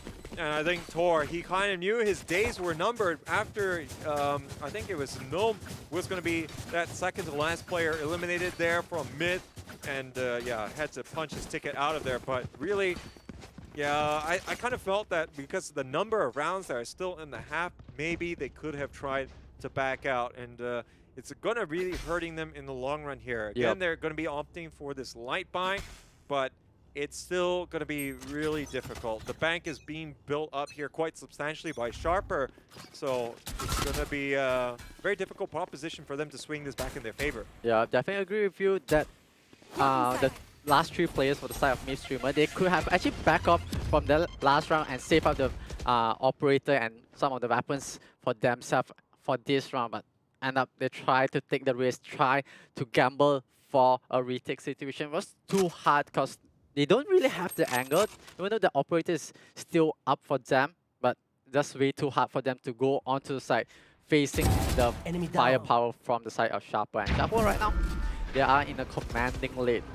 Oh, indeed. You just don't want to be in such a position here, but I mean, this is exactly what kind of happened in the preceding round. But look at the shotgun shot through the smoke here. Going to be working out for Veta in spades, but again, giving a lot of space still to maneuver around. Octagon control going to be going to Sharper as they're trying to get in Veta, though, not waiting for the rest of his team. I think that might have been a little bit of a mistake there, but he's trying to make something happen from nothing, and now EKR, he's got a lot to do. He does have a little bit of support coming out here from spawn side, but Cheney's is going to be straight away getting the refrag. And now, I mean, it's going to be so much more limited as to what you can do, even though that these are even trades coming out from all of them. Ultimately, when it comes down to just the 9th, his position is going to be isolated, and he's got a world to do. Yeah, it's going to be really hard, but 9 will try his best. But Beta will turn things around and telling him not today, not this round. It will be a 5-round lead for Sharper Esports. Meanwhile, Myth Streamer, they are still struggling. They are going to go for another buy this time. Meanwhile, Sharper Esports, they are just building up their bank and their insurance. No, for sure. Yeah, there was a nice play coming up from 9th. I think he lulled them into coming into equal terms, as I think they did not know exactly what gun that he had. I think they kind of lost track, you know, based on how the round was playing out. And he was able to get that close range 1v1, and you know, hit your headshot with the first burst there of the Phantom is going to be difficult. The high fire rate of that Stinger going to be one that is routinely underestimated here, but the Blaze Storm not landing. The second one also not working out on the right click. And Alert, he's going to be lucky that he's able to get out there with relative damage or less damage there. And now look at the crossfire being established. This gun round really working in favor of Myth. This is exactly what they need. But is it too little too late? Right now, Cheney's still going to be in the middle of the park here and trying to spot out where the last players are. So much damage here being done by Tor. He doesn't matter. He only needs that one shot to clean things out. Yeah, and Myth Streamer turned things around. They invested in that round number 9 and round number 10, and it did pay off. And right now, they are trying to claw themselves back. Sharper, on the other hand, they do have the money to buy out what they need. They can come in and contest for more and collect more points. There is 2 rounds left in the first half before going for the switch. So will be very decisive if Sharper can make it or break it. Oh, indeed. But Sharper, I think they're going to just maybe take their time as to how they want to approach this. Currently, they are looking to, you know, be a little bit more difficult when it comes to moving along this B side. Now, there is the camera available that is going to be offering a little bit of insight. I believe that it's going to be Gnomes. Yeah, that's going to be the spot being able to really detect if they're going to be transitioning there into hookah. Currently, they know that it's going to be relatively clear. Cheney's Hill is actually going to be priming out there. Kalsoy in the end is going to be able to catch Gnome, and he's trying to transition over there. Now, doesn't look as though they're going to get that much intel. Orbital Strike coming out here, going to clear out the entirety of backup B here. 9 looking for a second. He's going to get 2 there after Beta. It's going to peek him through that Cloudburst. Yeah, it's gonna be very risky. And ooh, alert with Take Vita, but 9, can he go for the trade? I don't know if he can. You know, right now this is going to be, again, retake scenario, but with the low number of bodies here for Sharper, it's difficult for them to even get anything going. And now with the tailwind by Tor all the way here into Octagon, it's going to grant a lot of space. They're already forced her off the plant, and they're going to get absolutely cornered from all angles, and EKR gets the 3K in that round. And now they actually have the option of having 2 operators, but not too sure if they pick the second one up. Of course, Alert did drop it a bit earlier on, but nope, looks like just going to be Tor that's going to continue with that. And Veta actually was tantalizing whether or not to bring the Bucky again here for this final defensive round. Yeah, but I do feel like he might just go full buy instead of going for the Bucky. It is the final round for the first half itself. Midstreamer, on the other hand, they are building up a bit of momentum back. Finally, they are trying to like bounce back from Sharper Esports aggression, and Midstreamer, they are trying to prove what they are best for. And Sharper will try to deny it, but we have to see what will happen by the first end of first half. Gonna be the Owl Drone granting that little bit of insights onto the threat level over here by Hookah. In the meantime, there's not gonna be that same camera we saw coming out from Nom, but in the end, you know, he's still gonna have some vital contributions. 0 theft and 2 frags to boot are gonna be working out well, and he's still alive here.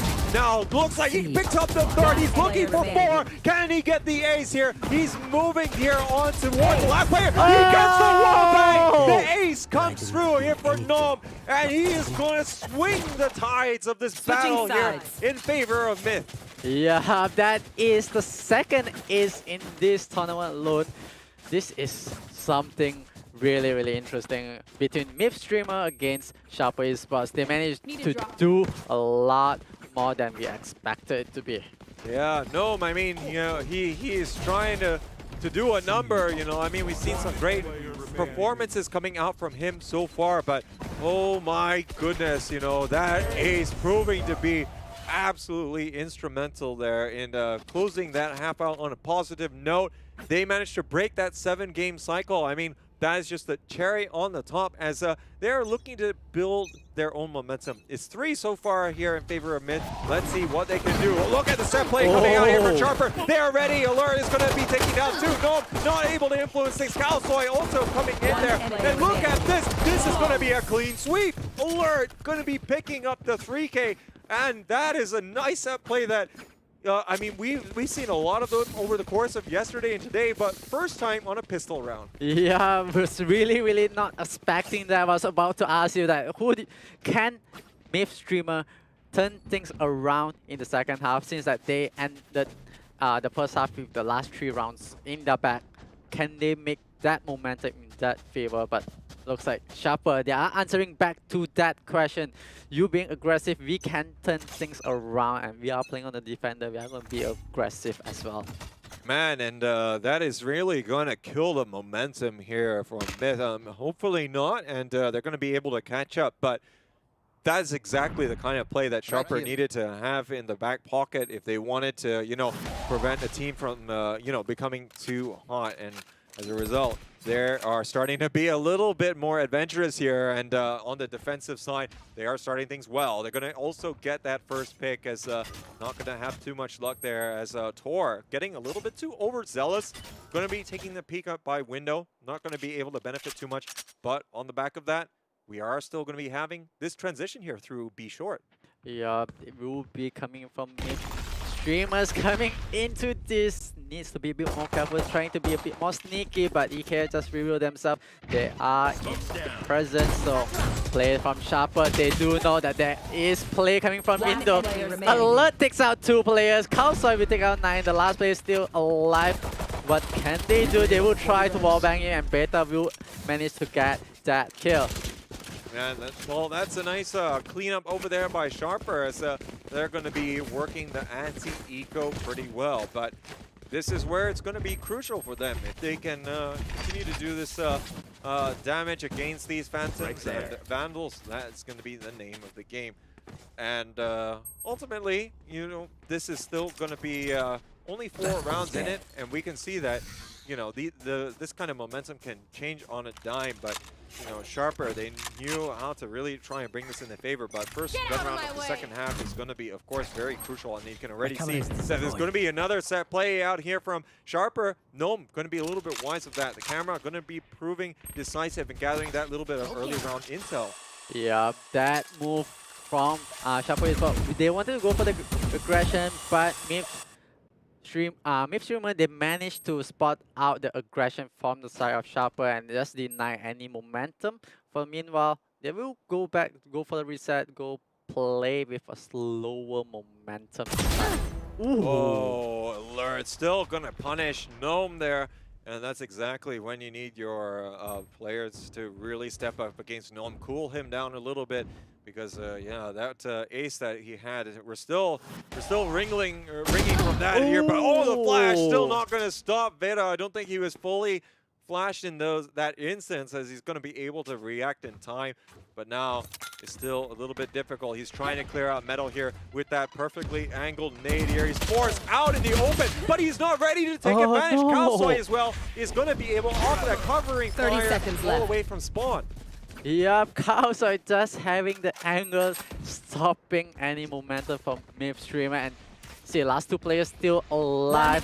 What can they do? Chinese will take out 9. EKR will take out Chinese for the trade, leaving the last player alive from Mid Streamer. He has 10 to think seconds about left. this. He should be saving, since that he doesn't have time. Yeah, he's just going to be waiting things out. No way that he can get over to B side in a jiffy. And boy, you know, it's like we look at Beta, he had 1 HP left remaining. I think he should have not made it out from Metal alive there, but going to be offered a little bit of a lifeline by Beta inadvertently. And now that's going to be stretching the lead here to 5 rounds. This is looking like the last map where Sharper just streaking ahead to quite a substantial lead. It's not going to be nearly as lopsided, that's for sure, because already we're seeing that Myth is able to get a little bit of a better result here. They only managed 4 rounds on Ascent, but it's not looking too good here. Still pretty dire, and they're going to have to try and shift gears a little bit. Maybe right now, Sharper, they are coming online from map number 2 and now map number 3. They are showing a lot more as Alert gets more kills in the back. Meanwhile, most of the players, they are going to come in for the rotation, leaving 1 player in side A. Oh man, and this is exactly what Alert has been doing all day. He's really been strutting his stuff quite substantially. And oh, the shots there will not land there for Kalsoy, but Alert, he is there to get that shot off in the nick of time. We'll be making sure that that's not going to be proving too influential. But now, look at this. Teleporter going to be offering a little bit of a hope here for Gnome, as he's going to be streaking onto site here. But this time we noted he's watching the angle. Alert, able to get into position. Is he going to be able to get his ace? He's going to answer back with against Gnome there with one of his own. He was denied on Ascent. but he's going to be coming back with authority here in the second half. Yeah, Alert coming back and demanded for an ace, and he does receive an ace after a couple of times of denial from his own teammate. But Sharper, they are in a very, very big commanding lead with the financial in their favor. Here. Oh man, and yeah, definitely going to be working for them. This is pretty much the last chance, effectively, in terms of the buys that we're seeing coming out here. But Myth, though, is going to get 2 quick kills through Tor, and he's going to try and continue to push on with the blade from only 3 left, but that's more than enough for him. He's going to take down Chase, looking for the next one here. He's on 4. Can he get the ace? No, it's not going to happen, but doesn't even matter. The rest of Myth, they're going to be able to clean things up in that do or die round, and by not losing any of their guns, that is going to prove to be instrumental. And anyways, you had Tor, who was using the Blade Storm anyway, so going to be value for money right there. Yeah, definitely. Tor make every single blade worth it. And Sharper, even though they got punished, they are going to come back strong. They are buying out everything, even an operator on alert. So this could be Myth making a turn around, or Sharper is just maybe dropping a couple of rounds into the favor of Myth. Yeah, and basically they've only dropped that singular round for the most part in quite some time here in the second half, but anything can happen. It's still going to be the one-way established here for the time being, as it looks like they're going to make a rapid rotation here, see if they can catch them off guard. And hopefully, or rather they're hoping that there's still going to be someone rotating around there by the spawn side of things here for the defenders. So they're able to get one, but that is about it. He's going to get overrun here. And now, Gnome trying to get a little bit more vision, as this is going to be slowing things down ever so slightly here. So they do want to try and take advantage of this, but look at this here. They're getting caught in the crossfire, and now it's looking incredibly dire here for Myth. They only have Beta hanging out here by elbow. No, sorry, he's going to be by window. He gets 1 for his troubles, and now it's reduced down to 2v1. Going to actually be tossing out the nade. He might be able to fly his way to victory. Able to get the nade kill there. Able to get the third. Beta with the 4K. Coming out absolutely huge. 1v3. My goodness, what a play from the Myth player. Yeah, unexpected from Vita, and Vita managed to clutch things out and pull the team back into a momentum. Myth streamer on 7, meanwhile Sharper is on 11, so it's going to be a bit close for both teams. Man, that was Vet with his best flights impersonation. Didn't have to have the triple jump, but it did have all of the exhilaration that we tend to expect from those sort of plays. And now looks like Orbital Strike going to be clearing out U-Haul pretty quickly. More flight action here as Beta going to be clearing quite a bit here. Smokes here going to be working very much in their favor. He's getting into the thick of things. Look at it, the angles he's opening up. He might not be able to catch them out just yet. Looks like he's going to get found out there by bench, as Cheney's going to be clearing things out. Fine showers. Plant, though, is not down at the moment here. Sharper, they're in trouble. They've lost it all here in this one. And look at the amount of coordination coming from there. Myth, they're not even playing as though they're going to be down in this position. Yeah, definitely. Myth are not backing down to side of Sharper is and Sharper is, but just can't figure out what is happening. They were on a very, very good lead. They were on a 4-round streak. And now they are dropping 3 rounds to the side of Myth streamer. And Myth streamer, they are pulling their backs up. They are pushing themselves forward. They are moving round per round.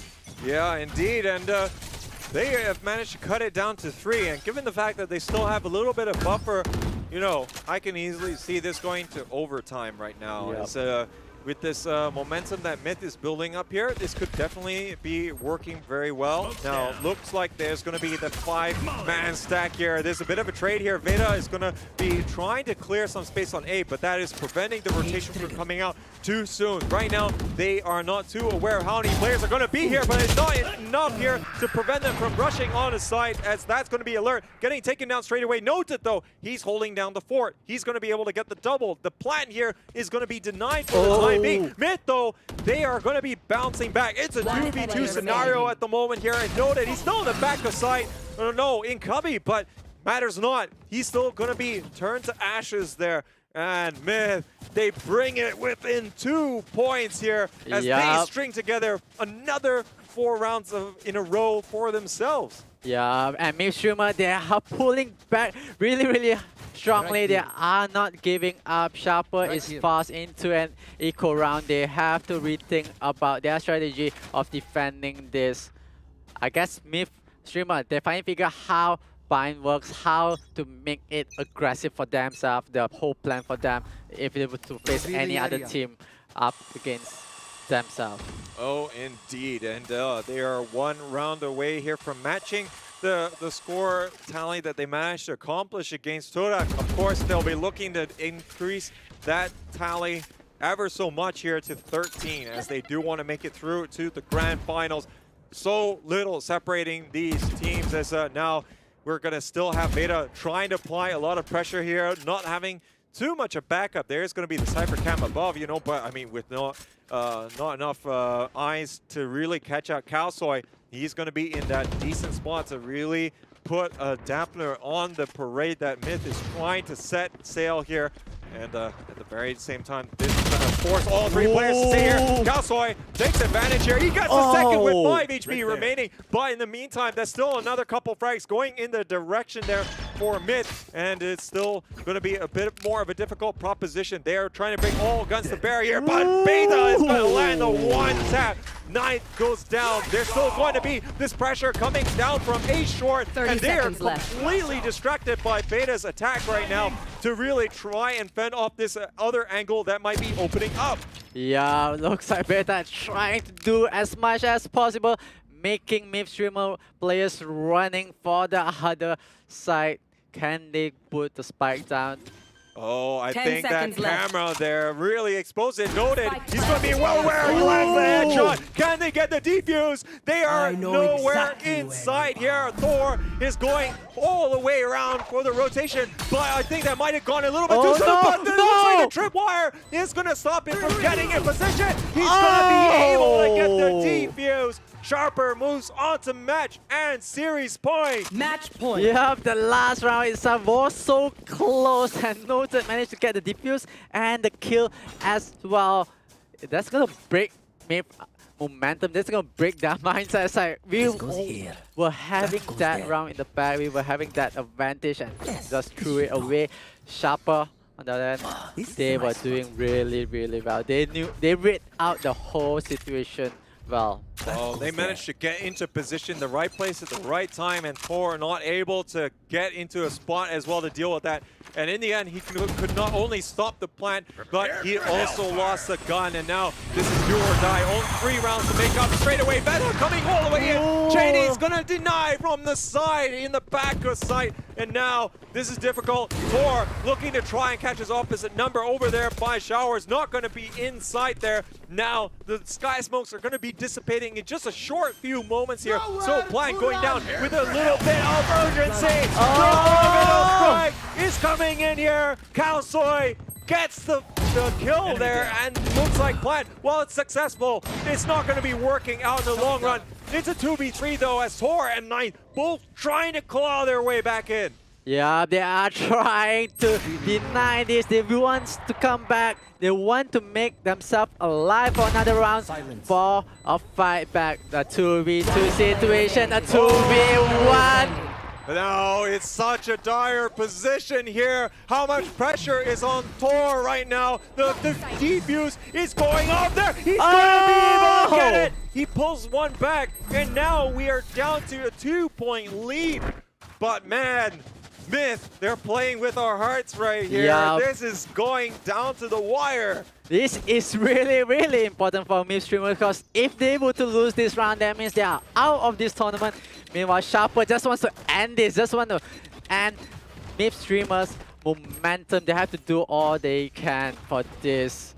Oh, well, I'm pretty sure that both teams here would love to say, yeah, we would like to start preparing for the grand finals, which is happening in 1 month's time. But, you know, they have still got such a hurdle to try and overcome if they want to be able to get into those finals. But they are trying their darndest currently. The Owl Drone trying to scout out a little bit more. 4 players all going to be stacked up here for Sharper. They're trying to do what they can. Currently, quite a bit of hits there landing there. Only one from the Hunter's Fury. As, yeah, they're going to be able to get away from that one. But look at a series of frags. They're going to be able to clear out the entirety of site. Note that I don't think he can do it. He's only got a Spectre. He's got so many bodies coming in his direction.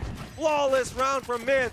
My goodness, they are pulling out all the stops here, but they have one more, and they gotta force this overtime. Yep. What a finish we're having here. They have to. MIP streamers needs to force this overtime. They need to stop Sharper from winning this round itself. It's going to be hard. I think MIP streamers, they are going to throw everything they have at Sharper at this round. Yeah, I mean, yeah, they gotta throw the kitchen sink. You know, I mean, there's no point saving that anymore. And of course, when ult economy can play a factor here, there's only gonna be one in the pocket there for Myth.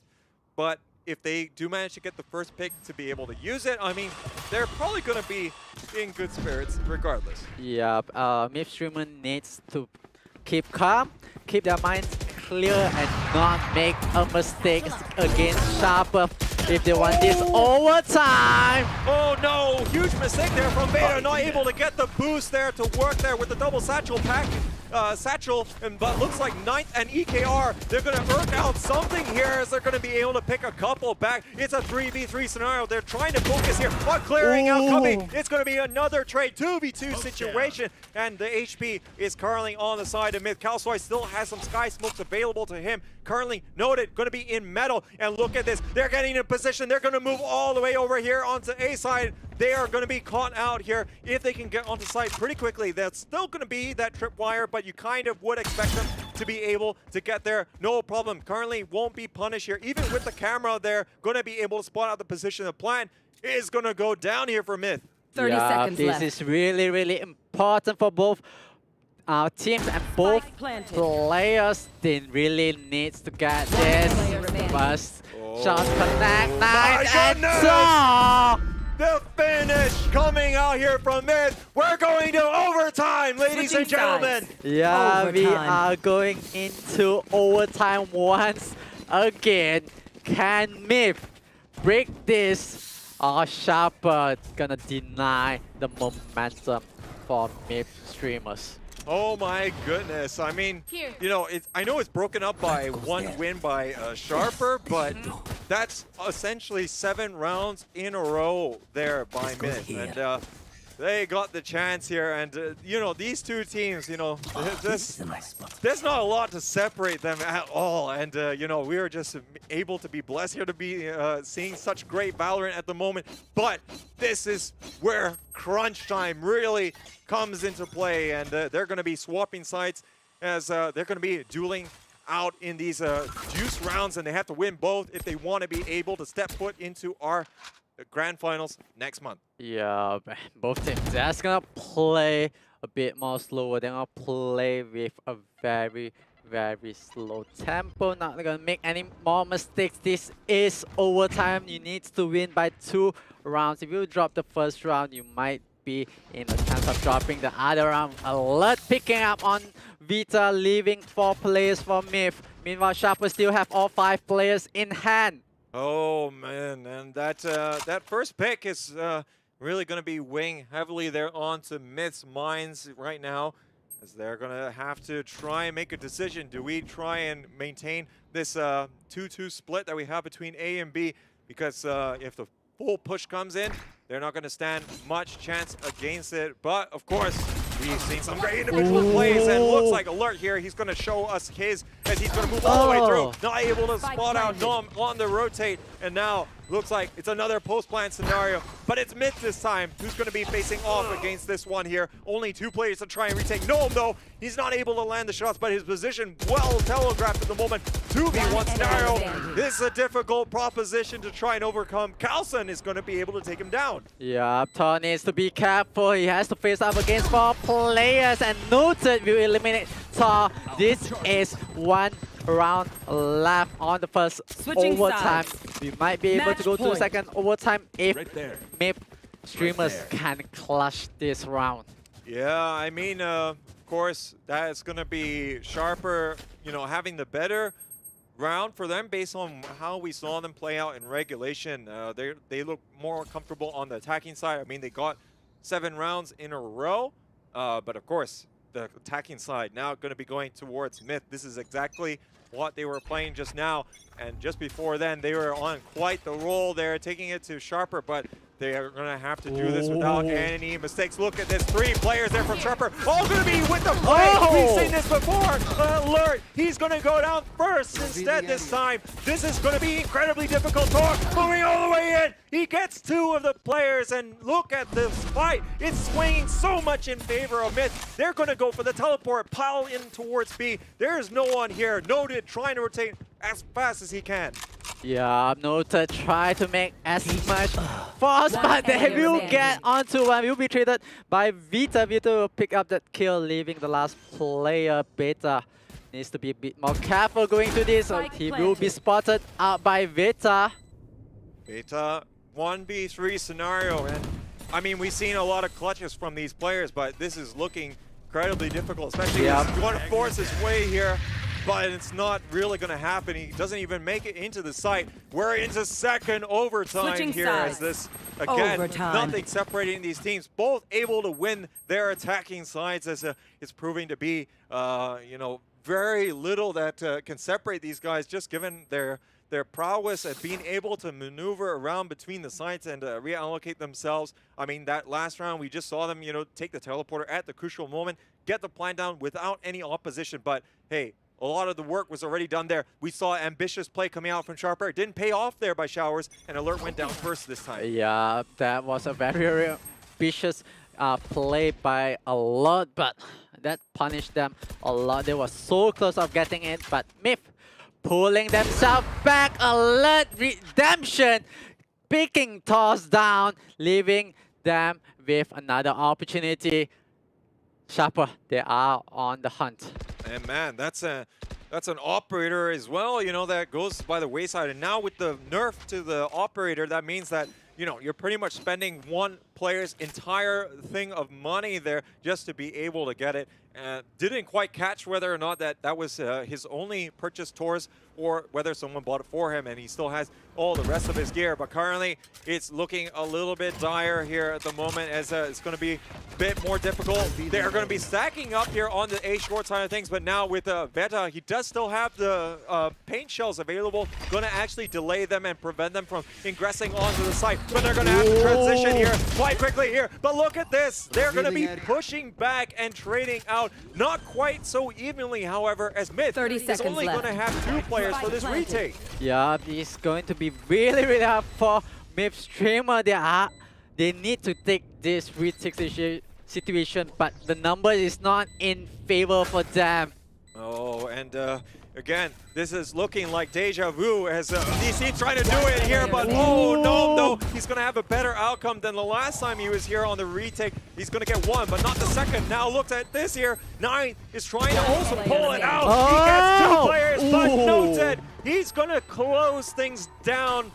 And that is not going to work out there for Knight. Seems as though these teams, they can't get a defensive round win here to save themselves. But again, advantage going to be going towards Sharper. Yeah, Sharper once again in the second overtime, they will have this round advantage, but can they close things off for the second time instead of forcing into a third overtime? Or Myth streamer, they will have to use all of their life savings to force this to a third overtime. Oh boy, this game has got everything, doesn't it? And You know, I don't know what else that we have in store here. Third overtime, maybe to break our record so far. We already had a double overtime game in our second match of the day. And we're looking to see, are these teams going to best that record? Currently, the stack here for Myth going to be very much towards B. And looks like 3 players here going to be bet on by Sharper. There's only going to be Veta trying to move in through the A side. He's trying to see what he can do. Actually able to take down Kalsoy and Chase. And this is going to throw them into a little bit of disarray. But it doesn't matter all that much here. They're still going to have 3 players. Noted, going to trade out evenly now. But, oh my goodness. This looks like it's going to be Myth again. We are going to be on our way to the triple overtime, ladies and gentlemen. This is the third overtime. They will reset everything back. And Sharper, they will start on attacker. Meanwhile, Midstreamer, they will play on the defender side. This is all over again. Deja Vu resetting one after another. Wow, ladies and gentlemen, I mean, this, you know, we really just can't separate these teams. And especially if they got a lot of history, you know, they're going to know the ins and outs. And they're just trying to pit their wills against one another. And so far, it's kind of at a stalemate. We know that both halves of regulation has very much gone towards the attacker for both of these sides. And it's proving to be the case so far in our first 2 overtimes. And, you know, it's going to continue as well for the foreseeable future. And, you know, these teams are going to have to really pull out a defensive win to save themselves. Well, player of the year, what do you think? Who will make the break of this overtime? Who will claim the first I have no win? idea. I mean, this is going to be absolutely nuts. They're pushing in on the side here, but it's going to have to start here. Gnome is going to be able to pick off one, but they're moving in here with great degree of urgency, and now they should be able to get this plan down. But, oh man, I think this is the first attack we're seeing. Just as I say that, we're seeing a couple of kills here coming out there for Sharper, but it's a 1v2, but that's enough here to get a defensive round win. Myth take advantage for the first time here in our overtime series. And man, if they're going to be able to continue to deliver on the attack, this could be their day. Yeah, Myth streamer, can they close things off? Or Sharper bouncing back and forces us into the FOB overtime. We really have to see this round. Well, let's see what Sharper has in store. We saw when they tried to have that aggressive play out of shower. Thing is, that wasn't the first time that they did it, so that's why there was a little bit more preparedness coming out.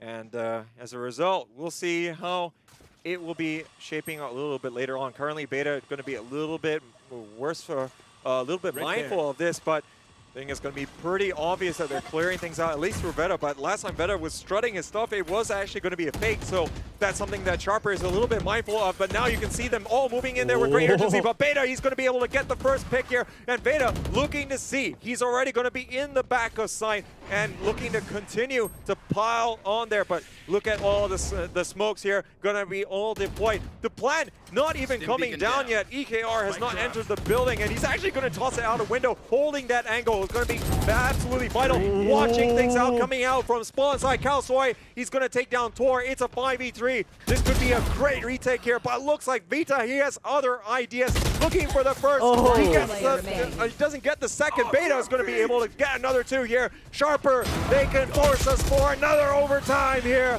It's going to go to number 4. Yeah, this will be the 4th overtime.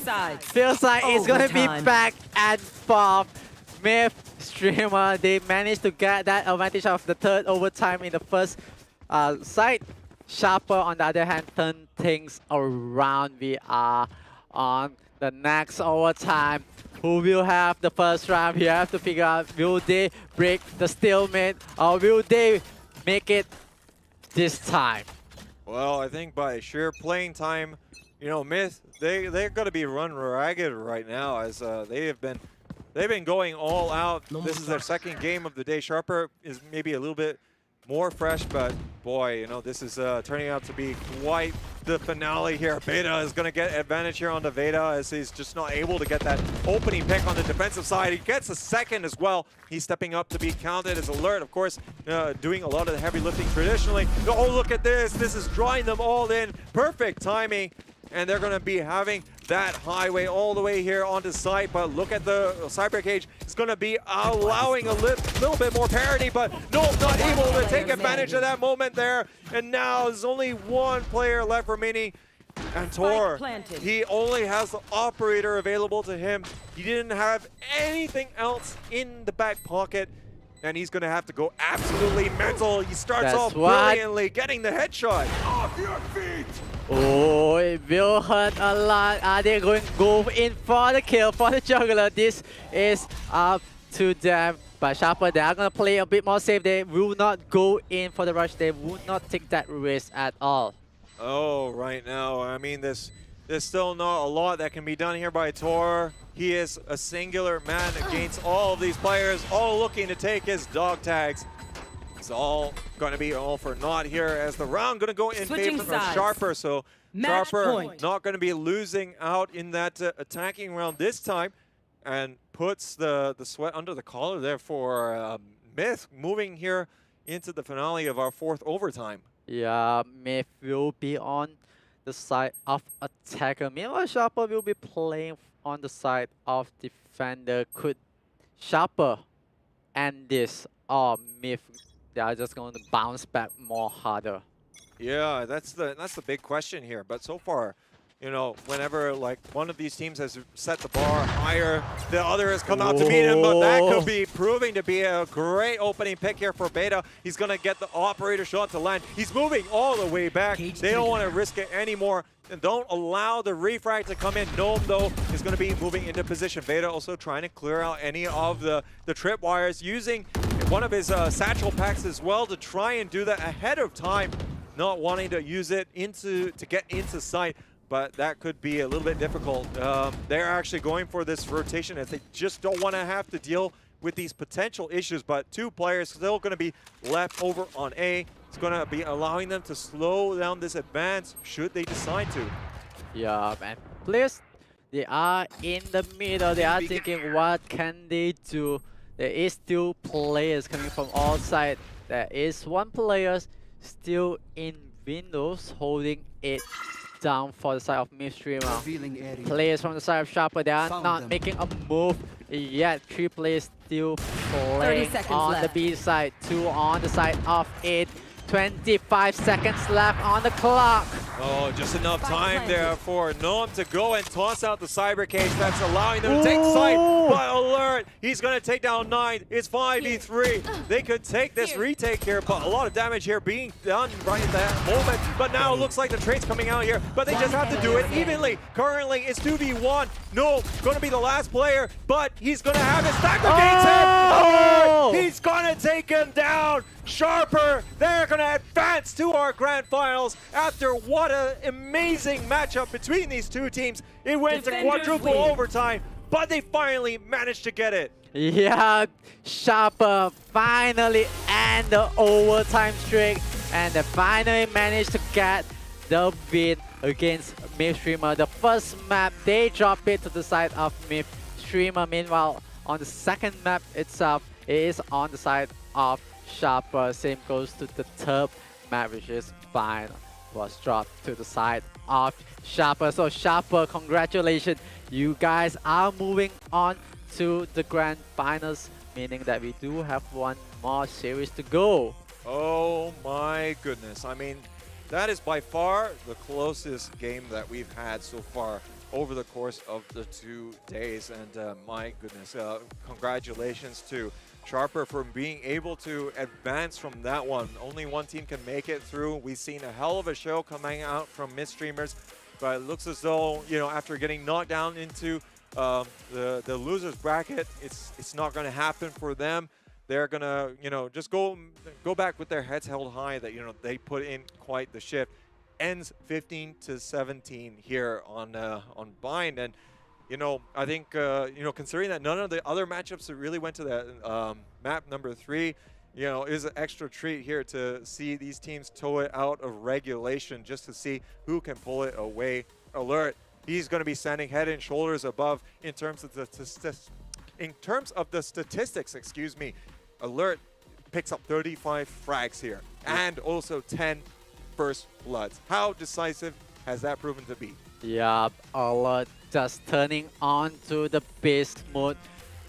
He's just putting on a really good gameplay for his team, for Sharper as well. But you can't count Myth Streamer down. They did really well. It's just that they had to play one series in the early day against Toda, meaning that they're coming into this. Yes, they are a bit more warm up, but the stamina, when you're forced to go to overtime, you're forced to go at least 20 rounds per map. We have actually went more than 20 rounds per map. So that's gonna take a toll on Myth Streamer. Yeah, for sure. I think, you know, of course, well, I mean, despite the fact that everyone's a gamer participating here and they got amazing powers of longevity, I mean, when it's in this competitive setting, it's always going to be a very difficult proposition to be able to try and come out with it when it comes to the end. But I mean, honestly, there's still so much that they were able to do. You couldn't tell so much that there was going to be this fatigue factor coming into play. I think we've seen some amazing ones here. Veda coming out in spades, and we're just really able to get a lot of these opening picks, very decisive. And, you know, seeing him move off the jet here on Vine, I think that proved to be a masterstroke, with Tor also moving up. But of course, they did relinquish the breach, you know, from their earlier lineups, but, you know, it didn't really show in this one. Yeah, and that is gonna be really hard for Myth Streamer. They try to flex things out, they try to rotate things out. But let's take a look at who is the MVP of that series, and nonetheless, it's going to be Alert. And Alert, you know, I mean, yeah, we talked about his ability to really influence the games. I mean, there's still a lot of support from Sharper to set him up for these kills. I mean, like bursting out from showers as well definitely comes to mind, you know, on trying to influence these rounds. Didn't work out in the last round of regulation, but yeah, 10 first bloods going to be so important here for his team. I think he's been able to really exert his influence. Let's not forget, on Ascent, he had a beautiful 1v3 with the Blade Storm as well to retake the site away there from Myth. And yeah, just have to give huge commendation to him. But of course, it's going to be Sharper as a result that's going to be, you know, responsible for that overall team effort, and they're going to be moving onwards to our grand finals, and that's already going to be us having those 3 teams that are making it through. But again, there's still things to be won here, and it's not just by the teams participating, ladies and gentlemen. We do have a giveaway from our sponsor. XPG is giving away one of their gaming keyboards. So all you need to do is go visit the link as you see it down in the bottom of your screen. Go fill out some details, and you can stand a chance to win some of the keyboard prizes available. Now, of course, there's also going to be a link shown in the chat, so make sure you do click on that if you do want to have a little bit more of a stress-free transition to said screen. And I think, you know, don't want to leave it alone here. Do want to try and get your chance for that lovely gaming keyboard. So I guess that was a really long series, and I guess a lot of people, they are a bit fatigued from this. This is going to be a very long one, and we do have one series upcoming. They really have to get prepared, and for the meantime, we will go for a short break. We need a breather. We have went through 3 maps. We will take a short break. We will see you guys in a bit. I'm Uwuthemagical, and this is Play of the J.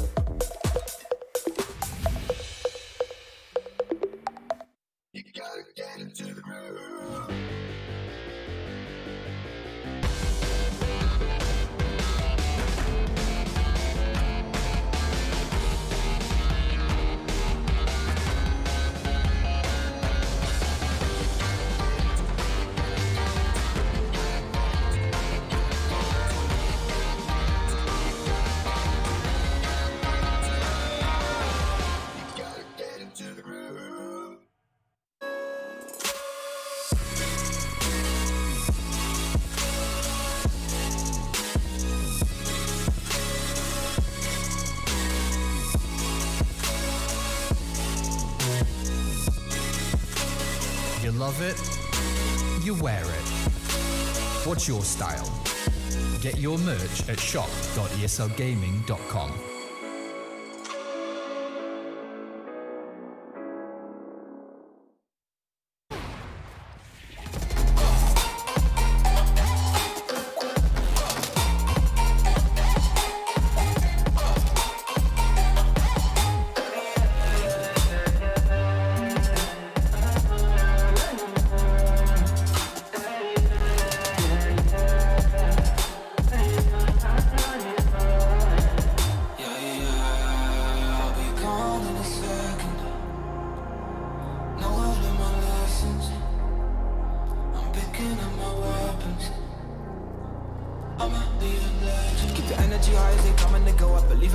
Taking it home, I'm stepping it up to another level. Time moving faster than ever before. They don't really know about honesty, but they don't really grow. Honestly, I cannot be stopped constantly. Consciously is a part of me, and I'll never know what's coming my way. Yeah, cold out of stone, stay out of my lane. Yeah, leave me alone.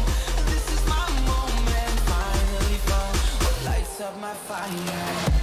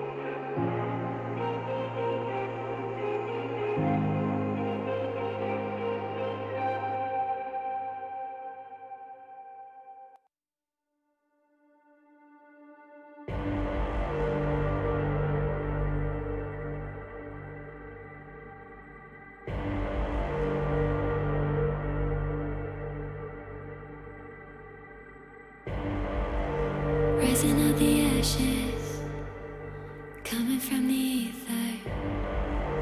All I hear is static. Breathe a little deeper. Fallen, broken, a million light years away from home. My eyes opened, and now I've come to claim life. Never let it go. These wings carry me. Live this fantasy. Running through the fire, fire. Gonna let it burn. I am the Messiah. Gonna let it burn. Running through the fire, fire. Gonna let it burn. I am the Messiah. Gonna let it burn. Gonna let it burn. Gonna let it burn. Gonna let it burn. Gonna let it burn. Found me in the darkness. Now they see me shining. Calling me a goddess. Thunder and the lightning. I'm falling, I'm faster. Making my way back, I'm close to home. I'm fighting harder because I've come to claim my throne. Never let it go. These wings carry me. Live this fantasy. Running through the fire, fire. Gonna let it burn. I am the Messiah. Gonna let it burn. I'm running through the fire. Gonna let it burn. I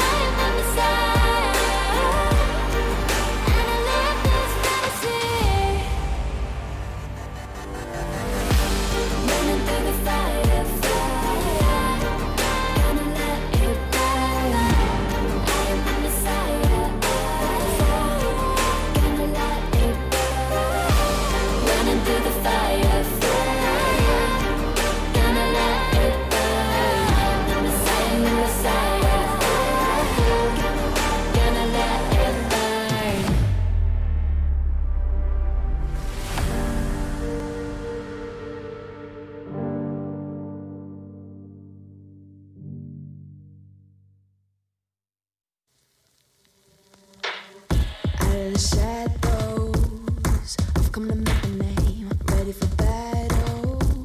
Cause I got a thing to claim. Think that I'll crumble, I'll show you in the slate. Where you see me coming, better run for cover.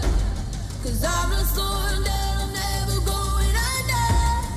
I survived the pain, I know it made me stronger. So meet the monster, I came to conquer.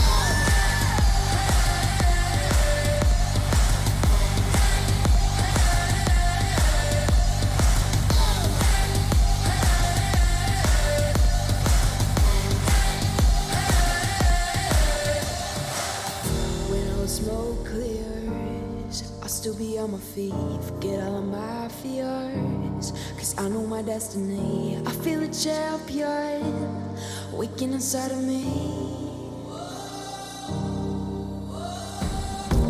It's in motion, the legend's spoken. This is my moment.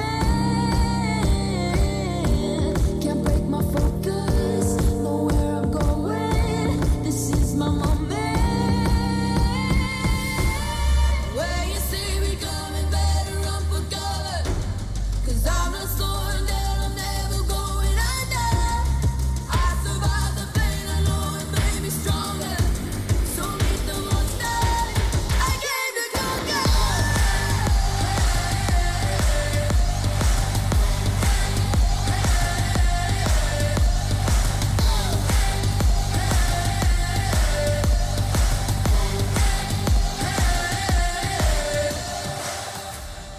When you see me coming, better run for cover.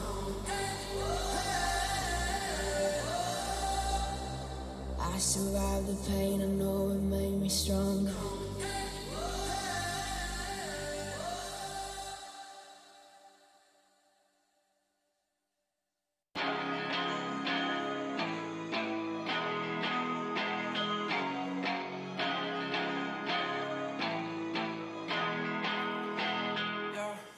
Talk to me, I just want a little bit of company. You acting like you really wanna fall for me, but baby, can you tell me who you wanna be? Yeah. Talk to me, I just want a little bit of company. You acting like you really wanna fall for me, but baby, can you tell me who you wanna be? Yeah. I left my demons in my past. I still want something that can last. You make me feel like I'm okay. We both know that you feel the same. Baby, I got nothing else to prove. You're talking about your best out of move. Remember that you always get to choose. Talk to me, I just want a little bit of company. You acting like you really wanna fall for me, but baby, can you tell me who you wanna be? Yeah. Talk to me, I just want a little bit of company. You acting like you really wanna fall for me, but baby, can you tell me who you wanna be? Yeah.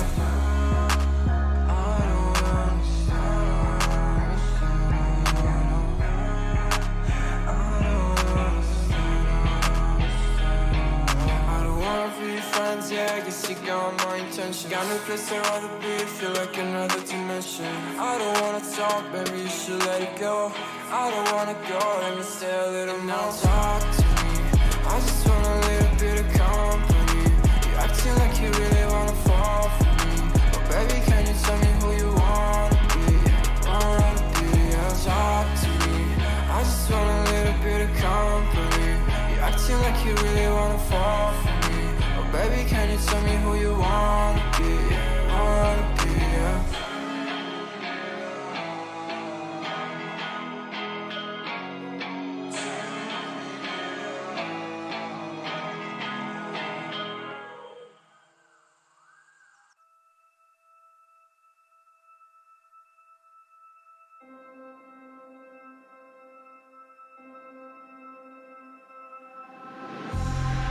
Been a while, yeah. Safe to say over a year.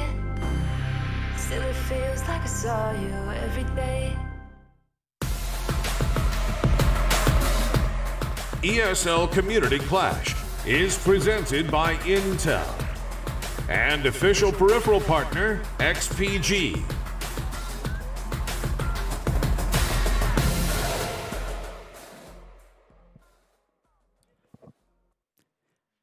Welcome back to ESL Community Clash for Valorant. We have went through a really long series just now where Myth Streamer went up against Sharper and Sharper came out the better team for Thailand, and we do have one more series in hand, the last series for today, to determine what team will be moving into the grand finals itself. So I'm Uwuthemagical, this is Play of the J.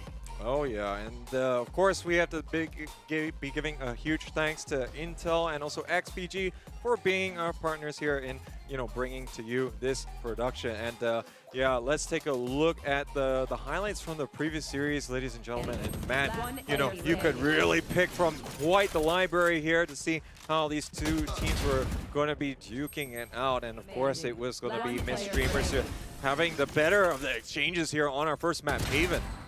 Definitely, this is the first map. We thought this was the grand finals, but that was just the lower brackets. This is the series between Myth Streamers and Sharper Esports. But yeah, unfortunately, we're actually going to be jogging through these highlights here, so a bit of apologies on that part, but there's just too many awesome moments, that we had taking place here. And of course, the very first map going all the way towards the end of regulation, but Sharper, they had other ideas to try and bounce back and alert. He woke up here, and boy, did he choose the right time to do it. And there's still some great plays coming out. Ninth coming up, absolutely clutching this one. But looks like Myth, they still had a lot of problems. Alert, this is one of his clutch moments. He's going to pick up the 3K with the Blade Storm in the 1v3.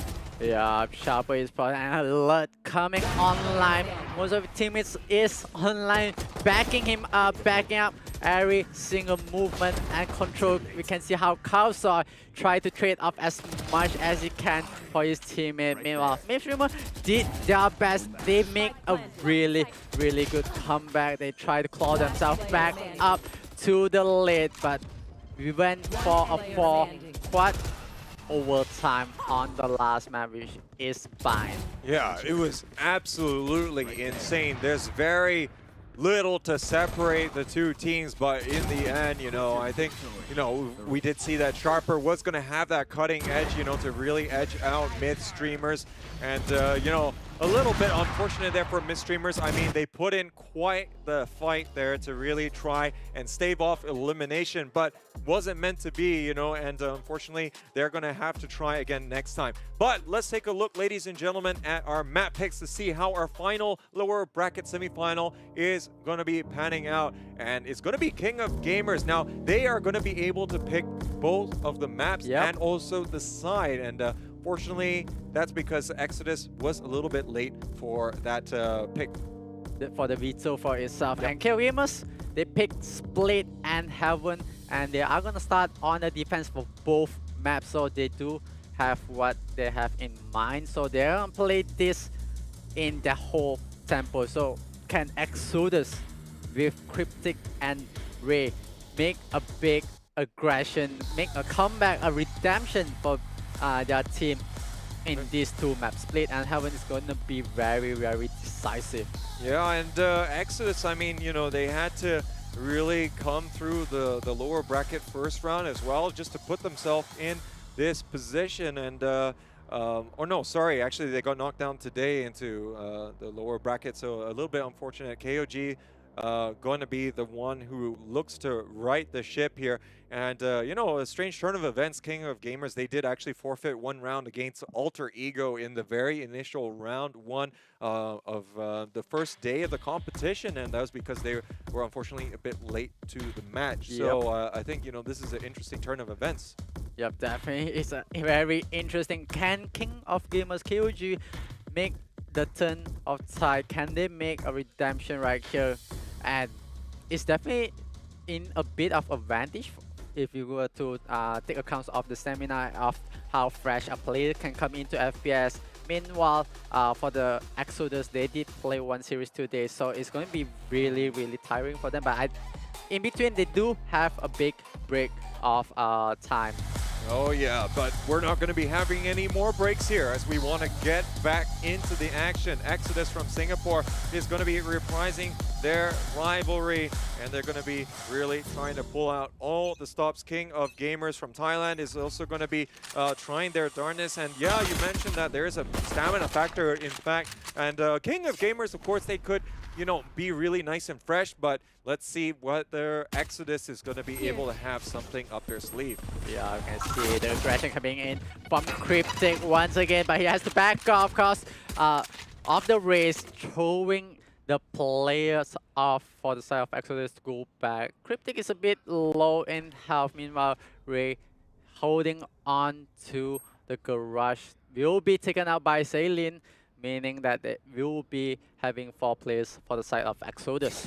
Yeah, so a little bit unfortunate to start things out here for the Singaporean team, but, you know, they're going to still have pretty much a clear line all the way to A site. Plant here going to be going down, but with this 5-man retake that might be taking place, this could work out pretty well here, but looks like Khew has other ideas, able to take down 2 players straight away, but John Olsen, he's going to be back in play. He was busting it out yesterday, and now he's looking to try and reprise that role. The MVP from there, the first loser bracket match, moving in here, able to get the 3rd kill, and wow, that is a nice clean out from them. Didn't look as though it was going to be so clean with Khalil able to get the initial 2 picks there. But, you know, with 4 players all stacked up on that side, I think they're going to be hedging their bets quite substantially on that. Yeah, definitely. Khalil did manage to try to deal a lot of damage, but in another sense, John Olsen turning the tide around. You can see taking 1, seeking the 2nd kill, and having the 3rd frag later on. It was so clean and crisp for John Olsen. John Olsen being the MVP for his team. Can he turn things around for this series? Well, he's going to still opt to hold on to the Ghost. If they win this round, they will be able to get an operator, but let's see if that is going to be working out in their favor. Currently, the push here coming out very quickly from Exodus. They're seemingly in a hurry to get somewhere as they are all streaming here onto B side. They're going to finally trade out, and that's going to allow them to get a little bit, a little bit of breathing room to potentially get the plant down here, as really rotation is just taking too long. Lammy's next though. He's going to be able to catch up Khalil, going to be a little bit too overzealous, trying to get that advanced position, maybe catch out one of the potential retakers from actually getting into an advantageous spot. Yeah, but it can't calm down KOG for the retake situation. They can do their best, but Ray will be the one who's stopping them. That's the 3rd one for Ray. Can she get the last kill? It is John Olsen up against Ray. 1-on-1 situation. The spike has been planted. This is going to be a very clutch moment for Ray. Oh, going to be really throwing things out here. Not a lot of time left in the game. Forced to go for it. And Ray is going to be using the mind games against John Olsen. 4K on the round. And that is going to be quite the successful eco round here to swing things back. And Exodus, they've been on either side of these kind of rounds after going up or down on the pistol round. So they're going to be well-versed on that one so far. KOG, they're going to be caught out. And now that's going to be them having to try and bounce back. They're going for a bit of a broken buy, and John Olsen will have to just opt for a normal buy here instead of, you know, going for the operator play. But now there's not going to be a full clean one either here from Exodus. They're just buying whatever they can. Yeah, Exodus on this hand, they will buy out whatever they can. But KOG, really, really peculiar purchase from the whole team, the whole lineup. Right there, we got one. Ray will get the 2nd kill. They will go for the clash, but Chalala will have the trade-off. Ray will pick up the 2nd kill for himself. Will go on to the side. Will have the plan for the spike. Oh, right now, doesn't look as though there's going to be a whole lot that can stop the 4v2 situation here. John Olsen, though, he's shown some clutch potential. Didn't happen in this round, as Fein will be able to shut him down. Super Bus going to be opting to move in a little bit closer, if nothing else, to get just a little bit more mileage out of this Stinger and hopefully being able to take a little bit of a better gun. But Fein currently doesn't offer too much in the way of improvement there, but looks as though that his gun is going to be up for the task here. He's going to be able to get it over here and still upgrade there at the expense of John Olsen, who did drop that Phantom. Yeah, dropping the Phantom is going to cost them a lot. John Olsen tried his best to bring out the Phantom, but didn't really get much out of it. It will drop into the hands of Fein and Exodus. They are gonna play in this situation. They didn't get to pick this map, but they will decide how the momentum is for the side of Exodus. Yep, and this is gonna be again a bit more of a central map focus here, but Exodus, I mean, they've had some great results just by going for these garage takes for 2 rounds in a row, but they're going to try and change up the pace here. Don't want to get too predictable here. John Olsen moving all the way in the middle of the park here, missing a lot of his daggers, and he's actually going to get taken down right at the end. They're just not able to convert there, but of course, eco round, a little bit coming out here from KOG, so they're just trying to get whatever it is they can from this round, but look at how much information going to be disclosed there to Exodus as they're going to be fully aware of that, and as a result, Khalil, he's actually gone all the way around the world here. He's going to be coming up from the backside on B Heaven. We'll be able to get the flanking shots, but we are going to be seeing Lamisex trying to do what he can, not able to get the flank to work in his favor. Yeah, Panic coming out right here on the rope. You will not manage to get anything, but Khalil holding on to the angle, knowing that there is a player nearby in the vicinity. Oh man, he is none the wiser there at all.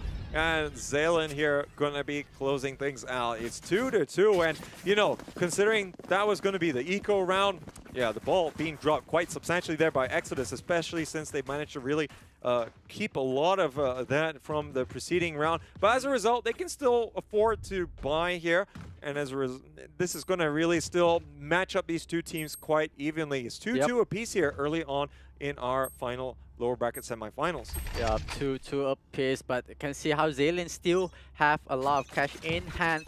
But economy-wise, both will be quite equal, so going into the next round will be a bit of whoever wins this. But Riser are taking out John Olsen. That is the opening they have. They are going on to the side of A. Can they take out the next player? Cryptic managed to get onto Superbus, leaving 3 players. 2 players as Fein take out Lamis next. This is going to be a very hard retake situation. Wow, and Exodus, they are doing quite a bit of work here. They haven't dropped a single player yet and making this a very effective gun round for them. And might not even need to use any of their ultimates either. They have 2 in the back pocket. Fein picks up another one here. And wow, I think that Exodus, you know, they're winning these rounds, which are a little bit more closely matched. But of course, you know, that first round of the day and well, first round of this series didn't work out in their favor. And yeah, that eco round that came out from KOG. But this is another broken buy coming out from the Thai team. So this could be, again, the kryptonite for the Singaporeans. Yeah, KOG just throwing off guard for the side of Exodus. But they do need to bear in mind that Exodus play really aggressively. As you can see, Cryptic pushing up, pushing into the face of KOG. Still going to be a little bit of breathing room for both teams, but you can already see Chalala priming the Rolling Thunder here for the potential push coming out here. Going to be very well protected, but the information is going to be coming out here from all the way at the bottom of ropes at the moment. But so far, they're not going to be committing just yet. A little bit mindful that there's going to be a lot in play here potentially. Fein is going to be able to take down Zaylen, and now Rolling Thunder comes in. Not a lot they can do, but they're going to be backing out very quickly straight away here. But that's going to be the moment here for Ray to move in together with Khalil all the way on the garage side. But there's still going to be presence in heaven. The trade is going to be working in their favor there. And now there's only going to be 1 remaining here. Superbus trying to do what he can, but he has forced to push through the dark cover. And there's not going to be much more of a differential outcomes that could have happened then. Yeah, and Exodus building up the lead, building up their bank account with more financial going into the upcoming rounds. This is what they really need to play with.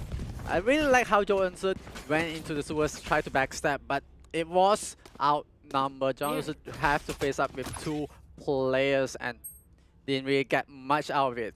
Yeah, nice try, but ultimately going to prove to not be sufficient to overcome that push. But they have got full guns at the moment and could be able to pull one of these things out. Currently, KOG, they're still going to be posturing quite evenly, but the push again coming here on to be Exodus have been doing this time and time again. There needs to be a little bit of a change-up. They can't deny the plant coming out there, but the Paint Shell's trying to do what he can. John Olsen will be able to get the first pick in this fight, though, as Fein just not able to hang out there as the lurking player on mid. Now they can fully concentrate on this site retake. Khalil is still going to be up here on Raptors, and he's going to be none the wiser as Lammy's next pushes in to get 2 kills here. Going to be boosting into the back of side.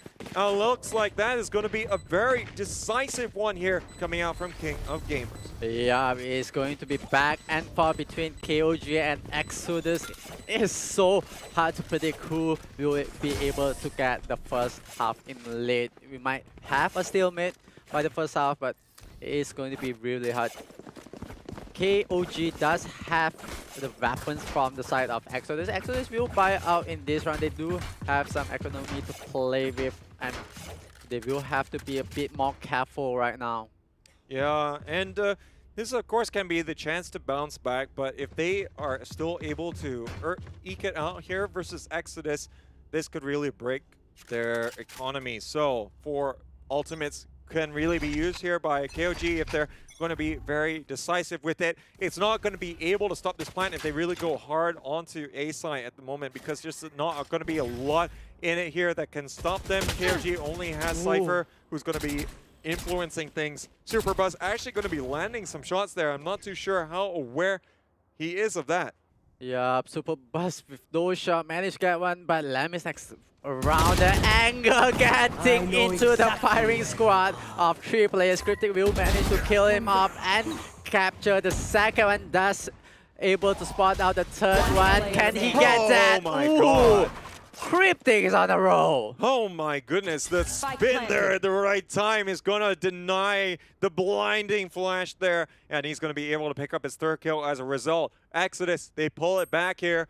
They're looking pretty good. Looking to try and steal against John Olsen. He's got other ideas, however, as he's going to be able to at least pick one back. And he's looking to see what kind of value he can get, but with the Roomba running in his face, there's just not a lot he can do, but he still manages to take down Fein at the very least. But that is still, again, the entire team going to be relinquishing a little bit of that. They didn't even manage to get a single ultimate to bear, as the post-plant positions there for Exodus were seemingly right in the faces of KOG. Yeah, KOG didn't even spend any of the ultimate. Still have 4 of them up in hands for this round number 9. This is going to be really, really good for them. Means that they can go for any retakes if they need to, or defend off the site at all costs. So Exodus needs to bear in mind of this, that ultimates is available for the side of KOG.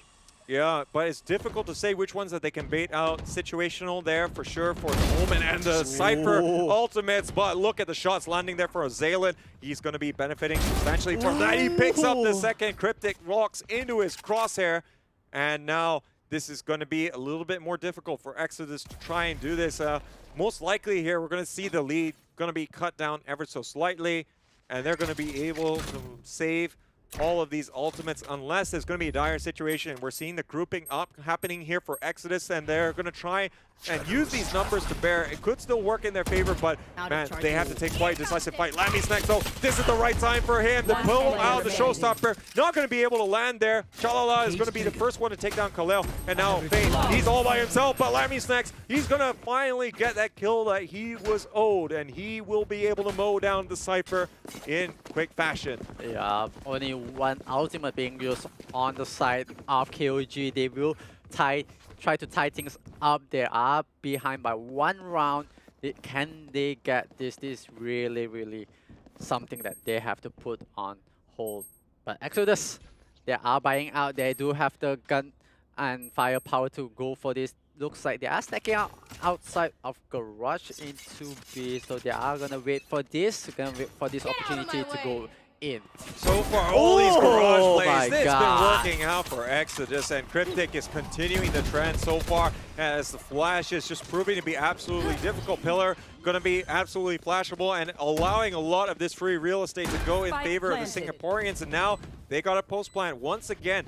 Cryptic going to be watching out there from the Raptors. There's retake that could come in. Still going to be a very difficult proposition. Super Bus, though, he's going to still even up the score. He catches the flank there, and he's going to try and use that to rotate all the way around Garage. But it looks like it's not going to be in time, but it doesn't matter as so much as they're going to still be storming through on the site. Only Ray left. Gets the two-headshot. Gets the third one. Are you crazy? Gets the showstopper, but it doesn't get him in time. He gets him after his death. And that is going to be going right there against him. Wait. No, it went to Exodus because Oh no, it went to Exodus Yes. just in the nick of time. Yep. You are right. As they did manage to get the plant down. My mistake there, but man, Ray came up with the play there to save the round there from Exodus. Yeah, let's take a look of that. Managed to see, gets all 3 kills, pop the ulti, and he does manage to get the last shot from there. The spike has been planted in the initial few seconds when they rush into the site. My goodness. Everyone is killing me with their good plays today. Yeah, it feels like Exodus is playing on an urgency to win this. They are on a rush to it, but John Olsen and Superbus managed to get to Finn will get for the trade off. Superbus will get onto Ray, leaving Rizera, and one player left for the side of Exodus. Not a lot that you can do with that one, and you know, after a heroic round, it doesn't look as though that Exodus is going to be able to put a second round on the board in succession. And you know, man, it's been really even between these teams, and you know, we could see this go the distance as well. Yeah, we could see this go the distance as well, but we have to see, can Exodus pull themselves in a lead or KOG bouncing back? We have to see this. Man, these guys are pulling out all the stops. You know, it's like, as you said, Exodus looks as though that they got someplace to be, and it, of course, it should be in the grand finals as well. But you know, KOG, they got something else to say. Ooh. You got a date with us right now. Cryptic, he's gonna get one of his characteristic opening picks here, and by George, they do need it if they do want to be able to have really concerted rounds. But John Olsen, he's also going to be one of the players to watch out for. KOG going to be stemming the tide, but they can't stop this plant from going down. Yeah, the spike has been planted. Retake situation leaving for the side of KOG. They do have 2 players, but needs to be a bit more careful. Zaylen managed to get one. Cryptic will be fallen, but Ray will have the trade off, leaving the last player for the side of KOG. Needs to be a bit careful. They do know that there is a player nearby. Yeah, Ray getting into the right place at the right time, and looks like Chalala is going to be taking down Khalil. Ray will be a little bit more adventurous now with that Rolling Thunder popping off. It's going to lull Chalala in a false sense of security, surely thinking that they were going to be inside. And that's going to be the final round of the half, and looks like it's going to be a successful attacking one there for Exodus, as they are going to be bouncing back. Doesn't matter that they lost out on the map veto picks and sites to be chosen there at the start of the game. They're going to be streaking ahead to this lead, but it's still going to be tenuous. KOG, they can bounce back in this. Yeah, it's back and forth, but it's going to be real hard. But Exodus, they don't have the advantage of picking the maps, picking the site as well. So they are playing at the backhand, but they are showing to KOG that they are the better team. They are on point with the aggression. So can Ray and Cryptic repeat the same formula that they have? Retrieve the spike. Yeah, the formula is going to be interesting, given that we always have constant factors being put into that equation. But now we are going to see if this is going to be working out a little bit different. This pistol round is very slow compared to what we saw come out from Exodus, where, yeah, they were in a hurry to get onto B site. Not going to be the case there for KOG. They want to try and think things through a little bit more. They are actually having quite a bit of map control, in fact. And if they can secure a pick, that's going to open a lot more doors for them. But you can see already with the pressure that is coming out there in the middle of the park all the way to mailroom, this is opening up A site. Yeah, it's opening up A side. The spike is on route to that, but Khew will collect one. Will try to destroy as much as he can. He needs to fall back. He does have 5 health left. Ooh, cryptic through the wallbang. Managed to get onto Lemis next. Yeah, it's going to work out well in their favor. Fane, though, he's going to take down John Olsen as well and not even allow them to have any bit of positivity in this first pistol round or the second pistol round of this map. Now, looks like, of course, Super Bust. He is still going to be having that presence on A. The spike is down at the moment, though. And that might be just a small respite. He spots out Rizera, who just doesn't have a lot of HP left in the tank. But Ray is going to continue onwards to have that scintillating performance that is enabling his team to really take this significant advantage in our final match of the day. Yeah, Super Bus try his best. He does have only 10 health. Might as well just give it a try, even though it's a pistol round for themselves. So it's fine for them. They will have to go for the eco, and the next round they can go for the buy, but looks like they are forcing out a buy. Oh, indeed. And yeah, this is exactly what we want to see. I think KOG definitely one of those teams that, you know, will try and bust it out here and swing it back as much as possible, because you can see that this is not a full anti-eco coming out there from Exodus. They do have 2 ghosts at the moment, as they, you know, maybe want to try and have a little bit of better weapons for sure in the next round. But yeah, I think, you know, there's only a matter of time here before the gig is going to be up, and likes of Exodus, they can try and reposition themselves. But this might just be the tonic that KOG needs to really get a foothold in this one. Yeah, they need to be a bit more careful for Cryptic and Ray, who is holding on to the ghost, because they are going to go in face of a Stinger. There you go, Lemis next. Reveal himself in the mid, but there is no response there, so they kind of know that, okay, there is player playing in the mid. Control, they are going to control into that, but moving up, the camera spots them out. Well, a lot of respect is being given here by Exodus. They're making a lot of space. They know there's the potential for a tragedy here, but it looks as though that is going to be Fane that falls down first. He's going to be taken by surprise, as all of them are screaming here into B-side. But look at Rizera picking up the 3K in quick succession, and now looks like John Olsen has got nowhere to go. He picks up Cryptic, however, as really there's just not a lot of guns able to bear at the moment. John Olsen still going to have some tricks up his sleeve and able to take down Rizera as well. Look at the flight path here from Khalil. He's taken a page out of Flights' book, and he's going to be able to surprise John Olsen. Yeah, and Exodus, they play really, really well when the gig is up in heaven itself. They found out that they are forcing the purchase, and one of the players, they managed to do as much damage as they can and leaving into the hand of Exodus to finish up most of the plays. Yeah, indeed. And wow, that's going to be a nice retake there before the plant can even go down effectively. So that's 2 rounds in a row. And of course, there was that force buy coming out there from KOG. So this round is going to be a little bit of a popper one, and not really have anything left in the tank. They do want to try and reposition for the next. And this is, of course, the moment that, you know, we're going to see how they are going to be able to perform with this low economical situation currently. There's still going to be that presence by Khalil all the way at the top. He spots out one already. Ooh. He dashes into his teammate, not able to get away in time, and now will be able to TP away. Yeah, 2 players left alive. Ray gets 1. Khalil's try to go for a duel, but Ray gets the third one. She's flying into it, and here comes the firing squad, cleaning up airy players from the side of KOG. And this is exactly how you want your anti-ecos to go. But now KOG, after dropping 3 rounds in a row in this half, they're going to be able to fly up. And you know, this is kind of betting quite a bit because after that flawless round, you know, there's quite a bit of bank built up here by the defenders.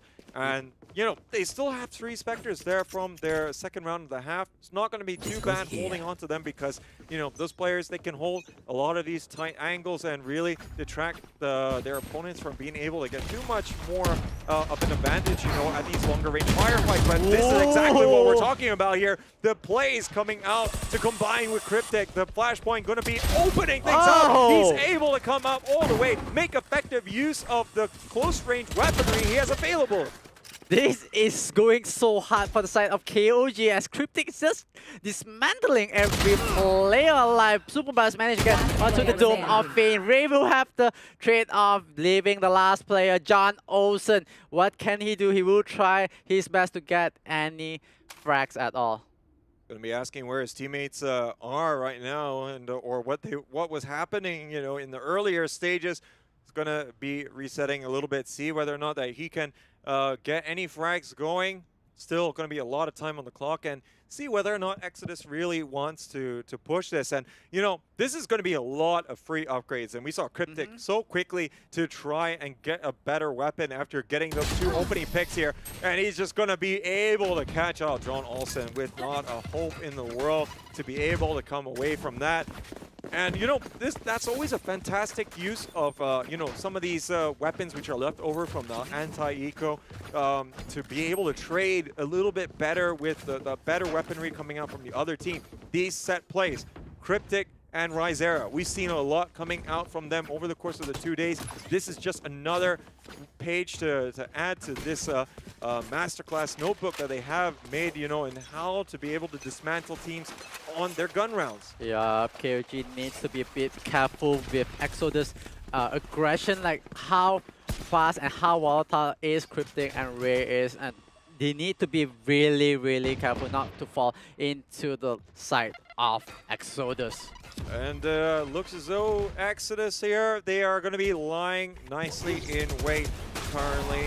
Still going to be trying to hold up as much as they can on B, but man, they are telegraphing so much of their movements here, all moving through the cyber cage at the same time. Fane though, he's going to be none the wiser. His opposite number, he's going to be waiting there now with the neural theft. This is going to start to swing this a little bit more in KOG's favor. They already have opening 2 picks.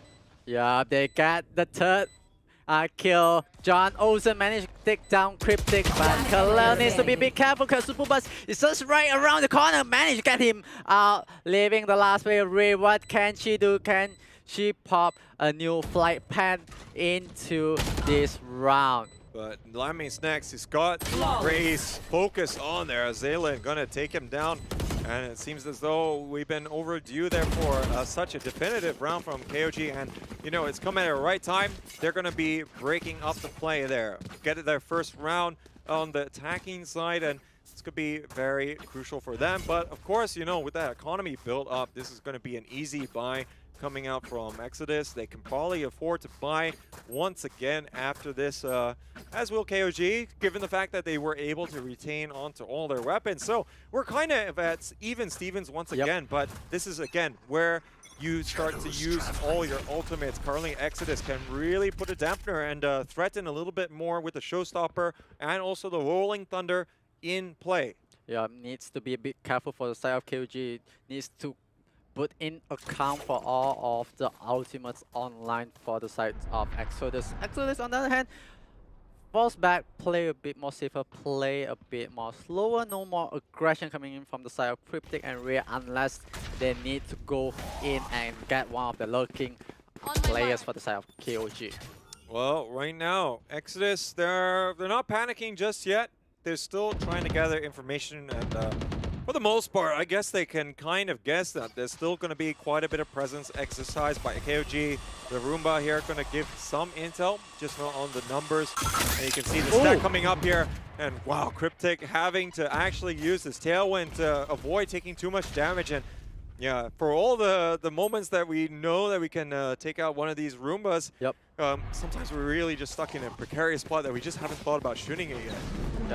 Needs to be a bit more careful, but they are entering to the side. Kalel gets one. Jonathan and Lemmy will have the refrag and takes out Ray as well in that sense. leaving a 4v3 Spike situation, a planted. retake situation for the side of Exodus. Exodus try to go for it. They are priming it in now.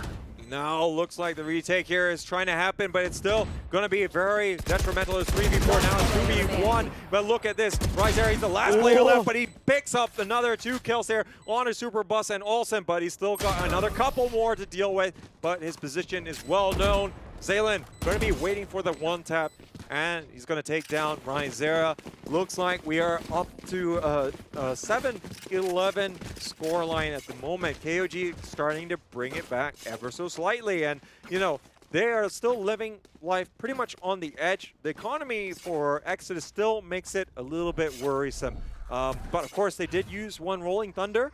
Not going to be resulting in getting too much of an edge in that battle, however. Yup, Exodus needs to reset. Right now, they need to take things slower, hold the side down, and just stop any of the advancement of KOG. Maybe Cryptic can go for a lurking once again, but needs to be a bit more careful if he goes for it. Yeah, that's going to be a little bit of a gamble potentially, depending on how he wants to try and use that to advantage. But currently, we're seeing the positioning here for you know, Chalala to get off the fault line into these advantageous spots to really just try take that map control is going to be vital. And we can already see that as a result, they're going to recede all the way back here on B side. Don't want to really try and contest this too much, and you know, see if they can get the spots to work for them by making their moves pretty quickly, depending on how they determine what's happening. But the tripwire here in Vents is going to be telegraphing the intentions for KOG quite significantly for Exodus, I feel.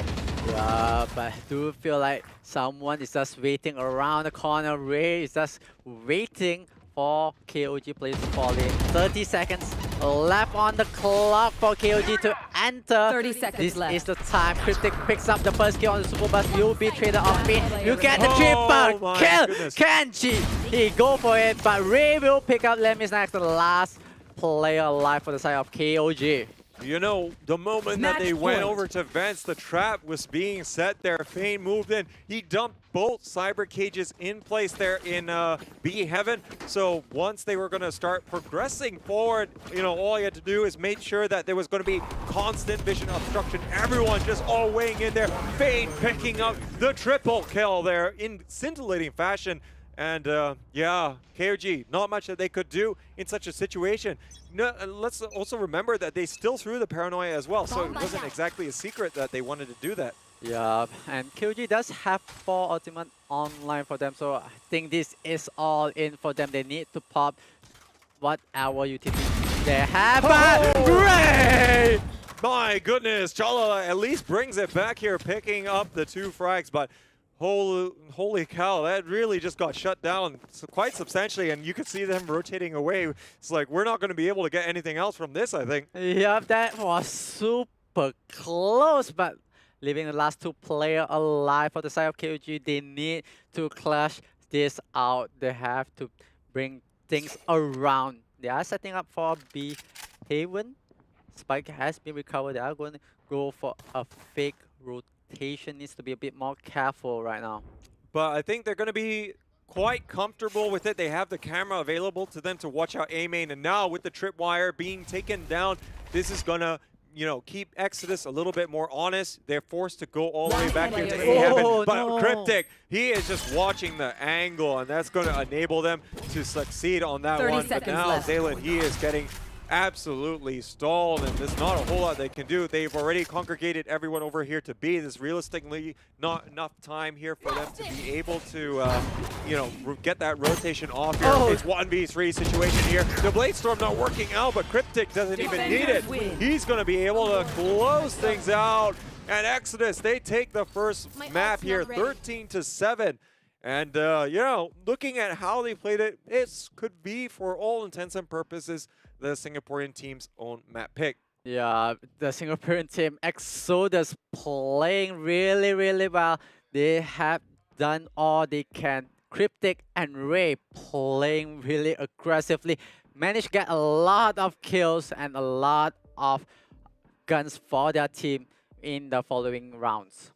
Yeah, indeed. And honestly, the pace being set by them in that first half, was going to be really on point. I think they couldn't deal with a lot of the transitions that they were making through, especially from Garage. It was really working in favor of Exodus. I don't think that they really had an answer for that for the longest part, as they were constantly putting a lot of attention over on the mid side of things. In the end, they weren't able to really stop them out. But, Ray really putting quite the number. I mean, we've seen him play on the Reyna and really strutting his stuff on some of the matches that we've seen. But yeah, his race going to be absolutely top notch. And that 4K, is still my favorite play so far from this. The one where he was going for the plays on B site. Oh yeah, and using her out at the last second, managed to get onto the kill itself. That was really, really clutching from Rare itself.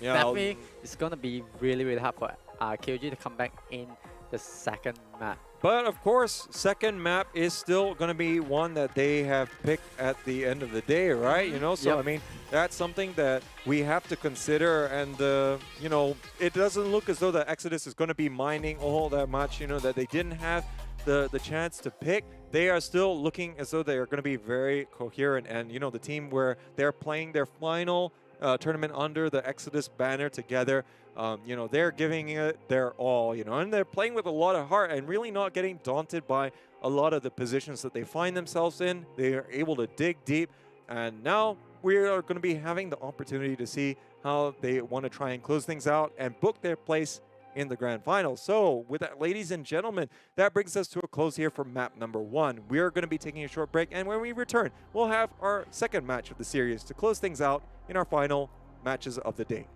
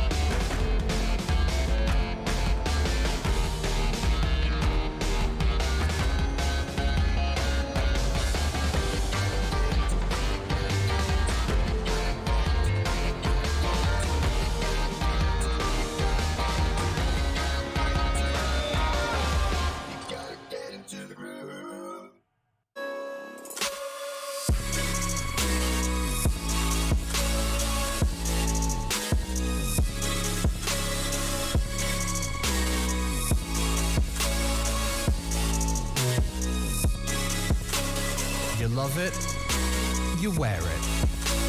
What's your style? Get your merch at shop.eslgaming.com.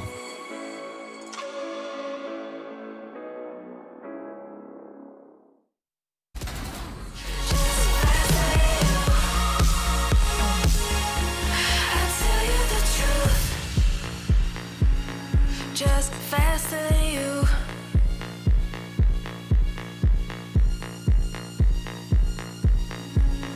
Just faster than you.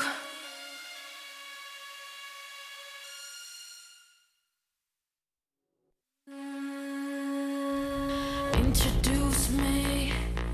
I'm the renegade. Ooh. Every single night I crave the taste. It's the adrenaline running through my gait. It gets me high, high, high. Got no time to waste. Ain't got time for small talk. I tell you the truth. I'm faster than you. I'ma tell you the truth. Not in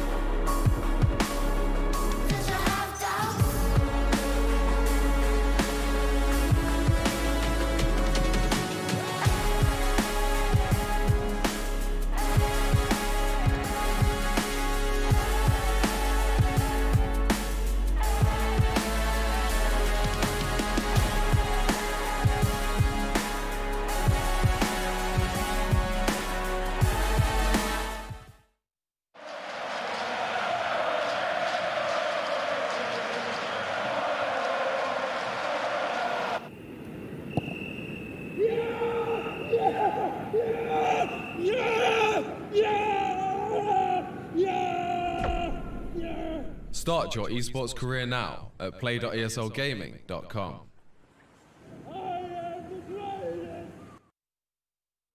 Hello and welcome back, ladies and gentlemen, here to the ESL Community Clash. And, you know, we've had one heck of a day here. And, you know, we're in the middle of our final series and we're wondering if this is going to be going all the way like we saw in our other losers bracket. And, you know, with the amount of talent on display, I wouldn't, you know, go and actually say that that might not happen. But in any case, we'll play it by ear, as of course we're going to be continuing our match here. It's going to be Exodus versus KOG in a Singapore versus Thailand affair. And again, just like to give a big thanks to Intel and XPG here for sponsoring this event. I am Play of the J. He's Uwuthemagical, and we'll be bringing you through more of this action. Yeah, definitely. We have seen how Exodus put on the gas, on the pedal. Like they are going on for a really, really strong, aggressive gameplay going up against KOG. KOG, they need to figure out what is the issue. They need to rectify the issue with Exodus. Let's take a look at what happened in the previous map. And boy, they didn't waste any time at all, as they were all going to be at each other's throats. But of course, KOG, they were going to be able to get the first round win. But then it was going to be that force buy coming out, which is really going to set the tone. Ray proving to be absolutely instrumental. And it's going to be getting one of multiple 4Ks there. We're going to be probably seeing that one a little bit later on here. But yeah, KOG still trying to bounce back, making sure that it's still going to be a relatively close game, but still a lot of work left to do here. John Olsen, he was one of the carries there for KOG in yesterday's events or matches, but still a lot more that needs to be done here. And look at this, 3 perfect taps there onto the head, and Ray's gonna finish it off there with the kill on the showstopper. Yeah, definitely how Ray put on a show, stopping KOG from making any move. Advancement of round collection is so hard for KOG to do anything with this very explosive lineup from Exodus. Well, speaking of lineups, Rise, they are just so totally able to destroy the members there from KOG. And, you know, these set plays from Cryptic here, we're going to be, you know, able to single-handedly win some of these rounds in essence, as really just working so well for the Singaporean team. And yeah, Fane having the great discipline here to hold on and really prevent them all from moving in. And, you know, it's all these aggressive plays here that have been, you know, characterizing the ability for Exodus to really put this first map beyond doubt. But of course, it's still going to be up for grabs, as we're going to be moving on to our second map, and that's going to be over on Haven. Yeah, definitely it's going to be really, really tough for KOG, but they picked up the map. They have picked up the second map, which is Heaven. And let's take a look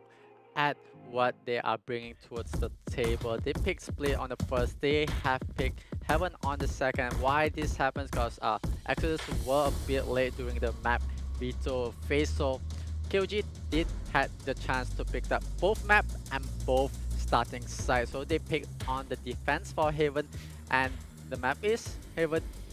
Can KOG defend the offensive, aggressive game style of Exodus? This is the question. Thing is, Exodus, you know, they've been really working at, you know, being unpredictable, and it's been working out in quite good fashion. I think they're just going to keep it up. And let's not forget, you know, that they're playing with maybe a little bit more confidence and playing for fun to a certain extent. This is still going to be their last competition that they're competing under this Exodus banner here. So really, they are going to have to try and make this as spirited as possible. But so far, it is looking very much in sync with that.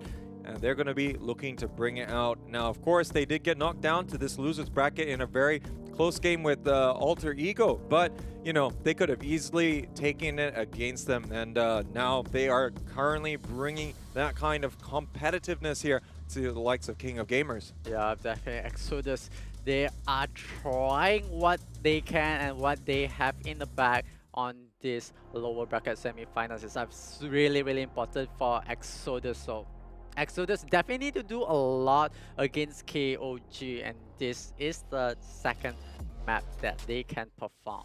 Yeah, so without further ado, ladies and gentlemen, let's see in what could be our final match of the day. It's going to be Exodus bringing it out here versus KOG. And I'm not too sure which is the map here that KOG does prefer. Currently, they're going to be having the draws, as we talked about a little bit earlier on, and the preferences. So let's see what Exodus wants to do. They didn't seem to really care all that much about it in the previous map, and really just played Split as though it was their own. Definitely, it is a bit unorthodox, but we will see right now KOG playing on Heaven. They have to play like what they have online, because this is the map that is either they move forward to the third map or Exodus and things around. But you can see John also pick up the Ray. Zaylen will pick up Cryptic. Chala putting right Zera down, and Lemisax picking up Khalil, leaving the last player Finn alive, fighting for his life. Everyone is rushing for him, and John also be picking up the last frag. Man, clean sweep coming out from KOG, as they're all going to be swarming that B site with a great amount of haste.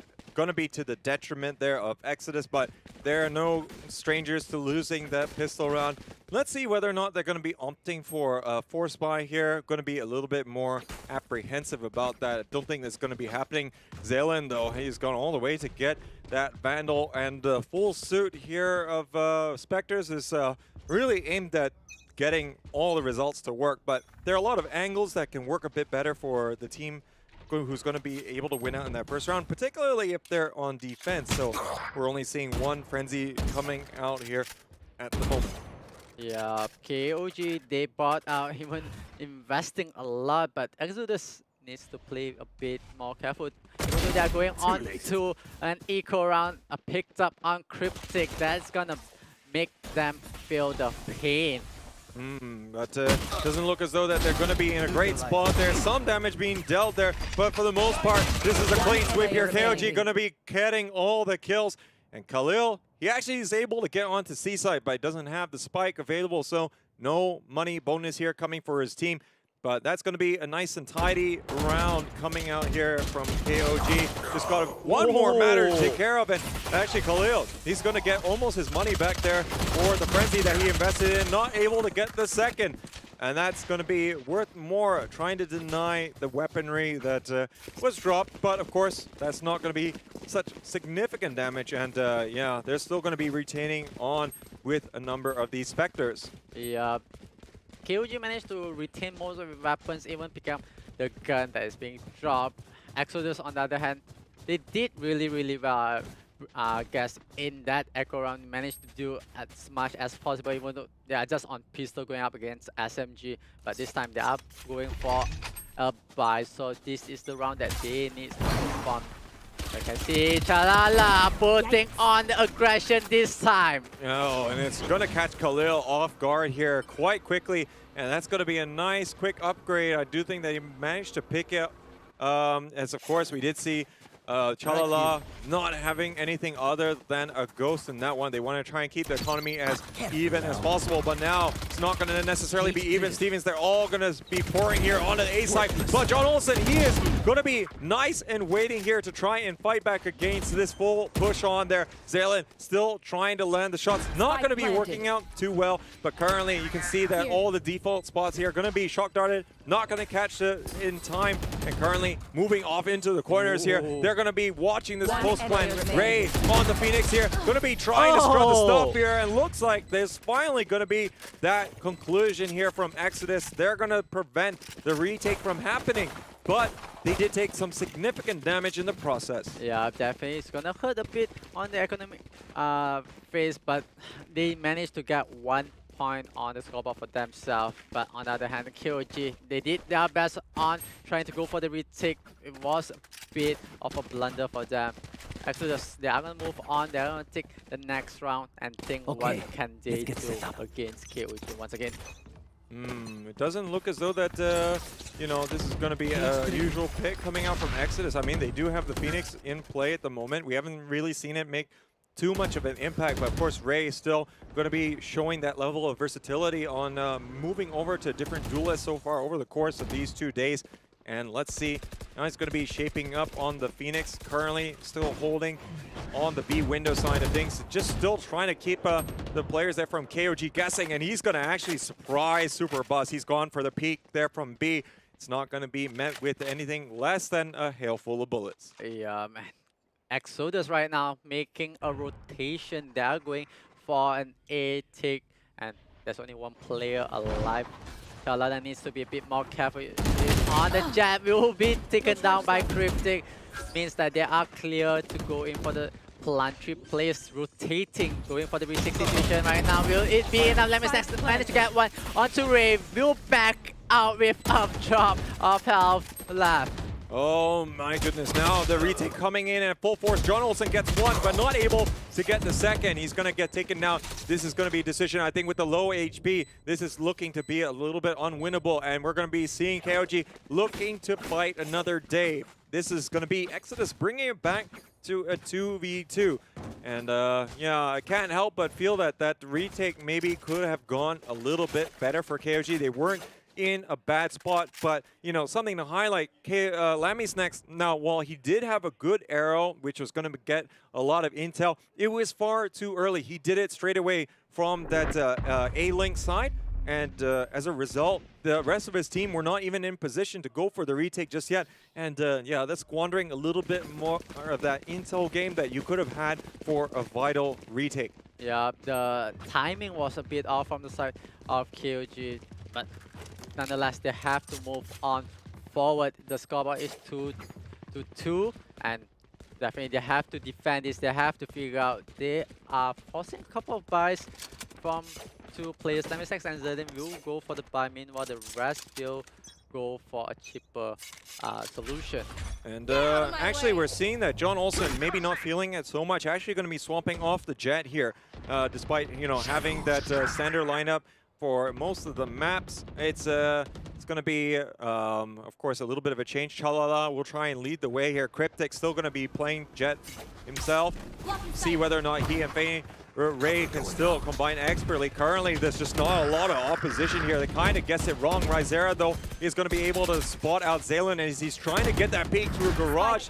Not going to happen, and now there's plenty of dark cover to help them establish quite a bit of fortifications here.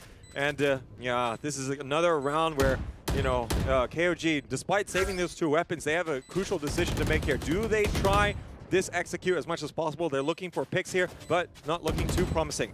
Yeah, and you can see the blade stop manage to connect every single knife. Cryptic will go for the kill on Super Bus. Lemis next will get the trade off. Ray and Rizera will go for the kill and cut off the juggler.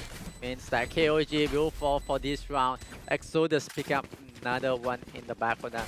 Yeah, and I think, despite losing 3 players in the round before that, I think just to be able to get things a little bit more even, Steven, I think, yeah, they're not going to be, Exodus rather, is not going to be minding all that much of how that one turned out, as they're pretty much going to have a full buy. Cryptic still has to get some light armor, but, that's going to still have a little bit of money in the bank. This is going to be a very crucial round coming up.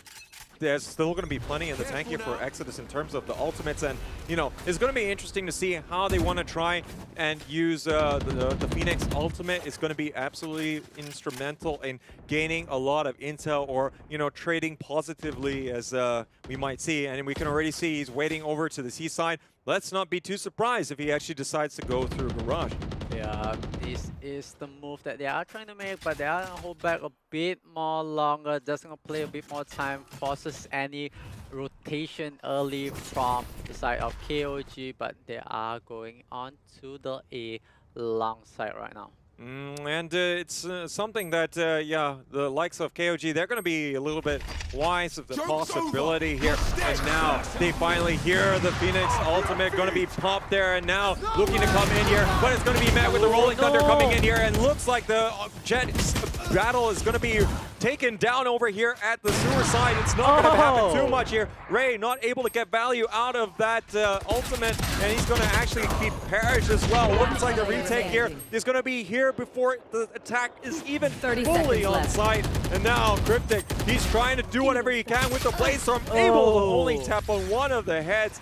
And that is John Olsen cleaning things up here. And KOG KOG, they really needed this one. It's going to be instrumental. There's still going to be a potential buy coming out, but maybe two of the players going to be a little bit low. So we'll see what the decision is going to be here from Exodus.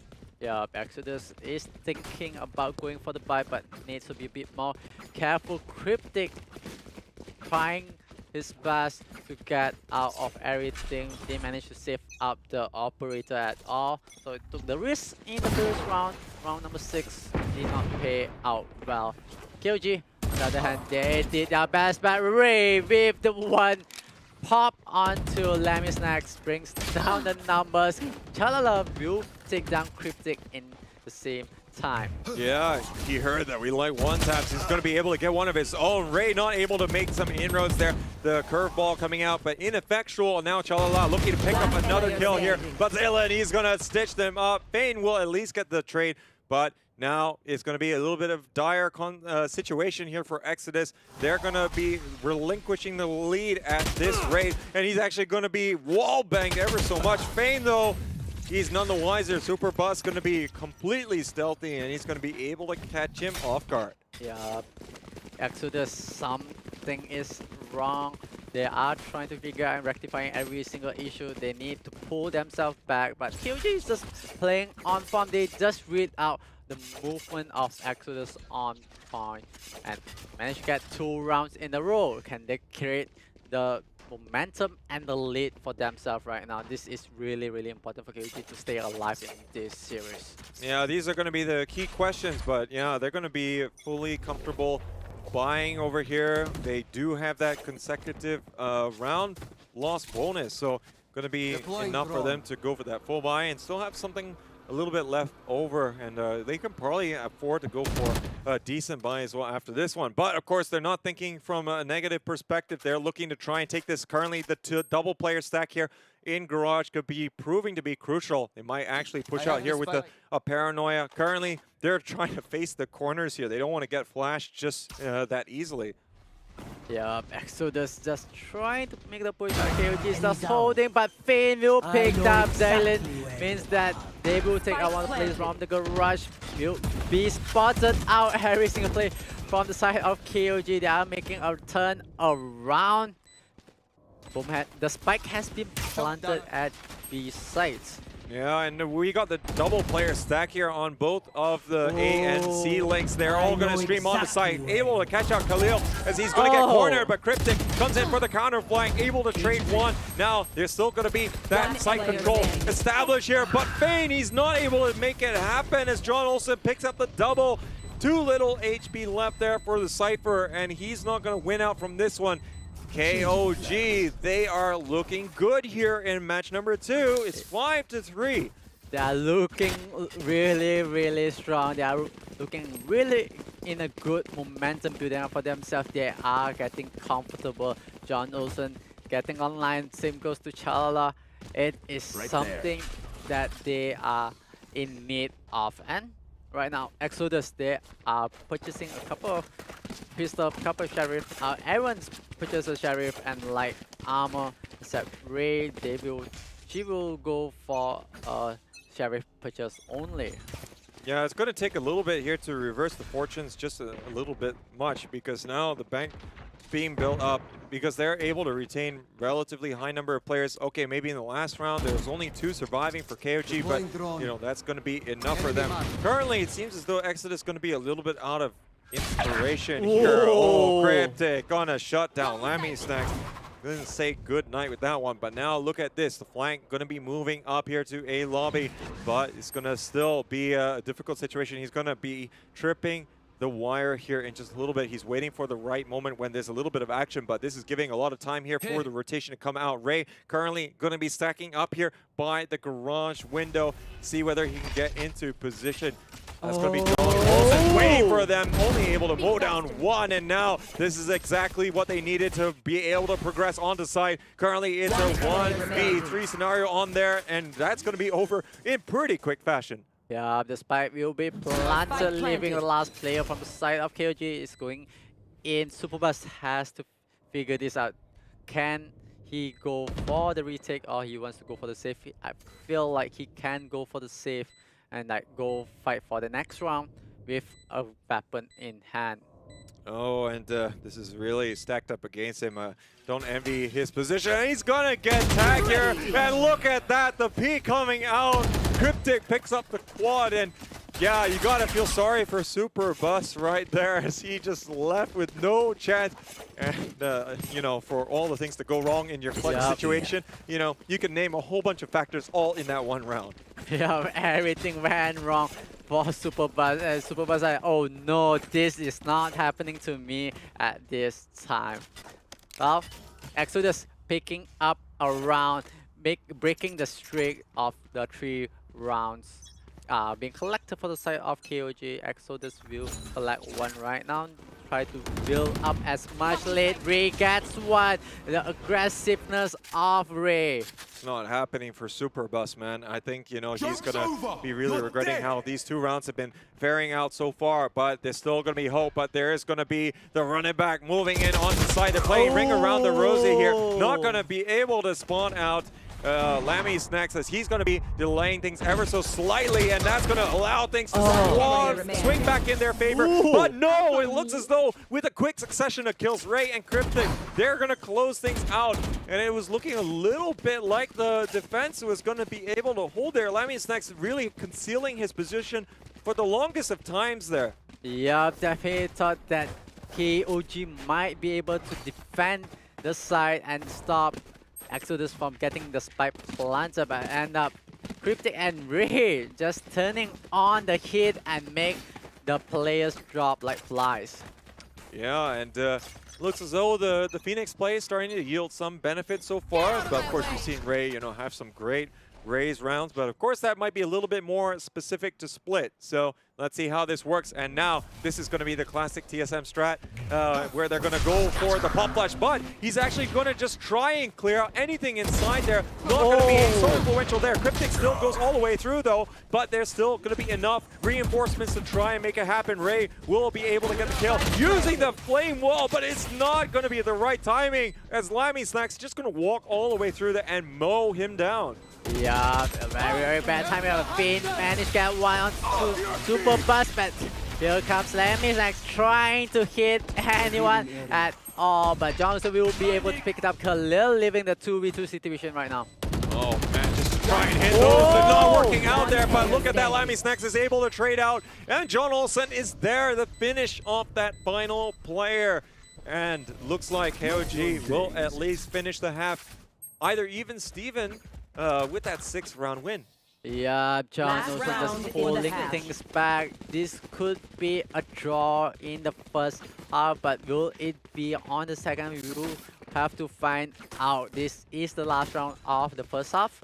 So can Exodus turn things around, or KOG make a lead and make a charge towards the 13th? Yeah, I think we've seen a lot of late charges today. It's brought a lot of games and series here right to the brink. We could be seeing that here. John Olsen, though, he is looking like he's a man reborn here under that new agent selection here, working very well for him. But we'll see how this is going to be playing out in terms of the usage when they swap halves. But for now, Lammy Snacks not going to be able to get that little bit of intel that he so desires after, you know, choosing to use that owl drone to that effect. Yeah, but looks like Exodus making onto the side. Cryptic managed to get a super bus, but John Olsen gets a double kill. Cryptic will get a triple. Khalil will get onto Zaylen. Lammy Snacks will have the trade-off for Cryptic, leaving a 1v2 situation. Lammy Snacks the last player alive. Can he get it? But Finn will deny that possibility of having any defense at all. Oh, Exodus brings us level here, and John Olsen not able to pop off just there. Cryptic, though, with the Blade Storm transfer, it's not often that you hear that, but he pulls it off on the way to that 3K. And look at this replay. The first kill there, of course, going to create so much space in heaven. Super Bus, none the wiser there. And of course, John Olsen going to be taken down, but also going to be seeing not happen for Chalala. Yeah, it is going to be a bit hard because everything is going to be even Steven, as you said. And this is the new half with the pistol round starting. This is the second half. Oh, indeed. And we'll see what they have in the tank. It's going to be a little momentary respite, but yeah, I think it's going to be pretty chaotic as it has proven to be so far. Oh no, Lammy Snacks just going to sidestep ever so slightly to shoot the dart at the wrong moment, and now the Paranoia going to try and prevent this push coming in. Super Bus is still going to go all the way, now moving into sight, taking quite a bit of damage there from the shock dart. Ray is still trying to distract them from moving in, but there's still going to be that close presence that's going to allow them to try and get this plant down. Currently, Super Bus, he is taking a bit of damage, but he doesn't mind. He's going to still be relishing in that role all the way in backseat. Yeah, but 3v3 situation, Spike will be planted. KOG will have to defend this retake situation from Exodus, and you can see Cryptic going in hard. Will not manage to get anyone, but been trying as much as he can to bring the positivity in for his side. Man, and yeah, that was a good arrow coming out from Misera to highlight some of the positions, but looks as though that the gunplay is just not going to be able to follow up on that as he would have liked. Definitely going to be, you know, a direct contrast to what we saw from Lammy Snacks in the first half, where, you know, maybe the timing was a little bit accelerated, but in any case, that's going to do it there for KOG. They're going to be able to take that pistol round, and they've been able to get that initial round advantage so far on both sides of the half. Let's see if they can actually drive it home, as they are going to be storming here on the A sides, trying to keep the angles as long as possible. But looks like Cryptic, he's going to be right there, nice and close. Bane is going to help him out. He takes on Chalala. This anti-eco round is not going how KOG planned, and they are going to have to make a decision. Currently, they are going to be all the way in a difficult spot. The Spike here is going to be trapped there with Super Bus. He gets spotted out, but now look at that. That's going to be an eco round win here for Exodus. They're going to draw us level at 7-7. Yeah, Exodus just going to hurt KOG momentum, and it's going to hurt them a bit on the mentally. It's like we didn't expect it to be like they're winning in on the echo round itself. It's going to hurt KOG a lot, actually. No, I mean, especially since, you know, they bought the SMGs, and I think they know the direness of the situation to the extent that they are re-buying some Spectres at the moment. They need to make a dent. But, you know, given how tumultuous it was in those first two rounds, they don't exactly have anything else like an ultimate to really supplement that. No Blade Storm to come to bear. But now, this is going to be them just trying to get things going here. And maybe close range, and they're all streaming here onto B as a result. They're going to be able to move in and take advantage of the situation. Fein is only going to be able to take down one before he's overpowered. Yeah, Khew. John also managed to get more kills, but it will be a very, very hard retake situation right now. Oh, they're forcing their will on this matchup, and look at this. They are coming back here with that force buy. It looks as though he's going to be quite divine here in that decision-making. Lammy Snacks will be able to close things out there, as Cryptic just can't get away in the nick of time, and the shock dart will be putting that final nail in the coffin. Yeah, definitely a comeback from KOG, but still had a very, very close game. It's 8-7. Can Exodus bring things into a tie, or KOG drives it back home? Oh, indeed. This is going to be an interesting one. Exodus is pushing this all the way, but, you know, they can continue to try and make this as difficult as possible, because even if KOG is going to, you know, push this all the way to the brink, you know, I think as long as Exodus tries to maintain that kind of round differential that we saw them achieve in the first map, they could be looking to take it in the next one, but they want to try and do what they can here. They're going to trade out evenly. This is, again, a B plant going on here. Still going to offer plenty of chances for the retake, and owl action not working out. But look at this! The one taps from Ray as he's going to get all three players here, and this has gone horribly wrong for KOG. That is just on point. It is so hard not to miss out that Ray just did the best and leaving John Olsen, the last player, alive. He has to try his best. The spike has been dropped. going onto the site. Oh, but there's still plenty of cloudbursts in play, but his position unknown. He can clutch this out. He spots one. He's looking for the other here. This is going to be difficult, but no, he finally gets both targets presented to him on a platter, and that is Ray, who's not able to take advantage of the situation, despite the fact that he managed to get 3 Sheriff one-taps. He's going to be denied that round victory. Yeah, the trigger discipline coming from John Olsen. Let's take a look at Ray. Managed to get the 3K on the Sheriff, and John Olsen, the trigger discipline, just holding and finding for the last player and go for the kill. Oh my goodness, the plays. John Olsen is really coming up clutch in this one, but it looks like Superbus, he's having a hard time. Cryptic gonna be able to get that opening pick on top of B-Box. Now, this is again, KOG, excuse me, gonna have to come up with a bit of a decision how they want to try and navigate this one. This is a couple of unfortunate picks that they have surrendered to Exodus, and Exodus can really turn this up a notch, but no, Khalil, he's in a difficult spot. He goes for the TP in the right time. Ray is there to save him regardless, and now it's looking incredibly dire, and now John Olsen, he's got to carry his team once again here if they do want to try and make it to the double-digit round total. Yeah. John Olsen needs to pull the rabbit off the hat, make a magic of this. He has to carry the whole team, but it will go down, leaving the last player of KOG alive with the spike. Has to figure out what to do going up against this 5-man stack of Exodus. Man, and Exodus most likely going to be cutting the lead down here to just 1 point. And 30 with the seconds pressure left. on with KOG, I think it's going to be hard for them, but right now it looks like they are still going to be trying to stick it out there, not wanting to save the gun. Chalala, he's going to be taken down in what was a flawless round for them. And man, we are still back and forth here in the second half.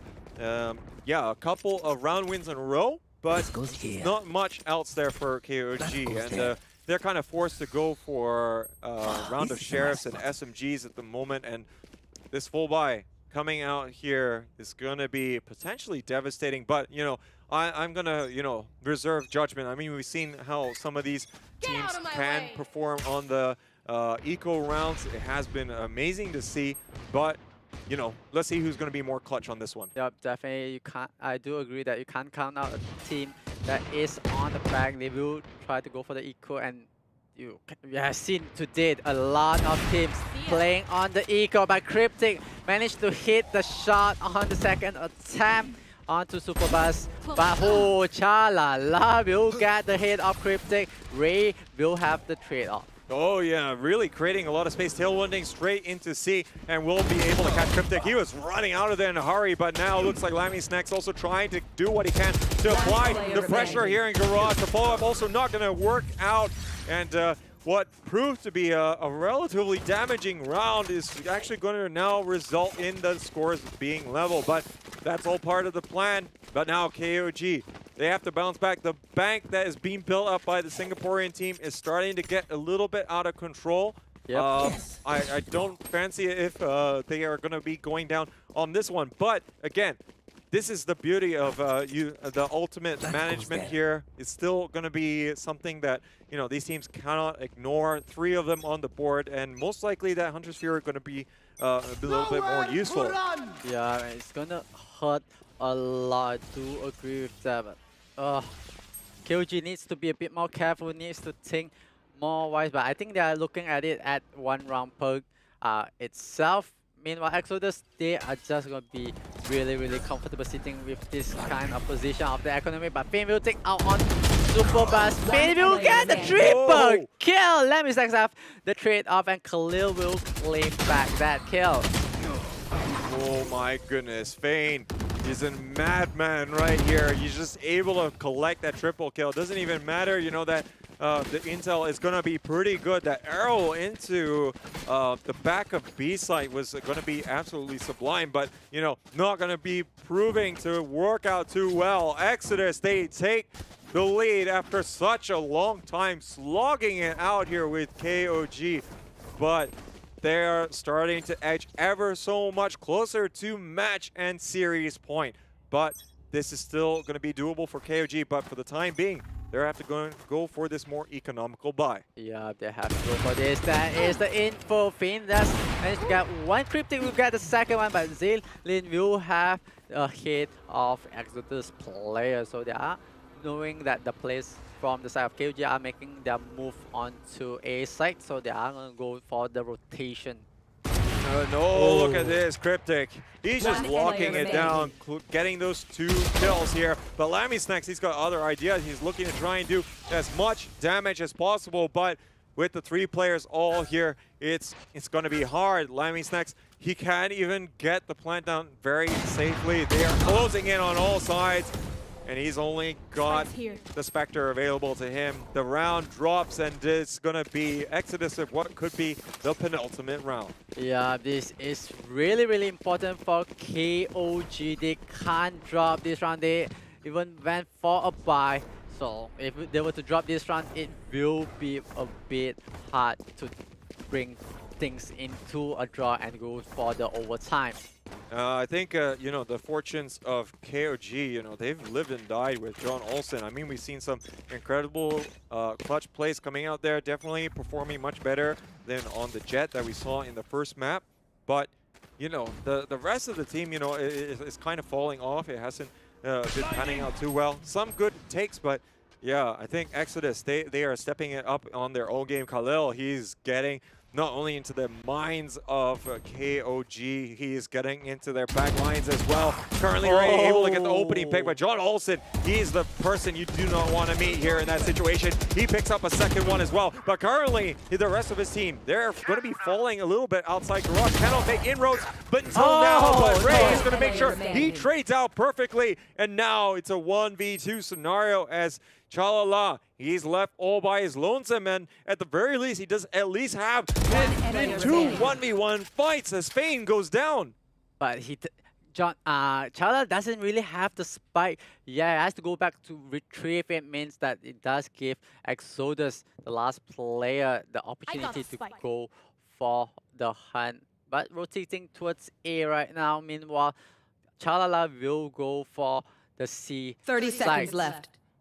And now, still not safe for him to go for the plant. I think he's really just trying to, you know, play this as close as possible. Actually going to be forcing Cryptic to be a bit apprehensive, and that's exactly why he hasn't left the site. He would rather know exactly 10 seconds left. where the player is here before he's going to do anything. And oh, Blade Storm comes out, and we're going to see some jet-on-jet action. Cryptic looking to try and bring his knives to bear, as only 60 HP is really not going to be panning a good light here for Chalala, but he has planted it perfectly there at the moment, and he's forcing out a little bit of exposure there as now Cryptic moving in there. But look at this ninja fight going on as all of the smoke's coming out, but Chalala picks the right time here to surprise Cryptic as they claw one back with the thinnest of margins.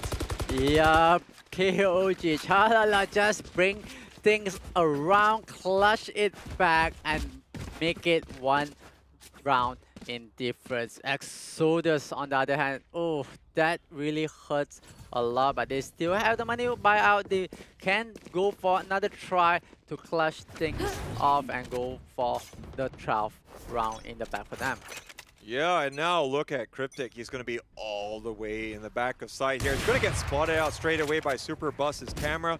Not going to be influencing things too much. And yeah, you got to use all this utility as much as possible to really just try and get the edge. You don't want to dry peek all of these things, especially when we know the likes of Exodus, they got quite the bank here and could afford to put all these weapons there in these odd spots. But now look at this advancement all the way into sight. Now LammySnacks trying to do some work, but oh my goodness, he's left so exposed there. But Ray, he is going to be going out there, but only with his run it back. So he's not going to be taking any of that long-lasting damage besides losing his armor. Exactly where yeah, KOG leaving with 3 players. Exodus does have all 5 players, and KOG reduced to 2. The last 2 players, can they bring things around and clutch this once again?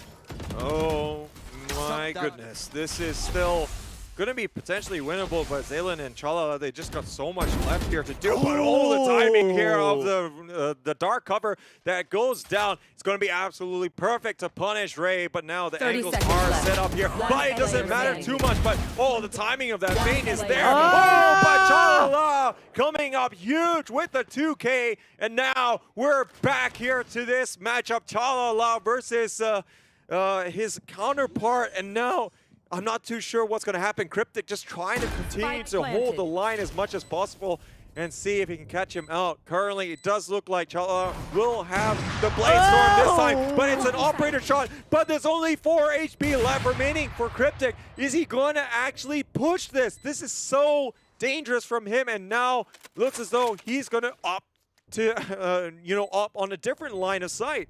Yeah. Cryptic just gonna move out of the way into safety. I think Cryptic will go for the save. They will go for this gamble to go for a save on the operator, bring it to the next round and bring it to another day. But Chala putting on a show and stopping any play inside. But can Cryptic do anything on this? This is proving to be a divine move, changing the roles over there. And now that means we are level once again. We are going to be playing out the full length of regulation here for our second map. This is still anyone's game. And look at this, full buys coming out here. Might not be perfect for the loser of this next round, but anything can happen. But you have to start giving the edge a little bit for this upcoming round here to KOG. They do have enough in the tank for that ultimate economy that can really swing in their favor. Let's just see how they want to stack up currently. It's going to be quite neutral here from Exodus. They do try and see if they can get a little bit more information on A straight away, and that might already pump the rotation. But again, this B side here is proving to be the kryptonite for the Singaporean team, and now there's going to be quite a heavy presence here straight away. Movement coming in from the side of KOG onto the side of B. Can they get a super buzz? Will collect one. Chala will get onto Ray. Means that they will get the spike planted. What is the option for the side of Exodus? They will have to figure this out going up against 5 players. Still alive. 2 players left on the side of Exodus. It is going to be really, really hard. Oh, it is not looking good. They actually might do well to save their guns a little bit and try and pull it out in the last round of regulation. Rizera is going to be able to pick one off. And you can see they have all moved out there to B window and the lower ground area over here. This is still going to be allowing them to get watch there onto B side, but now he's rolling them into the false sense of security. Super Bus goes down as well. Cryptic, he's going to save the A or the O operator here. As looks as though he's actually going to get hit there by the spike. I think that was a little bit of a blunder there from Exodus, and as a result, they're going to be going into this next round a little bit more poor. They're not going to have the operator available to them to try and influence proceedings, but it's going to be relatively even. It's just Cryptic who's going to be missing out on getting that full armor, but there's still going to be these ultimates on the board for KOG. They're going to be able to, burst onto site. The Rolling Thunder in particular is going to be particularly strong. And John Olsen, he has been up for the task here in the second map. He wants to push this to a third. Yeah, KOG, they want to go for the third map. They want to stay alive in the tournament, move on to the grand finals. But Exodus, can they deny this opportunity and win from the side of KOG? Here comes the team of KOG. They are going to the sites. And right now, they're going to be looking to hold it back a little bit here, but Fein actually gets spotted out by Superbus. Cryptic will be able to get one, but it's going to be an even retake situation at the moment here, and Cryptic will be rotating all the way to heaven. Might be able to do something here. Superbus is getting very aggressive here. Going to be holding that tight angle, but now Rizera, he's popping off here with the ultimate here. Look at the shots coming in here. Cryptic coming in huge, picks up a 3K so far, and looks like they are going to be taking us to overtime. Yeah, once again, we are back to square one of overtime. We have been seeing a lot of overtime today. This Switching could sides. be another Overtime. one of a long run. Oh my goodness. This is our third overtime match, ladies and gentlemen. We've had 3 today. First one was a double overtime, then we had a quadruple overtime. Can we get a sextuple overtime here? Wow. No, I actually am not even sure that that's the right term to use here, but I mean, you guys kind of get the message here. We'll see what both of these teams want to do. There's so little to separate them. KOG, they've been instrumental through the efforts that we've seen John Olsen and company being able to pull out from their back pocket. But, you know, this is going to be where it all counts. This is do or die time for them if they want to be able to qualify for the grand finals. Yeah, definitely KOG. Everything is on the line. This is a very important overtime. Ooh, really, really close. But here comes the firing squads. Oh my goodness, Super Bus, he's going to be able to pick up 3 kills here as he's halting this attack in its tracks. KOG is going to be able to take down this fight in quick fashion. Just not a lot that Exodus was able to do. And I think they got a little bit ahead of themselves, is really just not checking some of these very common angles which can derail your entire round. And when that's in overtime, it cannot be more of a disaster. Yeah, definitely. That is gonna hurt Exodus a lot in the momentum. But they do have one more round to go in this overtime. Can KOG seal the deal, or Exodus make it an upset? And it does look like the stack here is going to be predominantly on A side. Going to still have Lammy Snacks watching on the rotates here.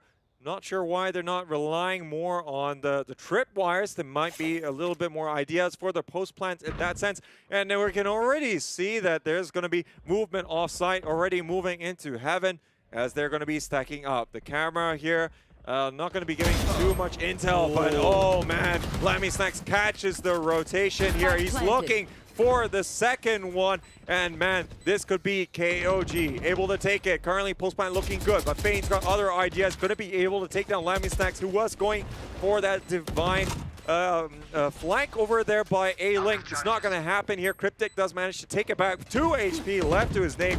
Not going to be working out, but it looks like he's going to get into a fantastic spot, and looks like we're going to be going to a second overtime. Exodus going to be forcing it out here with a brilliant retake. Yeah, Exodus trying to do all they can and forces us to the second overtime. This is just nerve-wracking for us. Overtime. Well, I mean, nerve-wracking for us. Can you imagine how the players feel in this one?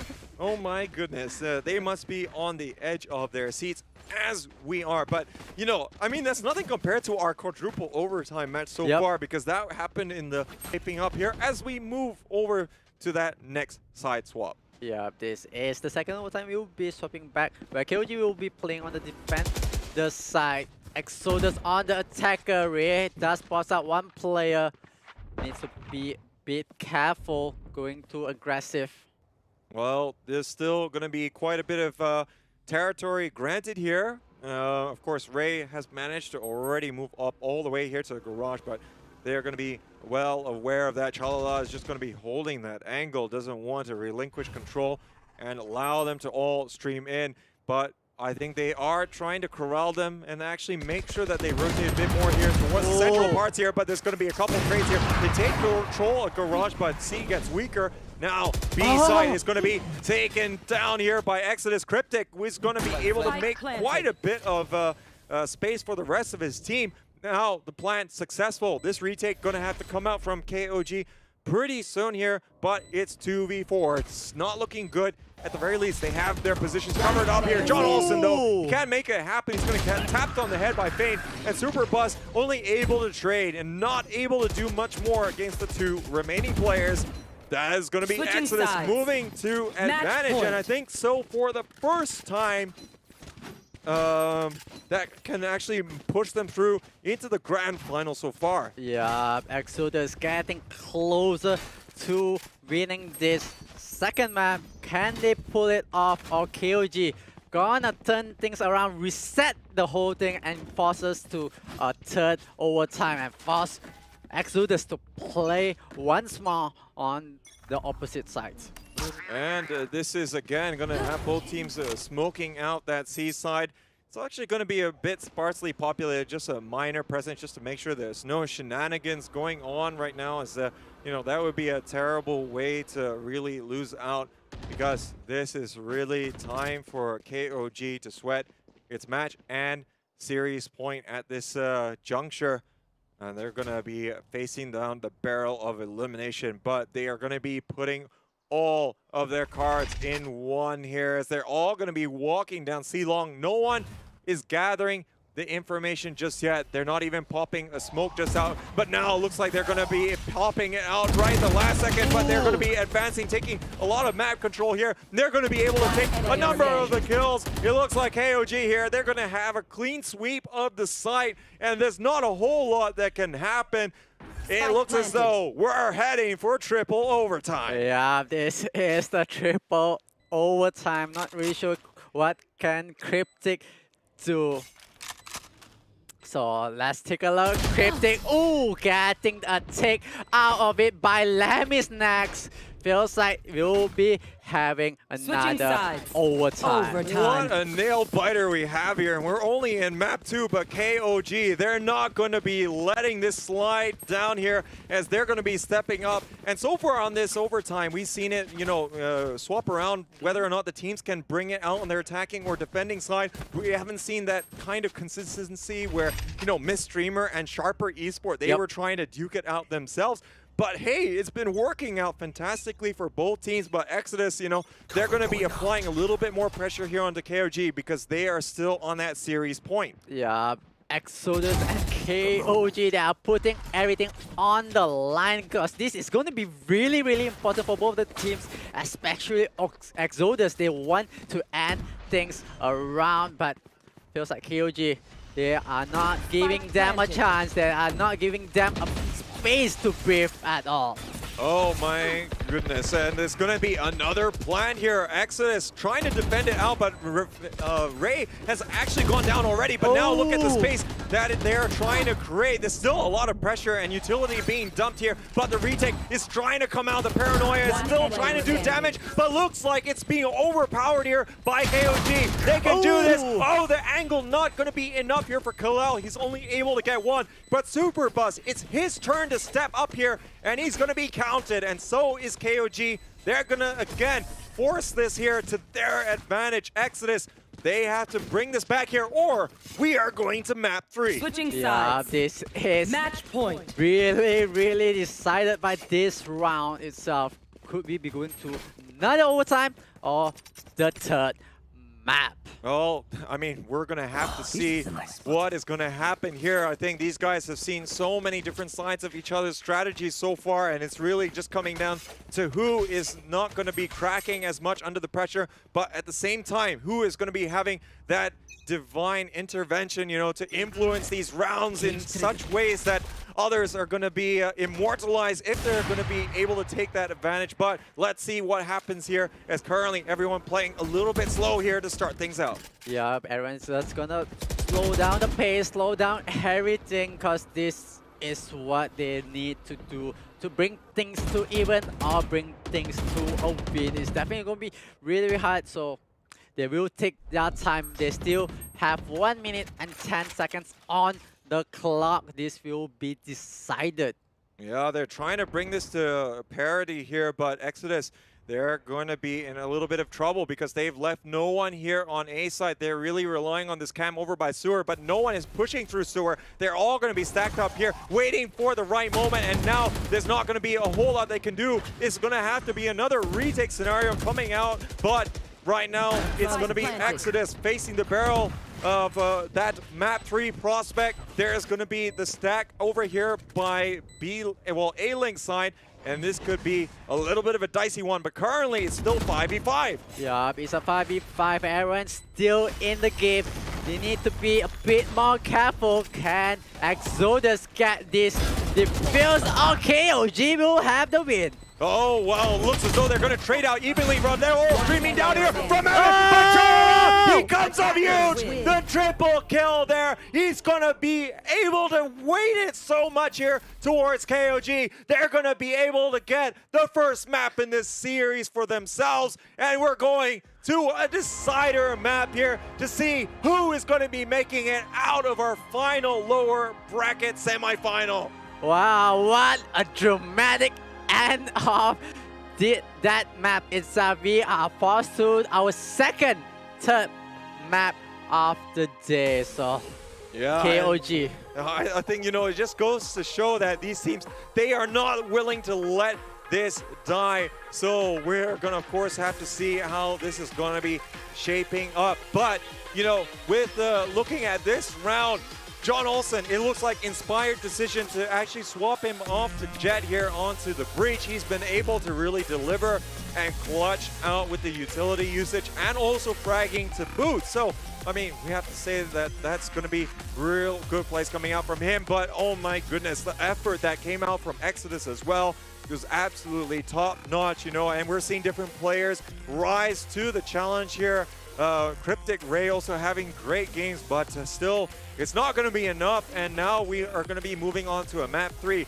Now, what map are we going to play on, do you ask? Well, I mean, that's going to depend. The pick will be going over to Exodus because it's going to be coming down to the round differential so far. So considering it went to overtime, yeah, there's no doubt in the minds there that the Singaporean team, they're going to be dictating where we will be playing our final match, because the first two, as you might know, was picked by KOG. Yeah, KOG had the advantage to pick up the first two map, which is being played. They play on Split and Haven, so leaving them with an option of Ascent or Bind. So, so Exodus has to figure this out.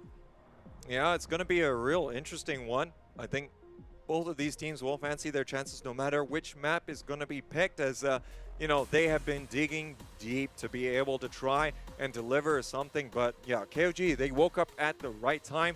It did look as though that it wasn't going to be as close as what we saw here in map 2 for map 1. So it looks as though they pulled up their socks, and they'll be looking to try and bring it in that final match. And you know, it's like we wouldn't have it any other way. It just goes to show how well stacked these teams are, you know. And I think, you know, looking forward to seeing how this matchup will end. And of course, the October finals, you know, has proven to be absolutely stacked so far. Yeah, super stacked for these teams that is playing today. They have been putting on a great game to each other, and we have went to 2 times. This is going to be the second time that we're going to the third map of the day. Oh yeah, ladies and gentlemen. So we are looking forward to seeing how all of these stories are going to be concluded today. And you know, with that, we're going to be taking a breather, because I think just like the players, we need a little bit of one ourselves. And when we return, we'll have the conclusion to this story, and let's see who moves on. But oh, we do have interviews with both of the teams, so we'll be seeing what are their final thoughts so far before we enter this match. Yup. Hi, Rizera. How do you feel about the second map just now? It was really, really close for you guys. Yeah, after the first map, we knew we can take them, even though we gave up like both map vetoes, so we weren't technically favored. We felt that we threw the second map quite heavily because we lost a lot of 1v access. Yeah, so we think we should have won the second map. Just a bit misplayed on our end.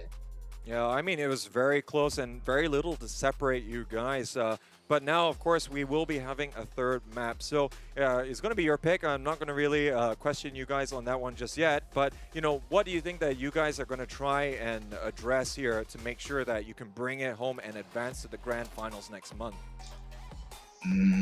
I think just like the first game, we just need to be more smart and collected. Like how we play together, play better as a team. We were losing quite a lot of post-plant situations as well. So I think we need to touch up on that. So be more aware going to the next map, which will probably be Ascent. That should be our best map, I think. So hopefully we should take it as well. Yeah, I think we've seen some spirited performances from you guys coming out from this one. And, you know, I think looking at your opponents, is there anything that comes to your mind that, they're trying to do a little bit differently here to get a little bit of advantage on you guys from these first 2 matches? Not really anything different. I noticed one of their players swapped from Jet to Breach, like they swapped in the team. So that's the only thing that I noticed that was different. So their Breach player is really good, managing to get a lot of kills out of us. But I think next game we should be able to take it. Okay, well, I mean, that's quite a bit of confidence, and it's encouraging to hear, I mean, you guys had really good games there in map 1 and 2. Of course, it was really close in the second one, and as you said, you kind of felt that you would be able to take it. But anyways, you're going to be moving on to Ascent, so it sounds very promising, and also from looking at your past performance. So wishing you guys all the best here, and hoping for a cracker of a game, but I know it's going to be a nail-biter for you guys to a certain extent. All right, thanks, man. All right, see you. For the kind words.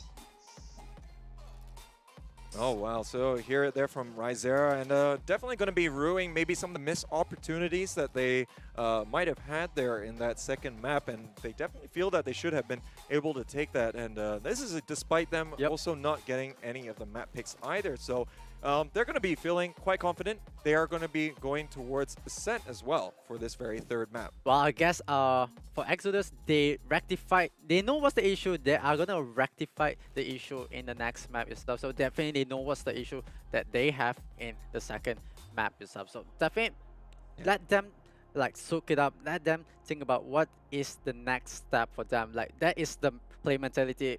The last game was the previous. It is the past. We have to move forward. They are moving forward with this mentality of, okay, we lost that map, fine. We lost it, clean to them. We will go into the third map, fight with them on the map that we're going to pick. We are going to be comfortable with. We are going to put on a really, really tough game against KOG. Yeah, exactly. And I think, he did highlight, of course, that, John Olsen, moving over onto the breach role. Seems as though that was going to be slowing down the pace there from the Singaporean team ever so slightly. Yep. And he's definitely shown his prowess on the Jet, but, it's proven to be some divine intervention there by the swap there. And we're just waiting on the coach here, Snowy White here from our ROC that we're going to, or ROG. Okay, looks as though we are ready here for this brief interview.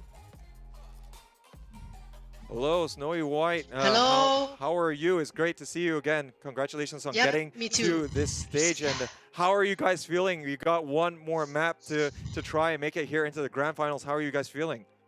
Now we just feeling that we so close that we're gonna go back home, but we can't do it. And we hope next map we can do it again.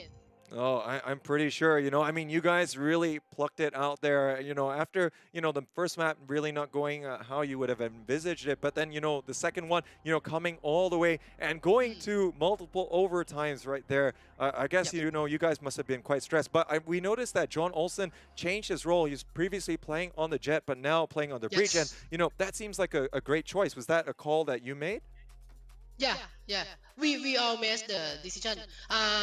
Since we lose map 1, right?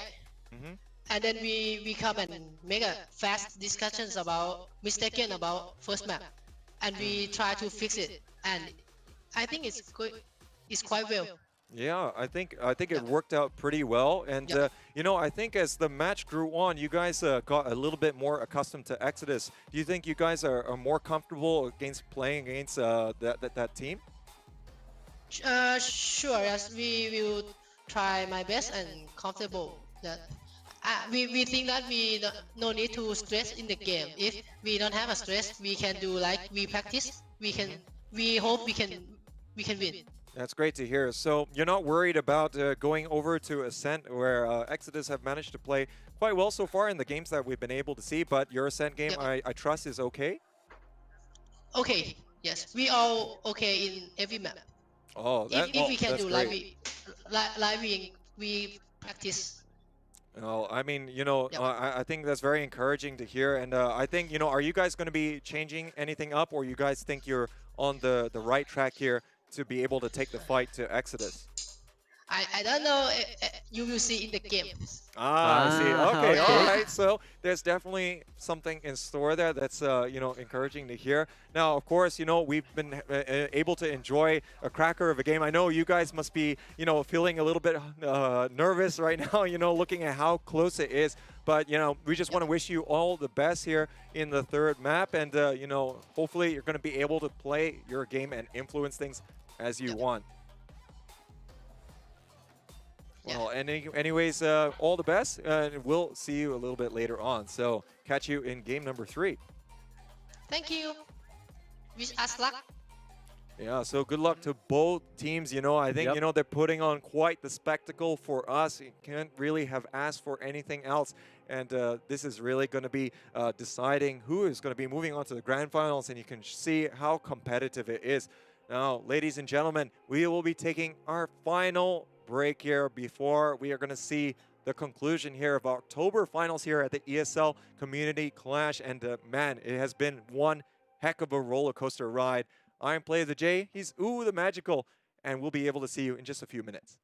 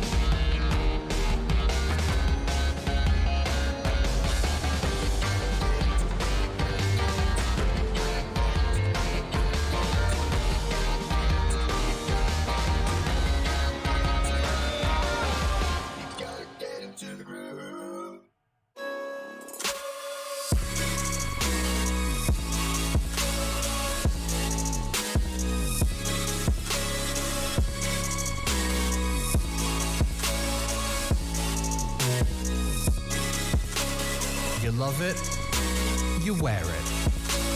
What's your style? Get your merch at shop.eslgaming.com.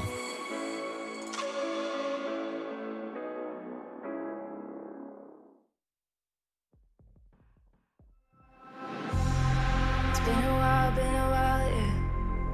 Safe to say over a year. Still it feels like I saw you every day. Tired of hanging around the ones that always need an explanation. I don't need to every day.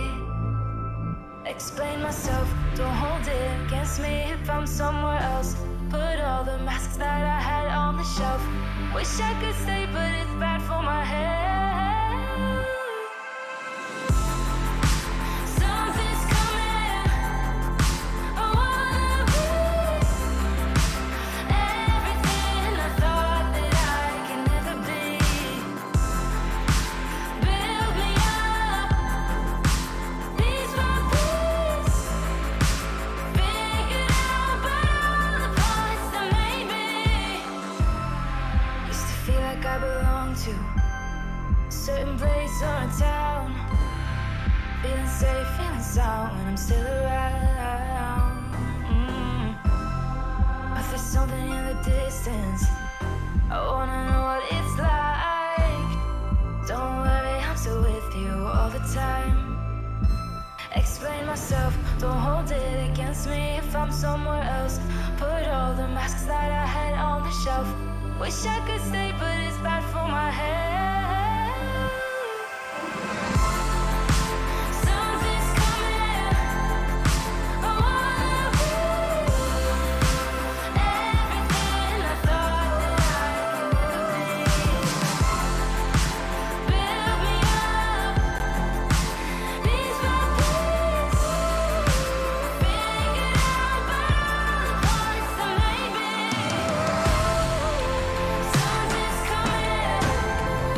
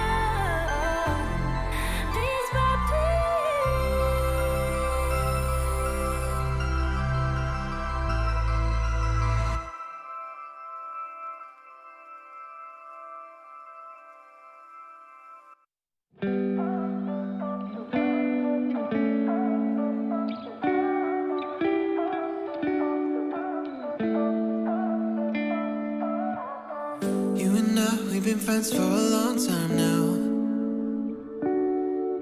Always have a good time whenever we go out. But you've been calling me up all the time and sending me signs and giving me them eyes. And you've been saying that you found the one, texting me junk and you wanna talk, but you can't say why.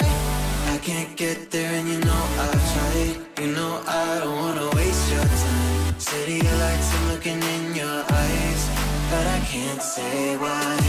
Doesn't feel right to call you mine. You know I don't wanna waste your time. I can't get there and you know I've tried, but I can't say why.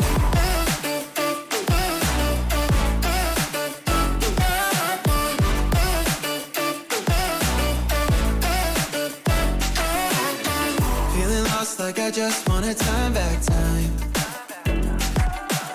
I'm choked up, tell me how do I say this right? Cause you've been calling me up all the time and sending me signs and giving me them eyes. And you've been saying that you found the one, texting me drunk and you wanna talk, but you can't say why. I can't get there and you know I've tried. You know I don't wanna waste your time. City lights, I'm looking in your eyes, but I can't say why. Doesn't feel right to call you mine. You know I don't wanna waste your time. I can't get there and you know I've tried, but I can't say why.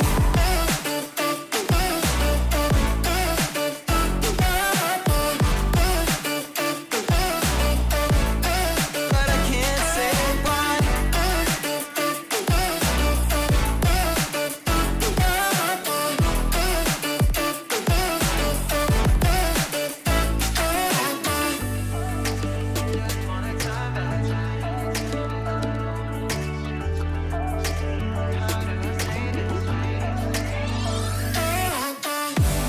Can't get there and you know I've tried. You know I don't wanna waste your time. City lights, I'm looking in your eyes, but I can't say why.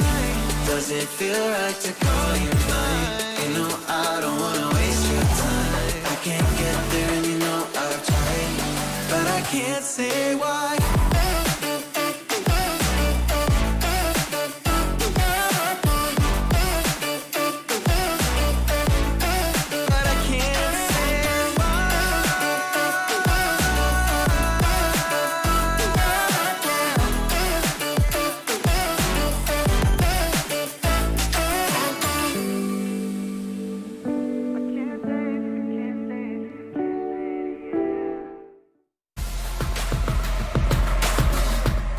ESL Community Clash is presented by Intel and official peripheral partner XPG.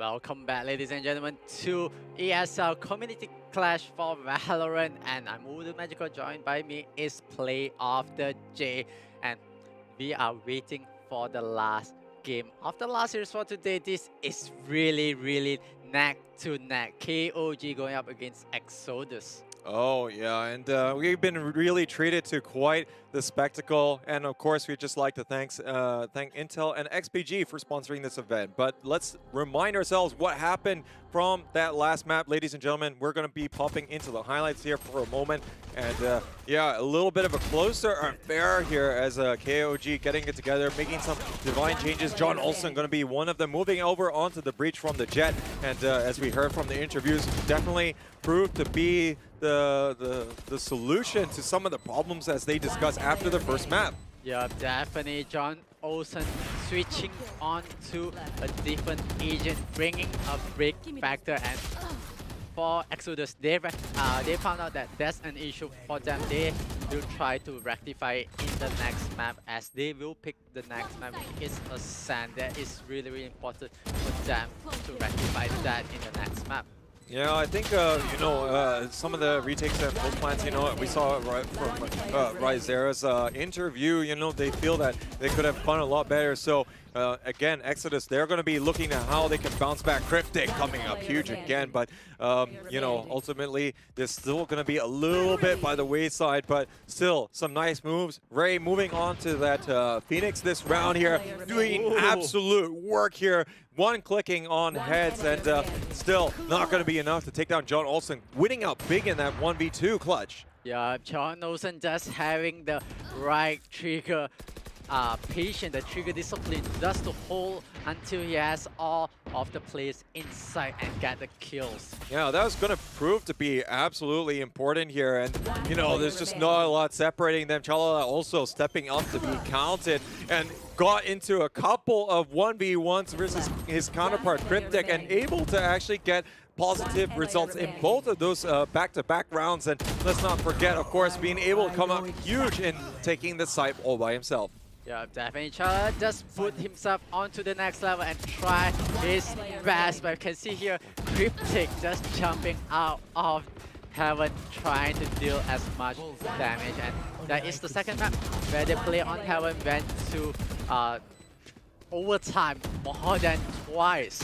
No, I don't even know anymore. I think, you know, these teams, you know, they continue to surprise us again and again, and really are not going to be giving up at all, you know. And after striving for so long here, I mean, to qualify here, it's been quite a while. But now let's remind ourselves, ladies and gentlemen, as to where we're going to be finishing things out here in our decider match. First two picks did go to King of Gamers, as unfortunately Exodus not there on time, but they will be able to pick the third decider one on Ascent, as they do have the better round differential over the course of the first two maps. And as a result, we're going to be seeing Exodus starting on attack. Now that's because King of Gamers, they do prefer on the defensive side, typically what we tend to see so far from all of the matches that we have. But Exodus, you heard from Isera, they're very confident going to this map, and just like what Snowy White was alluding to for ROG, they're going to be, of course, very aware of the mistakes that they have made and be looking to rectify that. And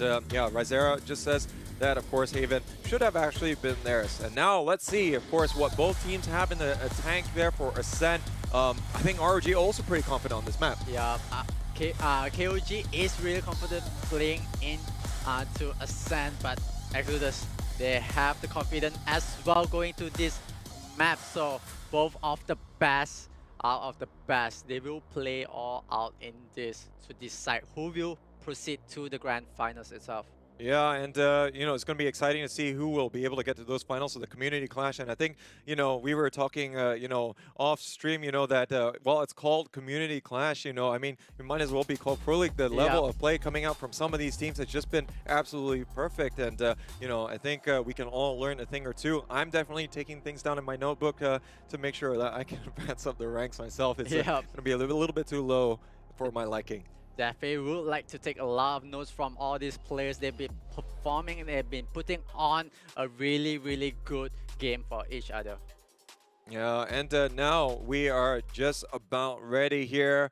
We're going to be going in here to Ascent. Currently, it's all fair and square, but we're going to be moving on to the Exodus map pick here of Ascent. Are they going to be able to continue with the longevity here for Exodus? Let's not forget, of course, this is their final tournament that they are playing under this banner. And of course, these players are going to be looking to pull out all the stops. They do not want to miss out on that big ticket to the grand final. So we're going to see how they want to try and shape things up here on the attacking side. Yeah, definitely. Exodus starting on the attacking side. KOG playing on the defender side. This is map number 3, which is Ascent. And, you know, looking at the distribution here, you know, both of these teams, they are definitely giving each other respect there, but that's not going to save them. Ray is back on the arena and now going to be able to get that opening pick. And this is the sort of thing that we saw them fight against Alter Ego a little bit earlier on. And now Fane picks up a second here for Exodus. Looks like they're going to be giving their position away. And with that, they're going to be rotating all the way here to A short. But currently, Zaylan here is trying to hedge the bets here and slow down any potential pushes, as they're still going to be having those two players staying put there on B. Yeah, both teams putting on the A game, but you can see how Exodus open up with 2 kills in the first round itself, and they are going to go for more. They will want to try to make a big lead, especially they are playing on the attacker side. This is a bit of advantage for the defenders, but looks like Exodus is trying to break the streak. No, 30 indeed, seconds and left. the plant going down Spike can't really planted. stop that all too much. They're going to be in the corner next to Generator. This is still going to be a split push coming out, but it's not looking good for Zillan. He can potentially get pincered in here if he moves into tree. He's still trying to bait out some information there to be given away, but the two frags here going to be going in the way of Exodus. Lemmy still trying to do what he can, but, you know, with that singular kill, there's just not enough here to make a difference. Yeah, definitely not much to make a difference. It could be a flawless round for the side of Exodus, but Exodus doing their best. They are bringing out all the guns they need. They are purchasing everything. KOG will go for the eco. They will try to put a bit more good financial in the next round. Oh, and Rizera are going to be taking the Ares. Always going to be the good option for a Silva here on the Ascent. And we've seen a lot of Divine plays coming out. Of course, they are starting to make some inroads here from B main. There's going to be quite a bit of utility. Two smokes being popped out there over towards market side of things. Cryptic making a lot of space, able to pick up a couple kills. Vayne as well. This is looking like a cakewalk here for the Singaporean players. Yeah, looks like Exodus, they are back to square one, back to basic. If it's not broken, don't change it, and they are going on with the aggression. Have the spike planted, and they are on the hunt for anyone, and Khaled will clean everything up with the last kill. It is a flawless round. Wow, and Super Bus gets the dink, but Khalil gets one of his own, and he's going to be able to clean things out. But yeah, that was a pure full eco there coming out there from the Thai team. They want to, of course, you know, make sure that they can get that full buy going here. And now it's really going to put the onus onto Exodus, deal as much damage as they can. But, you know, you wouldn't deny them from being able to get such opportunities going. But there's going to be the stack over here by A main. Not going to be a lot of pressure, as, you know, I would imagine they don't want to get stuck in these situations where they're going to be taking too many of these long-range gunfights. They're going to try and pick and choose the fight, the battleground, which they're going to make the best value from their loadout. Yeah, definitely. KOG is not going to stand down to the side of Exodus. They are going to buy out all the guns that they need, and this is the gun round for them. They have to turn things around. They are playing on the defense. They have to force Exodus to make a mistake, and ooh, that is gonna hurt a lot to the side of Exodus. Yeah, it definitely hurts. Their 3 kills straight away there is going to shut down quite a bit of this attack. The plan is successful, however, but not much else. They are going to get 1 kill here. Rizera not able to pick up one himself. And that's going to start to swing things back here for KOG. And unfortunately for Exodus, not a lot of damage done there. But, you know, they're going to be able to buy up in this one. And this is going to be the real measure to see how they are performing. Currently no ults on the board yet. So this is still going to be a lot of gunplay influencing things. I'm not too sure if these teams want to try and fight substantially here for a lot of these ultimate orbs right from the get-go. Yeah, definitely no ult is available yet, but they will try their best to do as much and get the ult online so that they will have the advantage. But looks like the positioning from the side of Exodus, they are playing in the mid. Cryptic managed to get onto John Olsen. John Olsen is actually playing on the Jet again. No, and definitely feeling it. I think, you know, they're going to try and make these adjustments. Zalen, though, takes down 2 players. And, man, that is starting to swing things right in the favor after John Olsen not able to get any progress over there by the lower mid side. But look at this Exodus. They are a little bit scattered around. And, I mean, yeah, I can understand confidence that they'll have. But, you know, when these fights are not working out, I mean, I know it was a double team there. And that's just a little bit unfortunate, but now they have to try and have a concerted effort. They are all congregating over here by B main and try to have a little bit more of a push that's going to be swinging this attacking side into that victory. Yeah, I do feel like KOG, they are getting prepared there. You have 2 players inside. They will try to stop any advancement. Ray will get 1, but Chatala and Lemmy Snacks will get the remaining frags, and Lemmy Snacks will end the round with the hit of Khalil. But Lemmy Snacks and Chalala just combining so well there. And well, Chalala did get taken out. I mean, the damage was done, you know. They just really couldn't advance onto site at all. Lemmy Snacks in logs, gonna be able to get the nice angle, as of course they're all trying to stream in onto site. And you know, with the abundance of flashpoints going to be available, you know, B site just completely on lockdown. It's going to bring us to a 2-2 scoreline here so far. Yup, 2-2 scoreline for both of the teams. This is once again for the side of Exodus. They will commit once again into the side of B, pushing it in and do as much advancement, but Superbus will take out Cryptic. Superbus takes out the second, but Finn will have the trade back, and Kalal will try to do as much damage to 3v2 situation on hand. We do have KOG with 3 players, 1 player in advantage. So Exodus managed to get the spike planted. Oh, but it's still going to be a lot more to do. 3 players all streaming onto side here. Khalil going to be absolutely sprayed down right there. Able to pull it back here, but not able to pick up John Olsen. Goes in for the flank, and that's a nice handy retake. It did actually get a little bit closer towards the end because it's a 3v2 scenario, but you know, they had the angles nicely covered and really just able to deal with what Exodus was going to be bringing out in that one. And you know, a bit unfortunate that of course we were talking about how they lost a couple of the picks there on A short, as of course Zaylen definitely on point in that one. But still able to relatively salvage something from that despite the numbers disadvantage. Now, of course, this is going to be them trying to buy up once again, and I think the economy can potentially be broken here if they're not too careful. Yup, KOG finally catching up with the act of Exodus, knowing the aggression, so they are prepared for anything being thrown out from Exodus.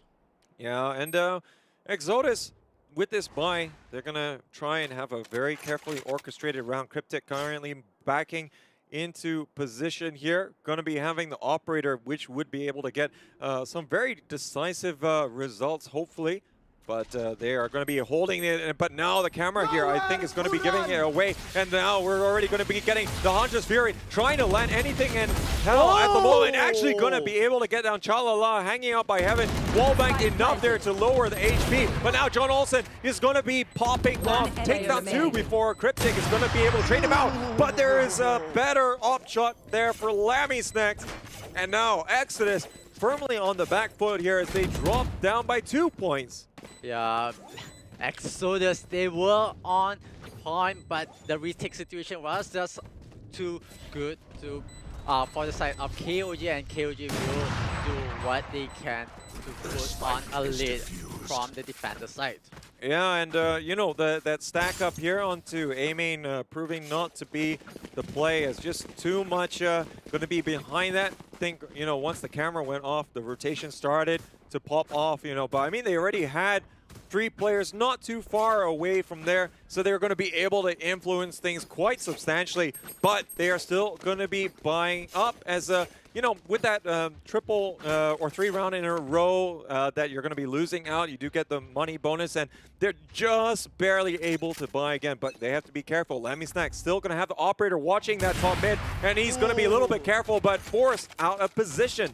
Yeah, Lemmy Snacks has to go for a retreat, but KOG does have the financial to play on a couple more rounds after this if they were to drop this one. But Exodus will try their best because they bought out everything from their bank.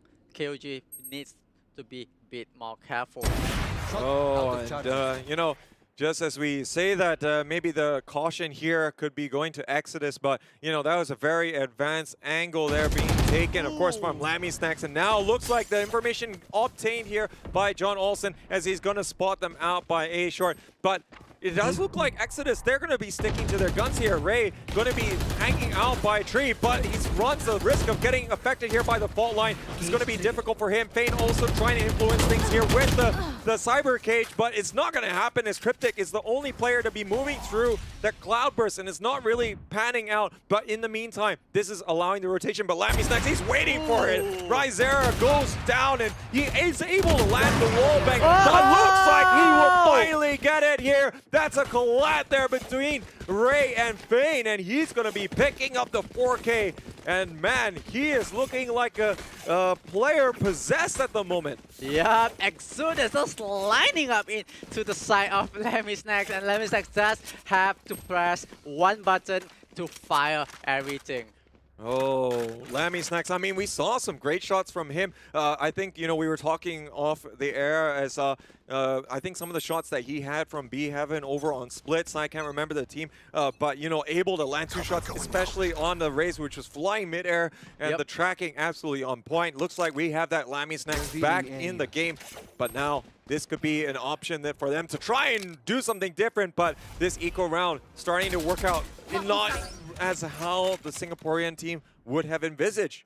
Yeah, definitely Exodus just having a bit of a tough time going up against KOG, and KOG, they are not letting go of any possession. They will try to take down as much as they can and collect as much round. So we'll pick up on Ray. Rizera will have the trade-off with the Sheriff, and Zylan just see through the play of Cryptic. Yeah, just not a lot of coverage, unfortunately, as, you know, they can't really afford to peek out on the mid side. They just do not have the range to work with. Sheriff's not going to be the name of the game, and that's not really going to get too much value, but this is going to be another gun round, and now the game is starting to run away here from Exodus, but, you know, we've seen them, you know, being able to pull it back before, but again, circumstances slightly different. 6 rounds in a row.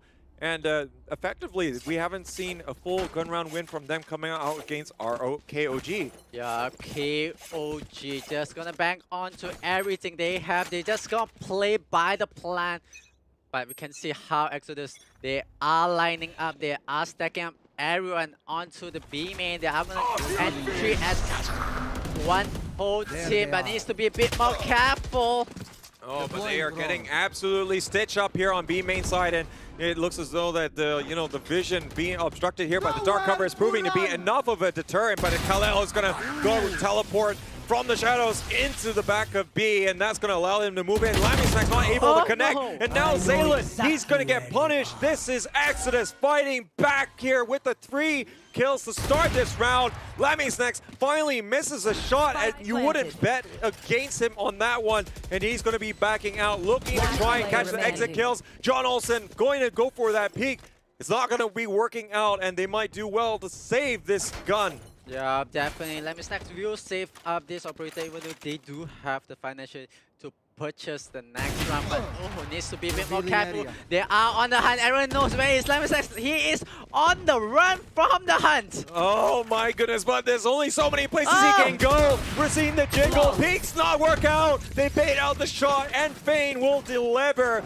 Exodus, they finally hit back, and in what a fashion as well. Flawless. And they're going to be picking up Lammy Snacks' operator to boot.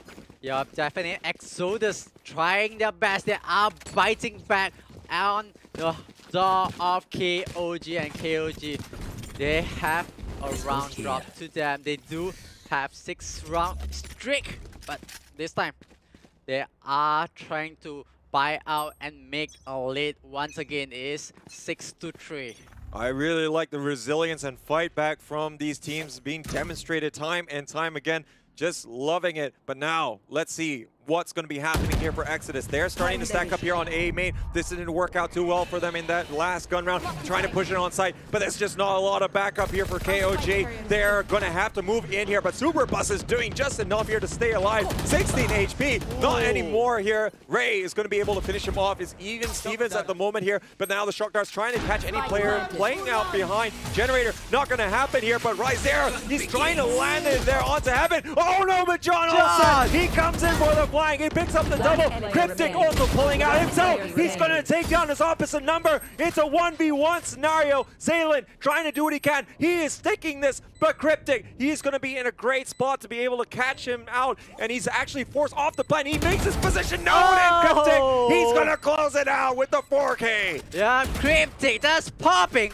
off right now. He is making a comeback, bringing Exodus back to the fight, trying to give all out to KOG. KOG is just a bit hard for them. I think it might go through their head right now as how Exodus was in the back foot, but right now they are on the chase. They are on the chase for the point. They want to tie things up in the first half before going to the next half with the switch off the sides. Oh my goodness, the rounds that we are witnessing right now as everyone wants to step up and be counted. Cryptic going to be taking that mid control, feeling very confident, especially after that round. I can't blame him. There's going to be 3 players stacked up here in B main and just try and poke and prod a little bit more. They're going to be able to spot out the positions, but Cryptic, he gets that opening frag once again, and it's going to be Zaylin, the player that he was tracking down in that clutch situation. He's not having a good couple rounds here, but now look at this, Chalala, he won't be able to trade out effectively there. He does manage to get 1 first troubles, but now John Olsen, he's got other ideas. He is looking to try and haul this back, and Cryptic not able to influence things too much. It's a different chance to step up, but now Fane, he has a different story to tell as now Superbus moving in here. Ray will get the crossfire, and Exodus stepping it up here in this final match. They bring it to within 1 point. Yup, Exodus really wants to tie things off, not letting KOG to have a big lead, and KOG just falling into the plan of what Exodus have in mind. Oh, I mean, we know what they have in mind, utter domination, and you know, with this 3-round streak that's going on for them so far, you wouldn't put it past them either. But you know, KOG, they'll be looking to right the ship, settle the tides here, as they're going to be looking to try and get a bit of information. Currently, Ray is going to potentially be fooling them just a little bit more, and you can already see that as a result, John Olsen is forced to play around the market side a little bit longer than he might have liked. Yeah, definitely being played out right here, but Cryptic trying to land the up shot will not be able to land to anyone other than the A, but a stack is coming up, a 3-man stack stacking up onto the A main. Oh, but I think they kind of realize what is going on. Currently, Ray is just trying to hold out on the flank, just catch whether any shenanigans are going to be panning out. Currently, Zaylin is going to be reporting it's A-OK over here by A short, but little Z know that Fane is going to be lurking in wait, and he does want to try and see if there's going to be any push out to try and see on that ball. He knows what's up. He's going to spot out Fane. There's nothing that he can do about that one, as he's going to have that big brain play going for him. Oh, this is gonna hurt Exodus. They were on a good streak, but there is still 4 players on the side of KOG. 2 players left. Let me say that Superbus hits on the mark, leaving the last player will be taken out by Zaylin. Rizera was the last player alive for Exodus, but right now, Switching will be the sides. switch off the sides. Exodus will be playing on the defender. KOG will be playing on the attacking side. Oh, divine retake going to be working in favor of KOG, and you know, they're going to be finishing the half relatively strong, but it's going to be down to their attacking side. Are they going to be up for the match here from Exodus, as you would bet on them to at least get 7 rounds on the defensive half? But you know, I think, you know, after we've seen how much of the plays coming out from both of these sides across the preceding 2 maps, oh man, I'm not gonna be a betting man on this one here. Yeah, I mean, it's really, really hard to like kind of predict who will have an advantage for this, but we'll try to see what does the player brings to the table. And you can already see this kind of setup here. They're just trying to go for whatever they can. John Olsen, he's going to get picked off there by Ray. And again, here with the defensive first picks working out so well. Cryptic, though, falling down and now going to be relinquishing a little bit of control. Yeah, Exodus, they are on point with the taps. One bullet for one dome. That is what they are doing. They are eliminating the players, leaving 2 for the side of KOG. Oh, but looks like KOG, they're trying to bounce back. They're pushing through short side of things here. Not so much more that Vayne can do. Just not a lot of HP left remaining in this one. It's going to be a 2v1 retake potentially, but let's not forget the spike is all the way in that attacker's spawn. So we'll see whether or not that they really want to try and come up with anything. He can potentially go here for that long rotation, but you know, with only 33 seconds left, it's going to be a little bit more difficult. Left. But yeah, I think he's trying to get a little bit of misdirection, you know, but after those shock darts, I'm not too sure if it's going to happen. As soon as this recon arrow is going to come in, they're going to know. They just have to hold this angle. Yeah, they could go for him, and here is the shot from the side of Exodus. They are on the charge. They are coming in. Planted. Oh, and that's going to get some money here. It looks as though the door's going to get him into the site, but it's not going to help him sustain against this 2v1. And those initial shots not landing there for Lammy Snacks. And now that is going to be a round on the board here for Exodus. Of course, Lammy Snacks does, you know, make sure that they do have the plant bonus working a little bit in their favor, because yeah, it's going to be interesting how they want to stack up against this one. The anti-eco is going to be one that they have to see. Do they want to try and overcome this, or are they going to be going for more in the next round? Yeah, feels like they might want to save for this, go for a better gun in the next round, because they still have a lead of 1 round, so definitely wants to go for the save, but still have to figure out what are they going for. They are going for a save.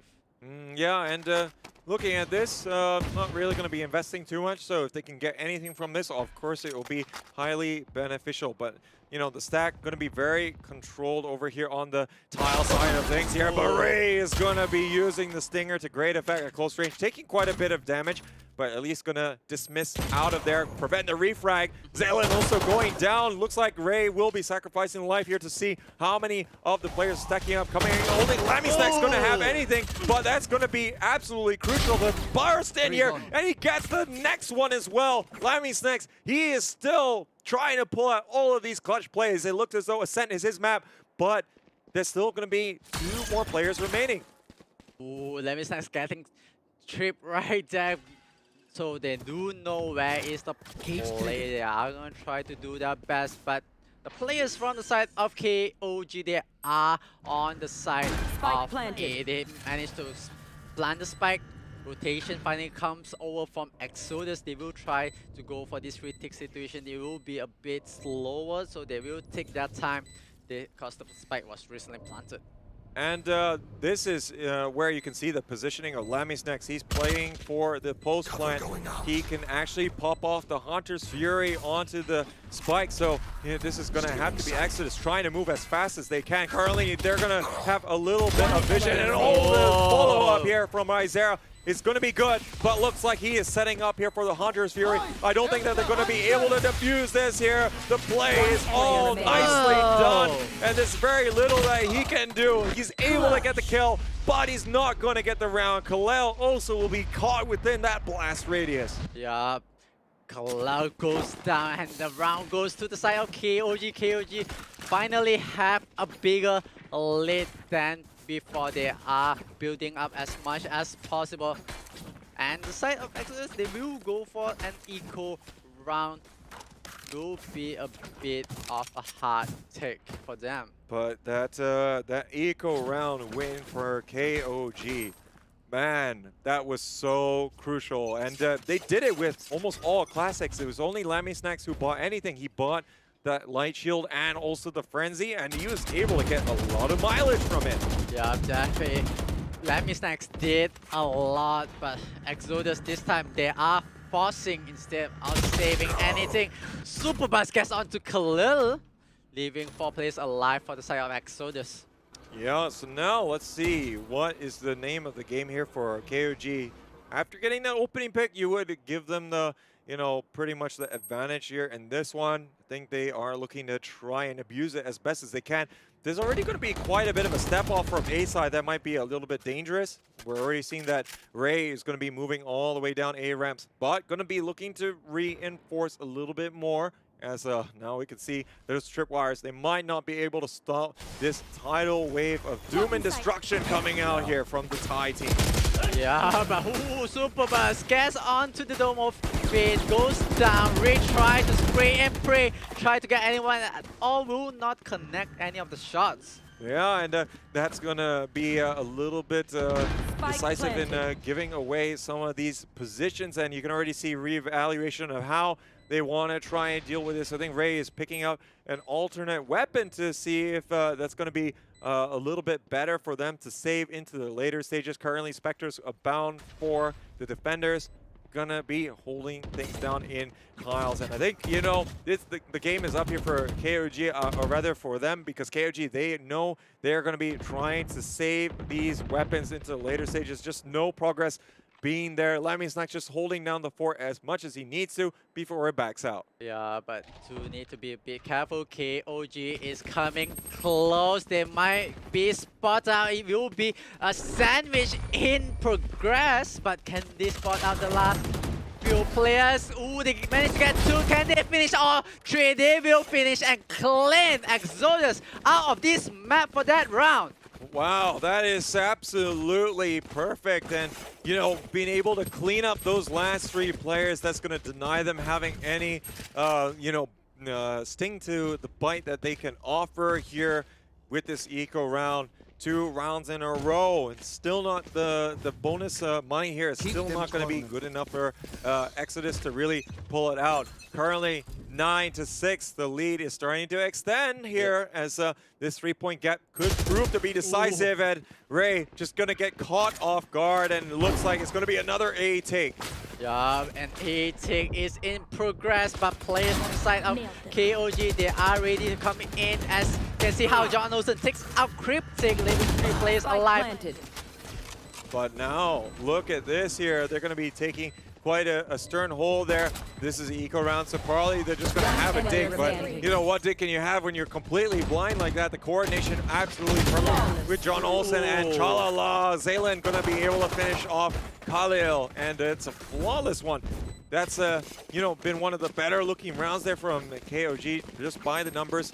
As you know, over the course of today, we've seen a lot of eco rounds actually trumpeting the would-be round winners just based on that kind of weaponry available to them. But this is super important here for Exodus. They're going to be lucky they're not facing up against too many ultimates. Currently, all just going to be like 1 or 2 ultimate points away. So KOG, they can still try and deal some significant damage. Let's see what they can do. Yeah, KOG on the lead right now with 4 rounds. They need to hold on to this. They will try to deny any more points or rounds taken from Exodus. But here is the rush, here is the trigger discipline of Khalil. Will try to do as much, but it will not be in favor as how KOG managed to get 2 players away from Exodus. They managed to get 1 kill only in that stitch up there, and not going to be nearly enough, as they're going to be able to overpower the defenders. And now Lammy Snack's going to be able to catch out 2 more players. He is playing so well here to close things out. The clutch results here for him have been driving his team forward, and currently they're 11-6 at the moment. It is looking like it's getting away here from Exodus. Yeah, it feels it's going to be a really hard game for Exodus, but Exodus currently will have Fallout online for them. They will be able to utilize them in this round or the next round. Most likely they would want to use it on the next round if they don't force to buy in this round. Yeah, but you know, there's not a whole lot of time left in it. Cryptic going to be popping off the Blade Storm at the moment.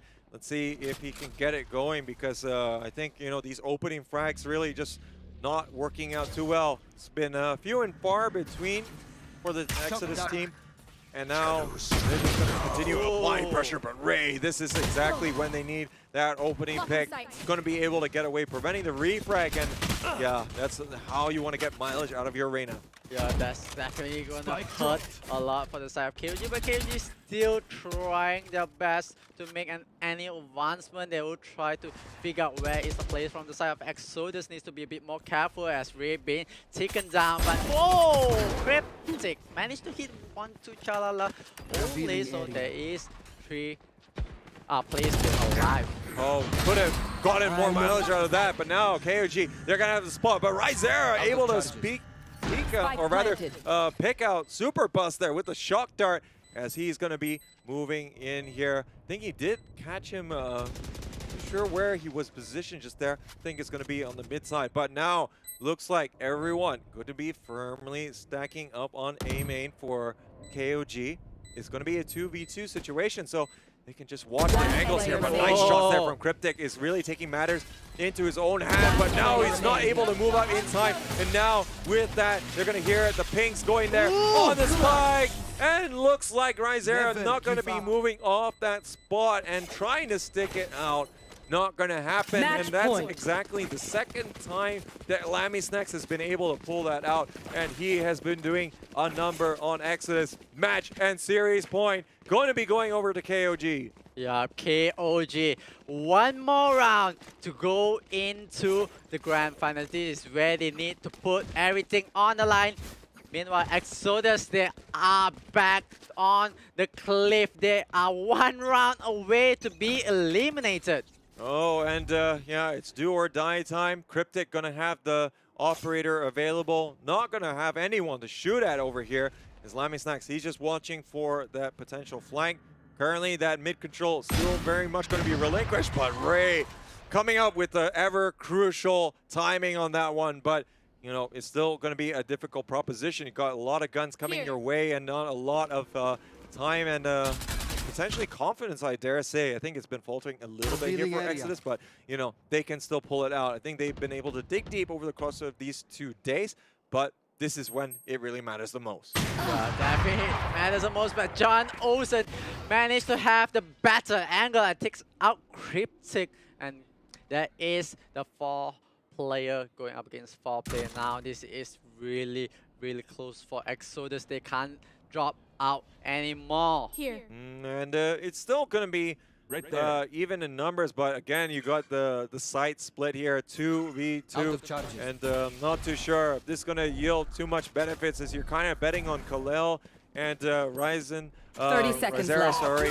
got to be able to deliver here, but now look at the ults popping out here. We're going to have Hunter's Fury to try and counter things here from Rizera. Khalil is going to be able to pick up one. Ray is now moving in. There's still going to be 2 players over here by B main, but looks as though they just want to have a little bit of a poke. They still have the spike out there. 10 seconds left. The 3 left. players still going to be a very difficult proposition. KOG can just reset. They don't need to try and force this.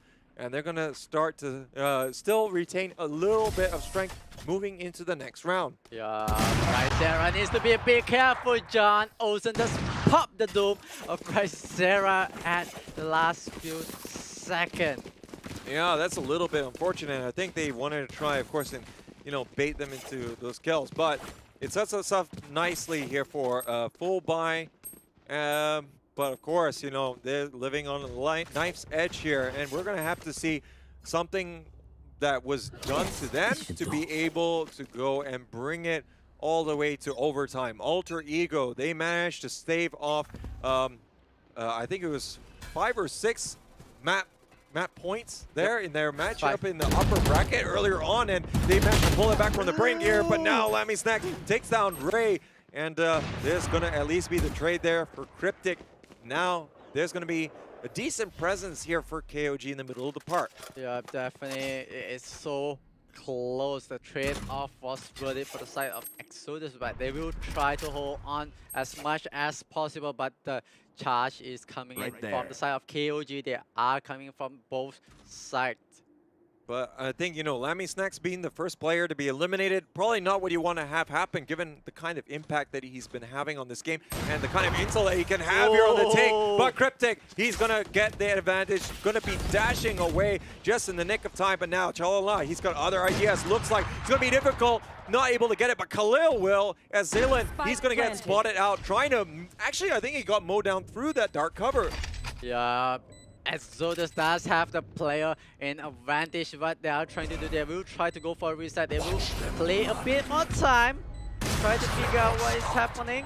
Oh, but that is going to be a good bit of from the shadows there. It's going to gather enough information. John Olsen though gets taken down, but he's down into a 1v1. He can finish this. He can send his team over there. But it looks like Rizera is not going to spot him out. It's going to be King of Gamers moving on to our grand finals next month. And they put in a spirited performance there after really living on the edge there. They went to map and series point in map number 2 in overtime, and that was absolutely nerve-wracking for them, but they managed to come out on top. And you know, wow, GG, well played to both teams for really coming out, but only one team unfortunately can advance to our grand finals. Yeah, and the team will be KOG. They managed to clutch things out on the second map, and on the top map itself. For the side of Exodus, they did really well. They did their best. They did what they can. And on the final map is the map that they have chosen it to be. And that map, unfortunately, has been dropped by Exodus to the side of KOG. Yeah, KOG, they looked a little bit shaky sometimes, especially on map 2 when Exodus was really trying to press the advantage at times, and you know, even got put onto that series point, but they didn't panic there. They put trust in their training. We heard from Snowy White, the coach, a little bit earlier on before this match started, and yeah, I mean, he was still confident in his team's ability to deliver here on Ascent, and he's true to his word. But yeah, I mean, we've had KOG having numerous changes, you know, to the kind of lineup that they want to bring or who's going to play which agent. John Olsen back on the jet here, still delivering, but, you know, I think Lammy's next. He has been what has King of Gamers needed to really close things out here in this final matchup. It was John Olsen in the previous map, but now they're going to be taking turns, you know, to support the team's weight on their shoulders. Yeah, definitely. Each of the players from the side of KOG, they have their own talent, they have their own skill sets to bring, and everyone is just showing what they can do to contribute to the team and contribute to winning the game. Yeah, I mean, Ray was doing the work here in terms of, you know, getting these opening picks to really try and cascade rounds in their favor, but, you know, it really wasn't happening, you know, when it came into the later stages, and I think they couldn't deal so much with these kind of clutch situations that were coming out. We saw 2 rounds where Lammy Snacks was able to win it just through the Hunter's Fury, getting into that positioning. So there was not enough speed from the defenders to try and retake the site as soon as possible and put themselves in a spot where they could realistically try and take him down and still go for the defuse. Yeah, I do agree. Lammy Snacks picking up on the defuse on the last few seconds was really on point. He was on the discipline. Just really, let's not fight out the duels with the guns. Just gonna play from far. Just gonna pop the out onto anyone who's gonna defuse the spike itself. Yeah, and my goodness, we've had quite the series so far here to close things out in our 4th and final matchup of our October finals here at the ESL Community Clash. And you know, we couldn't have asked for some of these games to finish any different. I mean, the series before this also went to that quadruple overtime on the 3rd map, you know. I mean, well done to all these teams able to do this. Now we are going to be having our winners interview, and we're going to be hearing it from KOG once more. Hello, Snowy White. Hello. Congratulations and welcome back thank you. here. You must be ecstatic. The team really pulling out quite the performance, and true to your word, you said that you guys were comfortable on Ascent and you really delivered. And Lammy Snacks, he's got to be over the moon for the contribution he was able to put in. Yes, that guy is Lammy Snacks. Yeah, so yeah, I think all of us are gonna know his name now. So like I said that we remove our stress and play like we say to each other that it's just a first round, no need to stress. Every round is a first round. Yep. Yes. No. So we have no stress and do like our practice, and it's going too well. That is a great mindset and attitude to really approach this, you know. And I think without that, you know, you wouldn't have made it through on the second map either. You know, when it was on a razor's edge, it was so easy. Close. Yeah, so close, and you know, I think you know, the performance from Exodus, of course, is commendable as well. But you know, you guys, you stacked up pretty well on Ascent, and you said you were very comfortable on the map. But did you make any adjustments here for Exodus, or you just focused on your own game? We just focus on every game in our own games.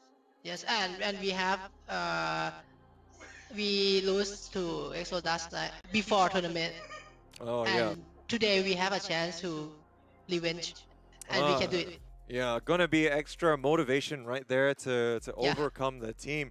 And I think that's one to be really happy about. Definitely shows that you guys are moving in the right direction. And, you know, direction being, of course, to the grand final. So congratulations on that one. Thank are you, going thank to be you. Are you going to be changing things up here between now and then? Can we expect to see anything different from you guys by the time the grand finals roll around? In grand final, I think we will have more practice, more hard practice, and we have more plans and more strategy to play the games. Well, that's a very exciting prospect, and we're looking forward to seeing what you guys are going to be able to bring to the table when that comes around. Very excited to see how your players are going to be doing, and maybe you guys might be fancying some of the rematches against some of the teams that you face up against. Alter Ego comes to mind. I'm pretty sure you're looking at them, but who do you want to play the most when it comes to the grand finals? I think every teams every team are good because they can going into grand final stage, and I think we have to beat every team if we want to be a champion. So no specific team, just any team. Well, that's a great way to approach it, you know. And you know, I want to wish you guys the best. You know, it's been an absolute pleasure to watch you guys and in such a detail, you know, and really just showing the grit and determination to come out from a very tight series, you know. And it's going to be, of course, based on your mentality and the way that you approach it more than anything else, because everyone here is fantastic at the game. But you guys, you managed to rise above the challenge, and you know, that's really great. Looking forward to seeing you guys in the grand finals, and all the best with your preparation. Thank you. Do you have any final words here for your fans that might be watching? Okay, for our final was that we will do our best in this tournament, and we hopes we can be a champion to not our champions but our fans champion too. We want to get a trophy for our fans.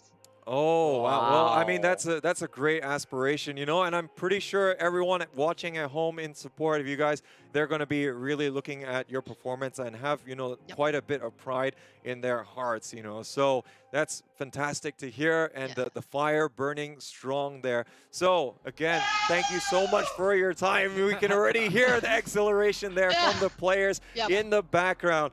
So thank you so much, Snowy White, and well done to your team. We're going to be looking forward to seeing them again in the future. Thank you. Well, I mean, wow. These guys, you know, they really stepped up against the odds here.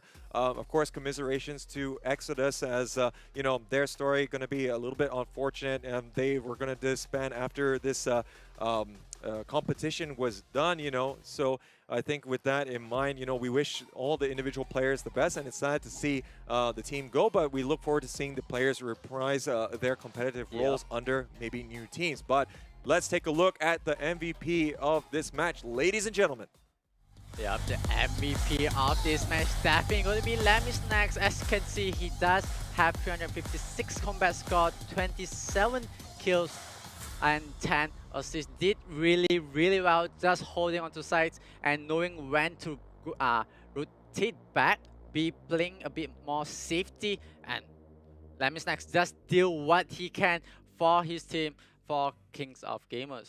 Well, I mean, we saw him really perform in that third map, but you know, his contributions were so significant that it was putting the result beyond doubt. You know, some of these rounds he was either fragging out or he was getting those just impact kills or being able to clutch out by making sure that the spike was going to go off as planned. And, you know, that's a great result coming from him. I'm pretty sure John Olsen, you know, is going to be very close behind him, you know, when it comes to MVP consideration. He had a fantastic game number 2, and if it wasn't for that, we wouldn't have even got into Ascent, and he still had a good result moving back onto the Jet, so we got to give him a special commendation as well. But I think overall, KOG, you know, we've seen some very spirited Valorant coming out from them, and can't wait to see what they will bust out in the grand finals. Definitely would like to see what KOG will bring to the table for the whole tournament, what they can do to make it a better, a different gameplay against the other team. And definitely all the teams that have moved on to the grand final for next month, they are standing a chance to get the prize pool.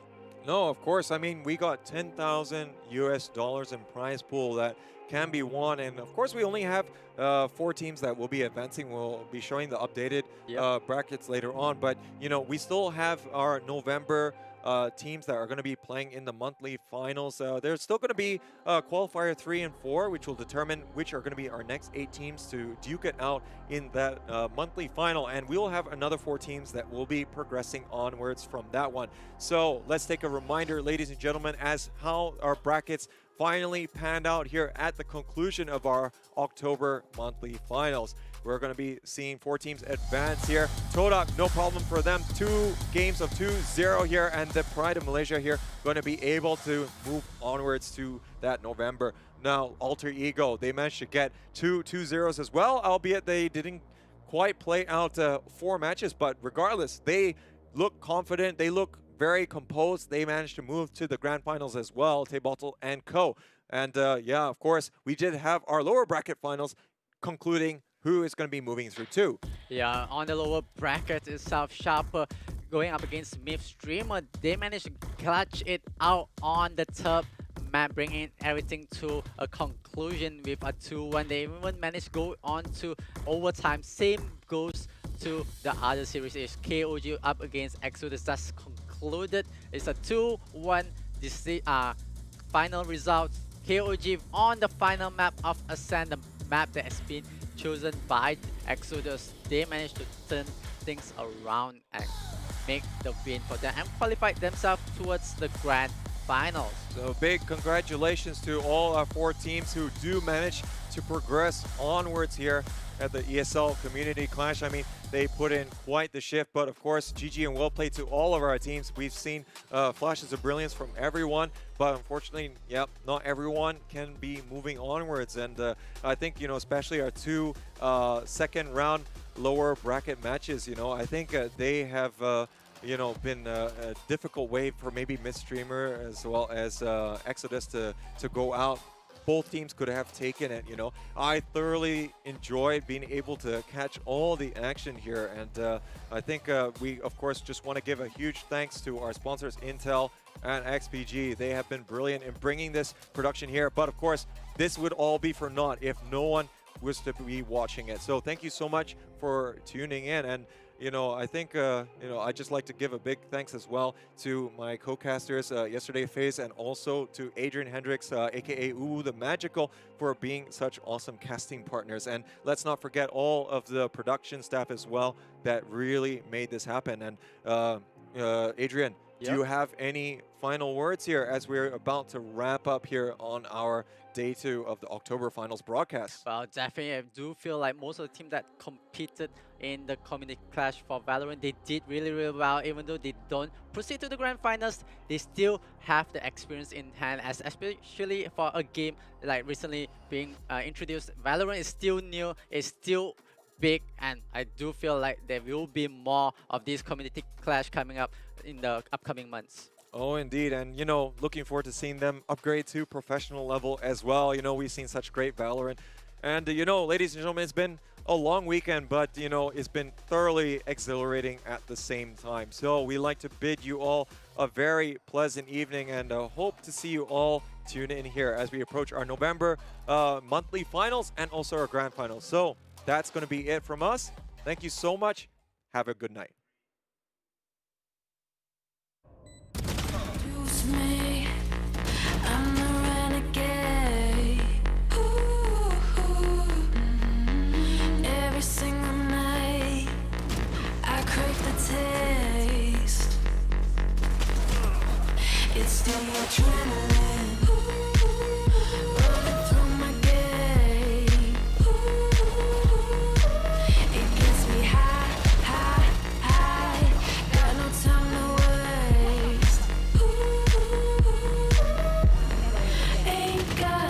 time for small talk. I tell you the truth. I'm faster you. I'ma tell you the truth. Not in it to lose, just faster you.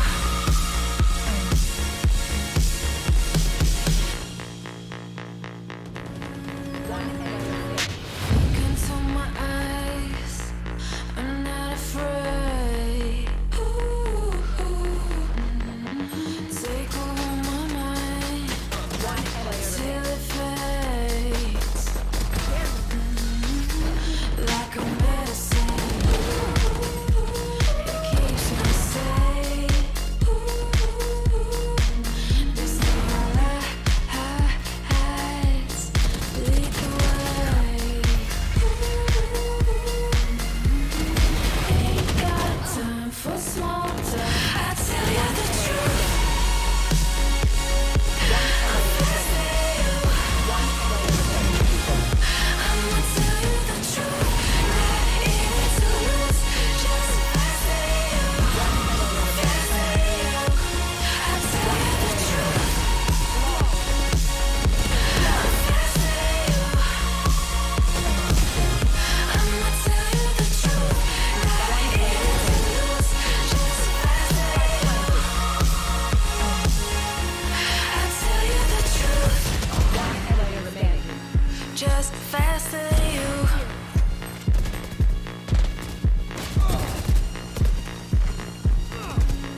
Just faster than you. Player standing. One enemy remaining.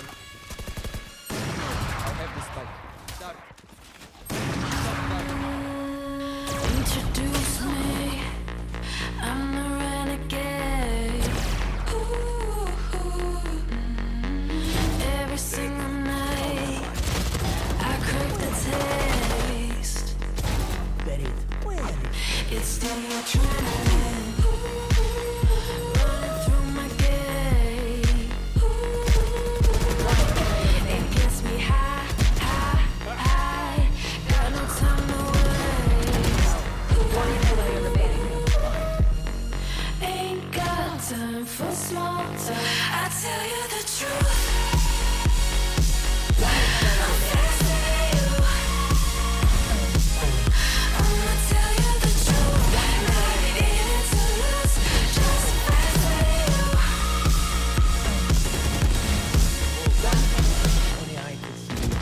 One enemy remaining. Look into my eyes. I'm not afraid. Take over my One enemy mind remaining. One till enemy it fades. Like a medicine, it keeps me safe. This neon lights lead the way. Ain't got time for small talk. I tell you the truth. I'm faster you. I'ma tell you the truth. Not in it to lose, just faster you. Faster you. I tell you the truth.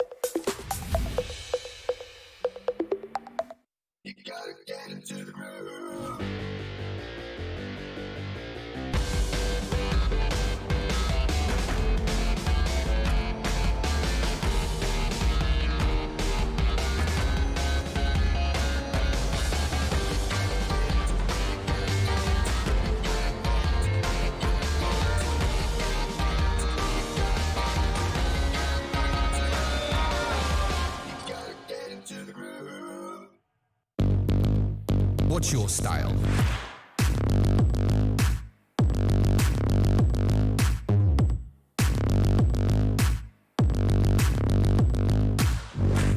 merch at shop.eslgaming.com.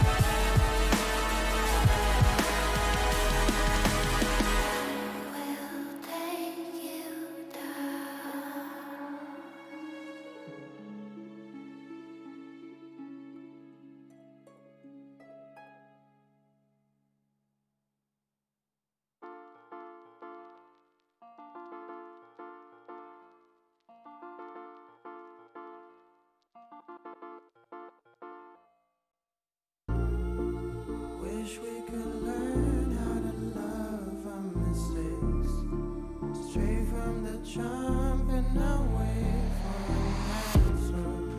Wish we could smile, which is rough nowadays. Change our reactions.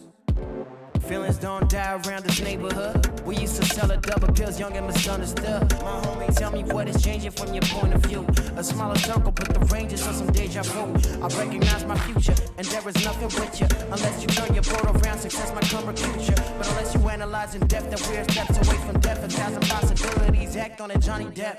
For real. Cause we're lonesome towers, trying to know what brought us down here. I don't wanna be stuck in countless doubts. I just wanna smile and run away from here. I swear to God, man, I just wanna be a model for my brother. Hey, hey, I just gotta work until I'm on the covers. Hey, hey, I just gotta work until my songs are covered. Hey, hey, I just wanna make it proud to be my mother. Hey. Wish we could learn how to love our mistakes, straight from the jump and not wait for an answer. Wish we could smile, which is rough nowadays. Change our reactions. You just gotta love yourself. You just gotta love yourself. You just gotta love yourself. You just gotta love yourself. Hope you learned your lesson, girl. I cannot teach anymore. Hope you show some faith in men, and not like anyone. Cause I am over being sober with myself when I'm with you. I am over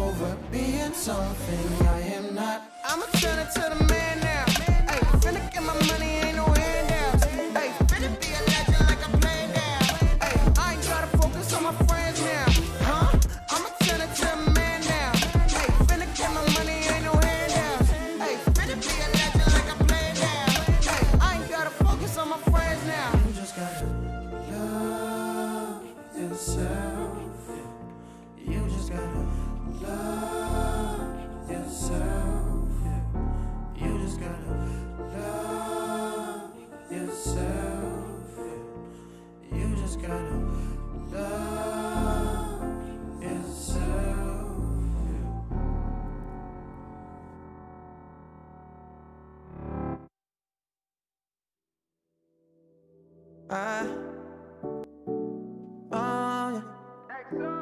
Ooh, yeah, yeah, I see no signals, no signs.